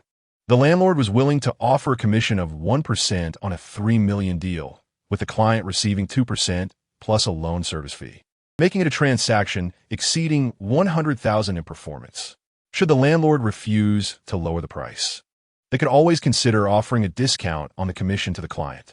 Even if they only charged the client 1%, it would still amount to a performance of $70,000 to $80,000, securing their monthly target.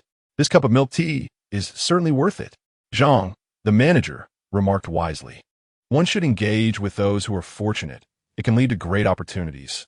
Xiao Yi, why not join us for a meal? Once your colleagues have news, we can determine our next steps. When clients insist on treating, it is imperative not to let them slip away easily. Ye Yangyang smiled, her face radiant with enthusiasm. All right, I shall accompany you, Sister Xiao, for a complimentary meal. We apologize for the inconvenience.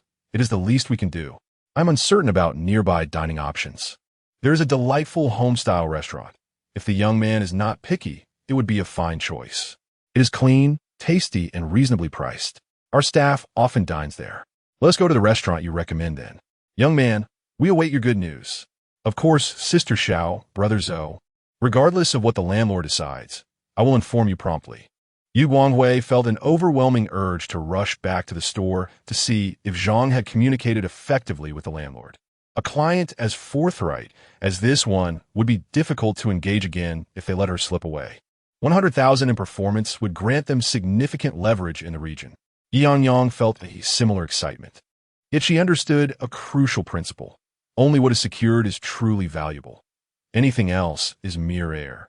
She managed her expression carefully as she joined Xiao Ruimei and her husband in the car. Xiao Ruimei took the front passenger seat, and Ye Yangyang settled in the back to entertain the child, refraining from mentioning the property, allowing the couple to converse freely. After bidding farewell to their departing vehicle, Yu Guanghui swiftly accelerated his electric bike, disregarding 3 red lights in his haste to return to the shop. Zhang Xiaoming, with headphones in hand, shushed Yu Guanghui, expressing his disappointment at having to work overtime after what he thought was a routine store manager meeting. He had conversed privately with Kong Yilei about Ye Yangyang's clientele. They were envious of employees like her. Wen Jie, in particular, seemed to have stumbled upon an extraordinary stroke of luck, hiring staff with exceptional financial prospects despite lacking the same capabilities as them.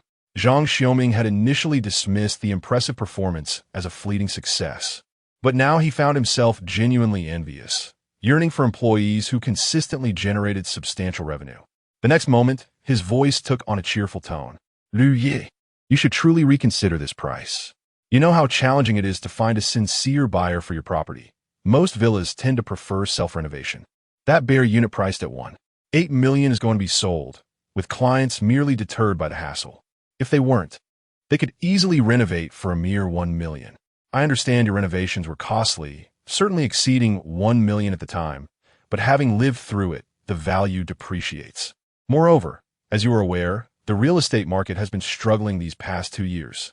The newly launched residential units in Londi have plummeted from an initial price of 6,000 to under 5,000 now. Just witness how drastically it has fallen. Currently, the market is unfavorable and renovation costs are similarly dwindling, with an array of novel renovation styles emerging. Frankly speaking, your renovations are beginning to feel somewhat outdated. Also, it's been half a year since your property was listed, and there have been hardly any viewings.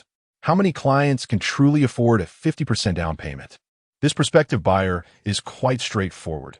Finding someone capable of making a down payment is a rare occurrence. Should they be persuaded by other agents to explore bare units? I genuinely wouldn't be able to lure them back.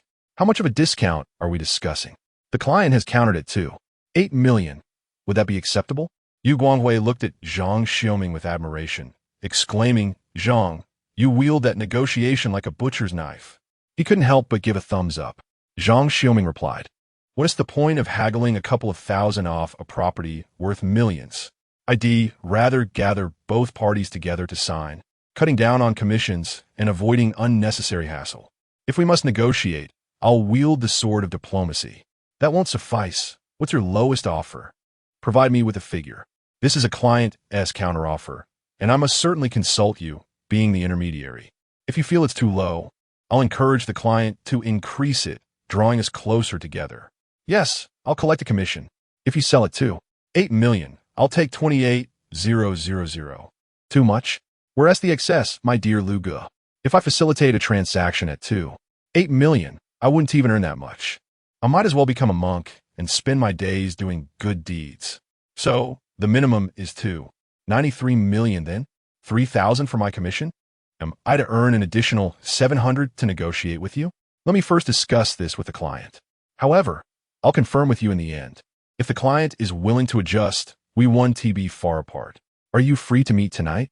Tonight works. I'll engage with the client now. If they're willing to increase their offer, have your documents ready. If not, I'll inform you and bring in a new client for you later.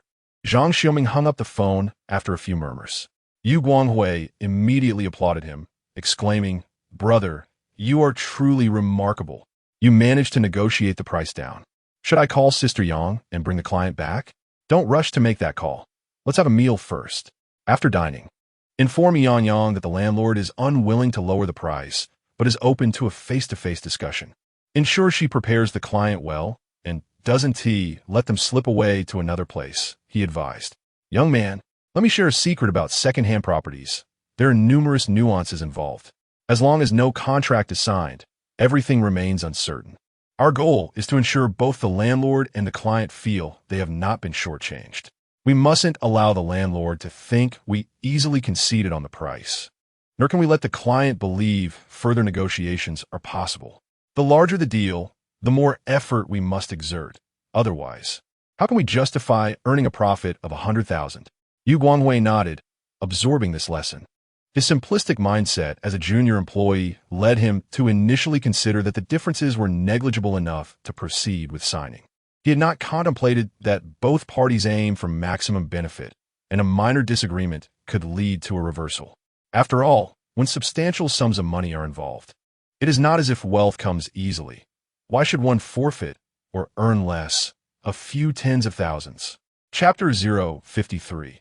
The preparations completed. Ye Yangyang had just finished dining with Xiao Ruimei and their companions and dropped the children off at their tutoring class when she received a call from Yu Guanghui. Yang Jie, I've contacted the landlord and discussed matters with him. He mentioned that if the client is genuinely interested, he might be willing to lower the price a bit. Initially, he was unwilling to budge at all, But it was our store manager's persistent negotiations that convinced him to consider a face-to-face meeting. Coincidentally, he will be in Duching District today.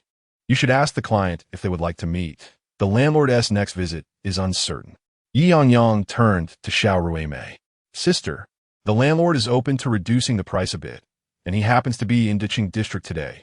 Shall we head back to the store and arrange a meeting with him? Xiao Ruimei nodded, feeling that her earlier impulsiveness had subsided after a meal, and she regretted not negotiating more assertively. However, since the landlord was willing to lower the price, a meeting seemed beneficial. They couldn't let the agents simply escort them around, profiting exorbitantly without any effort. It was only fair to present them with some challenges. The trio got in the car. How much should we ask for? I hope it's not a mere 5 or 10,000 off. That would be pointless. At least if anyone inquires, I can confidently say I purchased the villa for over 3 million, rather than just over 2 million. I do lose 1 million in bragging rights, Xiao Jie remarked. Who cares what others think you paid? In the future, any relatives or friends who visit will certainly say it's worth over 5 million. The real estate market is currently sluggish, and your social standing is higher than mine, with access to more information. You should know that the government is keen on developing the West. As the first city in the West, the villa prices here are remarkably low. Even for furnished homes, the price per square meter is below 10,000. Doesn't that seem advantageous? Once the market improves and property values appreciate slightly, our villa could be worth 6 million. If it doesn't exceed 5 million, I'll come to your home and be your free nanny. Do you truly believe property values will appreciate? I've seen many new developments decreasing their prices. What gives you such confidence? Xiao Ruimei replied, dismissing Ye Yangyang's jest about being a nanny. Being a nanny in a villa community isn't a punishment. It's a life of enjoyment. While the owners toil away outside, she could stay home, cleaning, cooking, basking in the sun, walking the dog, all while earning a generous salary. Suddenly, she realized that being a nanny in a villa might be the best job imaginable. I firmly believe the prices will rise. When compared to other provincial capitals or rapidly developing cities, the current prices are absurdly low. Many Haven ventured out to see how much prices have escalated elsewhere, which is why they think the current price per square meter of 3,000 to 4,000 should decrease further. Anyway, mark my words, as long as I have the means, I will invest in property. I'm betting that within 5 years, prices will undoubtedly appreciate. I have faith in the overarching trends in our country.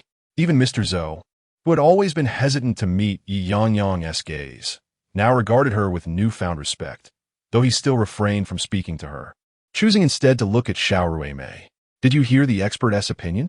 I've been telling you that prices will rise, yet you remain skeptical. Look at how optimistic little Yi is about real estate. That's because little Yi possesses resources. She will be the first to seize quality properties. It's challenging for us to find good deals. Sister Xiao, I must respectfully disagree with your assertion. While I concede that we have access to high-quality resources, the notion of picking up bargains is quite far-fetched. How many landlords today are foolish enough to let their properties go for a pittance? They are eager to sell at the highest possible price. I'm not sure if Brother Zhang has mentioned this to you, but even after much negotiation, the landlord only reduced my price by a mere 10,000. Have you already made a purchase? Xiao Ruimei looked at Ye Yangyang with surprise, initially thinking she was merely speaking hypothetically, only to realize she had indeed made a purchase. Yes, but it pales in comparison to what you all have acquired. I merely bought a modest 2-bedroom unit in an older neighborhood with a down payment of just a few tens of thousands. Its area is even smaller than your main bedroom. I wonder when I'll be able to reside in a grand villa like yours, Sister Xiao. I truly envy you. You are remarkable. It is merely a matter of time. In my 20s, I certainly wasn't as accomplished as you. I have faith that you will surely inhabit a villa one day. There's no need to envy others. You are exceptional in your own right. Especially when it comes to your ex-boyfriend. As someone with experience, I must sincerely advise you against cosmetic surgery. You will understand the wisdom of this as you age. Youthful features cannot be easily replicated. By the time you reach your 30s, you will still possess the vibrance of those in their 20s. Thank you for the reminder. Sister Xiao, Ye Yangyang similet sinjiridi. After entering this profession, I discovered something quite profound. Although you were once strangers, You are all incredibly kind, always offering us young people invaluable advice to guide us along the right path. My greatest achievement has never been the amount of money I earned or the commission I received, but rather the recognition and heartfelt connections I have formed with you. I have gained many unexpected friendships. If I may be candid, the happiest moment for me was when a client invited me to her new home after moving. That feeling of being valued is truly wonderful. When we purchase our homes, we will invite you over to celebrate as well. I must express my gratitude to Xiao Zhang and his spouse. They both praise your kindness. Otherwise, we might never have crossed paths. They mentioned you made the news. I hope you did not encounter any danger.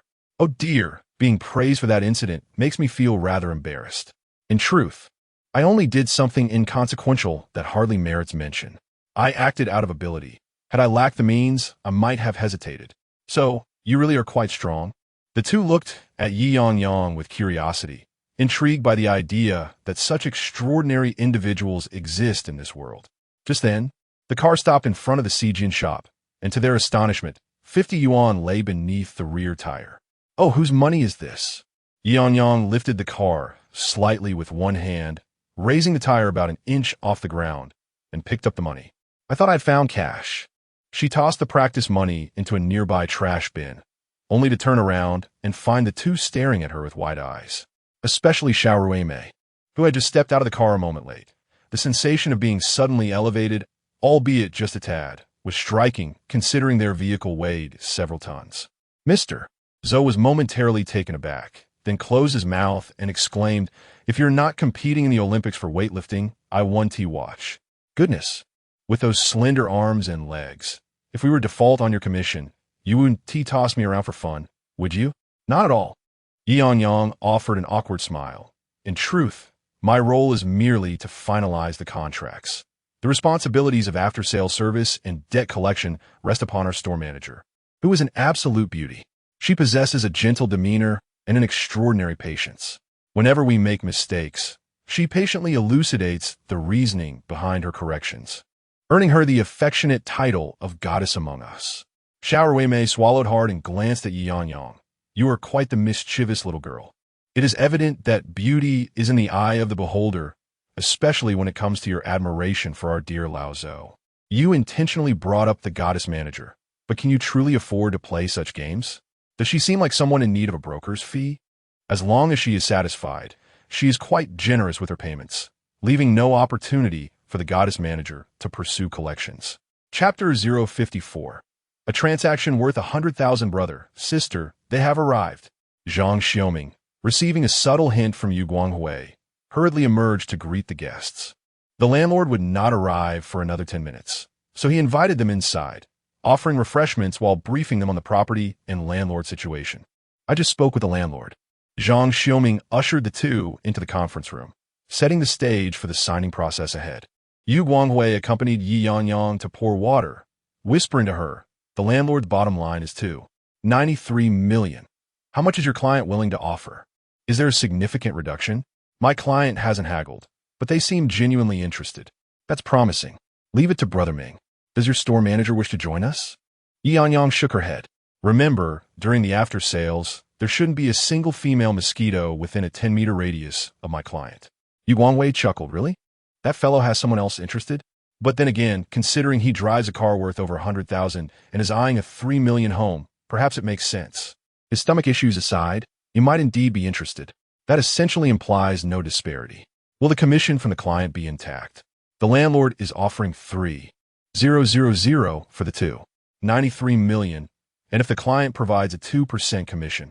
Yu Guanghui's expression brightened with joy. He too was on the brink of becoming notable. Let us finalize the contract first. Don't get lost in dreams, or you might find your heart shattered. Zhang Xiaoming cautioned. Rest assured, this cooked duck won't fly away. If Brother Ming wakes up in the middle of the night, he would slap himself for letting it slip. After all, he is seasoned in after-sales and excels in communication, easily impressing major clients. Ye Yangyang nodded, reflecting honestly that a 3 million villa did not seem exorbitant to her. In a decade, essential housing would exceed 10,000 per square meter, with properties often costing 1 or 2 million. For others, purchasing seemed as effortless as play. However, the current economic climate had shifted, with typical transactions hovering around 3 to 400,000. A sudden leap to millions inevitably induced anxiety. She sensed that no further persuasion was needed. Xiao Ruimei's enthusiasm, coupled with the landlord's willingness to negotiate, would likely lead to a purchase. Her primary concern lay with the 5 clients scheduled for tomorrow. Fearing the phrase from Qin Dian, 10 salesmen cannot compete with a single indecisive buyer. If even one were reluctant, all 5 transactions could falter. As anticipated, sometimes individuals who were difficult to communicate with over the phone turned out to be remarkably agreeable in person. Xiao Ruimei and her companions did not wait long before the landlord arrived, driving a Mercedes. Ye Yangyang was about to comment on the vehicle, recognizing it as far older than her own. Yu Guanghui grew even more animated, an S-Class, no less. Goodness, 2 vehicles worth $1 million parked at our doorstep today. I must capture this moment. Our store is truly thriving. Unfamiliar with the S-Class, Ye Yangyang refrained from engaging with the landlord and instead entered the conference room, joining Xiao Ruimei to demonstrate her solidarity with them. After a brief discussion outside, Zhang Xiaoming returned with the landlord, who took a seat. Greetings. Manager Zhang has informed me of your situation. My time is limited as I am departing for the capital tomorrow and will be away for half a month. I'm only here to pack my bags, so let us expedite this process. What is the maximum you are willing to offer? If it's suitable, we can sign the contract promptly. I shall offer 9 million. I initially considered paying a bit more, but as you are preoccupied, I do not wish to take up your time. Let us proceed with a direct contract for 9 million, and when you return and have the opportunity, we shall arrange for the transfer of ownership. Xiao Rumei, having been subtly guided by Zhang Xiaoming, originally thought she could negotiate a reduction of 50,000, only to be surprised when Zhang Xiaoming suggested she propose a reduction of 100,000. This instantaneously fostered a favorable impression of him in her mind. A real estate agent who can help save money is indeed a commendable agent. If 9 million is unfeasible, let us consider 95 million. I have already paid 10 years' worth of property management fees, which you will benefit from for several years. Consider it a gift to you. The landlord had not contemplated this until Zhang Xiaoming reminded him. Thus he also found 95 million to be quite reasonable, appreciating Zhang Xiaoming's astuteness. Years of benefit? Xiao Ruimei immediately glanced at Ye Yangyang, who quietly informed her that it was 4 yuan per square meter, amounting to 17,000 annually. Xiao Ruimei's eyes sparkled. That means they would earn back their investment in less than 3 years. However, she maintained a composed demeanor, yet found it still a bit costly. Initially, we intended to look at a plain apartment, but your exquisite renovation drew us in, hence our desire to discuss with you first, especially since the renovated properties were priced at only 8 million. Xiao Ruimei mentally calculated the difference. Zhang Xiaoming, concerned that their negotiation might reach a stalemate, recognized that both parties were affluent and that it was unnecessary to quibble over mere thousands, which could risk souring relations. Both of you are successful entrepreneurs, earning substantial sums effortlessly. There is no need for back and forth over such trifles.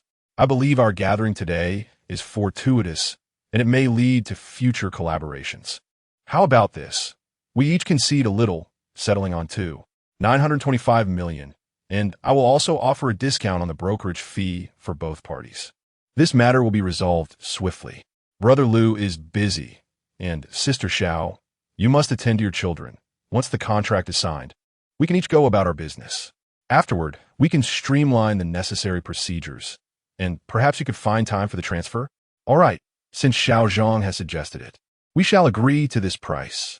Brother Liu's bottom line was indeed 9 million, and he understood the significance of the additional 25,000 proposed by Zhang Xiaoming. That is acceptable. We are pleased with Xiao Yi.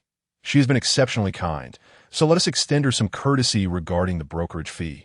Ye Yangyang smiled gently, assuring them that at their agency, they offered substantial discounts, so Sister Xiao need not worry. Excellent. Then please provide me with both parties' identification, and I shall prepare the contract. Upon hearing their cooperation, Zhang Xiaoming promptly collected the documents to sign the contract. Yu Guanghui hastily passed the contract over, while Ye Yangyang went outside to photocopy the identification. Yu Guanghui emerged to assist, trembling with excitement, having anticipated a prolonged negotiation but instead experiencing a swift conclusion. Wealthy individuals value their time highly. The duration of negotiations could have afforded them significant earnings.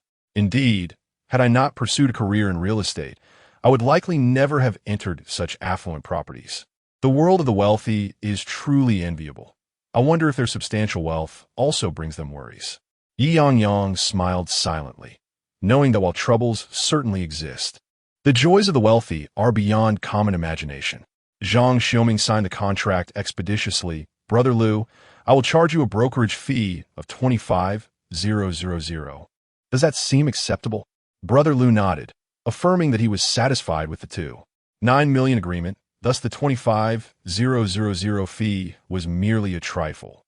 Sister Xiao, since I have extended a discount to Brother Liu, I shall offer you a concession as well. He receives a discount of 25,000 for a single point. While for you, with a 2-point intermediary fee, I shall charge you 50,000. Xiao Ruimei initially contemplated negotiating further, yet upon noticing Brother Liu frequently checking his watch, she did not wish to diminish their standing in his eyes, and thus nodded in agreement. Very well, and regarding your loan service fee, may I inquire if we could secure a larger loan amount? Xiao Ruimei was aware of the expenses associated with purchasing a second-hand home and had no objections, acknowledging that this was the standard practice among intermediaries. However, she still wished to minimize her down payment to retain more cash on hand. Once her financial situation improved, she could repay the loan ahead of schedule. Certainly, he replied. I have consulted with the appraisal company, and the estimated value of this property is 3.8 million.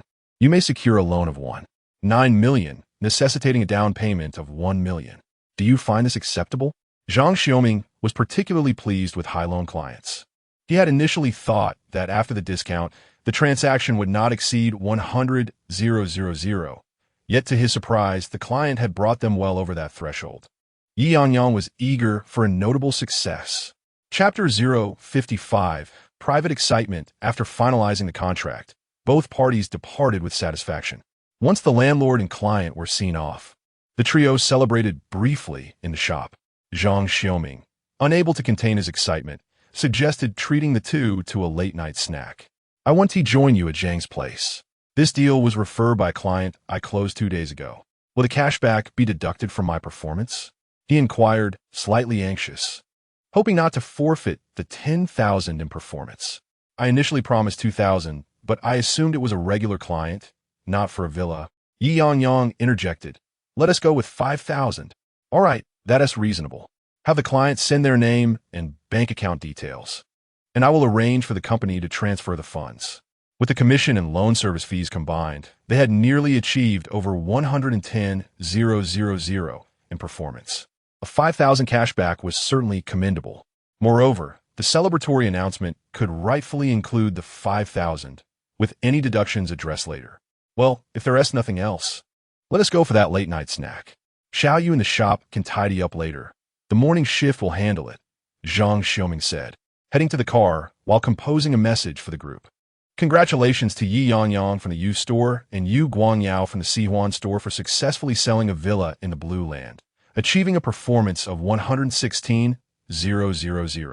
He sent the message 3 times before tagging Ye Yangyang and Sister Wen. Congratulations to the sales champion, Ye Yangyang. Congratulations, Sister Wen. Looking forward to Ye Yangyang achieving even greater success and to our future collaborations. Wow. Sister Wen, while getting her hair washed at the salon, sat up abruptly. Sister, what's wrong? Tony, the stylist, was startled by her sudden movement and discreetly discarded the hair he had just cut. Sister Wen waved her hand, signaling it was nothing, and lay back down. Is this real? A first visit deal? And 116,000? That means a split would yield 58,000 for each side. I thought Ye Yangyang would return home after dropping off the client. Could it be that she was holding back something significant? Sister Wen, in disbelief, pondered for a moment before dialing Ye Yangyang's number, her tone soft and gentle. Just as Ye Yangyang had mentioned, not only men, but women could also be easily bewildered. At that moment, Ye Yangyang was seated in Zhang Xiaoming's car, originally intending to decline the late-night snack, concerned that eating at this hour would lead to weight gain. Don't take advantage of your youth, she thought. However, Xiaowang mentioned that he had parked her car at the shop, assuring her it would be safe when she returned home. Well, my means of transport have been confiscated. She mused. Zhang Xiaoming insisted on a celebratory feast, stating, "How can we celebrate without the hero of the hour? You must come for the sake of courtesy." He added, "Besides, it's risky for a girl to take a taxi home at this hour.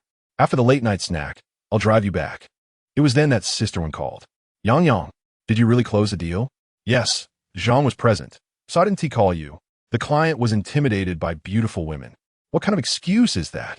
Are you saying, not because I'm beautiful, afraid of a dazzling vixen like me?" Ye Yangyang chuckled. "Come on, you're the elegant type. How can you call yourself a vixen?" "Exactly. None of us anticipated the client would sign so readily. Who knew the landlord would be straightforward and at home?" The face-to-face meeting led to the signing. "I was quite surprised. You claim that your fortune is truly remarkable. Is there genuinely such a notion as emotional intelligence leading to triumph in the workplace? When luck arrives, can it be thwarted? Ganyo, do tell me about the deity you worshipped. I might pay my respects as well. Or perhaps I should experience a romance and then a heartbreak." Sister Wen's words lingered for a moment before she swallowed them back. At this juncture, she felt quite elated, deciding against any negativity. "Oh, I don't usually pray to deities, but since you've mentioned it, perhaps I should find a time to visit the Temple of Wealth. After all, it is the closest temple to this area." "Yes, we must go. Once the bonuses are distributed next month, I'll take the entire team along. As for tomorrow's clients in the new district," Sister Wen was genuinely concerned that Ye Yangyang would become complacent after achieving over 100,000 in performance within a month, potentially alienating distant clients. "I would like to trouble you, Sister Wen. I'll just grab a late-night snack with Zhang and head home. I should be able to rise early tomorrow. If luck truly favors me, I hope to apply for a store manager position next month." "No problem at all. I have faith in you. If you struggle to wake up, I'll call you. There is no need for you to come to the store. I'll pick you up directly from your neighborhood tomorrow." Such treatment befitting a sales champion. "All right, I'll await your arrival." Ye Yangyang naturally would not refuse Sister Wen's kindness. After all, she had not ridden her electric bike home. It would be quite inconvenient to take public transport to the store tomorrow, and taxis are rather expensive. She must be frugal, especially with a down payment of 1 million. Based on her current monthly performance, it would take around 50 months to achieve that goal. Truly a long journey ahead. After hanging up with Sister Wen, Zhang Xiaoming glanced at Ye Yangyang through the rearview mirror. "Yangyang, do you have clients scheduled for tomorrow? It seems you're quite busy lately." "Yes. Being in the news has its perks. Everyone is eager to show their appreciation for the hero. I suspect that in due time, the client flow will dwindle. That is not necessarily a bad thing. People often say to do good deeds without questioning the future. Heaven has its own justice. Just look how quickly your rewards have come. Indeed, I never anticipated this. It is somewhat surprising. It only goes to show that people's hearts are inherently kind, willing to recognize and reward me. I do feel a great deal of pressure, though, fearing I might disappoint my clients. I understand your sentiment. Rest assured, we will ensure fairness and transparency with your clients. There will be no discrepancies or hidden reports. We aspire to learn from you and elevate you to the status of a heroic salesperson. When you eventually open your store, we shall name it the Hero Store." That would be rather embarrassing. Besides, I don't even know when I'll open a store. We could discuss that later. "Wow, Sister Yangyang, your performance has reached 110,000 this month. The remaining 40,000 is merely a matter of time. You might even achieve it this month. I have high hopes for you, and I look forward to collaborating more in the future." Being in the same region, everyone is aware of Ye Yangyang's circumstances, from a mere 11,000 to an astonishing 110,000 in performance within just over a week. She has truly performed a miracle, becoming an idol to many. It is indeed commendable and worthy of admiration. Throughout history, it is known that many hands lift a flower-laden sedan. Yu Guangyao is eager to collaborate with Ye Yangyang more frequently. Having learned more about her and by Zhengxing, they are more inclined to ally with Ye Yangyang, as Bai Zhangqing exudes an inexplicable air of arrogance. After all, they are all intermediaries. One wonders what he has to be so proud of. Is it truly remarkable that he has become a reserve store manager? How amusing. Does their store not have reserve store managers? There are dozens of reserve store managers undergoing training across the company. I fail to see what there is to be proud of. In this moment, Yu Guanghui unconditionally stands by Ye Yangyang. For it is undoubtedly Bai Zhangqing who is in the wrong. During the late-night gathering, Ye Yangyang had a meager amount to eat, merely to join in the spirits, and shared a couple of drinks with everyone. Zhang Xiaoming, aware that Ye Yangyang had a client meeting the following day, did not press her to indulge further. After a symbolic meal, he declared the gathering dispersed and escorted Ye Yangyang back home. Upon arriving home, Ye Yangyang found her mother, Yuan Xiujuan, seated on the sofa watching television. Noticing her daughter's return, she yawned and remarked, "Your job, earning a modest salary and returning home at such late hours. One could easily assume you were involved in some nefarious trade. Have you considered switching to a different profession, given the incessant gossip from the neighbors in our community?" "My dear mother," Ye Yangyang exclaimed as she rushed forward to envelop Yuan Xiujuan in a warm embrace. Who said she was too excited about landing a significant deal? She had been suppressing her emotions, but upon seeing her mother, she simply could not contain herself. "What are you doing? Let go, let go." Yuan Xiujuan protested, unable to tolerate the mingled aroma of barbecued meat and sweat emanating from Ye Yangyang. "With your reckless eating habits, be careful not to gain too much weight. You really need to wash up." "All right, Mom," Ye Yangyang called back nonchalantly as she strolled into the bathroom, her voice muffled by the soundproofing. "Who told you I don't earn much? I signed a villa contract tonight with a commission exceeding 10,000. How many in our community can boast of earning over 10,000 in a single day? If it were you earning that much in a day, would returning home late be such a concern? There are plenty of people who work through the night." Chapter 056. Inviting trouble upon oneself, selling a villa, a commission exceeding 10,000? Yuan Xiujuan stood at the door, incredulous, before a thought struck her. "Once the money arrives, I will keep it for you. Otherwise, I fear that scoundrel Bai Zhangqing might con you out of it, and you'd be left without even knowing your own surname." Giving it all to him. In response, the sound of a shower cascaded from the bathroom. Yuan Xiujuan found it hard to believe that Ye Yangyang hadn't heard. Surely, this girl wouldn't suddenly become opinionated just because she had money. She absolutely forbade her daughter from associating with someone of such dubious character. Originally, Yuan Xiujuan had planned to sleep when Ye Yangyang returned, but now she couldn't summon a hint of drowsiness. She felt compelled to have a serious conversation with her daughter. Upon finishing her shower, Ye Yangyang emerged to find her mother glaring at her like a fierce guardian deity at the bathroom door. "Seriously? Mom, rest assured, I would never give a penny to Bai Zhangqing. I'm not foolish. He even brought his mistress to work at the store. How pathetic would I be to offer him money? What? Is he utterly shameless? To brazenly bring his mistress to the shop?" Yuan Xiujuan erupted in indignation, astonished at the audacity of such a person. Suddenly, a thought occurred to her. Those two wretches wouldn't be bullying you at the store, would they? You're too sensitive to handle such brazen individuals. Ugh! I can only imagine how awkward it must be for you at work. Where's your backbone? My precious daughter should not allow outsiders to mistreat her. Mom, please calm down. It's fine. They wouldn't dare provoke me. If they do, I'll break all three of their legs. Ye Yangyang quickly intercepted her mother, who was ready to storm into the kitchen. "You needn't worry. My colleagues stand by me. Sister Wen is also concerned about my comfort and has assigned me to oversee the new project. My performance is exceptional, and everyone supports me. Their situation is far more challenging now." Ye Yangyang succinctly shared her current circumstances. "Moreover, I have an abundance of clients and after-sales to manage. The property I purchased hasn't even been transferred yet, leaving me no time to deal with them." She sighed, observing her mother's still furious demeanor, pondering that perhaps to avoid disaster, she would need to part with some wealth. "Mom, it's not that I'm unwilling to give you money. If I do, you'd certainly deposit it in a fixed account, right?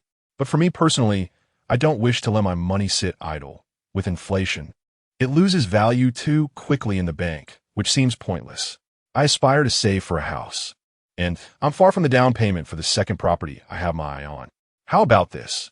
Just as I suggested before, I'll cover the down payment, and we can put the house in your name. The first property only requires a 20% down payment.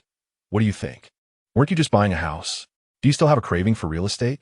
Why do you need to buy so many properties? Moreover, doesn't a 20% down payment still require monthly installments? How will you manage the mortgage for 2 properties? The only income in our family comes from your father. Should I, at my age, return to work just to help you pay your mortgage? What's wrong with being my age? ISN T40-something precisely the time to be bold and tenacious? I see through the mundane and bear no burdens. Ye Yangyang muttered quietly, unable to suppress her thoughts. Her mother simply had little interest in work, preferring to engage in trivial pursuits, which seemed pointless and akin to gambling. Ye Yangyang believed that having something to do makes life more meaningful. Idleness can lead to despondency, much like her previous existence, which was filled with despair.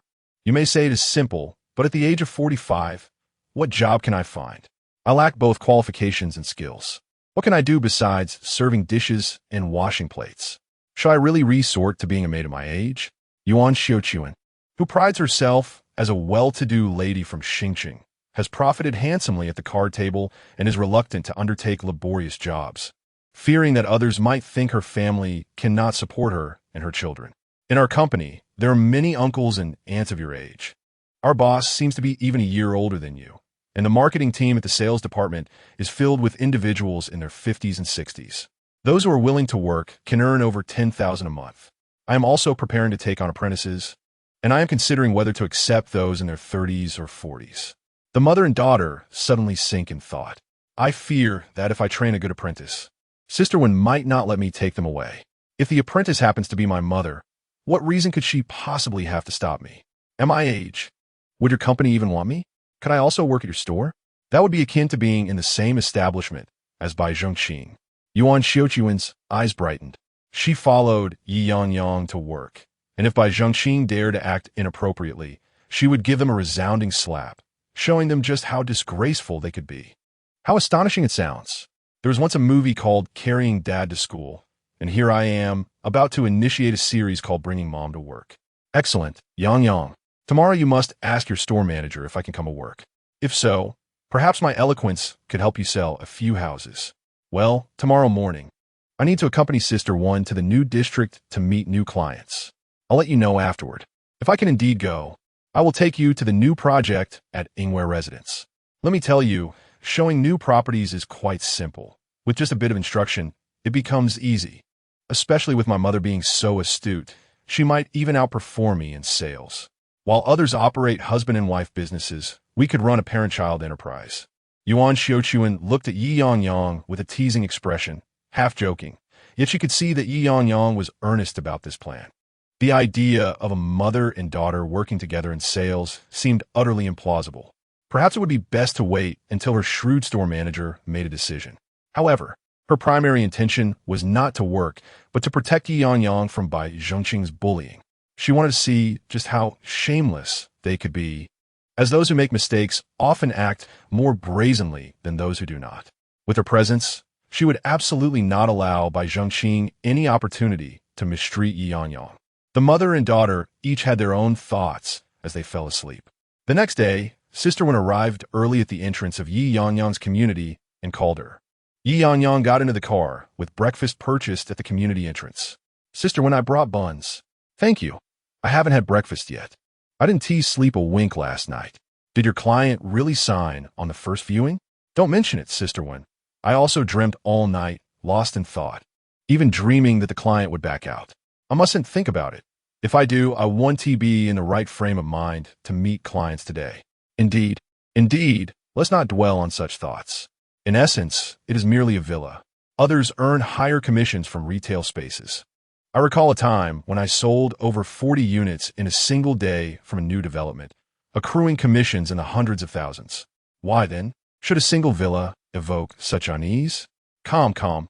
If I were to secure 5 contracts today, Sister Wen could hardly contain her calculations, noting that the property prices over there seemed to hover around 11,000 per square meter. 4 or 5 units of 100 square meters each. That amounts to over 5 million, yielding a commission of 100,000 at 2%. With 70% of the clientele, that would translate to over 70,000. Yingyang, my dear, you might as well open a store next month. I shall directly request from General Song that you undertake both the opening of the store and the training of prospective store managers concurrently.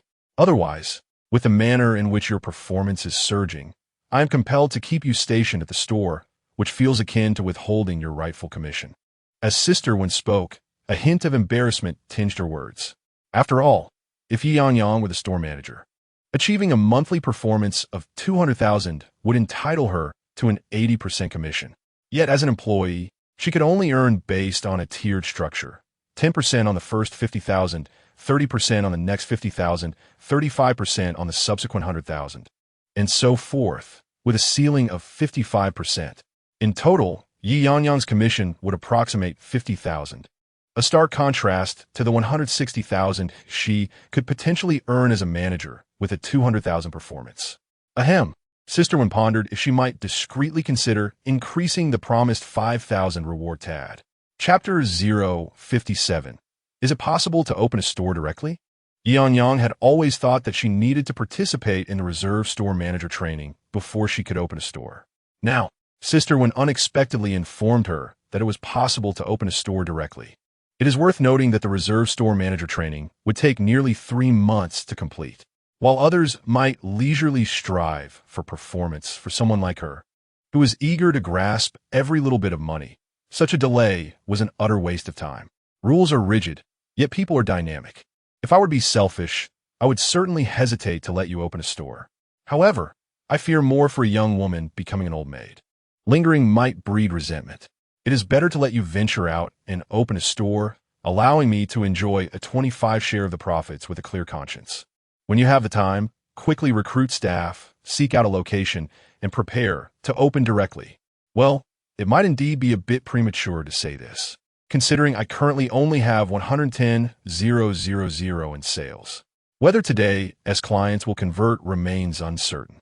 Nevertheless, Sister Wen, you have painted a grand vision for me, and even if it is a challenge, I shall find a way to swallow it down. Ye Yangyang held a resolute determination to open a store, especially to do so before Beijing Qing.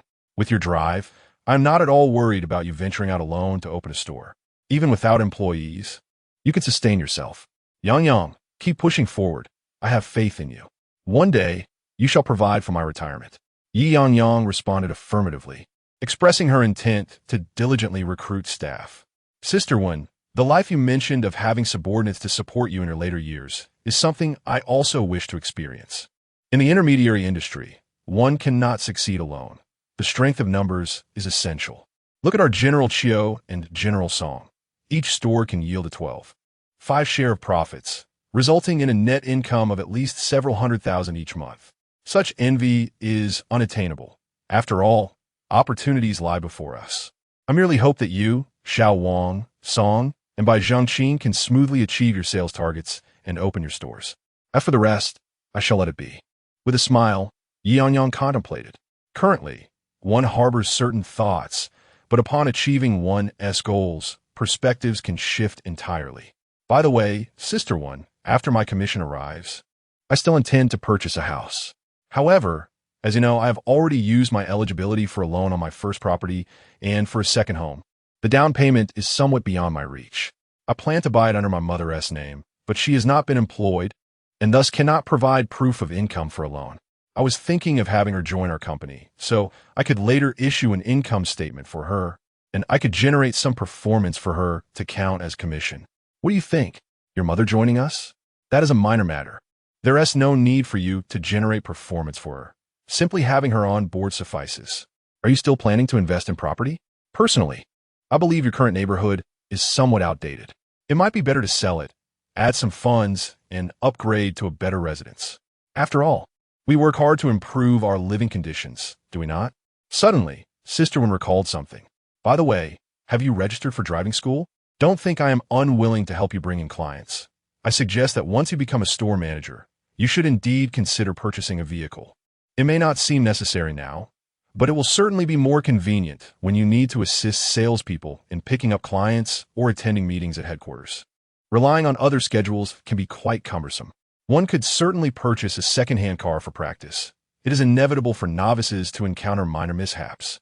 One might consider which model appeals to them the most, opting for a low-spec version priced around 20 to 30,000 yuan.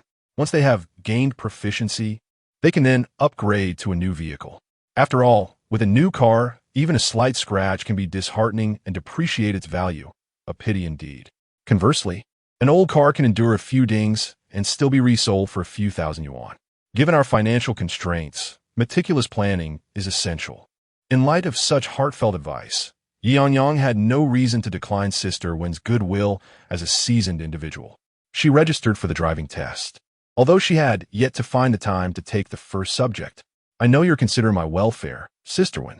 Once I pass my driving exam, I will have decided on the car I wish to purchase and will need your assistance in selecting it.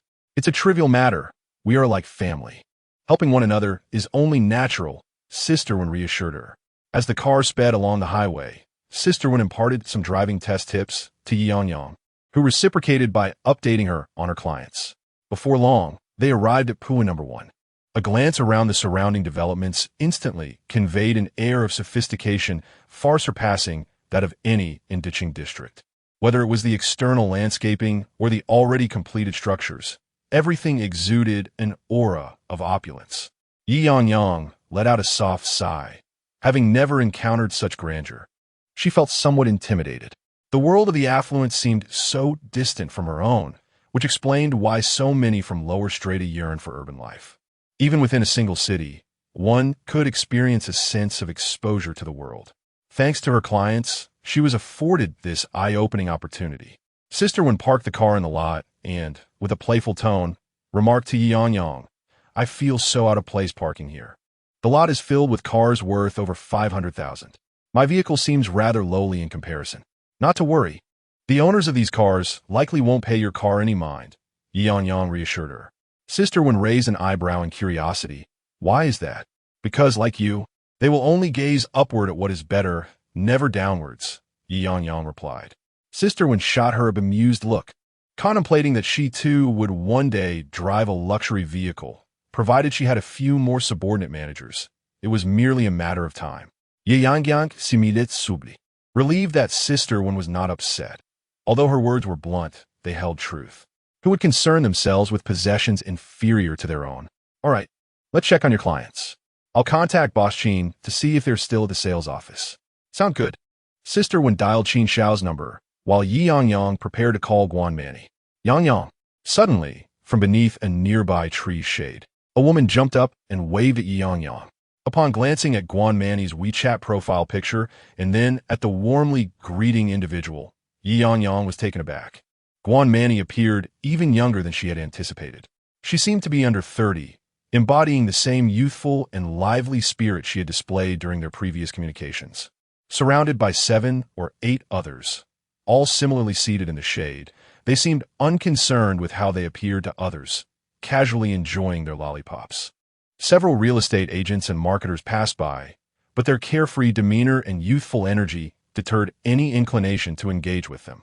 Guan Munning bounded joyfully to Ye Yangyang's side, then took a step back, gazing at her in astonishment. "Wow, Yangyang, you're even taller and slimmer than I had imagined. Are you a local of Xingqing?" I can feel the world's deep-seated malice towards petite individuals. "Sister Munning, you have arrived. Is it hot outside?" As for myself, I am indeed a native of Xingqing. Although my parents' origins are somewhat unclear, I do hope to grow up looking as refined as you. With my height, I am quite at a disadvantage in the matchmaking market here. That merely reflects their lack of discernment. If I were as tall as you, I would wake up smiling in my sleep." Guan Munning chuckled playfully, then beckoned her friends over.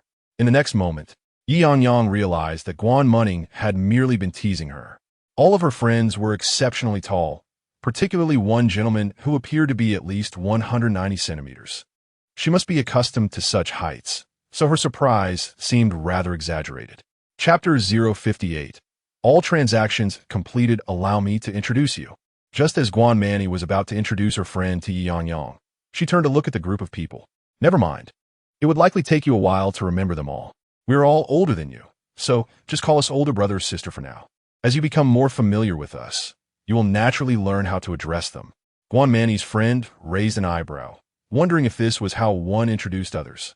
However, understanding her fiery personality, she chose not to dwell on it. Among the group, a poised lady retrieved 2 lollipops from her bag and handed one to Ye Yangyang and another to Sister Wen. Yangyang, don't listen to Manny's nonsense. I am Lang Jing, like the Lang from Iron Lang. Just call me Sister Lang. The tallest one is my husband. He plays volleyball, so you can call him Pingu. The gentleman wearing glasses is Manny's husband. He works in finance. You can address him as Mr. Kong. Lang Jing introduced each person to Ye Yangyang, who nodded in acknowledgement and greeted them. They regarded Ye Yangyang with curiosity, though not in an intrusive manner. Ye Yangyang refrained from mentioning that she could remember every client after just one meeting, subtly accepting Lang Jing's kind gesture. She took the lollipop, a brand she had never seen before, feeling slightly embarrassed to hold it. Once Lang Jing concluded her introductions, Guan Manny had already taken the liberty of linking arms with Ye Yangyang. Sister Yangyang, I must say, your agency is quite dedicated. While we were waiting here, several agents asked if we wanted to view properties. We came specifically for you, so we certainly wouldn't go in with other agents, right? Then they asked for our contact information, claiming they wanted to show us other listings, but we didn't give it to them. Clever, don't you think? Indeed. Sister Manny, whoever brings clients into the sales office claims them. I left quite early, yet I didn't expect you all to arrive before me. It's not that we arrived early, you weren't late. We thought it must be quite a trek for you, given it's roughly 100 kilometers. It must be exhausting. Once we finalize our property selection, we'll treat you to dinner. Is it your supervisor? Guan Manny glanced at Sister One, who had already reunited with Qin Shaoxian, emerging from the sales office. Knowing it was a client group purchase, he had arrived early at the sales office and had even passed by Guan Manny and the others, sizing them up. He had sent an employee to strike up a conversation, but they had declined his approach, not realizing they were indeed Ye Yangyang's group purchase clients. Their loyalty was truly enviable. Yes, Ye Yangyang nodded. That's my store manager. I don't have a vehicle, so I had to rely on my manager to bring me here. Once I buy a car, I'll personally take you wherever you want to go, no matter the distance. Guan Manny shot a proud glance at Lang Jing. See, I told you Yangyang's personality is refreshingly straightforward, not shy or hesitant at all. Just look at how decisively she took off her shoes. She is definitely not the type to hold back. Upon hearing Guan Manny's remark, the others instinctively glanced at Ye Yangyang's feet. Today, she wore sneakers, which was reassuring, as it suggested there wouldn't be a scene of chaos. The girl in the surveillance footage, had it not been for the news interview, would have been difficult to connect to the two individuals. The girl before them appeared less like a salesperson and more like a shy office worker. Thus, the contrast was unexpectedly delightful, yet it resonated profoundly. Lang Jing exchanged a glance with her husband, Pingu. A girl like this would undoubtedly bring more engaging topics to their collaboration. Ye Yangyang possessed greater cooperative value than they had initially anticipated. However, there was no rush. Their partnership was still in its infancy. Once the relationship solidified, they could propose a mutually beneficial collaboration, and Ye Yangyang would surely not decline. A group of them entered the sales office, where Qin Shaoxian, accompanied by a real estate consultant, approached them. As Ye Yangyang had mentioned, she was unfamiliar with the development and did not know where to begin the introduction. The sales consultant was highly professional, seamlessly collaborating with Qin Shaoxian to guide them through the property. Wen Jie and Ye Yangyang appeared almost like naive spectators, gasping in astonishment at the layouts and amenities. Upon reaching the property, they initially thought it was an upgraded model with 2 elevators serving 2 units, the smallest of which spanned over 130 square meters. In the sales office, the consultant first recommended the courtyard units, followed by the 2-elevator, 2-unit layout, a spacious 228 square meter flat. Each floor was equipped with elevator control, ensuring privacy, meaning that from the elevator, one would enter their designated unit. Was this the level of indulgence enjoyed by the wealthy? As they calculated the prices, Ye Yangyang felt a pang of disbelief. A top-tier villa in Daqing district was priced at $3.9 million, which seemed exorbitant, leaving her feeling as though she were walking on clouds. Now, a large flat was nearly $3 million, yet their opinions were not entirely in sync. They were less inclined towards the large flat and favored the more private, serene courtyard units, which cost over $5 million. When Jia also felt a pang of disbelief.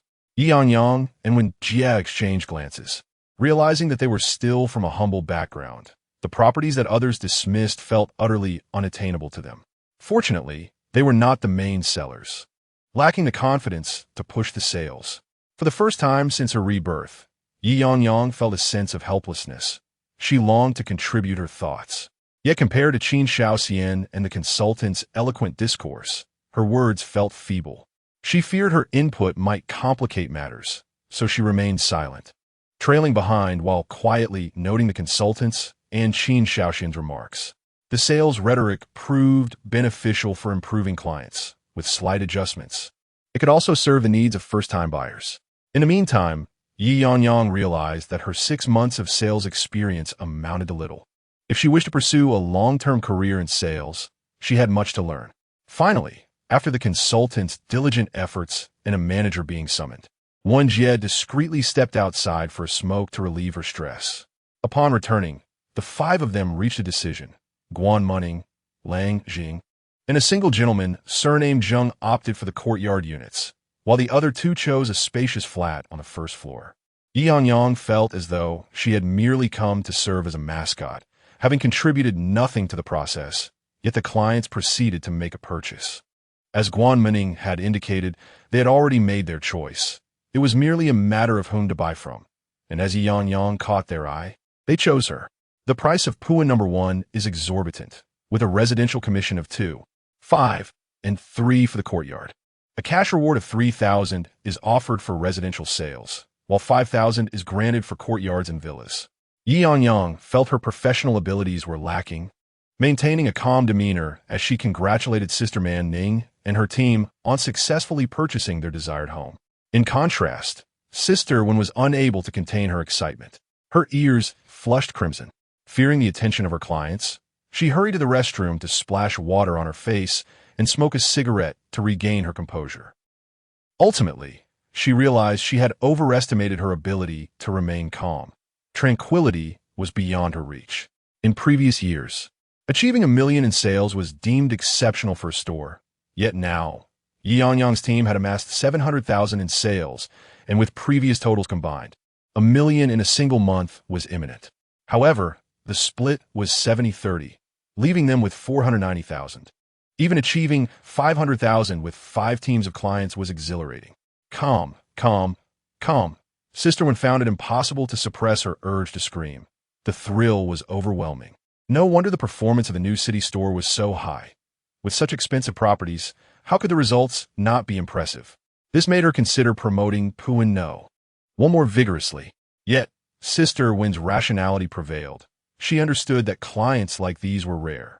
The chances of encountering another group of clients eager to purchase through an agent were slim, as most approached agents with the same wariness as one would a thief. Such surprises were akin to winning the lottery. One encounter was fortunate enough. To fantasize about wealth through unexpected windfalls could lead to ruin, leaving one with nothing but their undergarments. Chapter 059. Hot Pot, however. Sister Wen couldn't help but lament that a single transaction could suffice for many laborers toiling for several years. Since parting ways with Bai Zhengqin, Ye Yangyang's fortunes had soared as if she were living under a lucky star. It is indeed true that a man's influence can affect a woman's decisiveness. Should Bai Zhengqin harbor any ulterior motives, such as leveraging performance, he should steer clear of Ye Yangyang as far as possible. As her superior, the store manager, and a guiding figure in Ye Yangyang's career, she must ensure that all distractions are eliminated. Unbeknownst to Ye Yangyang, Sister Wen's cool demeanor belied the multitude of concerns swirling in her mind. Seizing the opportunity during the contract signing, Qin Shaoxian pulled Ye Yangyang aside. Sister Yang, where did your client come from? They are remarkably straightforward and precise. For what they said, it seems they have friends who might recommend you as well. Upon hearing Guan Manning call out to Ye Yangyang, Qin Shaoxian, feeling a sense of camaraderie, joined in, appreciating the warmth of the moment. Such a reliable client brings in a performance of over 200,000. I could certainly call you sister too, but I wouldn't want to make you shy. These online clients caught me by surprise. They merely compared properties online and sought me out to show them around, and they were ready to make a decision. You should realize that I said nothing at all. Are online clients truly that candid? Wow, such clients are truly a delight. Your luck is unmatched. By the way, I must inform you that you are the first salesperson in your area to bring a client who successfully closed a deal. Thank you for your efforts. When you return, please share your success story to help us promote Puaniho. We won TB, splitting the cash reward. It's all yours. Just remember to bring us more clients in the future. Is there really such a boon? A 30 cash incentive is quite substantial, yet a tangible 100 is indeed remarkable. Ye Yangyang instantly beamed with joy, her eyes sparkling. Then thank you, Manager Qin. There's no need for formality. I look forward to you bringing more clients my way. This time, I consider myself fortunate to have benefited from your success. No, you are exceptionally professional. I have learned so much from you. Today, it was all thanks to you. Then do rely on me more in the future. Qin Shaoxian shot her a charming glance, causing Ye Yangyang to shiver slightly. Brother, you are best suited to that eloquent demeanor you just displayed. By the way, your client has offered to treat you to a meal, but we shall decline. I'll take Sister Wen to our restaurant for a work meal and ask her to bring back some materials to distribute in your area. I sense your client may wish to discuss other matters with you. Be astute. If anything feels amiss, do not accede and avoid secluded locations. We are in the business of selling homes, not compromising our integrity. We must not allow ourselves to be outwitted by others. If you encounter anything unclear, hold off on agreeing until you can consult with Sister One or Brother Chio. Oh, and regarding your numerous transactions, there are special gifts awaiting you at various sales offices. I will place them in Sister Wen's car shortly. Do remember to collect them. Qin Shaoxian hurriedly conveyed the crucial points to Ye Yangyang, wary of her naivety. She must not be misled into thinking everyone is well-intentioned. Those who purchase homes from her might expect her compliance in various matters. They all engage in business honorably. Let us not allow a few monetary incentives to coerce us into compromising our principles. Ye Yangyang nodded gratefully. It was only her second meeting with Qin Shaoxian. Yet he was so willing to teach her. After parting ways with Bai Zhengqing, she felt as though everyone else was kind-hearted. Not all men were villains. The kindness of strangers was far superior to that of Bai Zhengqing. How blind she had been to once believe he was the best in the world. Now that she had severed ties with a crooked tree, she realized that the forest outside was filled with towering trees, each more impressive than he was. Upon returning to Guan Manning's table, the 5 property consultants had already assisted in finalizing the contract. Guan Manning sat beside Lang Jing, both engrossed in their phones. Hot pot seemed the perfect choice for summer. Indulging in hot pot at noon will leave quite the scent on you. You don't have to work this afternoon. But Yangyang still has to return her job. Yet, nothing else compared in taste and ambience. Hot pot was lively and delightful. Guan Manning turned her gaze towards the returning Ye Yangyang. Yangyang, how about we invite your manager to join us for hot pot at noon? There is a newly opened garden hot pot restaurant nearby that everyone raves about for its exquisite taste and pleasant atmosphere, and Manager Qin should come along as well. Hearing them consider that Yangyang had to work later in the day, Qin Shaoxian felt a slight relief. Yangyang appeared quite obedient, and he worried that this group of affluent individuals might have peculiar preferences, perhaps enjoying toying with innocent souls. But it seemed they were merely ordinary wealthy people. Perhaps he had overthought it. Was their sense of justice genuine? If so, why had no one believed their numerous advertisements about Yangyang? Did it require her personal involvement to truly shine? Absurd. No. Wenjie and I still have matters to attend to. Yangyang can accompany you. I initially thought selecting a property would take up a whole day, but now that the process is moving swiftly, let us give Yangyang the afternoon off. By the way, she has yet to visit the new district. It would be a delight to have her as your guide. Guanjie, the hot pot place you recommended is indeed delicious. But be warned, in the evening, one must queue for at least an hour. Is that so? Then we shall reserve that hot pot restaurant. Jing, remember, indulging a bit more at lunch one tea lead to weight gain. It's just lunch. Qin Shaoxian asked, are you certain you want to join us? It's just a meal. Come on, it's more festive when we all dine together. Really, it's not necessary. Thank you for the invitation, Guanjie. Once you've settled in, I will treat you all to a meal. I genuinely have work to attend to today, even with 5 contracts finalized. There is still some wrap-up work to do. After you finish eating, Yangyang will inform us, and we'll come to pick you up. All right, see you later. Yangyang, Come ride with us. Seeing that the two genuinely did not wish to join, Guan Manning took Ye Yangyang to the parking lot, where they entered a BMW. The others also departed in their respective vehicles. Ye Yangyang felt a sense of relief. Thankfully, they were all familiar cars, either BMW or Mercedes, nothing that would make her feel inferior for not recognizing luxury vehicles. Guan Manning and her companions purchasing such expensive homes and driving luxury cars seemed entirely reasonable, unlike her and by Zhengqing, who had to deplete her parents' savings just to afford a car. What she did not realize was that Qin Shaoxian and Wen Jie watched the vehicles depart, with Qin instinctively taking note of the license plate number, reflecting on the situation with a sense of wonder. Every day, I sell luxurious properties and interact with affluent individuals, often feeling a sense of superiority.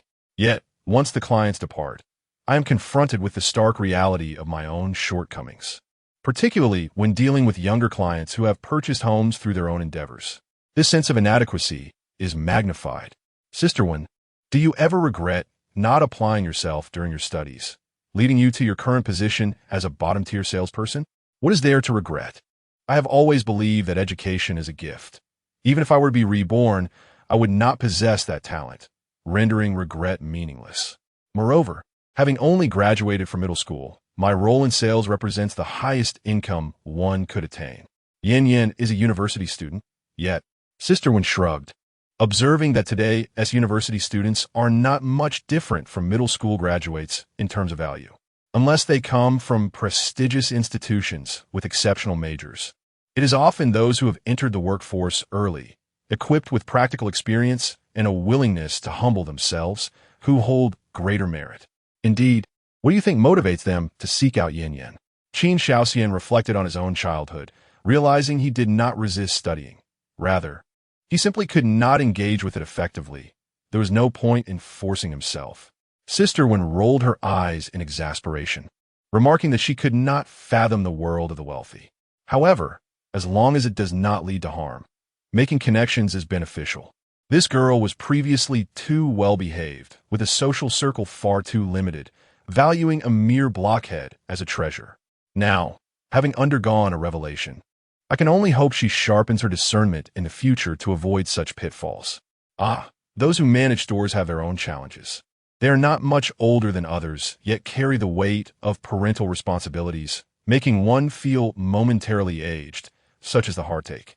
Chapter 060. The intentions of Guan Manning. Unbeknownst to Ye Yangyang, who was seated in the car, she had unexpectedly gained a pair of adoptive parents. To her, the exterior of the vehicle appeared to be an ordinary BMW, yet the interior surpassed the comfort of the Mercedes she had previously purchased. Many often claim that BMW interiors do not rival those of Mercedes.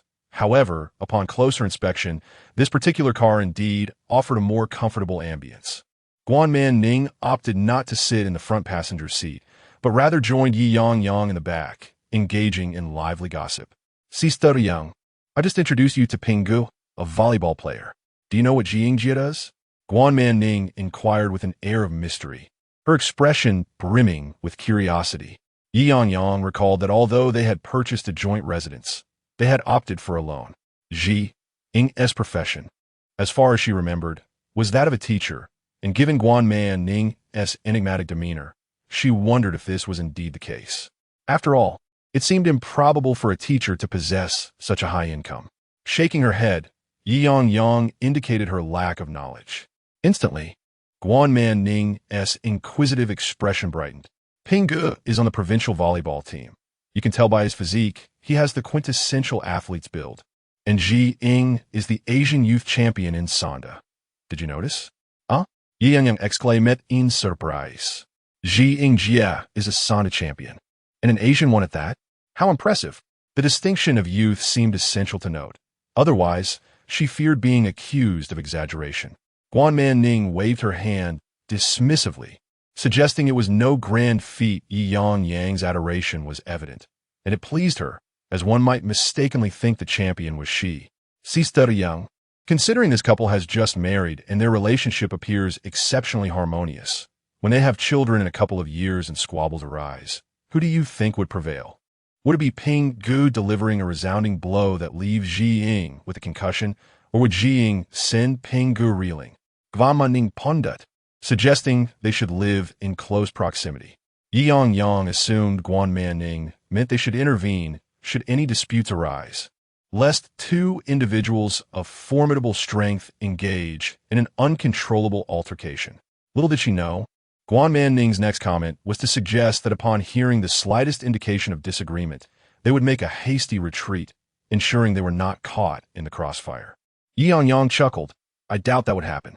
Both Pinggu and Yingyue strike me as very rational individuals.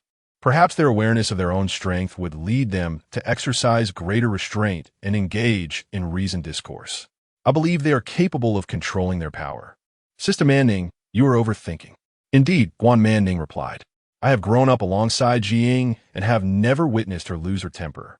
In fact, others are acutely aware of her strength and treat her with utmost respect.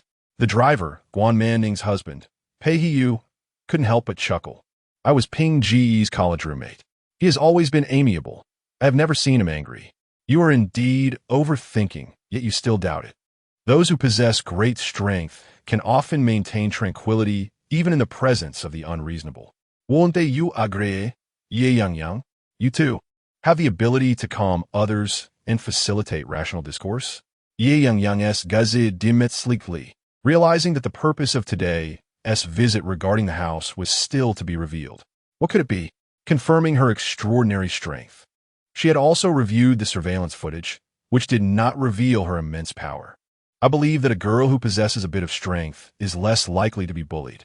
Yin, you must have some athletic training as well, given your movements. Pinggu remarked that he could not achieve such results with his throws. Your power is truly exceptional. Ye Yangyang shook her head, stating that she had never engaged in sports or martial arts. Her strength was merely a natural attribute devoid of any technique. In fact, her considerable strength made her feel somewhat self-conscious, as she often felt different from others. Are you really that strong? Guanmanning exclaimed, acknowledging Ping Ji's assessment. There's no reason to feel inferior. Others can only envy your abilities, just as I envy your height. No matter how hard I try, the heavens seem unwilling to grant me even an additional 0.1 centimeters. Ye Yangyang smiled, but remained silent, understanding that possessing something unique often leads to worries and insecurities. However, after her rebirth, she had come to terms with it, recognizing everything as a blessing from fate. As long as the state did not prohibit it, she felt indifferent. Having such strength was advantageous. If the real estate industry faltered, she could easily perform feats such as breaking stones with her chest. Just how strong are you? Pei Hiyu, focused on driving, expressed curiosity, wary that his wife might veer off topic. He had always thought of strongmen as mere legends, and as a science and engineering man, he found it hard to fathom the extent of her strength. I really don't know. I've never tested it. My parents always reminded me to be cautious, to go easy, and to pay attention. I don't feel particularly different from others. When it comes to fighting, I exercise restraint, knowing how to inflict superficial injuries without causing severe harm. Ye Yangyang reflected for a moment. I can easily crush aluminum cans, but if asked to perform a brick-breaking demonstration, I would still feel pain in my hands. The two found this quite extraordinary and somewhat unbelievable, realizing why so many around Ye Yangyang had not noticed her uniqueness. Her parents had consistently taught her to suppress her abilities. Had it not been for her recent appearance in the news, they might have remained oblivious. Pei Yu recalled Ping Ji's words, lamenting that Ye Yangyang, at most, weighed around 100 pounds, if she participated in the Olympic weightlifting category of 50 kilograms. Her strength could potentially set an unbreakable world record. Yin, I do not wish to beat around the bush. Our interest in you is somewhat purposeful. It is not solely because you performed a good deed that we approached you regarding purchasing a property. You should have noticed that I am not one for circumlocution, so I will be straightforward. Ye Yangyang nodded, appreciating the directness. Had they continued to meander, she would have felt uneasy earning money in such a manner, as if she owed something in return. In truth, we are not entirely informed. It is primarily because Pinggu and Jiying have both retired now. You know that athletes often harbor Olympic dreams, but they, especially Jiying, who at least made it into the national team, while Pinggu, despite his prowess, never did. there is a certain regret that is unavoidable. The mention of the Olympic national team did not seem to imply any wrongdoing, and Ye Yangyang felt a slight sense of relief within her heart. Now that they have retired, they are restlessly remaining in school as teachers. Coincidentally, we, being investors, find ourselves with some idle funds. After some contemplation, we decided to establish a sports academy, selecting children with athletic potential in a club format. Are you aware that children in our southwestern region exhibit remarkable talent in running? Certainly, they possess abilities in other areas as well. However, such talent often remains obscured due to environmental factors. Our aim is to identify these gifted children early on, allowing them to achieve breakthroughs in athletics, much like you. Me? Ye Yangyang exclaimed in disbelief, questioning her own abilities.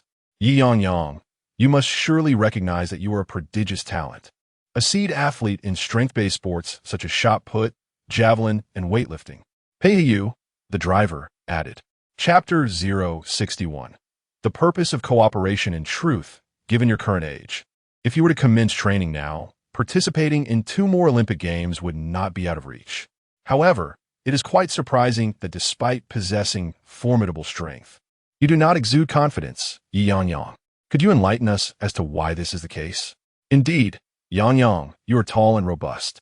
If I had your physique and strength, I might even attempt to walk sideways like a crab. Yet, you project an aura of introversion. Typically, those who are introverted are ill-suited for sales, yet your articulation in sales is commendable, creating a striking contradiction. Is there perhaps an unpleasant experience from your childhood that contributes to this? Both individuals regarded Ye Yangyang with concern, unable to comprehend the source of her internal conflict. Generally, those endowed with strength are exceedingly self-assured, much like Pinggu and Jing, who are naturally extroverted. Ye Yangyang's demeanor indeed appeared contradictory. It was as though she was deliberately attempting to be outgoing, yet when faced with uncertainty, she would fall silent, sitting obediently and cutely, invoking a desire to tease her. Oljung remarked that if Ye Yangyang were single, he would not hesitate to offer his services to help them win her over, which incited a fierce reaction from Guan Munning, who could scarcely contain her frustration. How could a demure girl, whom they wished to befriend, be swept away by a wolf in sheep's clothing? That would be an injustice. Ye Yangyang was taken aback by how quickly they had discerned her character after just a morning's acquaintance. She shyly smiled, admitting that her nature was inherently introverted, and it was her career in sales that compelled her to adopt a more extroverted demeanor. In fact, she felt grateful for her sales experience. Without it, she would not have had the courage to join them. The two exchanged amused glances, having initially believed Ye Yangyang to be bold and unafraid of their intentions. In truth, she had merely mustered her courage. To avoid any misunderstandings, they chose a bustling location for their discussion, aware that quieter settings are typically preferable for negotiations, though this was not to imply that Ye Yangyang lacked the courage to venture forth. Turning her gaze to Pei-Yu, she said, "Please do not jest, Brother Pei. I am hardly suited for the Olympics. Athletes are typically groomed from a young age with rigorous training and professional coaching. I would not want to embarrass the nation abroad. We're not entirely sure either, but the primary intention is for Pinggu to collaborate with you. We can discuss the particulars over dinner," Guan Munning added, feeling uncertain about how to delve deeper into conversation with Ye Yangyang. However, learning that Ye Yangyang was originally introverted comforted her. It suggested that she was not merely a product of suppression, but rather someone willing to engage with the outside world and embrace change. They say that sales cultivate resilience, and it appeared that was indeed the case. Should I be able to assist? I would certainly be willing, though I fear I may be of no value. You have purchased 5 properties. Would that not be a waste? She inquired. Do not overthink it. We had already planned to buy, and even without knowing you, we intended to view properties in the coming days. Your presence as a seller simply aligns perfectly with our needs. It must be fate. Pei-Yu parked the car beside Ping Ji's vehicle, and they both alighted from their cars simultaneously. Guan Manny gently pushed open the door and alighted from the vehicle, joyfully running to the side of Lang Jiying. Jiying, I had a brief conversation with Ye Yang. She is incredibly generous and expressed her willingness to assist in any way she can. You both may wish to discuss matters with her. She is now like a sister to me, and her share in this venture must be accounted for. Yang paused momentarily as she exited the car. No, no. I truly do not require any shares or anything of the sort. As long as I can be of help, I will gladly assist. I am not well versed in these matters. My current expertise lies solely in real estate. Beyond that, I am uncertain of my capabilities, so how could I possibly claim any shares? Yang felt that their investment must be substantial, especially since their ambitions targeted the Olympics, a notion that seemed far beyond her reach, making her hesitant to commit lightly. I understand. Your sister is not my sister, so let us not dwell on that. Let us eat first. I am on the verge of starvation. Aren't you all hungry? Let us dine before we discuss further. Upon hearing Yang's willingness to assist, Lang Jing immediately beamed with delight, taking Yang by the hand and leading her inside. They reserved a private room, where the waiter guided them, and the dishes began to arrive. The lively group engaged in light-hearted chatter, avoiding serious topics and real estate discussions, as if they were merely enjoying a casual feast together. Mr. Zheng, seated beside Yang, frequently attended to her needs, serving her dishes and pouring her drinks. This made Yang reflect that, apart from Bai Zhengqing, men in this world seem to possess inherent kindness, with wealthier men often displaying greater gentlemanly demeanor. Unbeknownst to her, Guan Mani shot several warning glances at Mr. Zheng, urging him to be mindful, for Yang was an innocent young girl, ill-equipped to withstand the advances of a seasoned flirt. Once their appetites were satiated, Lang Jing finally broached the subject at hand. Yang, the assistance we seek from you is not of monumental significance. Our 5 families have decided to establish a sports academy dedicated to nurturing athletic talent. Additionally, we plan to open a chain of fitness centers in each district. With the improvement of economic conditions, people are increasingly prioritizing health, and for urban dwellers, fitness centers are an undeniable choice. Do not think we jest about the Olympics. Given your weight and strength, should our tests indicate suitability, there exists a real possibility for you to participate. Our nation excels in gymnastics, diving, and minor sports, while larger sports and athletics remain relatively obscure. Becoming a member of the field events team could indeed grant you a hopeful chance at medals, especially considering Ping Gu and Lang Jing mimicked the act of throwing high-heeled shoes, marveling at how such a seemingly light object could possess formidable impact. They could hardly fathom how far Yang might launch a shot put or discus after professional training. Noticing Yang's apparent disinterest or lack of confidence regarding Olympic participation, Lang Jing adjusted her approach. If competition is not your desire, we could explore an alternative collaboration. You are in Diching District, correct? A massive commercial complex is set to be constructed in your area. We have already engaged with the management of that shopping center to rent a few spaces for a fitness center, where you could then come for systematic training. Your current demeanor exhibits a notable lack of confidence. However, following the rigorous training provided by our professional coaches, your physique will undoubtedly improve, and you will exude greater self-assurance. Given your existing level of recognition, collaborating with us to produce promotional videos and perform specialized movements could serve as an effective means to attract new members. Yang seemed somewhat hesitant. This opportunity appeared to pose no real harm. Yet, she pondered whether it would suffice to simply recruit retired athletes for the task at hand. Why go to such lengths to seek her out and invest millions per individual? It seems somewhat unwise. Noticing the confusion in Yang's eyes, the speaker continued, to be candid. Many professional athletes do not possess your physical attributes, nor do they have a face that radiates such harmlessness and approachability, which naturally endears them to others.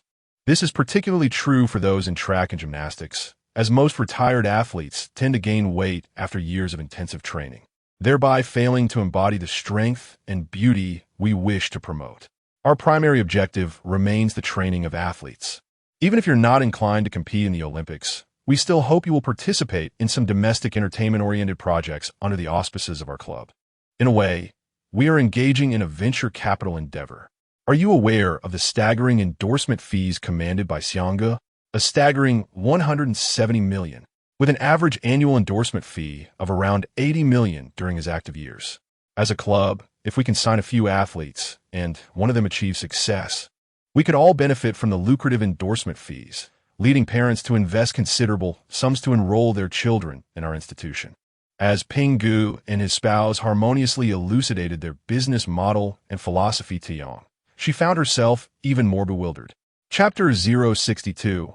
Shared Distribution. Ultimately, the key takeaway from the discussions was the desire for her to become the ambassador for their club, participating occasionally in trivial competitions for promotional purposes.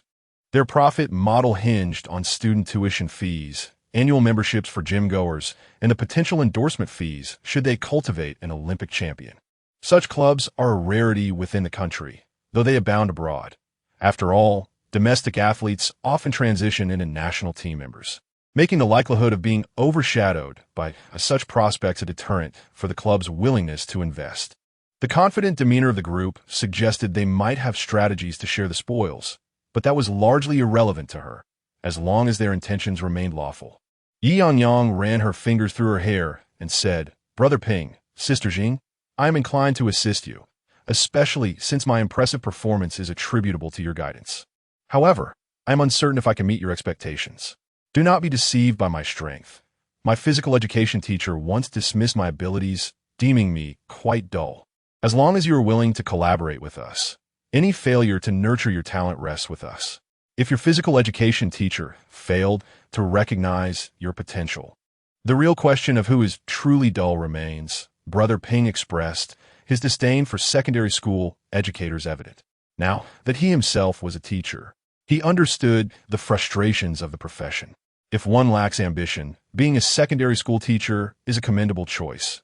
Yet for those with aspirations, enduring daily mockery from students regarding one's physicality becomes intolerable.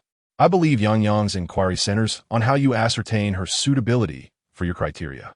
Your promises, while abundant, do not resonate with her because she remains uncertain if she fits the profile you seek.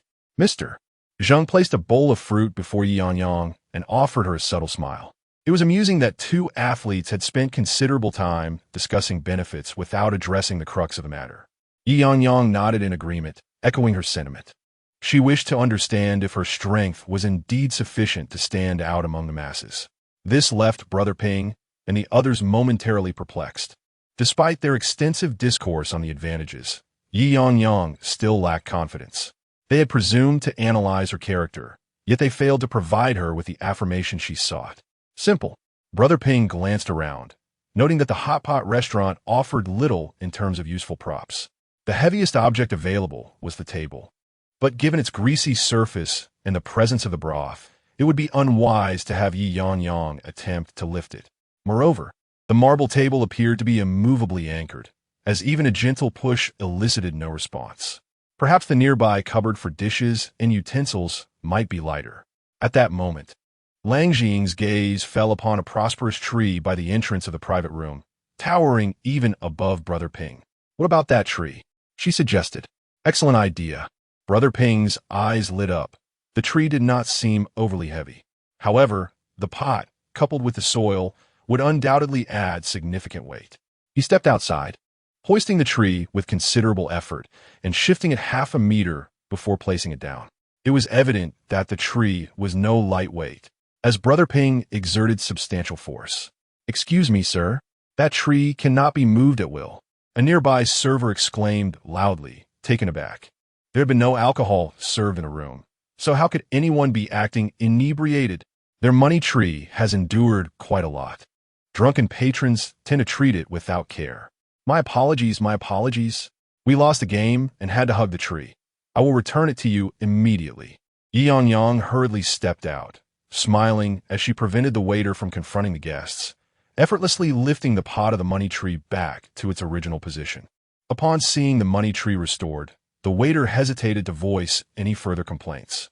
"Well then, dear guests, you may continue your merriment, provided you do not damage any property within the establishment, especially our money tree, which the boss would surely reprimand us for if harmed." Saw the Ye Yangyang simulate, oblivious to the fact that several individuals in the private room had risen and gathered around the money tree. "Did you bring it back?"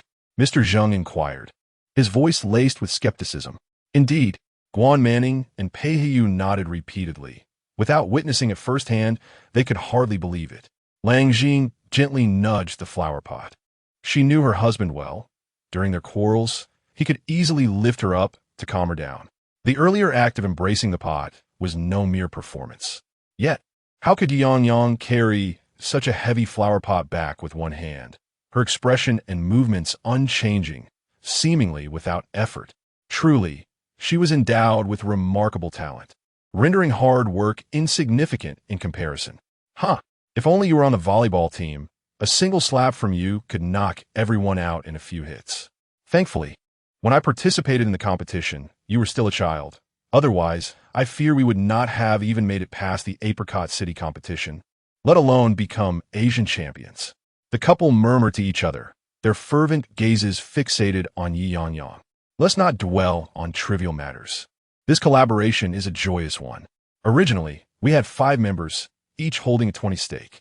With your addition, each of us will allocate 2 to you, totaling 10. With you in our club, it is certain to shine brightly. That is unnecessary. Ye Yangyang waved her hands repeatedly. Brother Ping, Sister Jing, I'm more than happy to assist in any way I can. Simply knowing you brings me joy. There is no need to allocate any shares to me. Whether it be schools or gyms, I understand the substantial investments involved. I am merely willing to lend a hand. If I could possess even a fraction of the confidence you both have, it would be my greatest treasure. Take it. Consider it a token of our appreciation. You will be our brand ambassador. What if you decide to leave without being tied to us? Guan Manning believed that allocating 2 to each person was quite reasonable, adding up to 10. After all, everyone was merely participating for fun, with the operation relying on Brother Ping and his wife. Whether they would turn a profit was left to fate. Ultimately, only Brother Ping and his wife, along with Ye Yangyang, would work hard for this endeavor, thus deserving a bit more. No, that is too much. You both have contributed financially and otherwise for only 20, while I have contributed nothing yet would receive 10. That hardly seems fair. Ye Yangyang continued to decline. However, Mr. Zheng discerned her hesitation. How about this? If you feel that 10 is excessive, we will each give you 1, totaling 5, which is not unreasonable. Furthermore, in the initial stages, we will need to seek schools and commercial spaces. For the time being, you may not receive dividends, and you might continue working as an intermediary to maintain your income. In the future, we can introduce you to more friends looking to purchase homes, ensuring you feel more secure. Upon hearing Mr. Zheng's suggestions, everyone found them quite reasonable. It would indeed be unfortunate to remain here while you decline, with dividends yet to materialize. Very well, we shall make temporary arrangements. Lawyer Zheng, please revisit the contract later. Let us ensure clarity in our dealings, as it is prudent to keep accounts transparent among close associates to avoid future complications. Yang, let us maintain our communication. Should you wish to continue as an intermediary, it need not interfere with your work schedule. As for their arrangements, Yang felt rather passive in her acceptance, but perceived that a mere 5 would yield little benefit. She could not afford to reject them outright, lest they prevent her departure.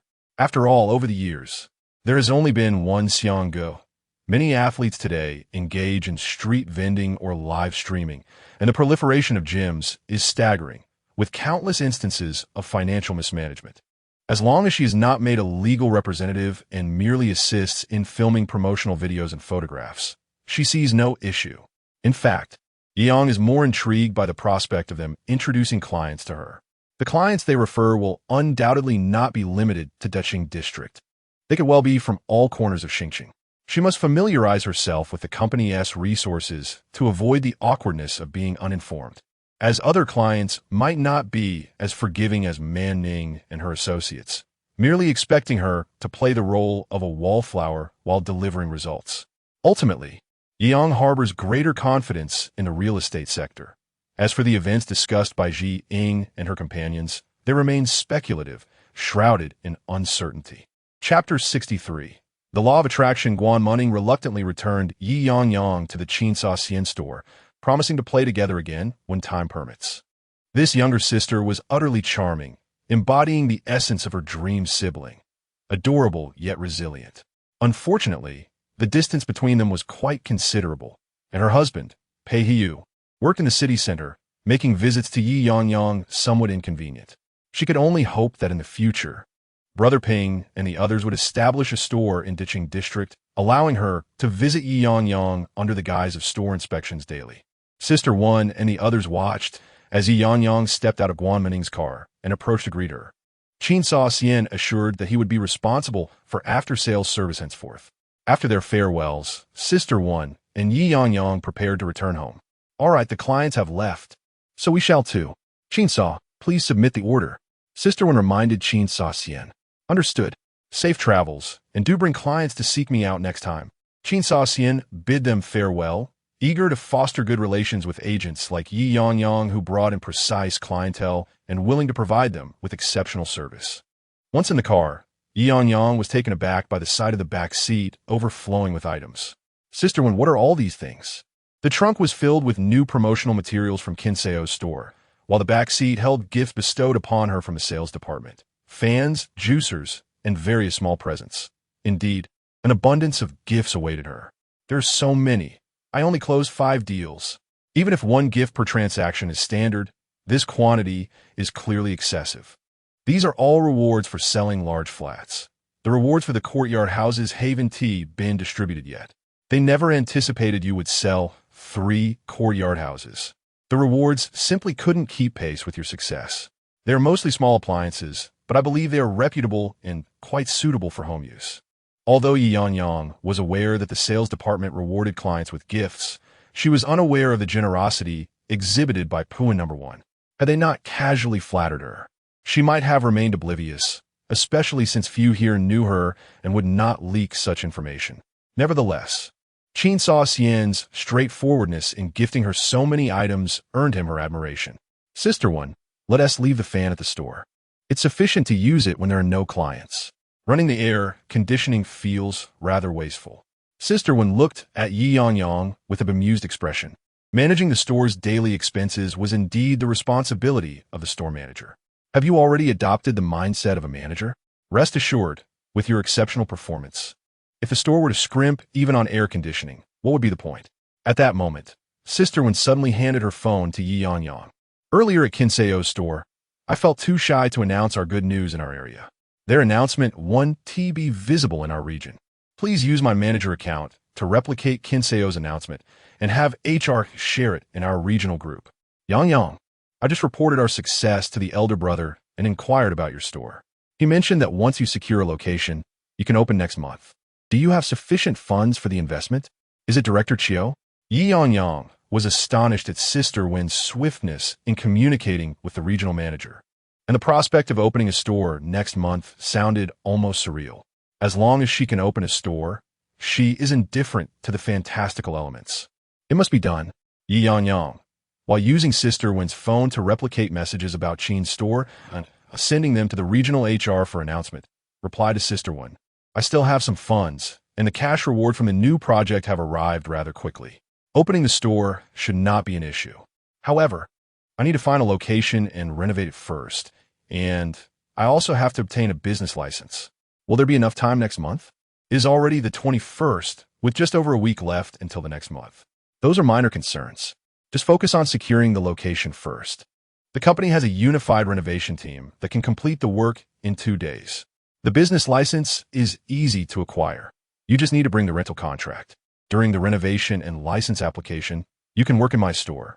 After all, if you're running the store alone, you'll need to close it to attend to clients. It will be more prudent to hire employees before opening. Ultimately, starting your store while still being part of the company will yield you greater profits.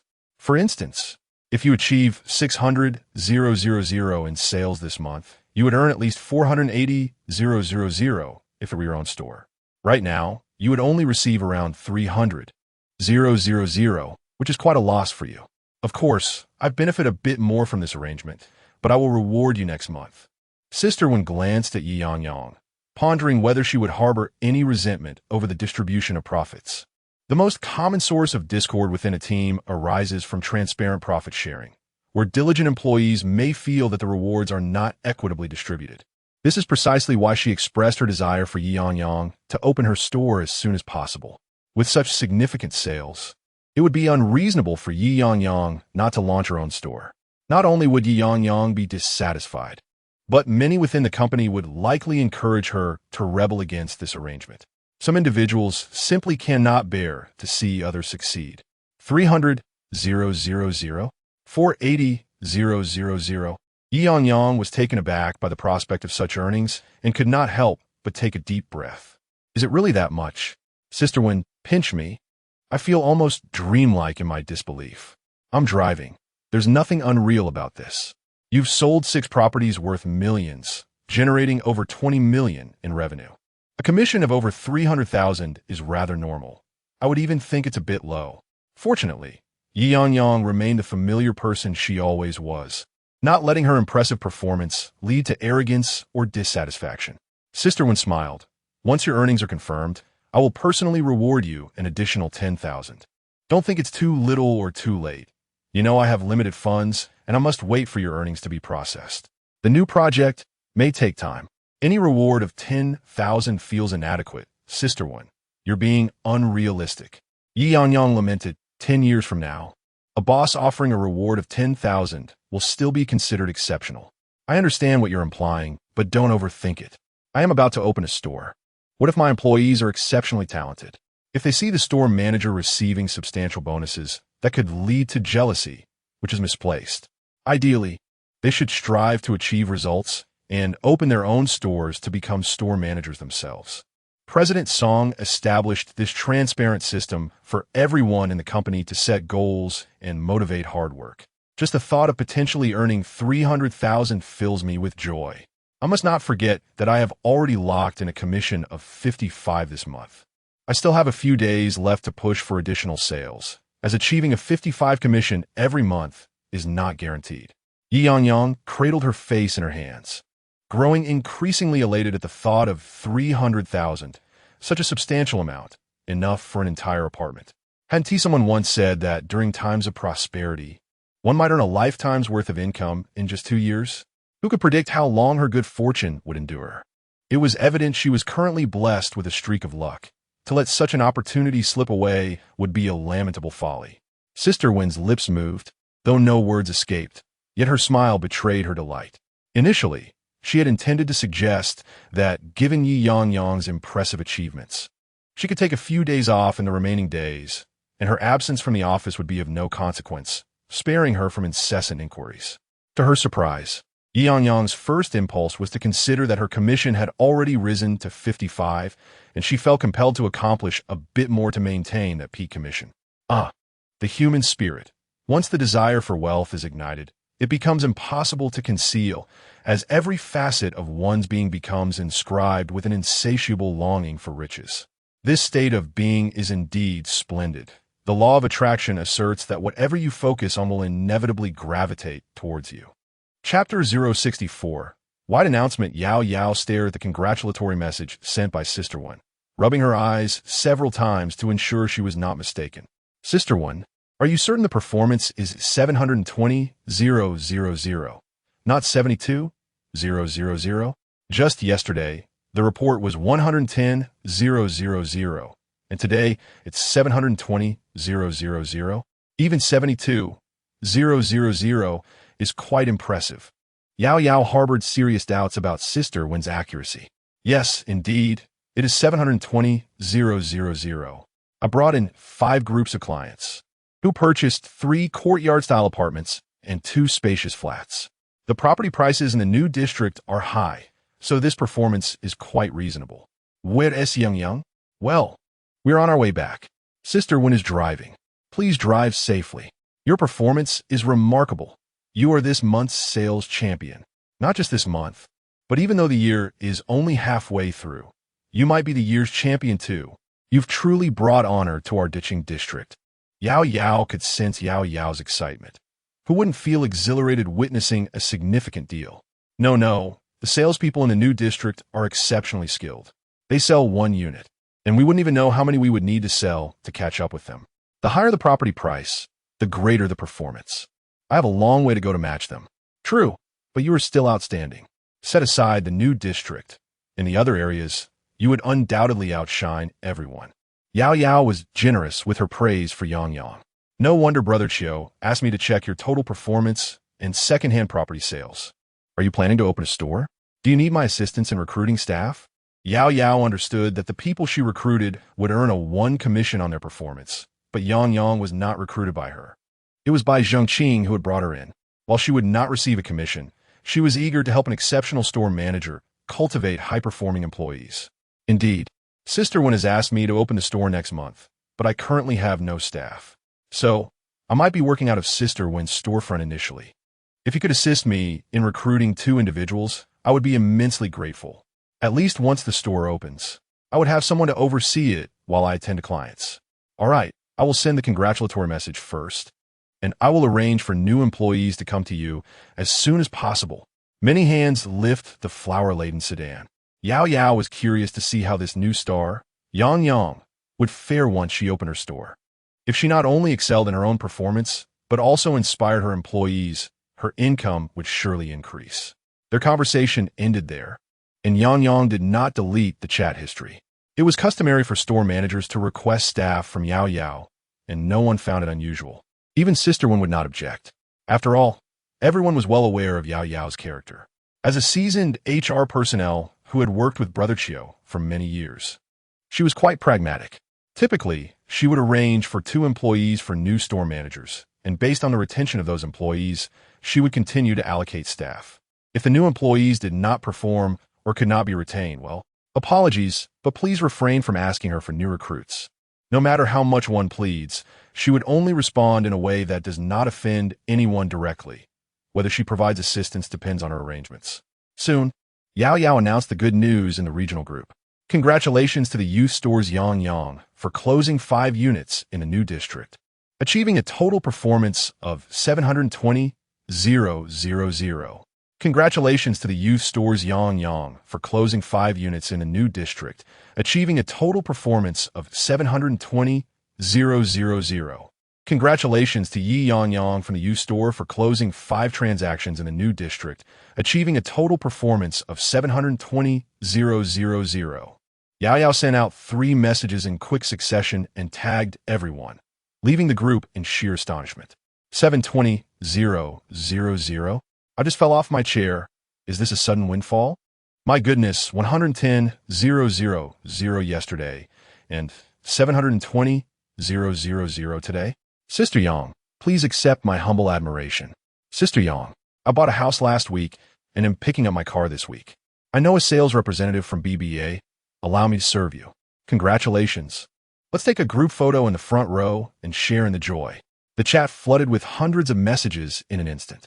More directly, Kong Yilei called Ye Yangyang right away. As soon as Ye Yangyang hit the answer button, Kong Yilei's excited voice boomed through the line. Sister Yang, did you really close 5 deals and achieve 720,000? Today ISNT April Fool's Day. Please don't jest. My blood pressure can't handle such excitement. Which property sold so rapidly? I want to promote it as well. Yo, Kong Studa. Don't call me that. Just call me brother. No, wait. I should call you sister. Share some experience with me. Little sister, where did your clients come from? Is the property, Pua number 1, really that easy to sell? Brother Lei, you flatter me. It was merely good fortune. The clients were online customers who had already made up their minds. They merely needed me to show them around. It's mainly due to the excellence of that property. Chin's store is exceptionally professional. I hardly contributed, merely a bystander enjoying the atmosphere. It was all luck, with no real skill involved. Luck is also a form of skill. When fortune arrives, it cannot be resisted. Sister Yang, you must share your insights tomorrow. Come visit our store and impart your wisdom to our new employees. And Kong Yilei suddenly lowered his voice. Bai Jingqing must be having a streak of bad luck. Since you two have parted ways, ensure you never reconcile. He might jeopardize your fortune. Sister Wen chuckled softly. In the confined space, even if Ye Yangyang had put on speaker, she would have caught some of the conversation. With Kong Yilei's loud voice, it was hard not to hear. Indeed, salespeople believe in luck. They think Bai Zhengqing is unfortunate while Ye Yangyang is fortunate. The more success Ye Yangyang achieves, the more Bai Zhengqing will be scrutinized, unable to shake off the label of bad luck. Future collaborations with him will require caution. However, Sister Wen suddenly froze. Is Bai Zhengqing still a worthy investment for opening a store? Would relying on a dim-witted individual lead to financial ruin? Yet, if Bai Zhongqing's performance warranted a store, it seemed unjust to deny him. What a headache. Ye Yangyang sighed softly. How could she have been so foolish as to leap into the fire? She would rather adopt a dog than spare Bai Zhongqing another glance. After hanging up with Kong Yilei, Zhang Xiuming's call came through. Ye Yangyang glanced at several missed calls from various store managers and reserve managers. Thankfully, President Chiu hadn't called. Otherwise, she would have been utterly flabbergasted. Wasn't it just 700,000 in sales? Was it truly necessary to make such a fuss? Ye Yangyang calmly answered Zhang Xiuming's call. Hello, this is Yang's shop. The client is an online customer who wishes to schedule a viewing. The client has shown interest in a property and was intrigued by the news regarding my commendable actions. I am merely responsible for the viewing. It is the prowess of Qin's shop and the sales department's property consultants that truly shine. Is there anything else? Ye Yangyang swiftly addressed all of Zhang Xiuming's inquiries in one breath. Zhang Xiuming paused for 2 seconds, then chuckled softly. Congratulations, Yangyang. You certainly do not disappoint. Impressive. However, I called to inquire about the cashback for the client from yesterday's transaction. Have we received the client's bank card information yet? The finance department requires the client's bank card and phone number to process the cashback today. Please confirm and send it to me via text. Realizing this was the purpose of the call, Ye Yangyang felt a wave of embarrassment wash over her. She had mistakenly thought Zhang Xiuming was inquiring about her sales performance, making her feel overly eager to announce her achievements. How self-indulgent of her. She wished she could dig a hole and hide. Thankfully, Zhang Xiuming graciously offered his congratulations. Or she would have truly wished for a way to vanish. Brother Ming, please hold on. I will ask the client right away. 10 minutes.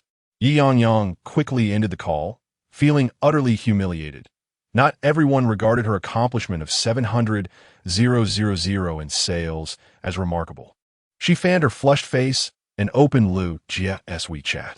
Chapter 065. The Cost of Growth, Lu Jie, it's Yangyang. Just to inform you, your friend Xiao Jie successfully closed a deal last night. Initially, I intended to apply for a referral bonus of 2,000 for you, but unexpectedly, Xiao Jie purchased a villa. The company offers a referral bonus of 5,000 for villa clients. If convenient, could you please provide me with your bank account details and phone number? The finance department may need to verify your information during the transfer. Lu Jie responded almost instantly. Did they really buy it? So soon? Zhou Ge and the others have been looking at houses for a long time without making a decision. I told them that Yangyang is exceptional. You always manage to recommend houses that resonate with others. That is quite embarrassing. Will there really be a bonus? Here's my bank account, and you have my phone number. When can I expect the funds to arrive? This is indeed a normal reaction. As workers, such unexpected joy naturally leads to concerns about the timing of the transfer. Please send me your bank details now. The funds should be transferred shortly after the property transfer. This particular seller doesn't have any outstanding payments, so the transfer should be quite swift. However, it may take a few days, and I'll notify you once it's completed. Please be attentive to unfamiliar calls during that time. Yangyang, you're so kind. I'll definitely refer friends to you when they decide to buy, primarily because your recommendations truly resonate with people and your straightforward nature is reassuring. We can trust you. Ye Yangyang responded with a shy emoji, concluding the conversation and forwarding her account details to Zhang Xiuming. Such notions of chivalry ultimately boil down to financial incentives. To ensure clients continue to refer others, there must be a vested interest. Without the proactive addition of that 5,000 yuan, the promise of future referrals would be nothing more than a dream. Fortunately, the agency has a built-in referral mechanism. Otherwise, if she were to offer benefits to clients, she would have to earn significantly to justify such generosity. After addressing Lu Jie's referral bonus, Ye Yangyang returned calls to several store managers in Ducheng District. This time, she refrained from speaking incessantly, instead listening attentively to inquiries and responding gently. Calm and composed, she maintained her poise without becoming overly exuberant. Ye Yangyang commended herself. Having earned 300,000 is commendable, yet she remained humble. More wealth lies ahead for you, Yangyang. Keep striving. While engaged in calls, she unwittingly arrived at her doorstep. Yingyue shook her head, remarking on the life of a celebrity agent, busier than her own profession. Yangyang, do you have the capacity to carry all these items home? Aside from an air conditioning fan, which Yangyang insisted on leaving at the store, Yingyue urged her to take all the other kitchen appliances, stating she didn't want any for herself. With several boxes stacked at her feet, Ye Yangyang, residing in a multi-story complex, faced some difficulties in transporting them upstairs. No worries, Yingyue. You can head back. You've truly worked hard today. I've already called my mother, and she's on her way to help. All right, since your mother is coming, I'll take my leave. There are still matters to address at the store. If you plan to work tomorrow, please bring your mother along to input her employment information. Once the commissions are received, she can purchase a home directly. Ye Yangyang. Money, a topic widely discussed and often accompanied by advertisements highlighting its benefits, also carries numerous drawbacks. While many are aware of Ye Yangyang's financial success, few realize the extent to which others may covet her wealth, with colleagues potentially seeking loans from her. These are all young people, and the situation is fraught with complications. Refusing to lend could offend, yet lending carries the risk of non-repayment. Rather than endure the discomfort of such dilemmas, it is perhaps wiser to spend it immediately. All right, I shall bring my mother tomorrow to complete her onboarding. Sister One, I apologize for the trouble. I would welcome such troubles daily, if only everyone would contribute. Alas, Sister One lamented, feeling a mix of disappointment and determination. Having operated her shop for over a year, she had only been invigorated once by Ye Yangyang's success. Now, with Yangyang opening her own store, that exhilaration seemed ever more distant, heart-wrenching and painful, akin to the feelings of marrying off a daughter, eliciting tears. Yet, the marriage must proceed, as Ye Yangyang, the first to leave the nest, bore the weighty responsibility of supporting her parents in their old age. Only through Yangyang's success could they hope for their own security. Sister One departed with a heavy heart, knowing that sleepless nights awaited her, where pain and joy coexisted in a tumultuous blend. Meanwhile, Ye Yangyang crouched amidst several boxes, discerning the contents from the outside. A microwave, an oven, a juicer. A total of 7 small kitchen appliances, all reputable brands that her mother would undoubtedly adore. She had also received 2 plush toys, which, upon closer inspection, emanated a faint yet delightful fragrance, indicative of their high quality. Truly, as a major developer, their generosity was commendable. While each sales office typically offered small gifts, these appliances would undoubtedly be more cherished by homemakers than mere staples. From a distance, Ye Yangyang spotted her mother's beaming smile, unable to contain her joy. Yangyang, wow, the sales office gifted you so much for closing the deal. Are they always this generous? Let me see. Oh, this rice cooker is usually priced over 600. Is this really a gift? Yuan Xiaojuan knelt to examine the boxes, her delight palpable. It was a significant moment. After 20 years, Yangyang was finally beginning to see the fruits of her labor. The items she brought home were all practical, including a blender she had long desired but had hesitated to purchase. Yes, this sales office is backed by a wealthy developer, hence the lavish gifts. Mom, you stay here while I take 3 back first. Later, we can each carry 2 together, she proposed. However, upon hearing this, Yuan Xiaojuan's smile faltered. Watching Yangyang lift the 3 largest boxes and stride towards home, she felt an indescribable sensation. Her eyes grew warm, her nose tinged with sorrow, an urge to cry swelling within her. Yangyang had finally matured, understanding the weight of her mother's sacrifices. If Ye Yangyang's breakup had catalyzed her growth and maturity, Yuan Xiaojuan still wished for her daughter to remain blissfully unaware of life's burdens. Bai Zhengqin, you scoundrel, what have you done to my daughter that she now understands the pain of her parents? Should I ever cross paths with you, you shall face the consequences. Yuan Xiaojuan vowed fiercely. In the past, Ye Yangyang would delegate tasks to her husband, preferring to use her words rather than engage in physical labor. The notion of directly carrying away 3 substantial items was utterly inconceivable. Typically, she would make several trips, returning home empty-handed and lamenting her own sluggishness. However, the current Ye Yangyang has truly matured. Unbeknownst to her, This newfound independence was nurtured through the self-sufficiency she developed after being driven out of her home in her previous life, relying daily on deliveries and takeout. It can only be described as a delightful misunderstanding. After all, the three heaviest items, though cumbersome, are well within her capacity to manage, were it not for their size. She could effortlessly transport 7 back home. For now, she will take 3, returning for the others later, while her mother carries 1 box to prevent any potential scolding for her inability to manage it. After all, when it comes to her mother's sharp tongue, Ye Yangyang has been the most immediate and enduring victim. Chapter 066. A surge of motivation the following day, Ye Yangyang rode her electric scooter, accompanied by her mother, to the store. Having witnessed the morning meetings of the agency, her mother found them reminiscent of a pyramid scheme, filled with an overwhelming enthusiasm that was quite disconcerting for her. As a newcomer, she felt shy about introducing herself in front of so many people. So she asked Ye Yangyang to attend the morning meeting alone while she wandered about, planning to handle her onboarding once the meeting concluded. Recalling Ye Yangyang's impressive performance the previous day, where she achieved a sales volume of 720,000 with a commission of nearly 300,000. Yuan Xiaojuan could hardly contain her excitement, spending a restless night and even dragging Yi's dad to pay respects at the family grave.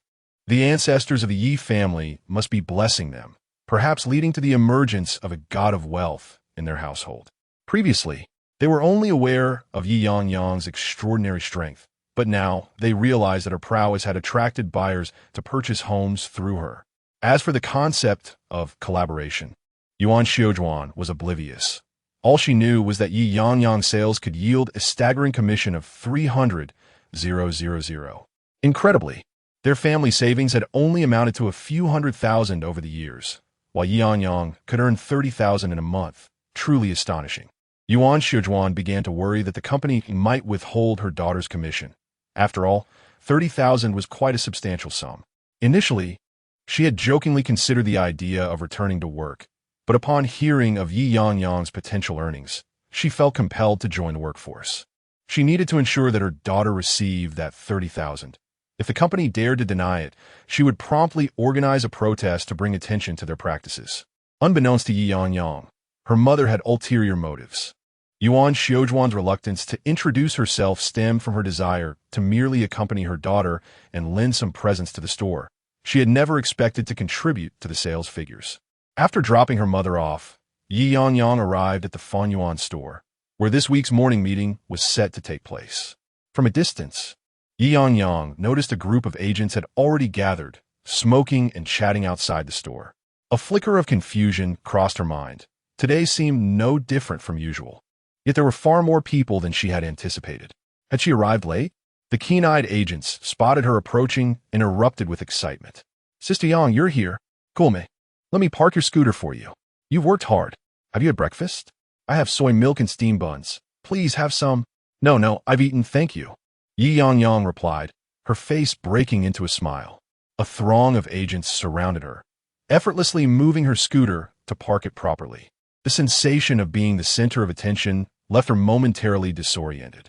Their enthusiastic greetings took her by surprise. After all, she had merely achieved a few $100,000 in sales. Was this level of excitement really warranted? Yet, their actions spoke volumes. Indeed, it was warranted. While many of them were earning a mere $3,000 to $5,000 a month, Ye Yangyang demonstrated her capability to earn $30,000 monthly. A revelation that left everyone in awe. Regardless of whether they knew her personally, they all aspired to bask in the glow of the god of wealth and hoped to share in her good fortune. "Is Yangyang here?"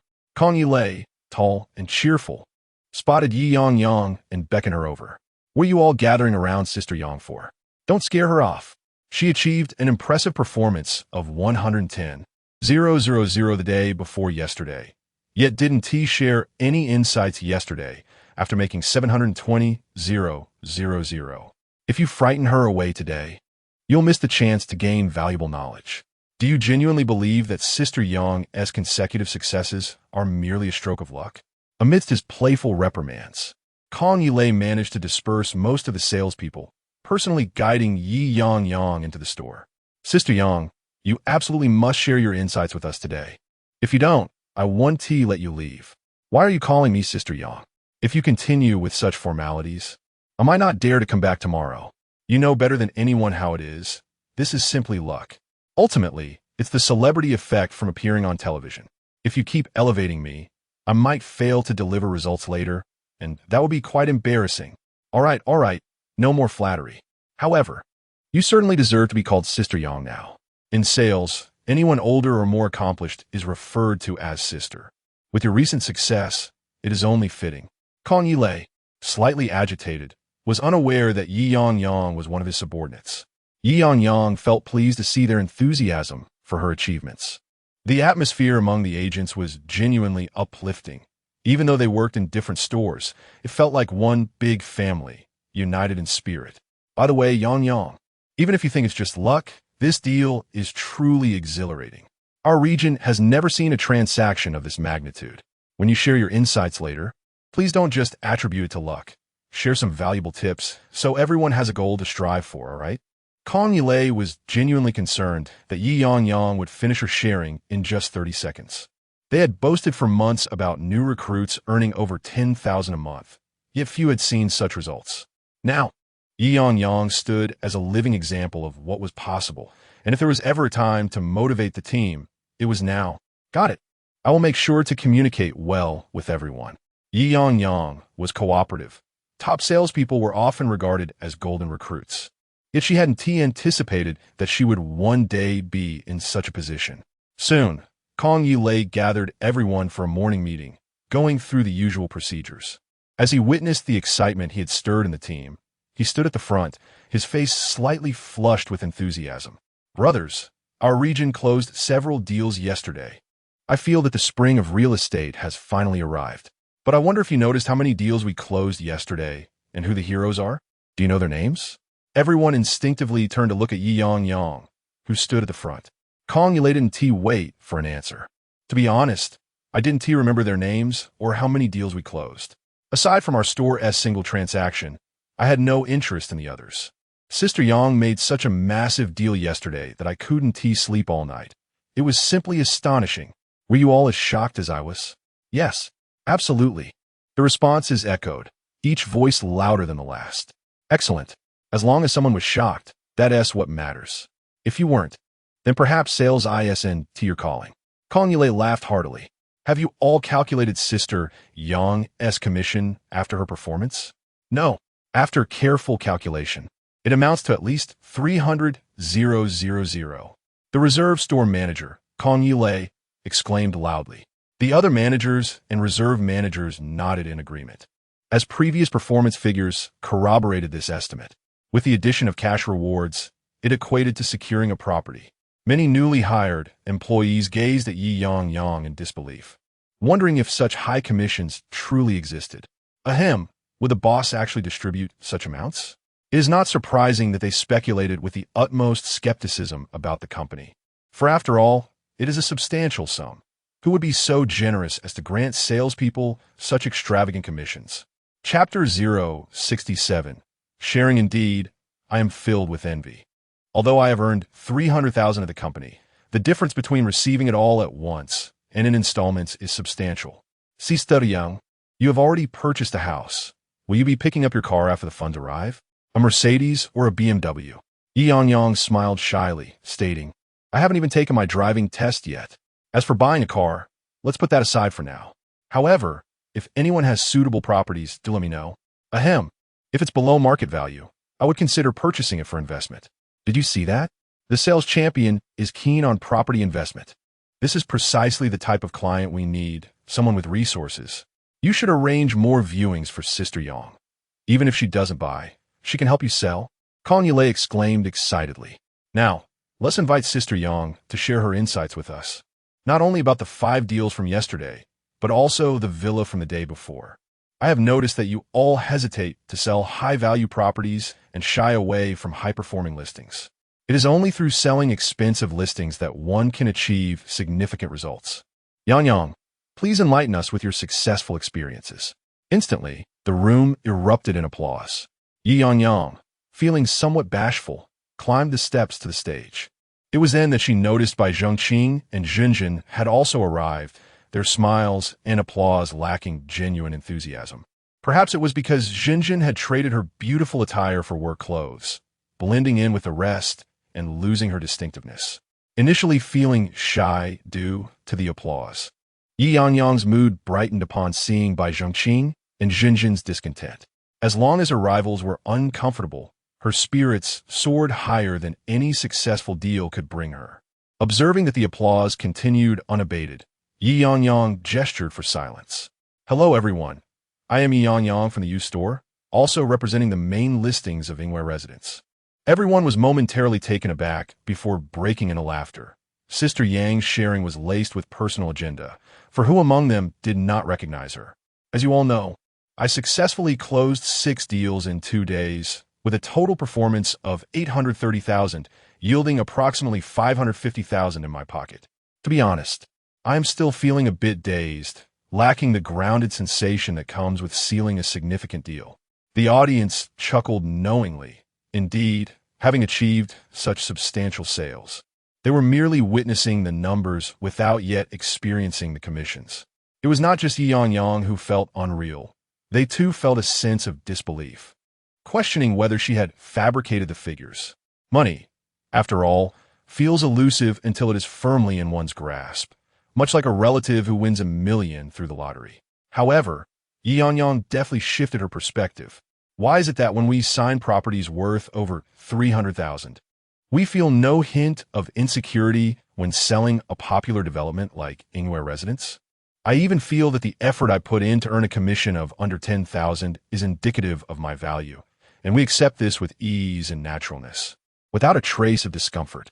Dear colleagues, my greatest realization after closing these 6 deals is not about how much I have earned, but rather that we reside in the relatively affordable Duching district, selling properties worth hundreds of thousands, inadvertently branding ourselves as low-cost agents. We are filled with self-doubt regarding high-end communities hesitating to sell. Even when we earn substantial commissions, we remain unconfident and fail to believe in our capabilities. This lack of confidence stifles the growth of many among us.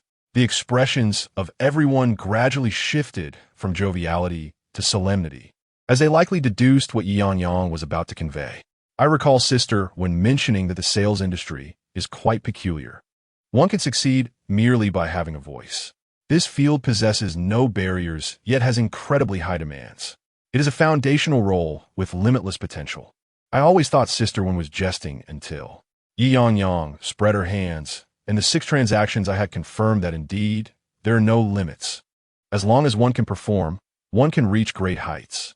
Just yesterday, I was reveling in impressive achievements and substantial commissions, yet Sister Wen remained unsatisfied, urging me to open a store to seize even greater opportunities. Opening a store? The crowd buzzed with speculation. Ye Yangyang, once a mere novice, advancing to store owner so swiftly? It was astonishing. Did she truly possess the qualifications? However, upon reflection, it made sense. In the realm of sales, performance reigns supreme. Is it not commonplace for Ye Yangyang to establish a store after achieving hundreds of thousands in sales? The mere thought of a new store manager emerging from Duching district filled everyone's gaze with envy. Ye Yangyang seemed oblivious to the whispers around her. Casting a casual glance at the displeased Bai Zhongqing, I genuinely feel that our Chao family is an excellent platform. As long as one possesses the capability, promotions occur quite directly, and the opportunities for advancement are abundant. Nevertheless, returning to the main point, I wish to articulate that our lack of confidence in selling high-end properties is the primary reason for our underwhelming performance. In reality, most clients, provided they dare to look, possess greater financial prowess than we often assume. Our poverty does not equate to theirs. Clients are far more capable than we imagine. I remember when I first arrived at Yingyue Residence, eagerly awaiting you to bring me clients. Upon seeing potential buyers, we felt as though we had been starved for days, almost desperate to secure their interest immediately. Yet yesterday, as I guided my 5 groups of clients, I made a profound realization. Clients are quite rational. They do not require my coercion. The on-site property consultants exhibited professionalism, Yet they were not overly eager, as if the choice to purchase rested solely with the clients. If one chose not to buy, it was merely a matter of taste, for numerous clients sought us out. The professionalism exhibited by the main store's chain was eye-opening. With an endless stream of articulate responses, capable of engaging in conversation regardless of the client's comments. My immediate sentiment was, comrades, we must observe and listen more, frequenting high-end properties to absorb more sophisticated rhetoric and integrate it into our own dialogue. The more proficient we become, the more persuasive our arguments will be, fostering trust among clients, thereby facilitating smoother transactions. I attributed my recent successes to mere luck, but Kong insisted otherwise, urging me to distill my insights. My conclusion is simple: observe, listen, and learn, venture forth, and return enlightened. Our paid online platforms must prioritize the dissemination of genuine, valuable listings, promoting our company's most marketable new developments. We should not dismiss properties as too expensive or too distant. If they are sellable, clients will emerge. Furthermore, we must avoid the monotonous practice of merely copying and pasting others' online content. In this age of big data, repetitive listings risk being obscured. Only through meticulous execution of each task can we increase our online engagement. Excellent. Kong Yele took the lead in applauding. And although Ye Yangyang did not disclose the source of her clients, her enthusiasm was palpable and her sincerity undeniable. She urged everyone to diligently cultivate their skills and learn from accomplished individuals. Yet some preferred to retreat into solitude rather than seek wisdom from others. Ye Yangyang's success was indeed no mere coincidence. She had grasped the true essence of real estate sales. As everyone applauded, Ye Yangyang gestured for silence after a minute. In conclusion, I wish to convey that when we recognize our limitations, it is imperative to seek assistance from our store manager or any store manager.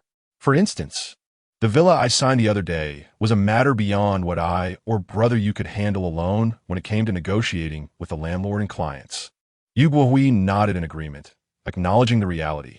The stakes were too high, and they were hesitant to engage in negotiations. Had it not been for Zhang's intervention, they would have truly missed out on this substantial deal worth 110,000. Chapter 068. Unprecedented combat power of Yuan, Xiaojun, thanks to Zhang Dian. We were able to successfully close the deal. Just yesterday, Sister Wen assisted me in bringing in clients. Our store manager is exceptional. Whenever we encounter challenging clients, we always seek our manager's help. Additionally, we must diligently maintain our relationships with our loyal clients and landlords, as unexpected surprises may arise from these connections. That concludes my sharing. Brother Lei. Kong Yile stepped onto the stage, expressing gratitude to Sister Yang for the valuable insights she shared with us. Have I not mentioned the significance of networking? One must refrain from merely copying and pasting others' work. It is essential to create original titles and copy. Imitation is not plagiarism. Yet if you resort to copying, the platform will not promote your work. Is that not foolish? Well, without further ado, we have other stores that have also secured deals. So let us invite yesterday's heroes of the day. Ye Yangyang, then noticed by Zheng Qing standing up, with Jinjin in the front row clapping enthusiastically. Oh, you also made a deal yesterday. Quite impressive. However, upon hearing it was a rental agreement with a client who visited, Ye Yangyang couldn't suppress a chuckle. Initially expecting a more significant transaction, did by Zheng Qing's affection for Jinjin stem from her high emotional value? Indeed, most of the time, she had either closed her own deals for Bai Zhengqing or brought clients to him. It was quite shallow of her to idolize him. She had never acted in such a manner before. Feeling a sense of disdain, Ye Yangyang pursed her lips. Bai Zhengqing, sensing Jinjin's admiration, smirked, but the next moment, he realized that none of their colleagues were particularly impressed by his rental agreement, especially with Ye Yangyang's dismissive expression fueling his anger. What was so remarkable about closing a large deal? The money in hand is the only truth. Selling a few luxury homes? Who knows when the new listings will be available? Moreover, Jinjin's friends were also interested in villas. Once he opened a store, he could sell a few more units. Unlike Ye Yangyang, who foolishly allowed all the major transactions to be credited to Sister One, thereby letting her reap the rewards. Nevertheless, he still intended to discuss a particular matter with Ye Yangyang, believing she would agree, given her fondness for him. The morning meeting then transitioned into a resource-sharing session. Ye Yangyang diligently noted all the valuable resources, deciding to pursue real estate opportunities afterward. She also stood up once more to share about Yingyue, encouraging everyone to leverage the internet to attract clients. As the morning meeting concluded, Ye Yangyang hurriedly rode her bike back to the store, hoping her mother had not grown impatient, as the meeting had run longer than expected. She would never admit to having spoken too much. Yi. Bai Jingqing attempted to intercept Ye Yangyang to converse with her, but was unable to do so in time. Consequently, he rode the electric bike he had purchased just yesterday, with Jinjin trailing closely behind, hastening back to the store. This matter needed to be discussed privately with Ye Yangyang, after which he would ask her to bring it up with Sister Wen. Who knew what Sister Wen would say if she found out? Bai Zhongqing felt that ever since his breakup with Ye Yangyang, Sister Wen had become biased, completely forgetting who her actual disciple was. He held a deep-seated grievance against Sister Wen. Upon returning to the store, Ye Yangyang found Xiao Wang and others arriving in succession, preparing to open up. She took out her phone to call her mother, inquiring about her whereabouts and urging her to return quickly. Ye Yangyang, wait a moment. I have something to discuss with you. Bai Zhongqing hurriedly caught up to her, mistakenly thinking she was on a call with Sister Wen. Sister Wen must have been exhausted yesterday, as she did not attend the morning meeting today. Ye Yangyang was unsure of what to say to Sister Wen. Perhaps about opening a store? Observing the two with a hint of disdain, Ye Yangyang noticed Xiao Wang and Song Huan peering in from the doorway with expressions of amusement. She did not wish to create a scene that would embarrass Sister Wen. Speak your mind, Bai Zhongqing urged, gesturing for Jinjin to enter and discreetly signaling for Xiao Wang and the others to refrain from eavesdropping. Once the employees were inside, Bai Zhongqing wasted no time. Ye Yangyang, I'd like to discuss something with you. Your current performance has reached 600,000. You don't need such a high figure to open a store. Could you lend me 50,000 in performance? I promise to return it once I've opened my shop. Ye Yangyang was taken aback. She had anticipated a different conversation. How audacious it was to request a loan of performance. Were they on such amicable terms? The absurdity of his request left her both incredulous and amused. Lend you what? On what grounds? Is it your boldness or shamelessness that allows you to utter such disgraceful words? I might consider lending it. But tell me this, how long will you need it, and how will you repay me? Are you certain your new store will generate sufficient performance to return the amount? Who do you think you're looking down upon? Don't forget that I taught you all your sales skills. If you can achieve what I can, then I can surely do the same. Bai Jingqing was aware that Ye Yangyang would not readily agree to his request. He had anticipated resistance. His tone softened involuntarily. All right, I want to mention repayment in terms of performance. Let us do this. You lend me 50,000 in performance, and I'll directly supplement your commission. How's that sound? Ye Yangyang had already lent 8,000 to her parents for his store preparations. A 5,000 commission from 50,000 performance at 10% was trivial. Returning the original amount plus interest was not a concern for her. You'll supplement the commission? Ye Yangyang suddenly became intrigued. Sure, my current performance has reached the company's highest commission rate of 55%. Given our current animosity, I'll be straightforward. The commission is typically 27,500. If you give me 30,000, I'll lend you the performance. What? Ye Yangyang, don't get too greedy. Between employees, borrowing performance is usually done when everyone's performance is below 50,000, and it's understood that the commission follows suit. However, Ye Yangyang's commission was clearly at 55%. Any borrowed performance will be calculated at that rate. Bai Zhongqing would only receive 10%. Why should Ye Yangyang bear the loss of the additional 45% commission? Bai Zhongqing admitted he had not considered the implications in the moment, but Ye Yangyang's aggressive demeanor was excessive. Was she still the compliant Ye Yangyang of the past? Or was this meticulousness her true nature? He pointed at her, unsure of what to say or how to salvage the situation, his hand trembling with frustration.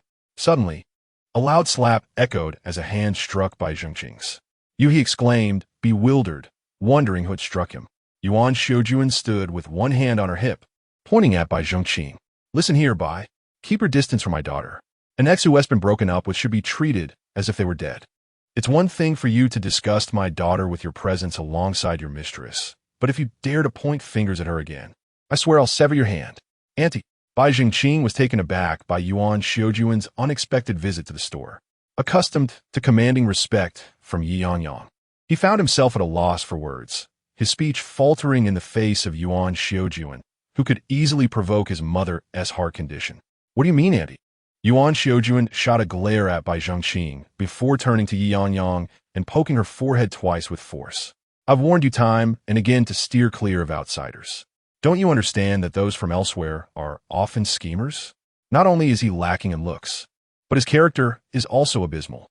The way he stutters makes me suspect that when I gave birth, I might as well have tossed the baby aside and nurtured the placenta instead. How could you possibly fall for such a creature?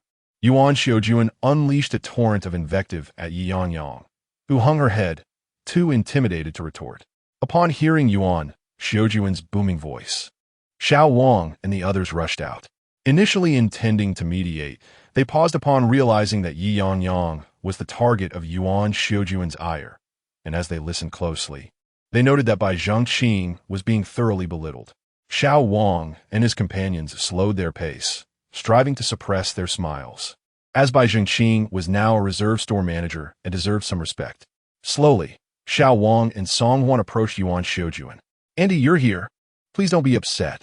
Come inside. It's too hot out here. Let us get some cool air and water. Umph. Yuan Xiujuan cast a disdainful glance at Bai Zhengqing, but graciously followed Xiao Wang into the store.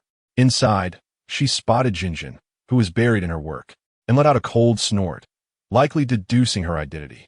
Eva Vixen feels unlucky. Song Huan instantly grasped Yuan Xiujuan's implication, realizing she was suggesting that Jinjin was unworthy of being compared to a vixen. What a revelation! Ye Yangyang was indeed the daughter of this formidable aunt, whose eloquence was strikingly powerful. If Ye Yangyang possessed her mother's strength, there was no way Bai Zhengqing could have bullied her into submission. Yuan Xiujuan was impressive, and Song Huan admired her greatly. Song Huan also perceived Jinjin as a mere vixen from the makeup team. Yesterday, she had appeared exquisite in her polished makeup and fine attire, but today, clad in work clothes, she blended into the crowd. One wondered if Bai Zhengqing regretted his choices. With a performance of 500,000, both she and Xiao Wang were pounding their chests in regret on his behalf. Mom, Ye Yangyang called out. Don't make too much noise. It'll be hard for Sister Wen. Useless. Yuan Xiujuan hurled another insult at Ye Yangyang before swiftly adjusting her demeanor, her expression softening as she turned to Xiao Wang and Song Huan. Chapter 69. The Deceptive Nature of a Woman's Words. Young man. Dear sister, I apologize for the inconvenience. Please do not take offense. My sister Yangyang has always been rather introverted, never reporting her grievances at home when bullied. Each time, I am filled with frustration, fearing she will be mistreated in society.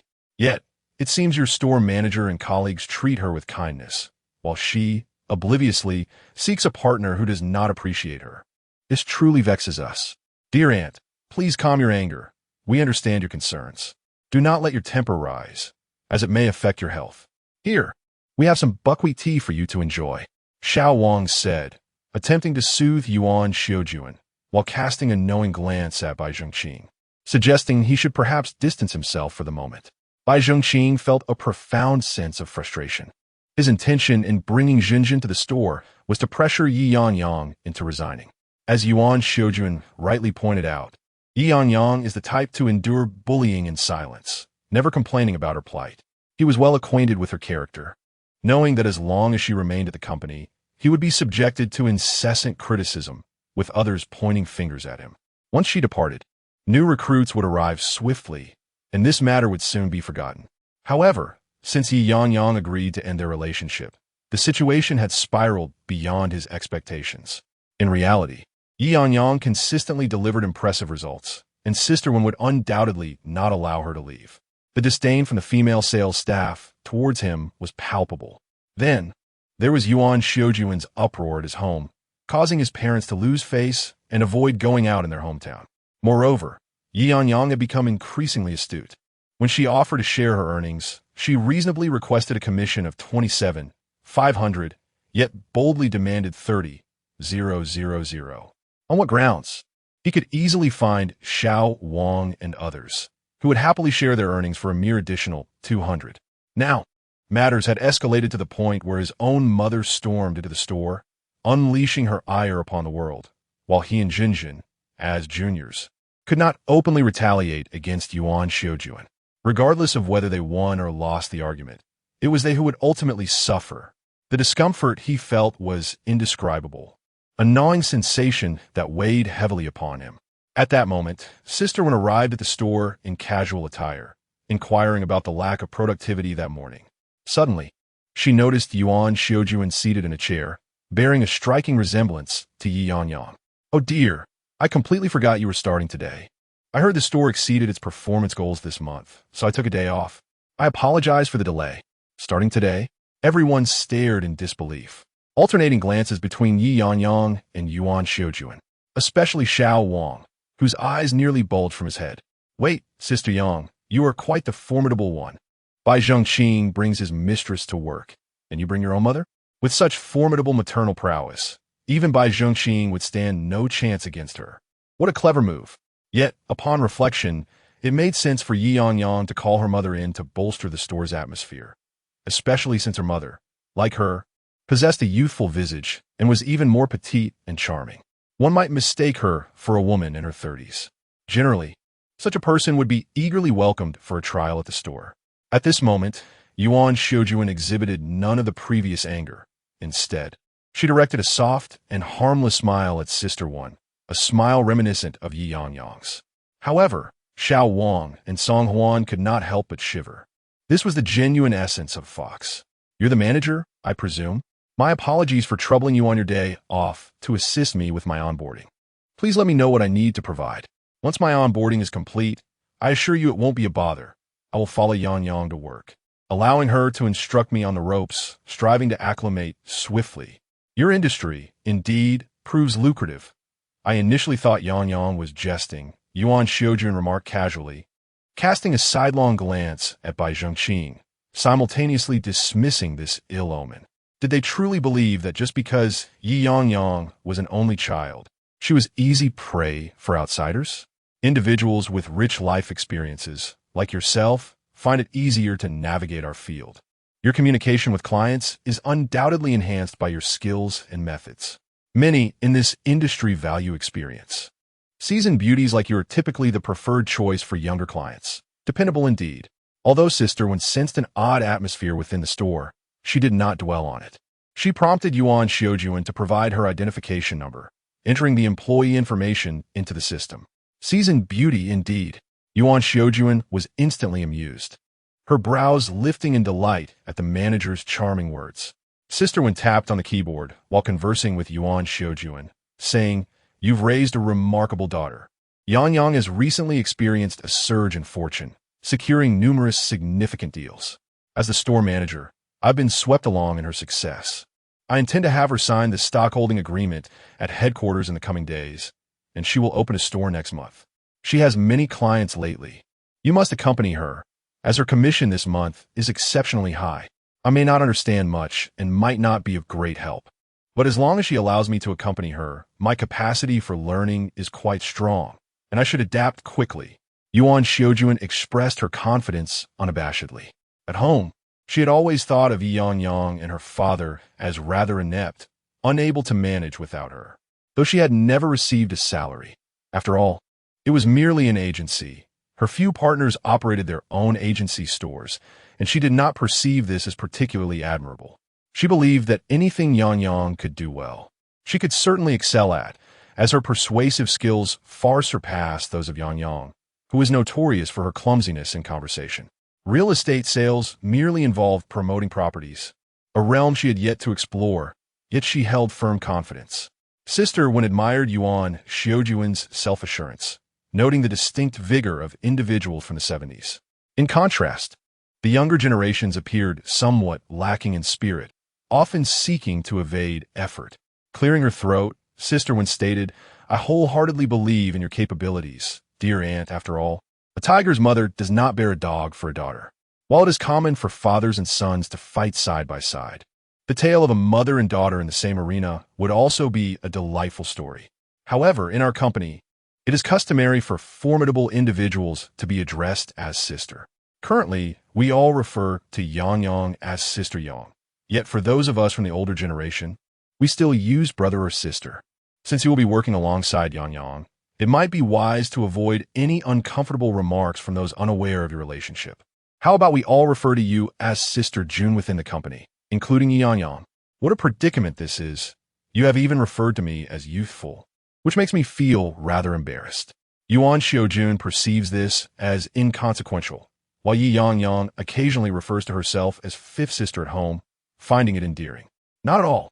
Yun Qi. If Yang Jie hadn't mentioned it, we would truly have been unaware that you are Yang Jie's mother. You appear remarkably youthful and well-preserved, almost as if you were in your 30s. If you were to come directly to our store, we would undoubtedly address you as sister. Oh dear, you salespeople certainly know how to flatter. After spending time with you, Yangyang has become significantly more extroverted, which is precisely why I encourage her to pursue a career in sales. It visibly cultivates one's character. Yuan Xiaojun was utterly charmed by Xiao Wang and his companions. She didn't even notice when Bai Zhengqing and the other left stealthily. They were mere defeated foes, utterly devoid of any combat power, and their bullying had no impact on her. Ye Yangyang, overhearing her mother's boast, couldn't help but roll her eyes, thinking, what a charlatan. Just the other day, she was urging me not to pursue this path, advocating instead for a stable administrative job in a simpler environment. Now, with a bit of coaxing from Xiao Wang and the others, she claims to support my sales career. A woman's words are indeed the fabrications of a deceiver. Chapter 070. The pressure of parents. It seemed as if everyone had forgotten the two individuals in the store. Without them, the atmosphere became more harmonious, filled with laughter and ease.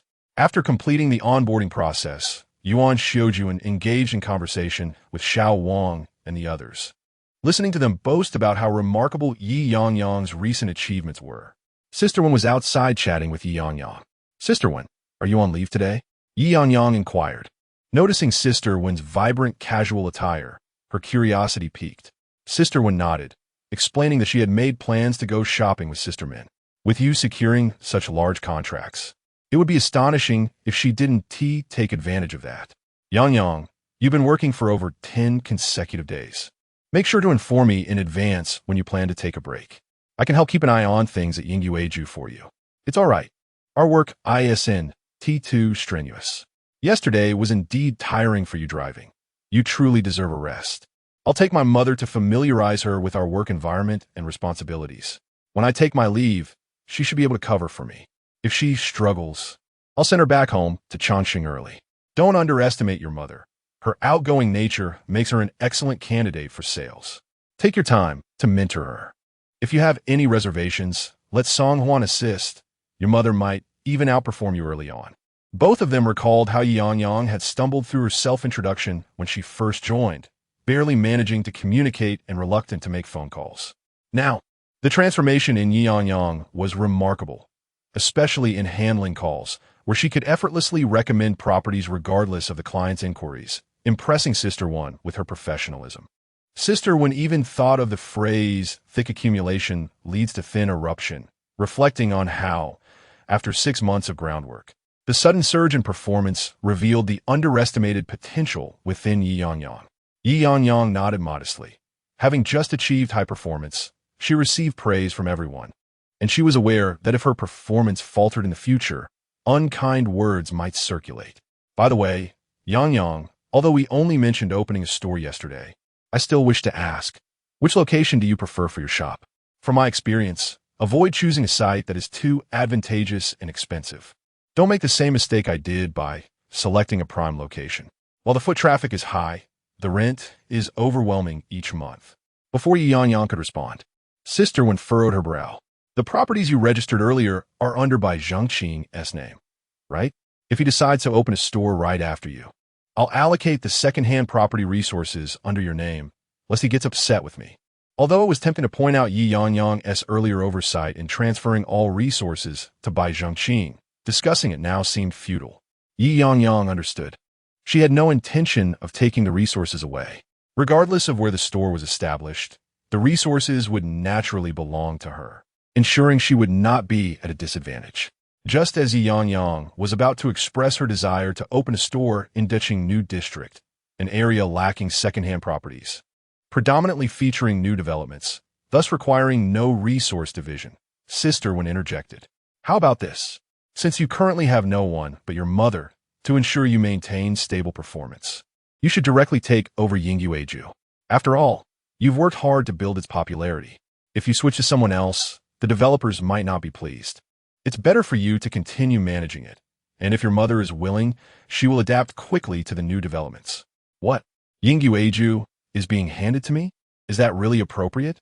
Ye Yangyang was taken aback by Sister Wen's generosity, as she directly bestowed upon her the ownership of the Yingyue Residence, which would certainly prove to be a golden opportunity in the future. What could possibly be amiss? Currently, there was no suitable property in the store to serve as a new listing. Had there been, she would not have allowed you to take it. Sister Wen's words were straightforward, alleviating any concerns Ye Yangyang might have had about owing a significant debt of gratitude. So, have you decided where you would like to establish the new location? Bai Zhongqing had communicated with her late into the night, expressing a desire to open the store sooner rather than later, preferably on Xinzhuang Street, where there were numerous second-hand houses and a bustling community. Given Ye Yangyang's prior close relationship with Bai Zhongqing, it was plausible that she too would find that location appealing. However, the two seemed to be in a subtle competition, with their respective store managers vying for prominence, which could reflect poorly on her leadership. Would it be feasible to set up shop in New District? I am currently more interested in new properties. It matters little where the storefront is located, as I might even secure a couple of nearby listings later on. New District? Sister Wen pondered for a moment. That area seemed to only have 2 communities with completed housing, both under 2 years old, making transactions complicated due to value-added tax, and clients typically avoided second-hand properties there. Most other houses remained under construction, with only construction teams and building material vendors visible, rendering second-hand housing rather scarce. If Ye Yangyang was intent on venturing there, it was clear she was resolute about pursuing new listings. While new listings were not impossible, the slow return on investment was a concern, and Sister Wen feared Ye Yangyang might struggle to endure. Nevertheless, Ye Yangyang was insistent, and Sister Wen felt it inappropriate to voice further concerns. As for the commercial properties in that area, Sister Wen had little recollection. Were there any available for rent? Would the prices be exorbitant? I shall pass by Yingyue Residence shortly and will inquire about potential rentals. If none are available, I will explore the vicinity of the completed communities. After all, I do not require a prime location. A modestly priced space for an office will suffice. All right, you know the process. Once you find a suitable place, contact me to arrange a viewing. Then I will bring our senior brother to assess it, and if it meets our needs, we will proceed to finalize the agreement, after which you can undertake renovations and prepare for the opening. Yes, Sister Yao Yao is also assisting me in recruiting staff. I hope that by the time the store opens, I will lack for nothing. Take your time. There is no need to rush. Maintain your current performance levels, and you will undoubtedly attract many eager salespeople to your team. Keep up the good work, Yangyang. Certainly. Ye Yangyang responded with a confident smile directed at Sister Wen. Observing this smile, Sister Wen felt much of her apprehension dissipate. Now that Ye Yangyang was venturing into business, she was akin to a daughter who had married and taken charge of her own household. As an experienced store manager, she was not a mother. A bit of guidance would suffice, as excessive interference could become irksome. The dynamics of the workplace, even in hierarchical relationships, are quite delicate, especially now, as Ye Yangyang consistently delivered impressive results. Sister Min had even inquired if she felt any pressure. As the leader, what do you think? Sister Wen recognized that Min's acidic remarks carried a hint of provocation, but was more aware that jealousy was at play. I possess what you do not was the essence of her envy. Today, she would treat this envious woman to a fine meal and perhaps purchase a designer handbag. So what if the bonuses had yet to be distributed? The lucrative partnership would eventually yield rewards, and in time, this woman would be consumed by her jealousy. Sister Min arrived in her car to take Sister Wen out for a shopping spree. Ye Yangyang also urged Yuan Xiujuan, who had been mingling with Xiao Wang and the others, to take her leave. I'm off now, Xiao Wang, Xiao Huan. I'll come back to play with you. Yuan Xiujuan reluctantly bid farewell to Xiao Wang and the others, making Ye Yangyang resemble a figure akin to Fa Hai, disrupting their camaraderie. Sitting behind Ye Yangyang on her electric bike, she curiously inquired, "Mom, am I taking you back to play mahjong, or do you truly intend to work here? If you genuinely join our company, I shall commence teaching you the ropes. Have you considered this well? Little Bai finds studying real estate quite arduous." "What is so arduous about it? It pales in comparison to the toil I endured in my youth while farming." Yuan Xiujuan was utterly unable to accept that Ye Yangyang looked down upon her. Pausing for a moment, she realized her tone had become somewhat impassioned. "Yang, rest assured, this time her company does not mind my age. If they truly want me to work, Xiao Wang and the others assert that I am still young. I genuinely intend to persevere. I am aware that I did not maintain steady employment in my youth. Just last night, your father remarked that I was being foolish, doubting my ability to sustain a job." Ye Yangyang remained silent, listening as Yuan Xiujuan wistfully continued, "We own 2 properties in our name. Originally, we intended to transfer one to you as a dowry after your marriage and acquire another near your home. This way, when you have children, whether your mother-in-law comes to stay or we come to help with the child care, you will not feel overwhelmed living under the same roof. Compared to your peers, we are already exemplary parents. However, your monthly efforts surpass our decades of labor, and as parents, we too experience our share of pressure, you know." Chapter 071. The unrented shop's marriage is still a distant prospect for me. Why do you feel pressured?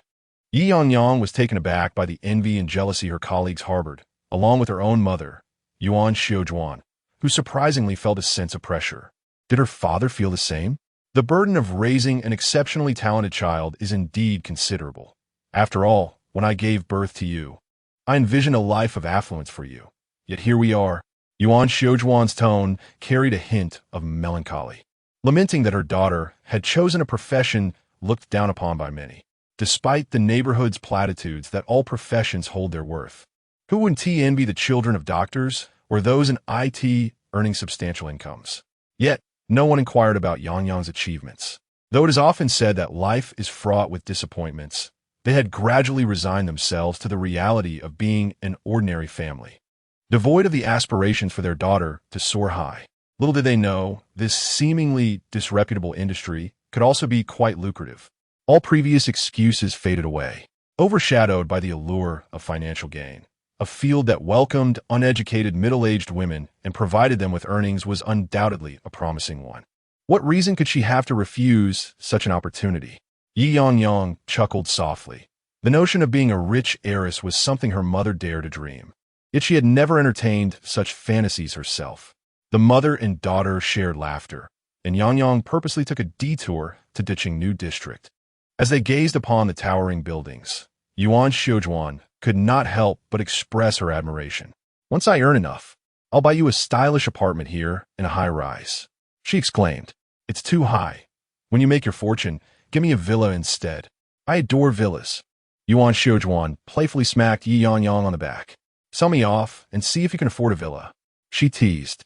Yangyang recoiled slightly, suddenly questioning whether it was wise to involve her mother in her business.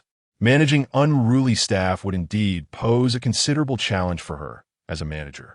Despite her thoughts, she dared not voice them, for the formidable matriarch was not to be trifled with. Soon, Ye Yangyang's attention shifted to a row of recently completed shops beneath the residential buildings. Most of these shops remained vacant, with only 2 at the entrance of the community operating as a small supermarket and a few renovation companies. Most of the owners had just acquired their properties, and many had yet to move in. Only a few had begun renovations, resulting in a lack of foot traffic in the area. As she traveled along, Yangyang noticed several shops bearing signs indicating direct rental by the landlords. Each shop was relatively small, approximately 3 meters in width. If Yangyang were to open a store without any employees initially, such a space would be quite suitable, as rental fees were typically calculated by square footage. She observed that multiple shops displayed the same landlord's contact number. With her Bluetooth headset in place, she pedaled her bike while making calls. "Hello, brother. This is from Onshao Realty. I noticed several of your shops are available for rent. Would it be convenient for me to list them with our agency? I can promote them across the entire network for you." Wouldn't you mind if I posted the phone number inside the shop? I wouldn't charge a commission either. Certainly. I am merely assisting our client in finding a shop. He is eager to rent it for curtain production, especially since the nearby residential community has just been completed, and everyone will surely require custom curtains. May I inquire about the rental price? What is the minimum you would be willing to accept? Is it 45 per square meter? I find this somewhat exorbitant, considering the local demand has yet to flourish. The rent remains unchanged for the first 3 years, with adjustments made thereafter based on market conditions. Correct? Understood. With that, Ye Yangyang into the call. Yangyang, didn't Xiao Wang mention that you wanted to rent a shop yourself? Why did you call posing as an agent to inquire about the price? Because if I were a tenant, the landlord would certainly not divulge the lowest price. He would leave some leeway during the conversation, as the client's interests are directly at stake. However, as an agent, he has many vacant shops to rent out, and his objective is to convert these empty spaces into revenue. Although his initial quote may be inflated, it is likely close to the bottom line. My intention in making this call was to ascertain his lowest offer. This particular row of shops is not very suitable for agency work. The spaces are somewhat small, and we cannot even set up 2 rows of computers in a negotiation room. I am more interested in understanding the rental prices set by the surrounding landlords. A landlord who is reluctant to part with even his contact number will certainly lead to clients backing out when I recommend shop. Oh, so this seemingly trivial phone call holds such profound insights.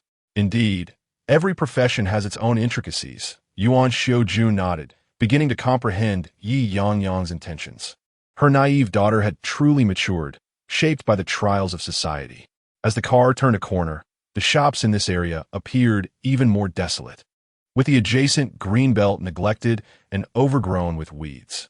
The area in front of the shops was littered with trash, prompting Yuan Xiaojun to shake her head in dismay without Ye Yangyang needing to mention it. What a pity.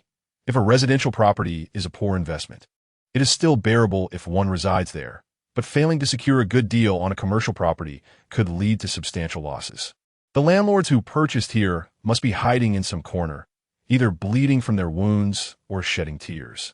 Ye Yangyang skillfully maneuvered the car around another bend, causing Yuan Xiaojun to gasp in surprise. How can you turn without applying the brakes? It's quite perilous. Yangyang, you should take the driving test soon. You're about to become a shop owner and a manager, having earned quite a sum. You don't need to buy an extravagant car, but having a reliable vehicle for transportation is essential. Your father and I have never had the courage to drive. Once you purchase a car, you can take us out for outings. All right.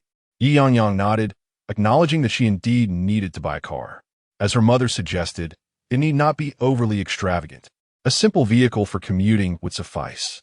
After passing this development, they arrived at another one, which is somewhat unique in Ditching District. Although the first phase has been delivered for nearly 2 years, agents seem reluctant to market this property. This is primarily because the development is far too well known in Ditching District. It spans a vast area, occupying the prime location at the lowest land price. Yet the feng shui is notoriously poor. It is not that the owners are doomed to misfortune, but rather that the developers of this land have faced considerable adversity.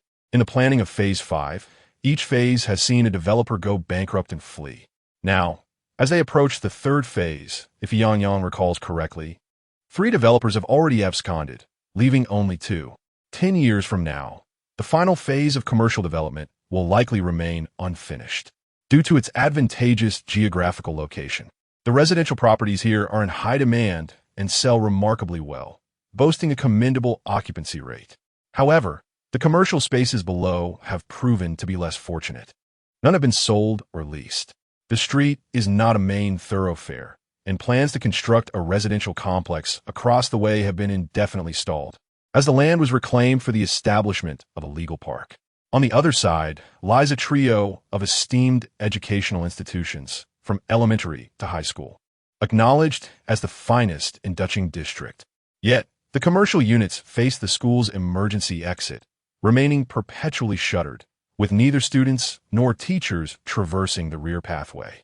This unfortunate arrangement has rendered the spacious and aesthetically pleasing commercial properties unsellable. Ye Yangyang ventured onto the expansive pedestrian walkway outside the shops. Wow, this is quite spacious. Is it designed for street-side parking? Yuan Xiujuan couldn't help but exclaim. They typically do not frequent this area, unaware of the vast park and the numerous vacant shops that appear far more appealing than the dilapidated ones they had just seen. But why are there no merchants? It turns out that the park across the street has an underground parking facility, while this area is designated for the commercial units. It seems the developer initially envisioned a vibrant food street beneath the residential towers, where dozens of tables could be set up for takeout. Who could have predicted that these spaces would remain unsold? Chapter 072. Newtown Zhejiang, such a large commercial space, must be quite expensive. Without foot traffic, investing here would be unwise. Purchasing it independently requires even greater caution. As we walked, we encountered not a single soul. It's entirely reasonable that sales would be sluggish. The shops we passed earlier at least had 2 supermarkets, but here, Yuan Xiujuan shook her head, gazing at the community's main entrance. Who places their main entrance at the back? The primary thoroughfare has small gates and underground access points. Everyone seeks convenience, and thus opt for the smaller entrances. Who would take the long route through the main gate to reach the city center? One wonders if the developer has been poorly advised by the designer. What Yuan Xiujuan remains unaware of is that this location is precisely what Ye Yangyang had in mind. She deliberately made a detour to ascertain whether these commercial spaces could be leased or sold. If so, she intended to secure one for herself. Once her funds were sufficient, she would purchase it outright. After all, who could predict that this row of shops would become bustling with activity due to the redevelopment of the old buildings? Ye Yangyang vaguely recalled that this row of shops was initially sold off at over 5,000 per square meter by either the third or fourth developer, who sought to recoup their investments in a hurry. 5,000 per square meter, a price comparable to residential properties.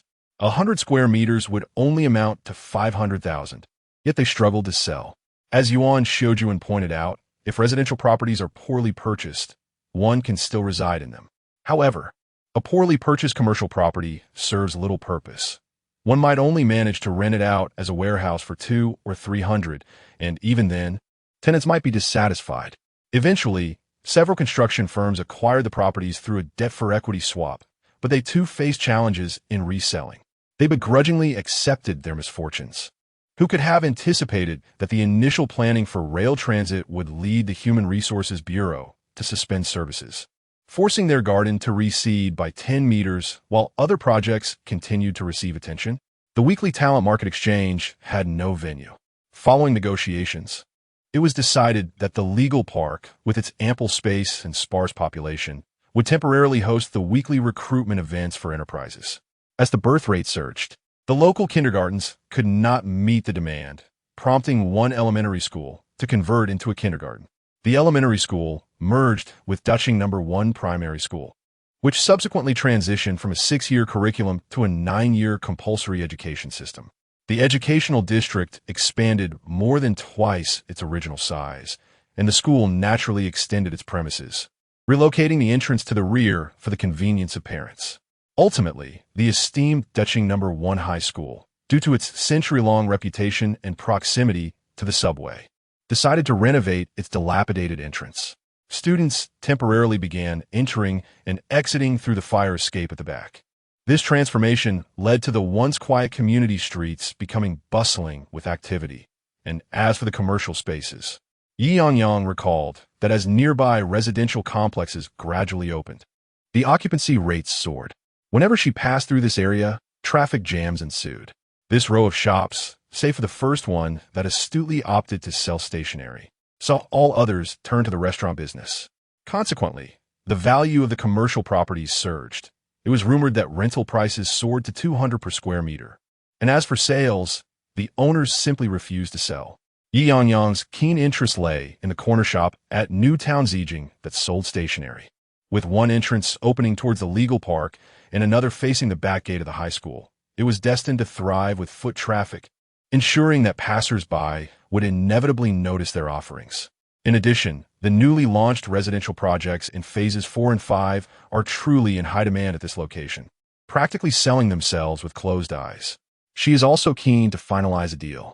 The most crucial aspect for real estate agents is a lack of foot traffic. Hence, she strategically positioned her office right in front of the talent exchange fair, making it convenient for her to recruit staff, whether directly or through her subordinate shop.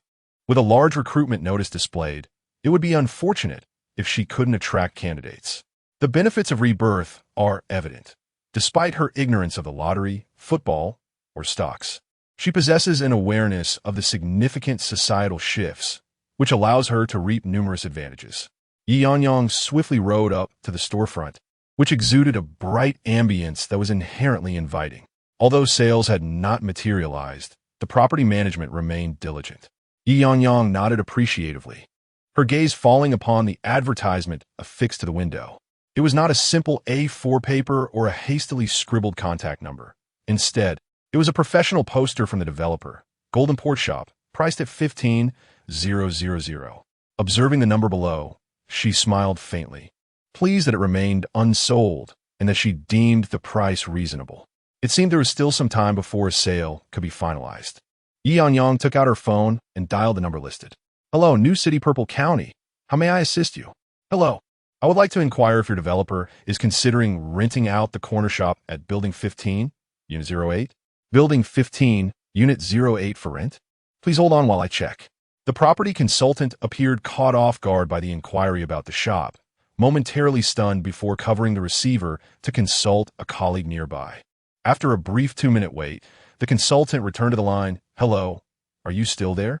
Yes. Is your developer considering renting out that shop? Yes. May I ask if you are currently at the shop's entrance? If you are, please wait for 2 minutes, and I will come over directly.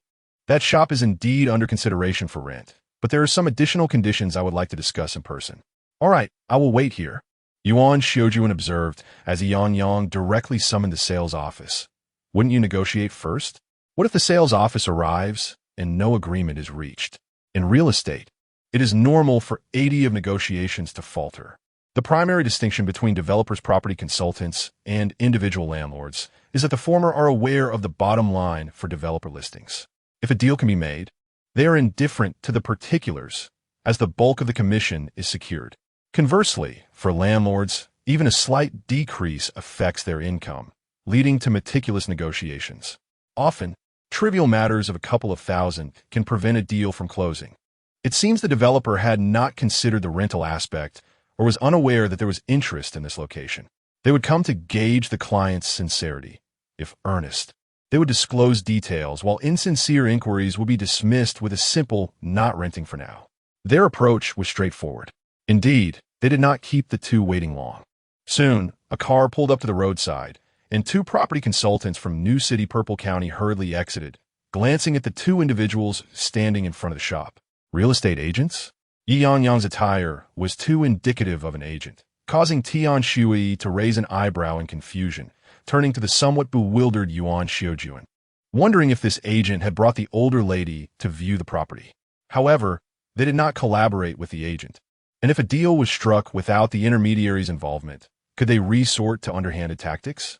Tian Shui followed closely behind a male property consultant, casting scrutinizing glances at Ye Yangyang.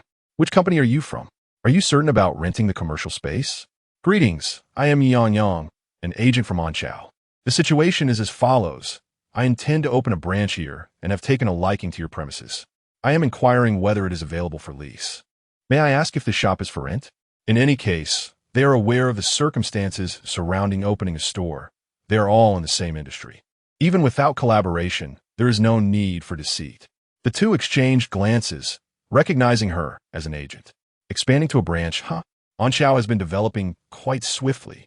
It has only been about 2 years since their branch arrived in Decheng District, yet they are already opening numerous locations. The key point is that they have only recently celebrated the 2-year anniversary of their first phase, and yet here they are, displaying such keen instincts. Are they akin to sharks? Chapter 073. Long-awaited admiration. Your business is expanding rapidly. We are even preparing to open a branch here. Are you considering doing the same? You appear quite youthful. Tian Shui held a key in her hand as she unlocked the shop's door. Fortunately, the key was kept by the property management. Otherwise, they would have needed to summon a locksmith at this moment. Thankfully, luck was on their side, as the performance was sufficient for them to join the franchise, which they did without hesitation. The agency only evaluates capability, not age. Ye Yangyang followed closely behind Tian Shui. The male property consultant gestured with his lips, commenting on how the agency was rather unreserved, boldly proclaiming their strength without any subtlety. However, he quickly adjusted his demeanor, noting that this shop was indeed suitable for their agency. The premises were somewhat spacious, with a property area of 140 square meters, leaving around 100 square meters usable after deducting common areas. The facade measured 11 meters wide, with a side width of 9 meters, and the interior was quite square, minimizing wastage.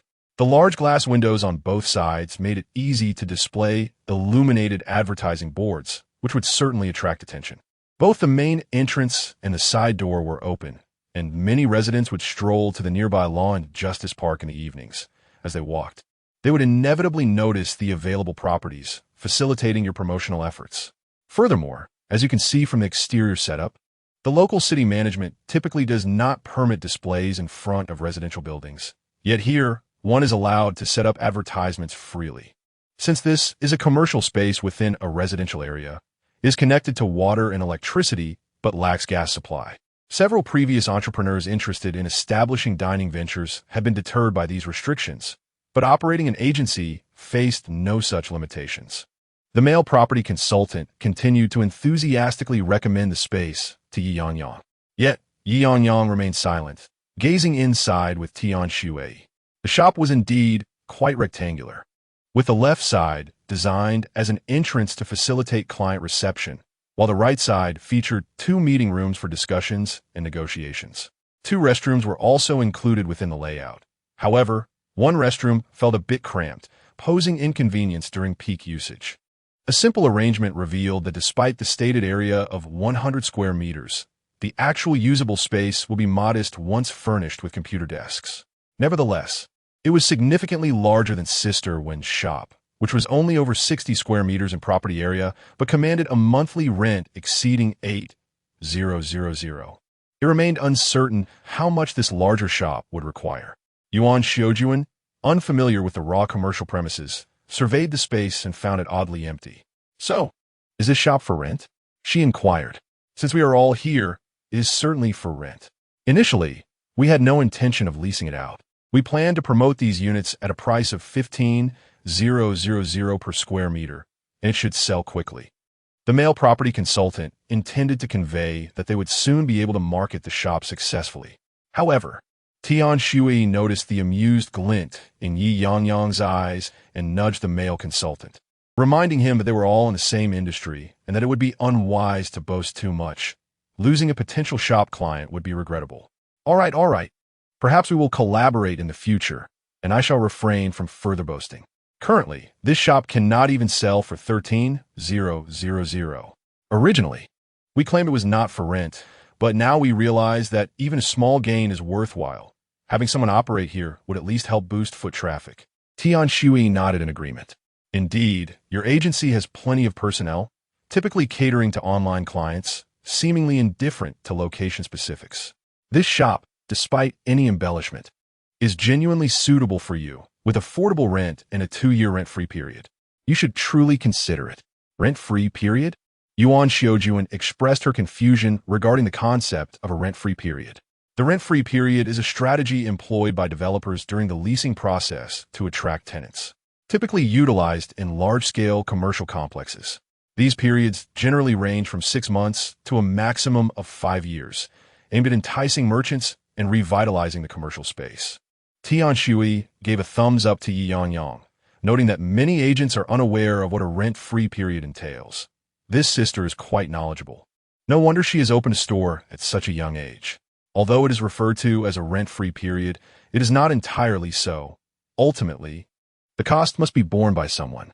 For instance, in the case of Xinqing Zijuan, which offers 2 years of rent-free occupancy, one would likely need to sign a 5-year lease and prepay the first year's rent. Tian Shui nodded in agreement, confirming that prepayment of the first year is indeed required. But for the subsequent 4 years, only 2/4 of rent need to be prepaid each year, and there is no increase in rent over the 5 years, making it quite a favorable deal. Yet you haven't even mentioned the rent. How can you call it a good deal? Ye Yangyang chuckled. as she had just opened her shop and needed to renovate and purchase items. The initial investment of 50,000 was insufficient, and she would need to inject a substantial amount more. Adding the first year's rent to her expenses created significant pressure. Her initial venture would likely cost her at least 100,000. Truly affordable. We are all in the same industry, and we want to engage in haggling. It's south 18 yuan per square meter, totaling only 30,000 a year. Wouldn't you agree that it's quite reasonable? 18 yuan? Yuan Xiaojuan quickly calculated on her phone. For a 100 square meter shop, that amounts to 520 yuan per month, which does not seem exorbitant. However, coming up with 30,000 at once poses a challenge for a young entrepreneur just starting out. How about 15 yuan per square meter? Could you assist me in applying for that? I will also send the details of the store to our company leaders for their consideration. Tian Shui and her companion exchanged uncertain glances, as they had genuinely not quoted a high price. The 18 yuan was, in fact, the minimum price they had inquired about with their supervisor, and 15 yuan seemed excessively low. However, upon reflection, 15 yuan per square meter would still yield a revenue of 25,000 a year if they did not rent it out. The shop had been vacant for over 2 years with no income, and many were reluctant even to inquire about it. Considering this, it was not entirely unfeasible. After all, Ye Yangyang was setting a good precedent. Nevertheless, since it was not their property, even if they wished to rent it, they needed to consult their supervisor. All right, we will return and ask for you. Please leave your contact information. Regardless of whether you decide to rent, I will get back to you later. However, if the offer of 15 yuan per square meter is accepted, would you be able to make the decision? Ye Yangyang nodded, stating that she merely required an office space for now, and a location was not of great concern. If they chose not to rent, she could always seek office space in a commercial building instead. Her primary focus was selling new properties, and having a physical store was not particularly significant for her. It was simply for the sake of having a branch name. Moreover, with the first year at 25,000 and the second year at merely 6,000 annually, which calculates to only 500 a month, it was undeniably advantageous for her. The two friends suddenly realized the implications. She was involved in selling new properties, which explained her confidence. By the way, you were with Anqiao, right? I heard that you agents had a massive deal yesterday, achieving a performance of 7 to 800,000. It was said that your company has skilled agents, even daring to confront robbers. I wonder if there is a chance to get acquainted. The male property consultant displayed little interest in significant transactions. After all, it was merely one deal. He had once closed over a dozen clients in a single day during a property launch, which hardly seemed remarkable. Yet being a man, who does not harbor a dream of martial prowess? Rumors had it that Anqiao possessed exceptional skills, and curiosity prompted inquiries, particularly since he hailed from their region. At that moment, Ye Yangyang had just exchanged contact information with Tian Shui. Upon hearing the male consultant's remarks, she shyly lifted her head, offering a bashful smile. The consultant, taken aback, pondered the meaning behind her demeanor. Was she familiar with him or not? Why the shyness? Ah, young man, have you never considered that the capable sales representative who could launch a branch from Anqiao might very well be her? If she lacked capability, who would dare establish such a substantial outlet at this port? Yuan Xiaojuan proudly gestured towards Ye Yangyang. The two exchanged incredulous glances at Ye Yangyang. Could it be? The very person before them bore no resemblance to their preconceived notions of a sales champion or martial arts virtuoso. She appeared to be merely an inexperienced young girl. However, it is often said that one cannot judge a person solely by appearances. Some individual's excellence eludes the naked eye. Nevertheless, should the sales champion and martial arts master wish to lease their premises, the two shared a tacit understanding. Regardless of the outcome, they were determined to facilitate this deal and, in passing, proposed the possibility of collaborating with an agency to their superior. Chapter 074. The guiding matron after departing from the vibrant urban locale of Xinqing Zijuan. Ye Yangyang escorted Yuan Xiaojuan to Yingyue. They parked their vehicle in the lot and exchanged pleasantries with the vigilant security personnel. Mom, from now on, please park the client's electric vehicles over here. The security officer is quite diligent and will keep an eye on them. All right. Yuan Xiaojuan, visiting the sales office for the first time, was filled with curiosity about her surroundings. The ambience of the real estate agency was commendable: light work, approachable leadership, and a high degree of freedom. She pondered why such a workplace would have a poor reputation, particularly upon witnessing the upscale nature of the sales office and the strikingly attractive staff members. If given a choice, Yuan Xiujuan would prefer Ye Yangyang to work in the office, admiring the poise and elegance of others compared to Ye Yangyang's more casual demeanor. In the next moment, Ye Yangyang led Yuan Xiujuan into the sales office, where several male property consultants were present, and a few female consultants, including Dai Jiasi, were at the front desk, engrossed in retouching their makeup. Upon hearing the commotion, they collectively lifted their heads, instantly recognizing that Ye Yangyang had entered with a woman who, by her relaxed demeanor, was evidently not a client. "Have you had breakfast? Why didn't you come by yesterday?" Li Kaiyan casually greeted Ye Yangyang. "If you haven't eaten, the front desk has prepared some delightful pastries. I can fetch them for you." Before Ye Yangyang could respond, Yuan Xiujuan's interest was piqued by Li Kaiyan. He was indeed handsome and showed genuine concern for Ye Yangyang. Could there be something more between them? In terms of appearance alone, he was leagues ahead of Bai Zhengqing, and Ye Yangyang's judgment of character seemed somewhat flawed. "No need, thank you, Brother Kaiyan. I've already eaten. Is everyone a bit unoccupied this morning? Aren't we waiting for you?"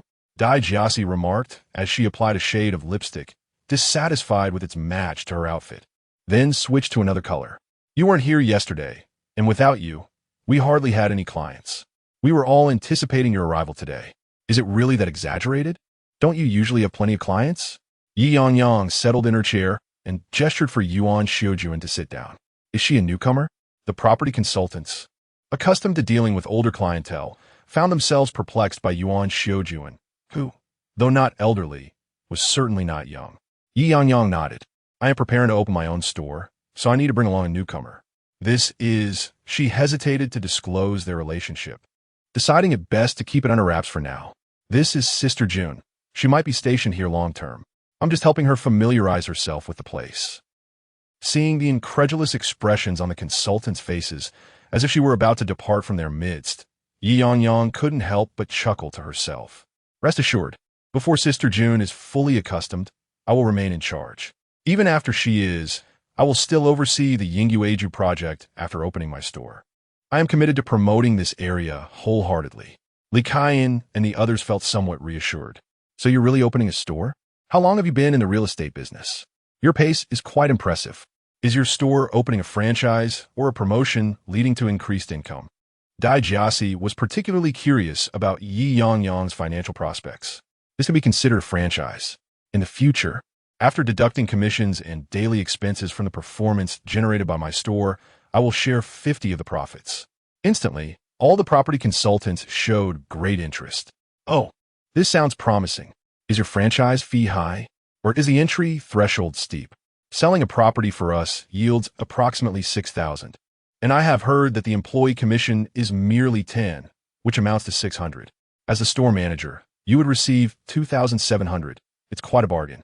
Li Kaiyan had also vaguely heard of some small to medium-sized agencies' promotion mechanisms, but he did not expect that Onchao family would offer such significant benefits to its employees. Although the earnings are performance-based, a company that is willing to provide benefits to its staff is indeed commendable. However, it cannot be calculated in such a straightforward manner. The employees have a base salary of 1,800, and newly recruited staff may not necessarily generate sales. Each store incurs fixed costs such as rent and utilities, not to mention the initial expenses for store renovation. It remains uncertain how long it will take to break even, let alone achieve profitability. The crowd nodded in agreement, acknowledging that profitability indeed requires time. Nonetheless, opening a store is a positive endeavor. Your abilities are commendable, and dividends are merely a matter of time. Li Kaiyan held high hopes for Ye Yangyang, especially as he noticed Yuan Xiujuan deep in thought beside him. "Junjie, right? Make sure to learn diligently from Yangyang. Despite her youth, we have observed numerous intermediaries and marketers coming and going in our sales department, and she stands out remarkably. Following her lead will undoubtedly yield results." Yuan Xiujuan was momentarily taken aback, not expecting to be advised by an outsider to learn from Ye Yangyang. It was amusing to think of a mother learning from her daughter. After a brief moment of embarrassment, she composed herself with a sense of pride, affirming, "All right, I will definitely learn from her. Ye Yangyang cautiously glanced at Yuan Xiaojuan, relieved that she was not upset. She had refrained from mentioning Yuan Xiaojuan's identity, fearing it might cause awkwardness due to casual remarks made during their conversation. However, the fact that they were mother and daughter was known to everyone, which could lead to discomfort. It was best to maintain a cooperative relationship without revealing the truth.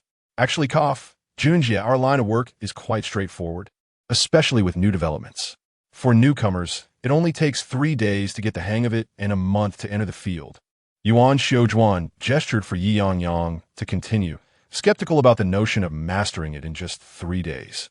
Sales primarily revolve around developing and maintaining client relationships, inviting clients to the sales office, where property consultants take over for viewings and after-sales service. This is why I mentioned that new developments are relatively simple, as they do not require much technical skill. Ye Yangyang began to elaborate on the operational process for new developments. This property does involve some technical aspects. Those lacking eloquence find it challenging to attract clients. Otherwise, how is it that you have so many clients? Dai Jiasi couldn't help but interject, feeling that her own clients were difficult to arrange, wondering how Ye Yangyang managed to bring in so many. Perhaps it's due to the slightly remote location. To be honest, please don't take offense. This is simply a fact, and there's no reason to be upset. The property consultants were also intrigued about how intermediaries engage clients, especially since Ye Yangyang possessed a certain charm that piqued their interest.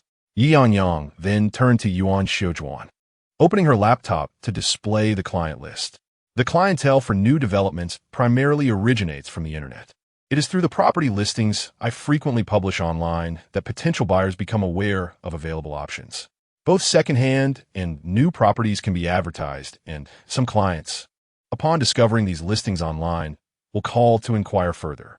While we can share certain details about the developments, the most crucial information necessitates the client's physical presence at the site. For instance, when asked about price, we provide the lowest and average prices. Yet we emphasize that each property is sold individually, with each household having its unique pricing. Therefore, it is essential for clients to visit the location to ascertain the precise cost of their chosen property. Generally, the variations in pricing are minimal. The lowest price serves as a means to attract clients, while the average price prepares them psychologically, indicating that if they are not discerning, this is the price they should expect, and being particular may lead to exceeding their budget. Chapter 075. Seeking assistance from property consultants, our primary objective remains to encourage clients to visit the sales office. No amount of persuasion can substitute for an in-person visit. Real estate is fundamentally distinct from other industries, as it involves transactions starting at several hundred thousand.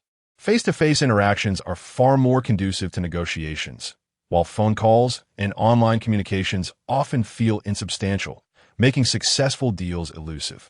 Following our online engagement with clients, we transition to our internal network, where many potential buyers may express fleeting interest by contacting agents, yet lack the time to view properties. If the recommendations provided by agents do not align with their expectations, clients may become less inclined to communicate further. Some clients, feeling neglected due to a lack of timely follow-up from agents, may turn to the company's internal platform, allowing any agent to pursue leads on these clients and recommend properties of their choice. Our primary responsibility also includes managing clients referred by agents from other offices. The accompanying spreadsheet lists all clients referred by our company's agents. They merely need to share the phone numbers, while we take charge of the follow-up and transactions. This arrangement leads to a structure of performance distribution. As long as the client is confirmed as yours, you receive 100 of the commission. If another agent registers the client, you retain 95 of the commission while they receive 5. For new developments like Yingyue Residence, bringing in your own clients earns you a viewing fee of 100, and a successful transaction nets a cash reward of 2,000, without needing to share 5 with the referring agent.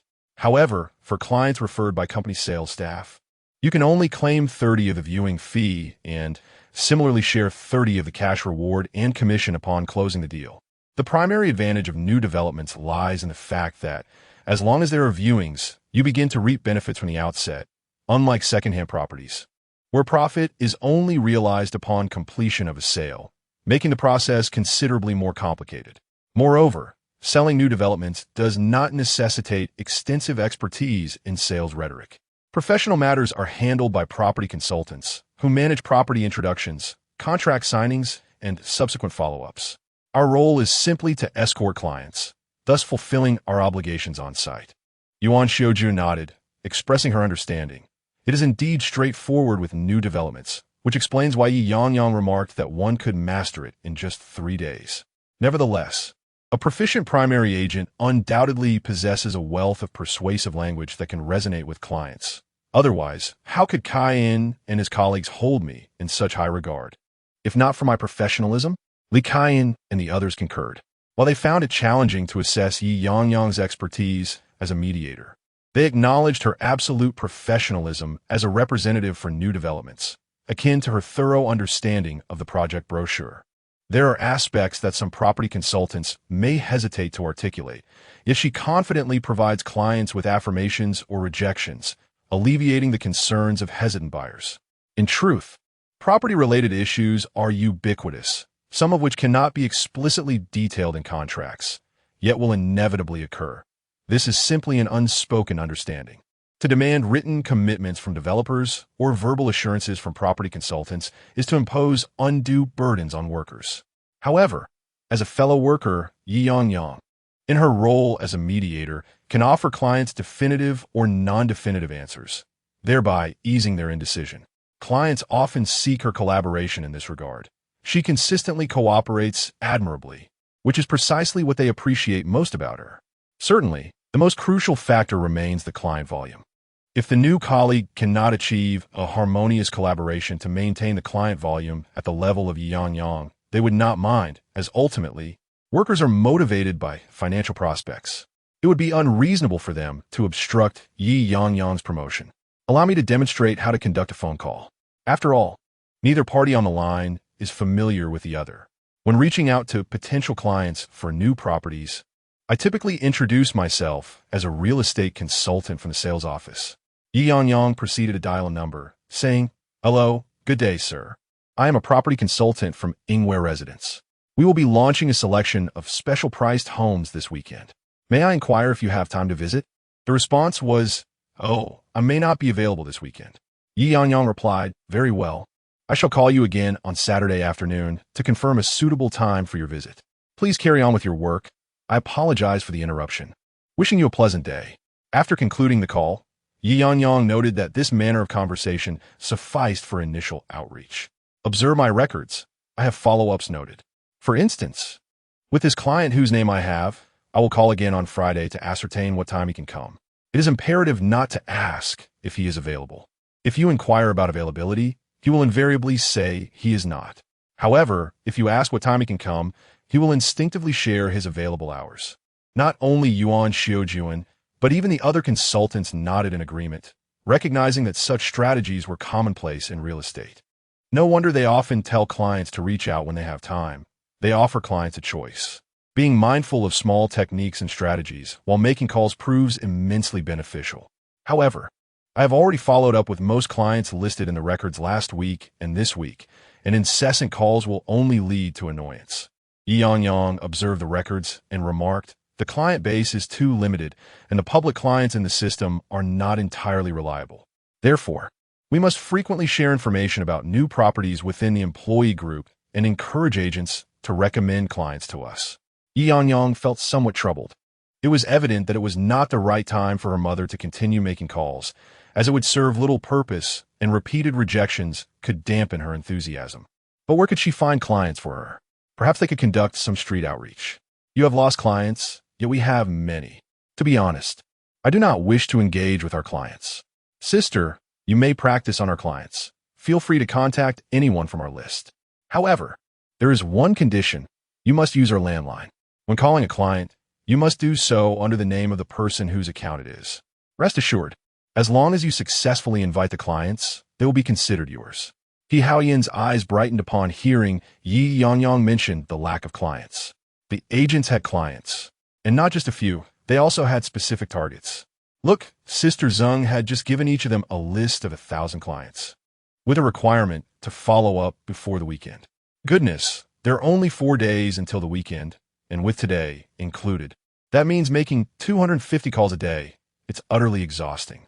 It would be better to delegate this to Ye Yangyang and her team. They have calls to make, and they can fulfill their tasks as well, achieving a win-win situation. If they manage to close even 2 deals, it would be a joyous outcome for all. Ye Yangyang was taken aback by this unexpected opportunity, and Li Kaiyan expressed his astonishment, realizing the potential in such a fortunate arrangement. Immediately, Li Kaiyan, Dai Jiasi, and Duyan all presented their lists.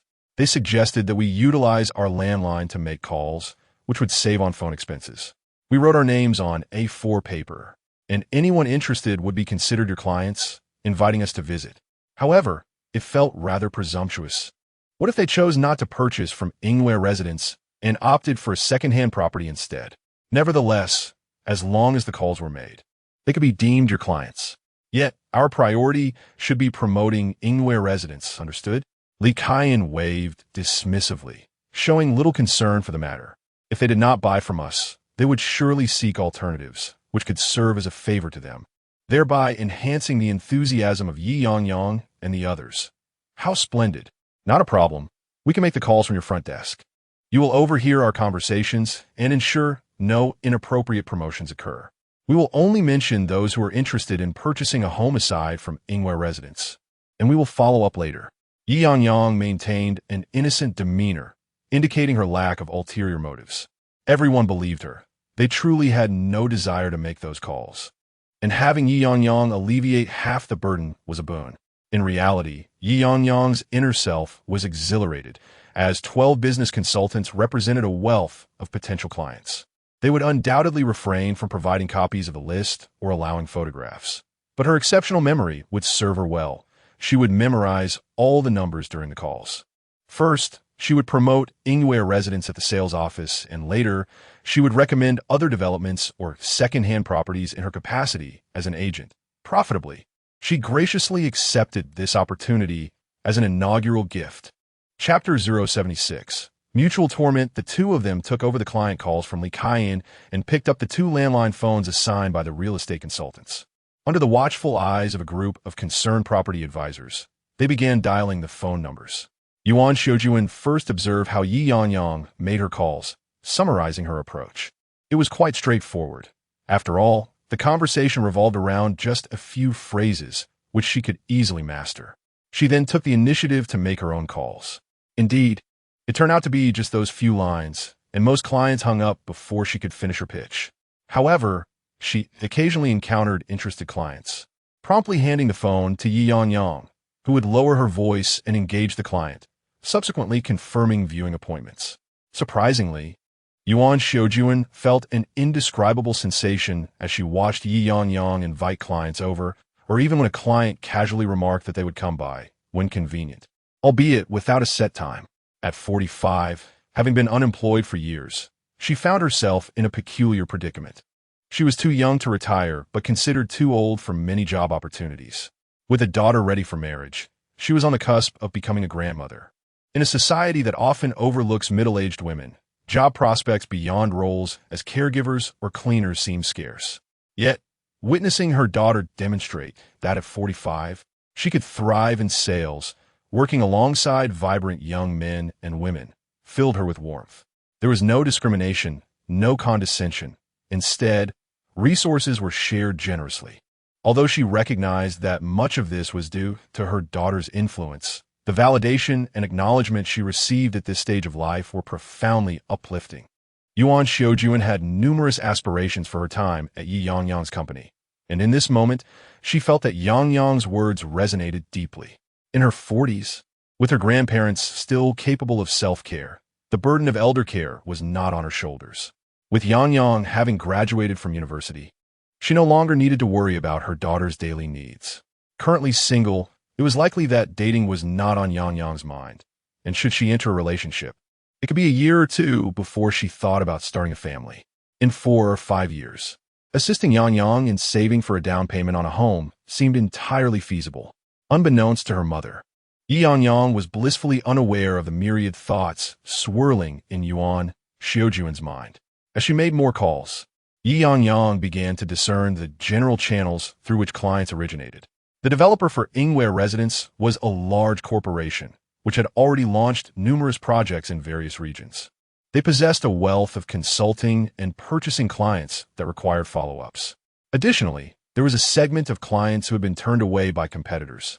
Despite being in a competitive industry, resource sharing often occurred. In this world, adversaries could also be excellent collaborators. Clients who did not purchase in their development often sought other properties, creating opportunities for mutual exchanges. Of course, these clients had typically been in the market for at least 6 months, and only after realizing that transactions in their own development were unlikely would they consider exchanging leads. When Ye Yangyang reached out, she found that while the network clients were not as fresh as newly generated leads, they were still more promising than the clients from their company's public listings. Energized by the process, she quickly made over a dozen calls. Suddenly, a client entered, and Dai Jiasi attended to them. The client expressed a desire to consider their options, and Dai Jiasi promptly filled out the viewing slip in her name, winking at her. "Thank you for making the call. This is my token of appreciation." Ye Yangyang performed a modest bow of gratitude towards Dai Jiasi. Although it was merely 100 yuan, the sentiment behind it was commendable. Should this client return for a second visit and finalize a deal, it would equate to 6,000 plus 2,000. This gesture was one she would cherish from Dai Jiasi. Yuan Xiujuan observed the subtle exchange between the two with astonishment, while other property consultants, inspired by Ye Yangyang, gradually began making calls, seemingly unfazed by the duo's little transaction. What does this slip signify? Yuan Xiujuan could not help but inquire of Ye Yangyang. Being new, she felt no hesitation in asking, as there was no shame in seeking clarity from her own colleague. Ye Yangyang swiftly inscribed Yuan Xiujuan's name on the viewing slip and whispered in her ear, "This slip pertains to a client we brought along for viewing. With this slip, we can claim a viewing fee of 100 yuan. Should this slip result in a successful transaction, it serves as proof, so it's essential to keep it safe." Of course, the group of clients that Sister Jiasi has is not from us, but rather natural visitors. Technically, it has no bearing on us. However, she appreciates our assistance in making the call. Thus, she has graciously passed this client to us. Ye Yangyang winked at Yuan Xiujuan, who, being sharper than she appeared, would surely grasp the implication. Yuan Xiujuan pondered for a moment, then her mouth fell agape in sudden realization. She. Her gaze fell upon the viewing slip, and she joined in making a few calls. If a property consultant managed to convert the client, they would receive 100 yuan. It seemed that other consultants would also receive natural visiting clients as a token of gratitude. Yuan Xiujuan gasped in astonishment. The real estate industry was often said to be overflowing with opportunities, with riches just waiting to be seized. She had always found this notion preposterous. If wealth were so readily available, Ye Yangyang would frequently return home asking her for money. Yet now, observing how simple and effortless the job appeared, merely making calls without witnessing immediate results, yet already earning income, made her realize how unrestrained these workers were in the absence of their boss. However, did the higher-ups truly turn a blind eye to such practices? What if they were discovered? This thought stirred concern within Yuan Xiujuan, who had never engaged in any dubious activities. She feared that if their boss caught wind of this, they might all be dismissed, and securing a decent job was no easy feat seemingly attuned to Yuan Xiujuan's apprehensions. Ye Yangyang quickly noted down the client's phone number and name while reassuring her, "Sister, Xiujuan, don't worry. The sales department currently has few clients, and they cannot afford to continuously dispense gifts to maintain relationships with intermediaries. They need intermediaries to persistently promote clients. Excessive gifting would diminish its significance. This small gesture towards us is merely a courtesy, and whether a deal materializes remains to be seen. Nonetheless, we feel obligated to recommend more clients. Just like now, don't you feel compelled to make a few more calls to recommend clients to Sister Jiasi?" Yuan Xiujuan nodded, indeed feeling the urge to make additional calls, especially with that enticing viewing slip within reach. The notion of receiving rewards without contributing effort placed considerable pressure upon her. Indeed, you should initially make the calls. If there are inquiries regarding the properties, simply hand the phone over to me or to the real estate consultant so that we may provide the necessary explanations. For other calls that are merely tangential or abusive, feel free to terminate the conversation without further engagement. It is crucial to annotate the client's situation after each call. There is no need to follow up immediately if they are not interested. If you find yourself disheartened by repeated refusals, take a moment to step outside for a breath of fresh air. Do not take it too personally, nor allow it to vex you too deeply. Our relationship with clients is contingent upon their willingness to engage with us. Li Kaiyan, sitting nearby and eavesdropping, nodded in agreement. Indeed, Sister June, some clients can be quite abrasive. Their harsh words need not weigh heavily upon you. Simply brush it off. If their vitriol truly unsettles you, just change your number and give them a piece of your mind before blocking them. Really? Is that even an option? Absolutely. We are human beings. Even as we work in sales and service, there is no justification for enduring insult. If a client transacts with me, I can tolerate a few harsh words in the spirit of professionalism. But if they insult me without engaging in business, I refuse to be a punching bag. If I do not defend myself, I am unworthy of this sales role. Thus, my aversion to making calls stems from the fact that some clients seem to speak as though they have dined on excrement. Sister June, I must commend your efforts. As long as you manage to connect with clients, I will exert every ounce of my energy to ensure they purchase from me. When the topic of making calls arises, it is evident that everyone present shares a profound disdain for it, as if there are endless grievances to express. Chapter 077. Leap from a rooftop. The real estate consultants engaged in a lively debate, bemoaning their aversion to making phone calls. The more they lamented, the less inclined they became to dial, especially after enduring multiple rejections. Their spirits were dampened, leaving them disinterested in attending to clients. Yuan June surveyed the client list in her grasp. Was it really that intolerable? Personally, she found making calls rather manageable. After all, seated in such a comfortable environment, shielded from the wind and rain, with the air conditioning perpetually humming, it was surely less laborious than serving dishes or washing pots. Ye Yangyang smiled faintly. What sales role exists without telephoning? Which salesperson aspires to achieve stable results without initiating at least 300 calls daily? It was all a jest, really. Even the legendary Sun Wukong would have to make 500 calls to break into the sales industry, let alone ordinary individuals like them. Her mother simply hadn't faced enough rejections yet. Once one has experienced numerous refusals, the mere sight of a ringing phone can provoke nausea. As another call connected, Ye Yangyang quickly adjusted her tone. Hello, sister. This is a consultant from Yingyue Residence. May I inquire if you are available this weekend? We have a selection of specially priced homes available for an event, and we would like to invite you. Yuan Jun observed as Ye Yangyang began her calls, making nearly one call per minute. Meanwhile, the other consultants appeared lethargic, half-heartedly engaging with their phones while taking 5 or 6 minutes to place a single call, often disconnecting before 10 seconds had elapsed. Yuan Jun shook her head. In terms of effort, her daughter was evidently more industrious, and as her mother, she resolutely refused to be outdone.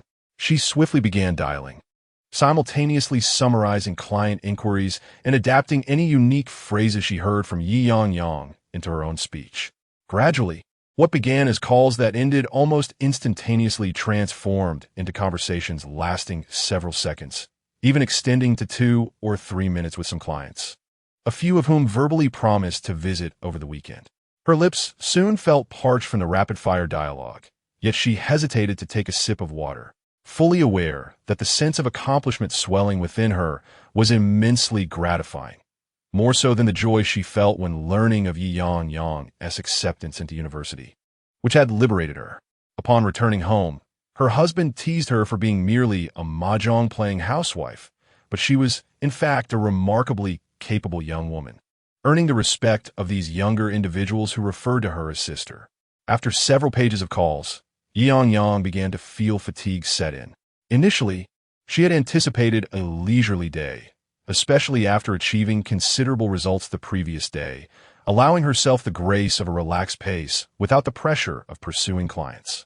However, the other consultants at the sales office pushed her to maintain a vigorous pace, one she was unwilling to abandon, striving to build a clientele for the new store. By day's end, Ye Yangyang could scarcely remember how many clients had agreed to her invitation to visit over the weekend. Yet, it mattered little.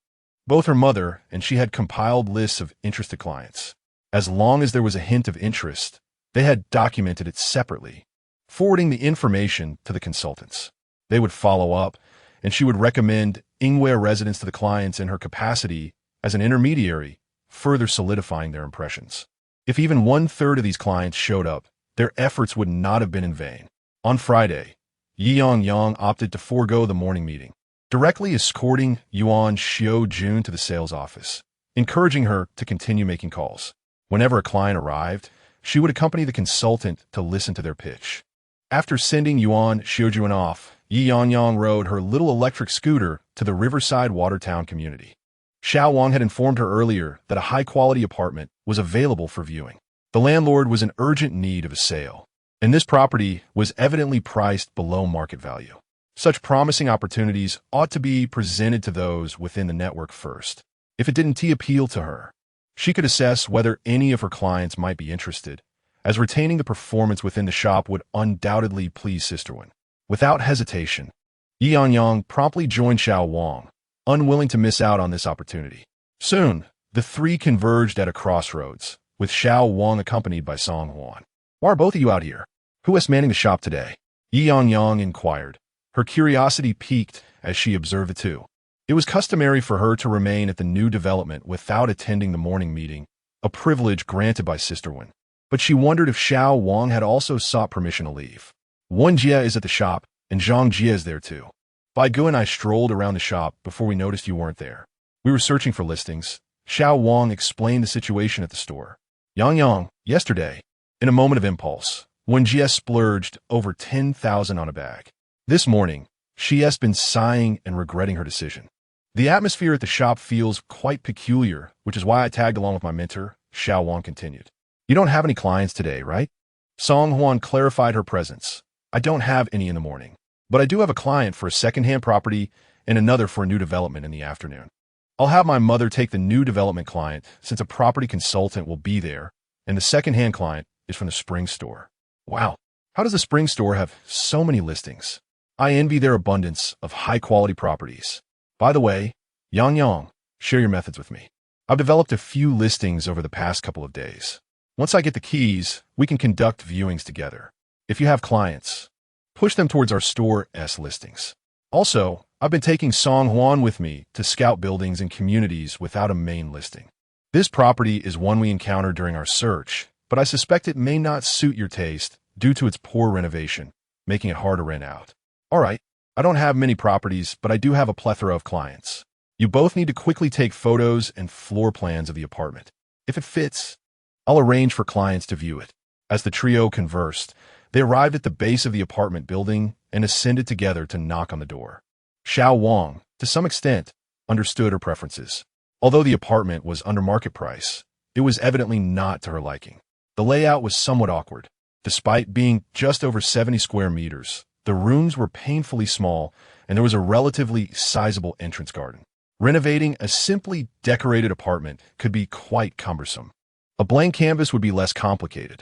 Moreover, the landlord's home appeared disordered, likely due to the presence of children and elderly residents, and an unpleasant odor lingered in the air. While Xiao Wang took photos, he noticed Ye Yangyang and Song Huan standing at the door, unwilling to enter. It became apparent that Ye Yangyang would not be purchasing this property. He hastily completed the photo shoot and planned to share the listing online with other clients. After descending the stairs, Ye Yangyang could not restrain herself from advising Xiao Wang. "Brother Xiao Wang, if you have clients, please remind the landlord to tidy up a bit and open the windows for ventilation. Otherwise, even at a bargain price, it might deter potential buyers." "I understand. I will communicate with the landlady later. There are indeed too many people living in that house, although the floors and lighting are quite pleasant. The landlord is rather negligent." Even Xiao Wang couldn't help but express his disdain. "When I filmed the restroom, I almost felt nauseous, having held it in for quite some time." Upon hearing this, Ye Yangyang and Song Huan burst into laughter, thinking you had lost your sense of smell, only to realize you had been holding back. Just as they were preparing to part ways and descend the stairs, they suddenly spotted a crowd of middle-aged men and women rushing in a particular direction. "Uncle, what is happening? Are they fighting over eggs?" Xiao Wang called out to one of the men, his curiosity piqued. "Fighting over eggs?" Someone jumped from the building. "Hurry and take a look.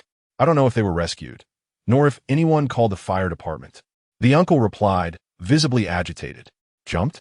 The three exchanged incredulous glances, unable to believe the excitement.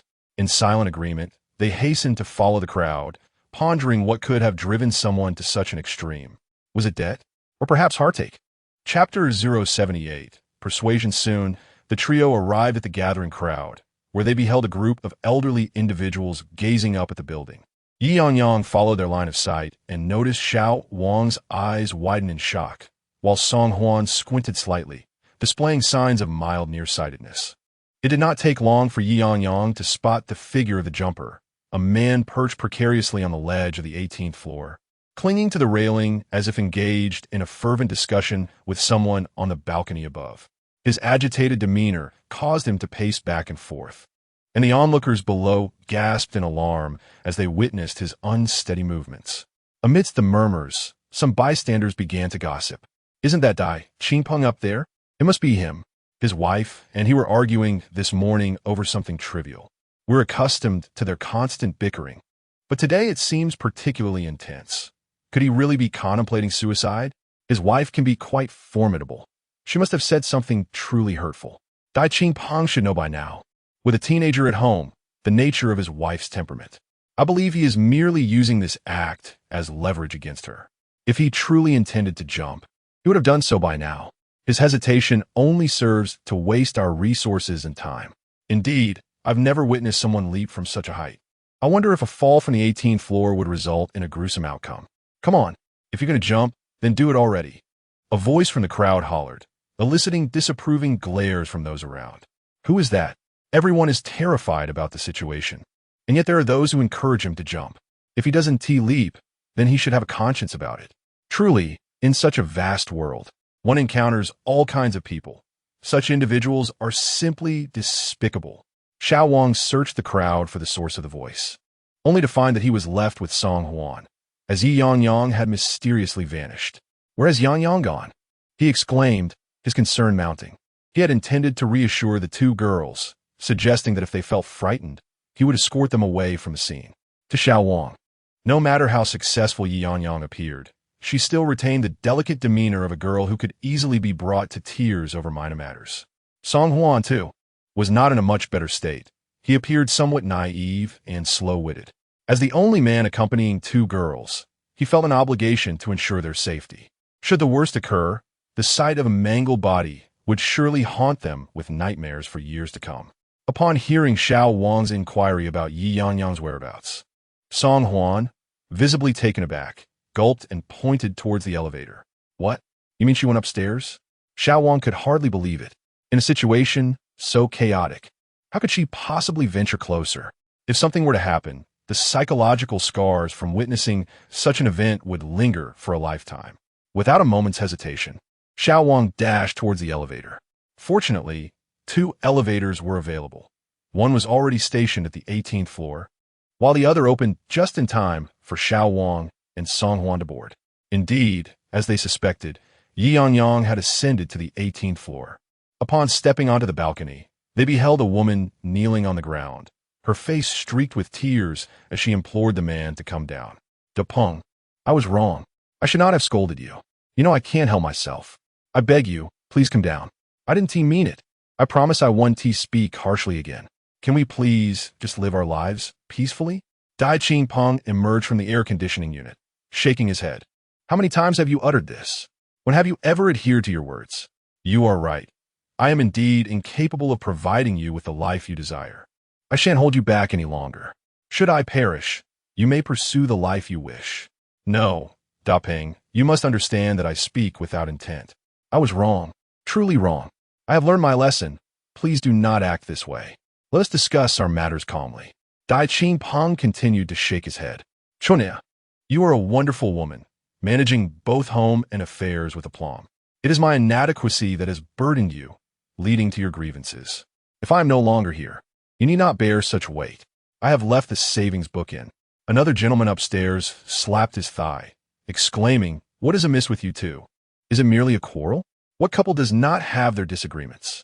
Must it come to this? Dapeng, come down." Chunner recognizes her mistakes. She cannot manage without you. Think of the child. She is about to enter high school. If something were to happen to you now, what would become of her future? Upon hearing the mention of the child, Dai Qingpeng could not help but cover his face. Yet the thought of relinquishing his life remained steadfast, particularly as he noticed a man approaching him. He stepped back. "Do not come any closer. If you do, I shall jump."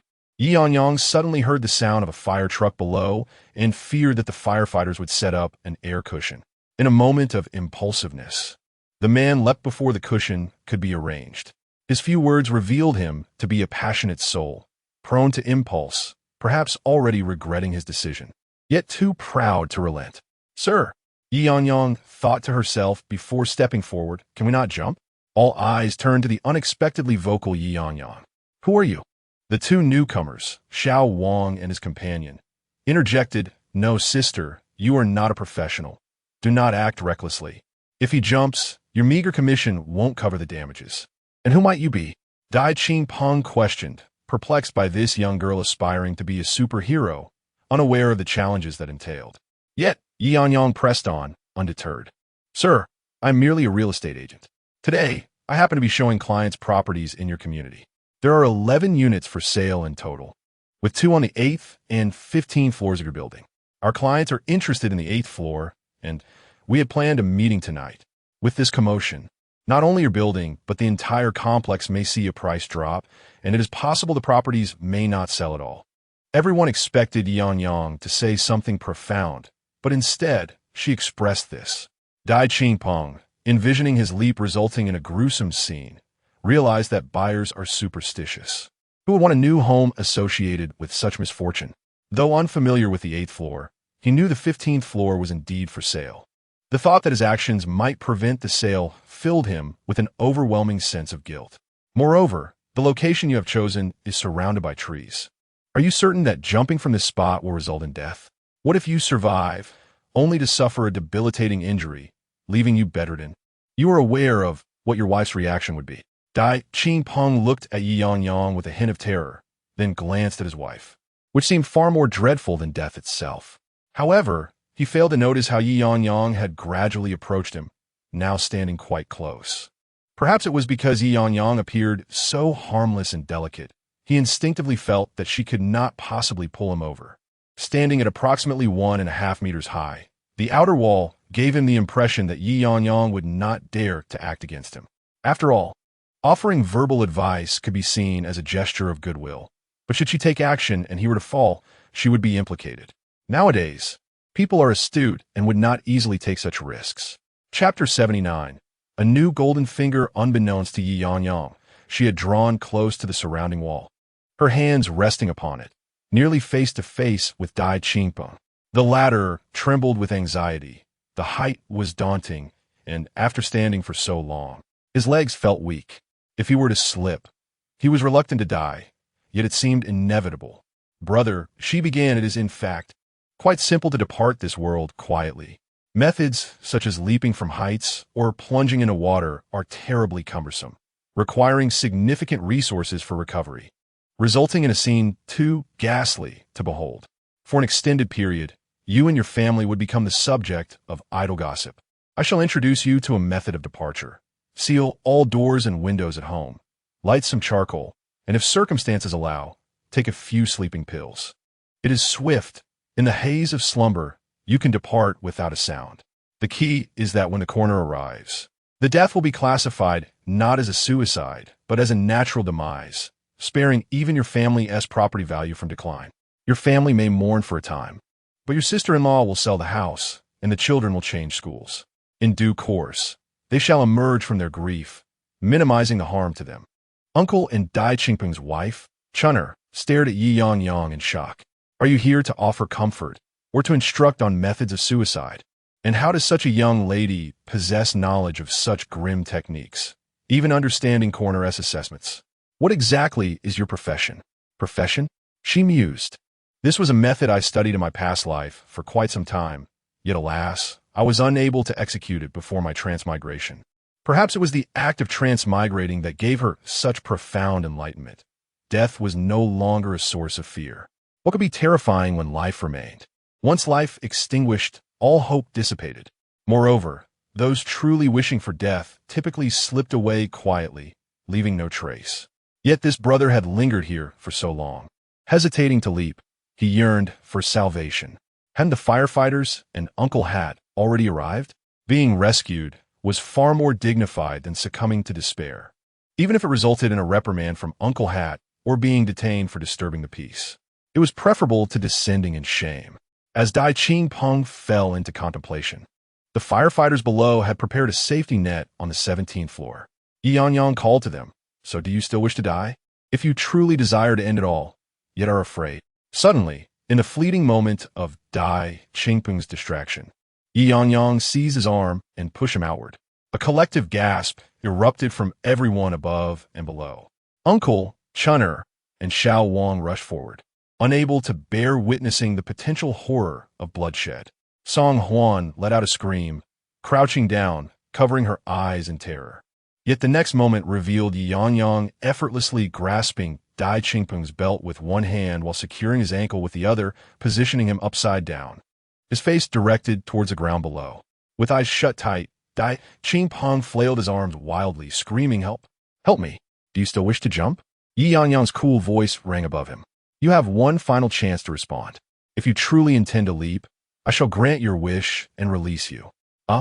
The desperation echoed in his pleas for rescue. "Please, pull me up. I promise I won't jump again." Dai Qingpeng, a pitiful sight with tears and snot mingling on his face, truly believed he was on the brink of death. The terrifying perspective from the 18th floor, viewed upside down, was utterly horrifying. Ye Yangyang let out a light chuckle and nodded reassuringly at the anxious firefighters below as she effortlessly pulled Dai Qingpeng back to safety. As soon as his feet touched solid ground, Dai Qingpeng collapsed into a fit of sobs, lamenting the terrifying experience he had just endured. The women outside seemed monstrous in comparison to his gentle partner, Chun, who, despite her occasional nagging, was exceptionally kind, always ready to wash his undergarments and socks, and anticipating his culinary desires for the next day. The thought of the woman who nearly pushed him off the building filled him with dread. He simply wanted to return home. Ye Yangyang chuckled softly, reflecting on the nature of men, akin to children. Once a tactic of intimidation or temptation succeeds, they are likely to continue such antics. However, with a child who throws tantrums, a definitive lesson is often necessary to instill a lasting memory. What Ye Yangyang aimed to do was to correct his behavior.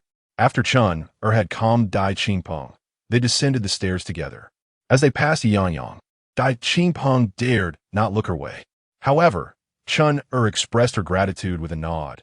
Her previous fear and resentment toward Ye Yangyang transformed into heartfelt appreciation. They were not ignorant of the situation. In her eyes, Dai Qingpeng had deserved this lesson. Once he regained his composure, they would personally thank the young woman who had shown such courage and skill. This girl had truly proven herself, and their family owed her a debt of gratitude, both physically and psychologically.